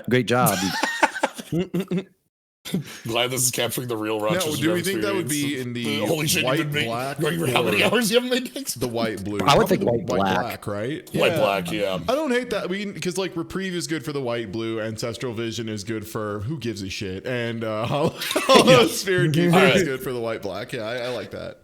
Then let's go these 3. Doesn't mean unfortunately giving up on Electrolyze, which is a great card, but it does. And Squeeze okay. Yeah. Spirit Keeper goes in wherever Skull Clamp lives, but yeah, that's the most likely. That's the real one, yeah. You want to just grab the 3 non-bolus cards? What do you mean? You guys can play Nico Bolas. I'm really looking at play Bolas. Like we're looking at a blue, Demir control deck that Nicholas I think is playing Is already playing? That. Yeah, because we already have Xander's Lounge. We already have the Grixis Triome. All right, fair enough. That's we could Bolas here. If that's the case, the reason I include Bolus in here is because Bolus is a card that you see and you go, wait, can I splash their color for that? Hold on. The Electrolyze and the Warhammer? Yeah, that's my thought. Electrolyze and Warhammer. I'm just thinking, what are we playing the Electrolyze in? Or I guess it's purely if we find more Grixis fixing, honestly. Sure. All right. Sweet. Cool. All right. So the thing is, I don't think we'd be playing Squee. No, Squee's not in the Rakdos stack. Give us that. It's a good card. All right, the Bob baby, give him the Squee. That's pretty good. We'll take that. That works. Right. We may not play him, but that's a pretty okay off play. All right, 2 packs. 3 packs for me. 3 packs for man. 16, 17, and 18, correct. Oh, that's finally. Oh, let's go. Yeah, baby. Yeah, baby. Yeah. Also, Tootie. Okay. That's right. It's Goose time.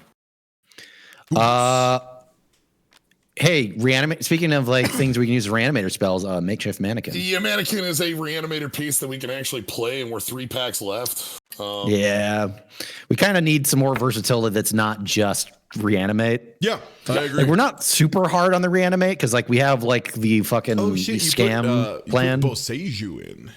I did put Boseiju in. It's good. It's good flexibility.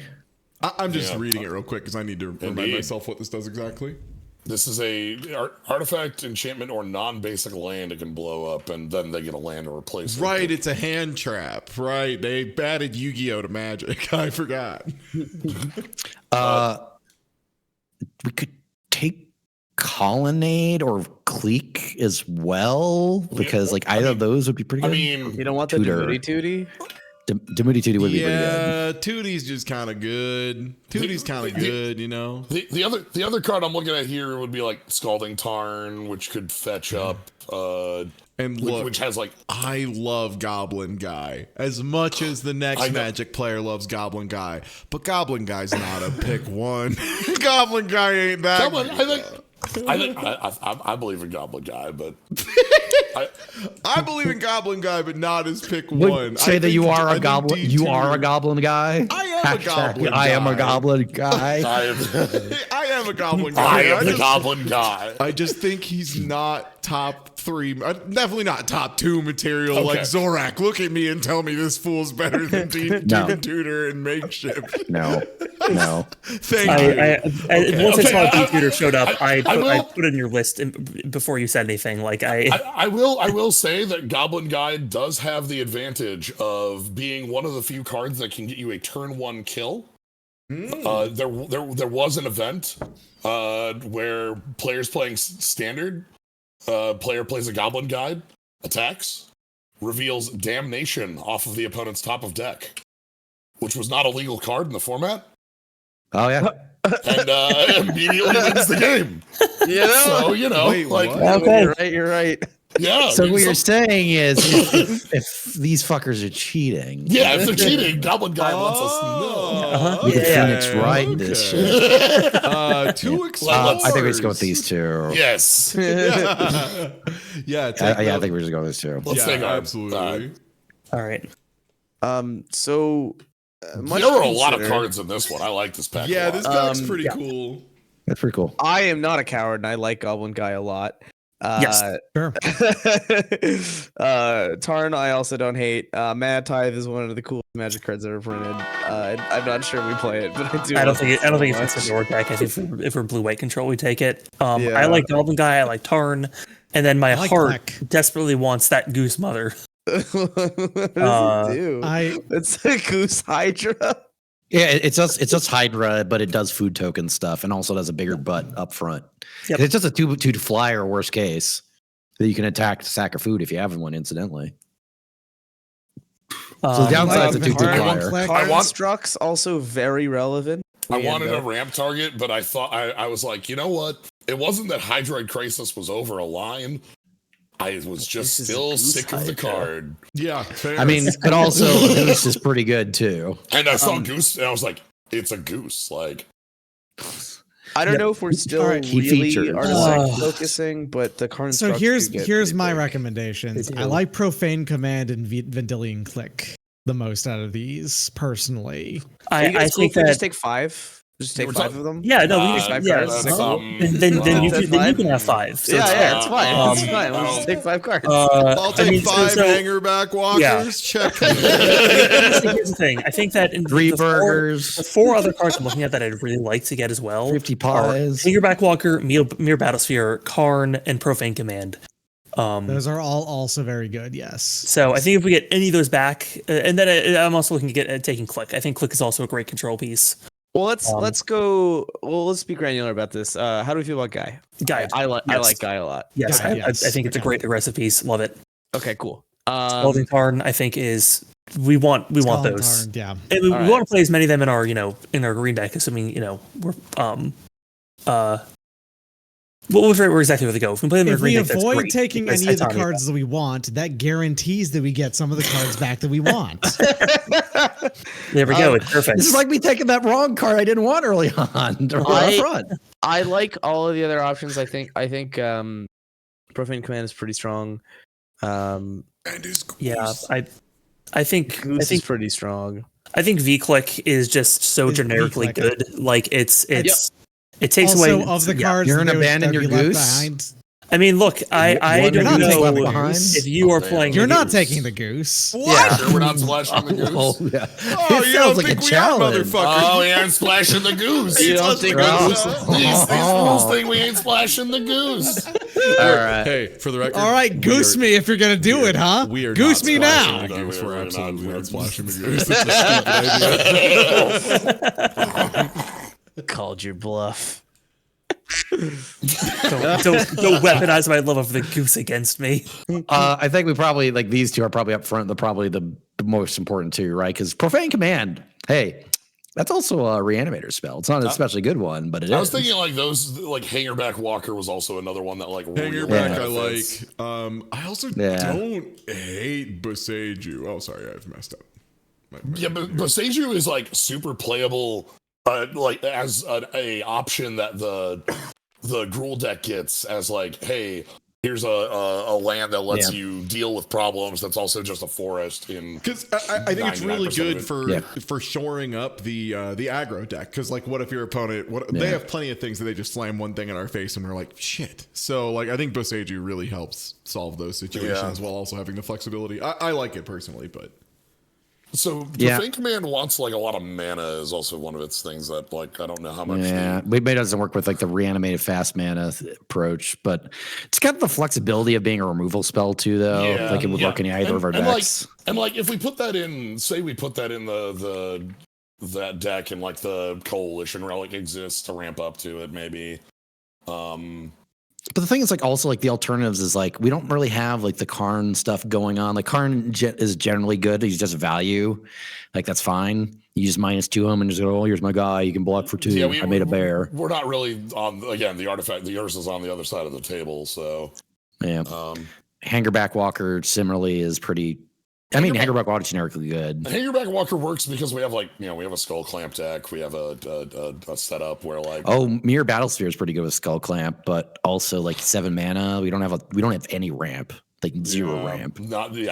So I like the Colonnade. I like Boseiju. Yeah. Copperline Gorge wouldn't be terrible for like the aggro, just the red-green aggro making it better, but also do we really need to spend a pick on it? It's slow is my only concern with it. Well, it's the fast land. It's the one that works on. Well, I mean, it's on turn 1. It's actually a fast land. Unless you control. Sorry, I had it backwards. I thought this was the one that you had to have too. My bad. Yeah, so the aggro deck is fine with a land. This likes it. Sorry, yeah. I was unless you pick top deck it, and then in which case you fucking hate yourself. But yeah. But you could just throw it away to Season Pyromancer. That's free. Exactly. Yeah, no, that's much better. I thought it was the opposite one. Right. So I'm cool with that. Let's just shore up this. Okay. See what remains, and we basically get our pick of the litter of what's left. I'm into it. I think it's really easy to underestimate how I think Boseiju is gonna be really choice in that deck. I think that's gonna be a really powerful card for it.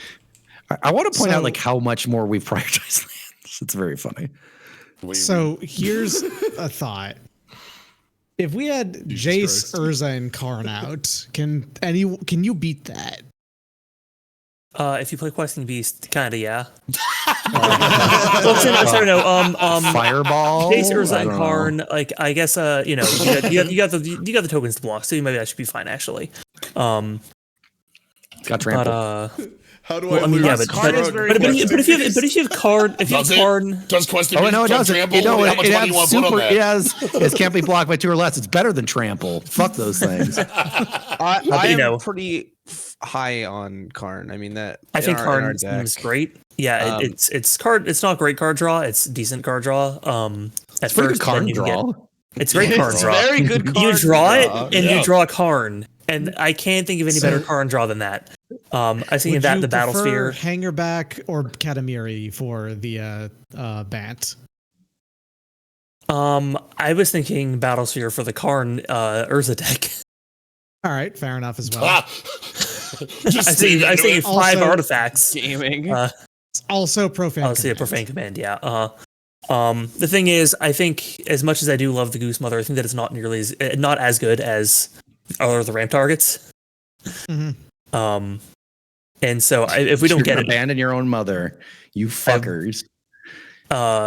So if we don't get that back, I'm fine. So I'm kind of thinking, profane command, Mirror Battlesphere, Karn. This is a lot for the The thing that I was thinking about with Battlesphere is it's not the best ramp target, but also we'd probably play that out of our hand, and then we Green Suns for Craterhoof Behemoth. Yeah, that kills your opponent hardcore. Yeah, so I think that is playing a lot of mana. The thing I like about Battlesphere is that I think that it can either be top end for either the artifact deck or the ramp deck. Yeah, it's versatile. It's a solid pick for that reason. Yeah. So I think we cool with those 3. Yeah. Mm-hmm. Sick. So we make them splash the goose, yeah. Because I don't think we want to put the goose in our unless no. If Kavanaugh's playing the ramp deck, then the goose might be in there. We should double dog dare on the goose, I think. All right. Hangerback Walker, we can generically like throw in whatever deck is like a because whole it's like a fill. better, more consistent ramp target. Hangerback Walker. It costs more to pull off, though. It does, but it also works when you don't do that. It's just like always extremely good. The Goose seems like it can pop off pretty hard, but like Stormblood Berserker's pretty okay too. Yeah, absolutely. And it's the most fought over card in Magic. So. Well, take your fucking goose. Take your damn goose. I have missed one card on our side of the board. Well, now you have to search everything and find out what it is. If I missed it, Nico wasn't Bolas, right? the Planeswalker? No, I got Nico Bolas Planeswalker. Was it Electrolyze? Yeah. I'm just gonna name every single card. Was it the goose? It was the goose. I just got the goose. I'll look later. we gotta. I'll review the board later. Review the entire stream after the start. Everyone can save this game themselves and check it out that way if you have to. All right. So, all right. 2 packs, and you're on first pick. Yeah, legitimately, let me know how to save this because I will probably over the course of the week just boot this up and like think about what we could do because I'm like a cool guy and that sounds fun to me. Now this is a set of cards. Holy shit. Boy howdy, Walking Ballista, huh? It's an Ewit? Okay. Caracas, Gilded Lotus, Sulfuric Vortex, and the aggro deck. I like Caracas. Caracas is really good. This is pretty good. You like the crack? You're big about crack? Caracas puts Grizzlebrand and It puts Elesh Norn back in their hands. Which, they still have very strong effects. I'm not saying that, them hitting the board doesn't still already probably wiped our inconvenience us board massively. of dorks and stuff. Yeah. But Resto Angel. Resto Angel, we could absolutely splash a little bit of I want us to play white. Resto Angel specifically because that gives us the number of cards that we pick for we just played ephemerate. ramps. They're passing cards. So here's the thing. This is good for Bitcoin. The number of things that we passed up, the number of things that we pick specifically for ephemerate, right? And that's the only blinking card that we have. Grab the other blinking card. We also do have Kiki Jiki, although unfortunately they're in different. But I'm for they're going to sure. be different decks. Yep, Yeah. I'm good. And then maybe Ewit. We do not get a third. Oh, we only get 2? You get 2. Sorry. I know, right? Not so fast. Nice try, Blanco. Too bad your ass got sad. Yeah, I'm good with those picks. All right. Yep. Well, I mean, even though we don't. Those were the 2 cards I wanted from this pack. Damn it. Karn is like still just so good. Okay, so we've got running out of room. We've got like Stormkirk Noble and Sulfuric Vortex as like Vortex would be very funny in our red green aggro deck. Yeah, it's just like a fuck you. Adanto Vanguard as a more aggressive piece in the token black-white reanimator deck that does too many things. E-Witness is a little hard because our Gruul deck is like red splash green rather than like red green. On plan, yeah. The Sewer King just makes rats every turn. It exiles the thing from graveyard, but they don't have any Exiles graveyard. They don't really have a graveyard thing going on at all right now. Yeah. Vortex might not be. There are 3 drops in that red green I deck. know, there's so many. Kind of, I'm thinking about the Stormkirk Noble just because it is a 1-drop and like. The thing is, like, you top deck Stormkirk Noble, and you're just like, so well, bad, you feel fuck. yeah, you it is feel like awful. the worst. As like you'd prefer any other 1-drop at that point. Like if you play it on 1, you feel like a champion. Yeah, but even then, like you play it, and then they play like something else on like they 2 that can block, and you're like, well, that's my 2-2. Zorak, I made a bear. It's fine. We took the legendary dog. What could they possibly? Yeah, what could possibly block it? We do have Trog, a tree speaker. Yeah. What? What? What? What? Yeah. So That's 2 different whats. Dude. Okay. Once Upon a Time is also like just a powerful card. Crazy good card. Yeah. Like It's a good card to have if you just want to like dig. Yeah, And it's free sometimes. It's free sometimes. Brimstone Volley goes heavy, goes high. With Once Upon a Time, what were they cooking? Right? Well, do you think you have to remember specifically what because if you say the Eldraine words "Once Upon a Time," that's the start of a story. Well, so it's also the first thing that you can play. Eldraine was also the start of them going like, everybody's whining about standard cards being really weak. What if we finally did what everybody wanted and make standard strong, and then they realized, oh wait, that's why we didn't do this, because fuck. This was the set with Oko in it. Oh yeah, there was a set with like half the Eldraine shit. fucked up That. standard There's so pretty much hard. fucked up things And across his that entire abs. set. Anyway. That's right. Who wants to Oko's be coming. food party, baby? Oko's They not kind of had in a- this shit, right? Because we all hate No. him. Sick. Oko Everyone's just is sick very of his much the ass. above the You line. want to take Vortex or maybe Remand? We could take just Karn or Gilded Lotus as just like a generic big thing to throw up in one of these decks too. I think Karn in the white black, because I feel like right now the white black might take a while to get finished, and Karn just is something you just slam late game. Yeah, but the white black deck also has like Grizzlebrand and Elishnorn as like the slam. Yeah, You can't these things like reanimate because it. like a white, blue, and green red decks are so fucking aggro. Like that's the subtle thing. Like I think we can outrage most of what they're doing right now. Hopefully things work right. That's why I want to keep I want the aggro pieces to just like go under a lot of this nonsense that's got going on. All right, I'm into it. Which maybe could get grab Remand then, because Remand's a good to say no. I'm gonna. What if our white blue deck has 2 copies of Remand? That would be, Reprieve you know and what? Remand, yeah. That is right. Reprieve and Remand. How many copies of Remand are we on? You know? Yeah. Yeah, let's do it. Maybe. I'm into it. It makes that deck a real pain in the ass to play against too. Yeah. which Oh, I'm yeah. into. Dang, I really wanted that Remand. I wanted that Remand as well, but we do have Walkie B now. Yeah. I was thinking about Walkie B. Walkie B is so good. Ewit, I don't hate. I was also looking at Mystic Snake. Mystic Snake is great.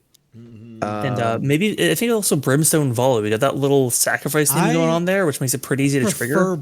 I prefer Brimstone Volley over Mystic Snake in this case.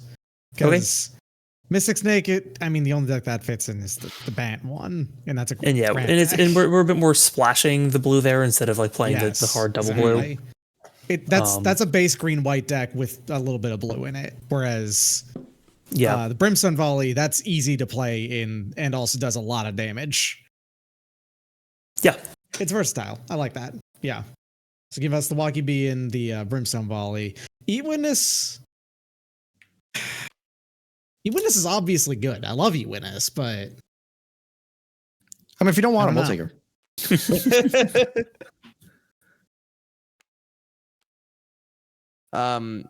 I'm Gilded Lotus is also really great. Maybe a little win more. yeah, I think that it's a little bit like I don't think we quite need to go with Lotus. Sulfuric Vortex is very funny. I guess of these cards, I guess Eat Witness is the one I'd be most likely to play. So I guess that's the point. Yeah, with the deck we played in, we would have a couple of ephemerate effects for it. So yeah, I'm good with that. Where do we want to put the Walking Ballista in the ramp deck? I'm guessing. That's probably makes the most sense. Yeah. Yeah. I think There's we also have- the opportunity that we have that we could actually put the Ancient Tomb in a non-ramp deck and play then, Walking yeah. Ballista in that. I don't hate Yep. that. Mhm. I think we still have this issue with the Demir deck. But The Demir deck is we're actually not- turned pretty hard into a Demir Artifacts deck. Yeah. So we're playing I'm a ton just of- looking at yeah. the amount of cards we have for the the Bant deck versus everything else. Mhm. But I think we should be okay. We got another All right. deck. So, do we take just this middle row? We could take Lotus. Like, it doesn't do much, but also, like, the alternative if we have trouble casting Gristlebrand is you cast Gristlebrand. Right. Lotus does that, but also it's kind of useless if we're doing the acceleration plan in that deck, too. Like, imagine having your Excel cards and you have a single Gilded Lotus in your hand and you're like, shit. Yeah, I kind of like middle row. Unless there's something we just don't want them to have, like if we don't want to give them the Karn or something. Karn is the thing where, like, if Karn lands on the board, we basically just concede. Like maybe grab the Karn and like Karn, like Vortex and Skitter, because yeah, I'm into that. That's what I was thinking. or do you feel that Noble is better than Vortex? Noble is really dice rolly, and I feel like we have enough really good bottom end on that deck. I don't think we really need too much more. Because Vortex is the top deck is also perfectly fine, assuming that we're in the process of killing them. Or we could take the Sunbaked Canyon.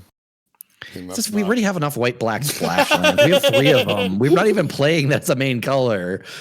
Right, but we can have 4 of them. I think 3 is good as much as I. But Skitter, we might actually see play. Yeah. Karn seems like we might see play. Vortex seems we might actually play. I doubt about the way. That's the other bit is I don't know if we're playing Vortex, but whatever. Because like we're not taking the canyon, right? I would say take the canyon so we can sacrifice a land out of the red black deck. Oh right, like, you don't need to pay. You just you can just we can just play that. Say cool, but this is a different card that's not a land. Like it cycles from some battlefield. So yeah, and then we give them the Stomper Noble that nobody wants. I think. Yeah, sure, that's fine. Yeah, I'm good with that. All right, well, we might play it. Final pack. We've got first pick. Holy shit, we're there. We're almost done. Oh, Recurring Nightmare.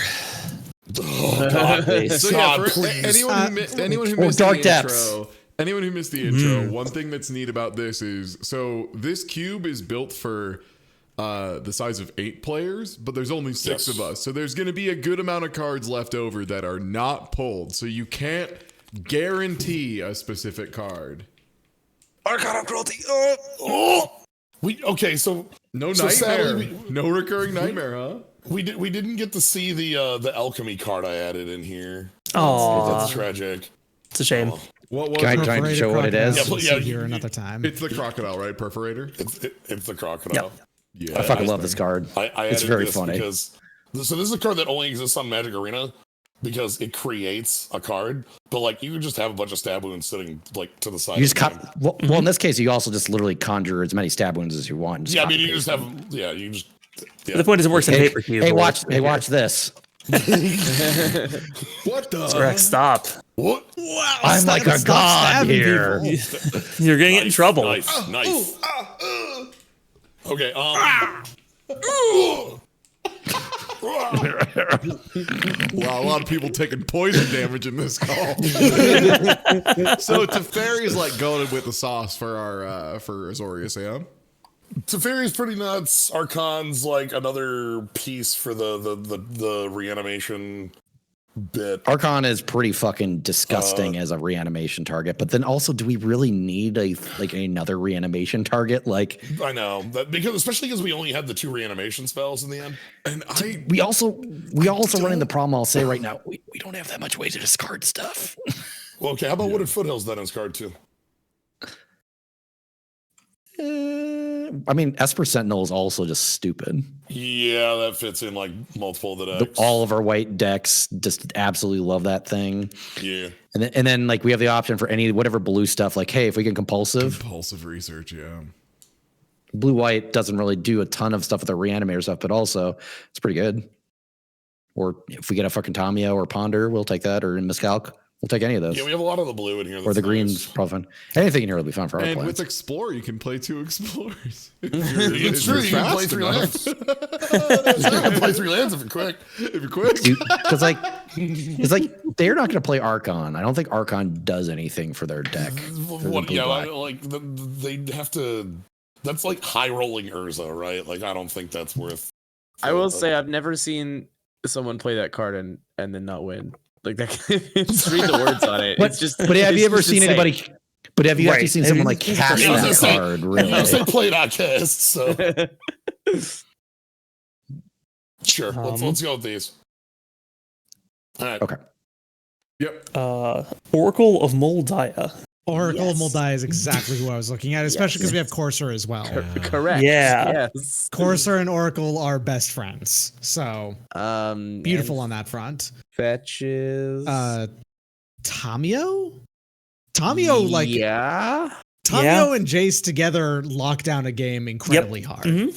I'm a fan of the Walkers and Artifacts deck. I think that putting more Walkers in is pretty good. I'm gonna Ponder against that shit, Ponder, one of the best. Yeah, we're gonna have to. Yeah, I would say either Ponder or Explore. Ponder, but then again, I do agree that we could use more stuff. We could use more card draw in that deck. So I went to a tournament last month that was playing paper extended 2009. That's amazing. We went to the local shop up in the cities that my friend Ryan is a partial owner of, and Lodestone. and he was running a extended 2009 event, and it's very funny because like those lists are like Thopter Depths, like Thopter Foundry combo, Dark Depths combo, but like nobody knows that Ponder is anything.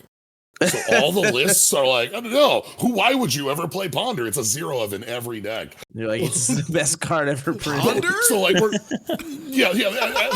the time of printing, for about 2.5 to 3 years, Ponder was like, why would you play this? Like everybody Just play Brainstorm or something. Yeah, why would you? No, not even that. Like just in like, why wouldn't you just play the cards you want to draw with? Yeah, that's true. Yeah.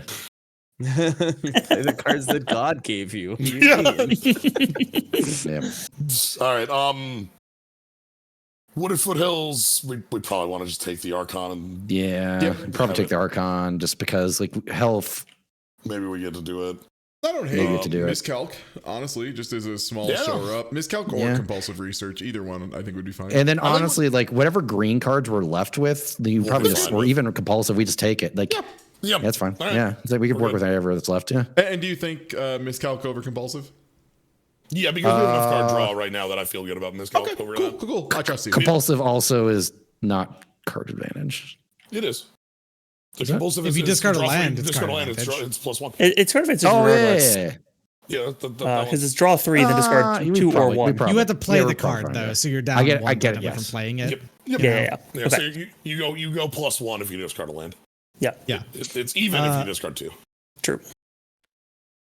Temple Garden? Yeah, I think like Temple Garden.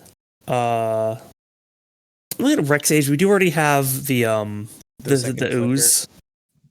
Oh, that's true. We don't really need an early drop of the same effects. And like but based on what we've seen out of opponents' decks, there we go. There's not really like a lot of like artifact. I mean, there's Skull Clamp. There's Skull Clamp that we really want to get rid of. Yeah, notably ooze hits lands, and Sage does not. Yeah. How do we feel about Primal Command? I mean, I feel good about Primal Command. I feel pretty good about Primal Command. Yeah. I kind of want it. All right, so this Bant deck that we have is absolutely like mad good, is the thing. The Dimir deck is pretty solid, and then the Rakdos deck is pretty much exactly as it seems over there. Yeah, we have no way to fix that in the last pack. So, I mean, I think that there is. Yeah, I mean the thing is that we have a number of black cards that could go into like Misery Shadow goes into the Rakdos deck. Yeah, so does Night of the Ebon Legion. Like there's some stuff over here that is for the Rakdos deck. But regardless, so like I would say maybe compulsive research for the blue deck. Because it's just not something to then put into the Bant one. Yeah, or explore. Because actually, how much ramp do you actually have for the Bant deck right now? We have Derogatory Speaker. Are you guys building like a 60 card deck over there or what? Yeah, we have like a lot of cards. And most of them are like because the thing is that we need we have enough. I think we have enough. Okay, then we can ignore the Explorer. Let's take the compulsive research. Yeah. And we'll throw that into the all right. This guy over here. And then this probably goes over here, and we're building a commander deck, I suppose. The Temple Garden is the last pick that we have. Yes. Why is this Casualties of War being like thrown around near us? Because it's your last pick. Like, You're gonna end up, we're not taking that. Yeah, we're not taking that. Because they're filling out their green which with whatever's left honestly, here. Yeah. Like Duskwatch Recruiter is pretty good actually for our red green Duskwatch deck. Recruiter is really good. Yeah. These two are pretty good. We're probably not going to play Explorer in all honesty, but like I mean, the Rex Age at the very least is a good sideboard card against us. Especially like maybe they have that blue black. They've got the Dimir artifact thing going on. Like that's a hell of a thing to have. You guys have an entire like rest of the table you guys could be using for your cards. Yeah, we should probably move these over there. Table. Yeah, What do you do with the Kirby? We need to zoom out into the sky and show everybody what these clouds are doing. We have Zorak who's building the fucking like most beautiful encyclopedia index I've ever seen. This man has built I'm just organizing my thoughts over here. Yeah, this is the UI of what what Zorak is thinking is fully on display right now. And over here you sit got the table, it's the like, fucking rabble. This is see. Here's the thing. Here's the thing. I love it. If I was the one organizing shit, it would be like Zorax, but I was not. I had to look at the cards. I'll be honest. I've been taking organizing, notes. Mine looks like that. To be fair, you guys are like you guys have like decks over there. We have more like Cards. colors and like notions of how they're going to overlap. Yeah. But Sorry. you guys It's have like a very notion of your funny. decks. Oh yeah. God. Okay. Yeah. I we would lost also- quite Why focused do you on guys decide to That's how I play. cluster right on top of like where it's like overlapping This is onto how- our this is pile how school right went here? for Like me. I this is just- a zone like I where it's like shoved papers in my backpack. I didn't have any binders. Terrible. it's like I should be drawing a line here to say like no, over here is ours. You stay over there. We forced you into only having 2 boards to work with. Yeah, boards. that's pretty hard. We could have used each of these as an entire deck. You could have had an entire thing. This is Alright. not my fault. I am claiming this now. All So right, that's you the clowns. Last Completely my pack. fault. No, that was last pack. Okay, We're done. That was last pack. So we should probably jump into some separate rooms. Should to we build these say- decks. We are First not things deck first. building today. How do we Yeah, I think we are. Yeah, we save this and then we. How does one save? How do I save this to make sure? Well, if I can. I think if you go into So, games and press Games, save, save and load, save game. yeah, and you just press save game, and then you have it right there. I can give you a snippet Save if you game. need. Okay, cool. I'm so afraid to press buttons in Tabletop Simulator because Trust me, there's no ability for you There's to a run button to anything. destroy this. There's a button yeah. that blows everything up for some reason. So I'm Well, like, I mean, I have the ability to rewind if you do Alright. that, so it's not. Only thing I'll say is, should we, using perhaps that drawing tool, just kind of box off the decks so we remember easily for us later about where we are? So like just draw a line around the green and red for us, and then the black and white, and maybe the black and blue a little bit. Yeah, the only thing we have to figure out is that there's gonna be some amount of splash, but yeah, fair. But yeah, so it's Gruul, it's Orzhov, and then it's Azorius. And then we have to figure out where the artifacts are going ultimately, because who the fuck knows? Again, this is less like so we know for sure, and more just so This is just like I have an we're- idea. In case instead of actually doing this and looking at it, we just forget for a week, we can at least like come back and pick it up and be like, right, the general plan was this. It's gonna be very funky here drawing the overlap here because the fucking blue and black and are just gonna. Yeah. Can we just have 2 decks? Just like we can have one. one really big shared deck between Play Judge's Tower.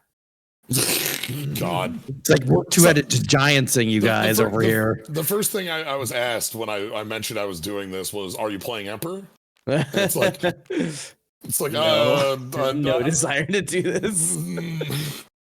This isn't built for 3v3s. No, for if we play a clown game on stream that isn't this draft, I do want to try and play Don Don and get absolutely wrecked in Don Don. Don Don is fucking awesome. Don I Don's have a, really fun. Yeah, I suck ass That's at a Don good clown. Don.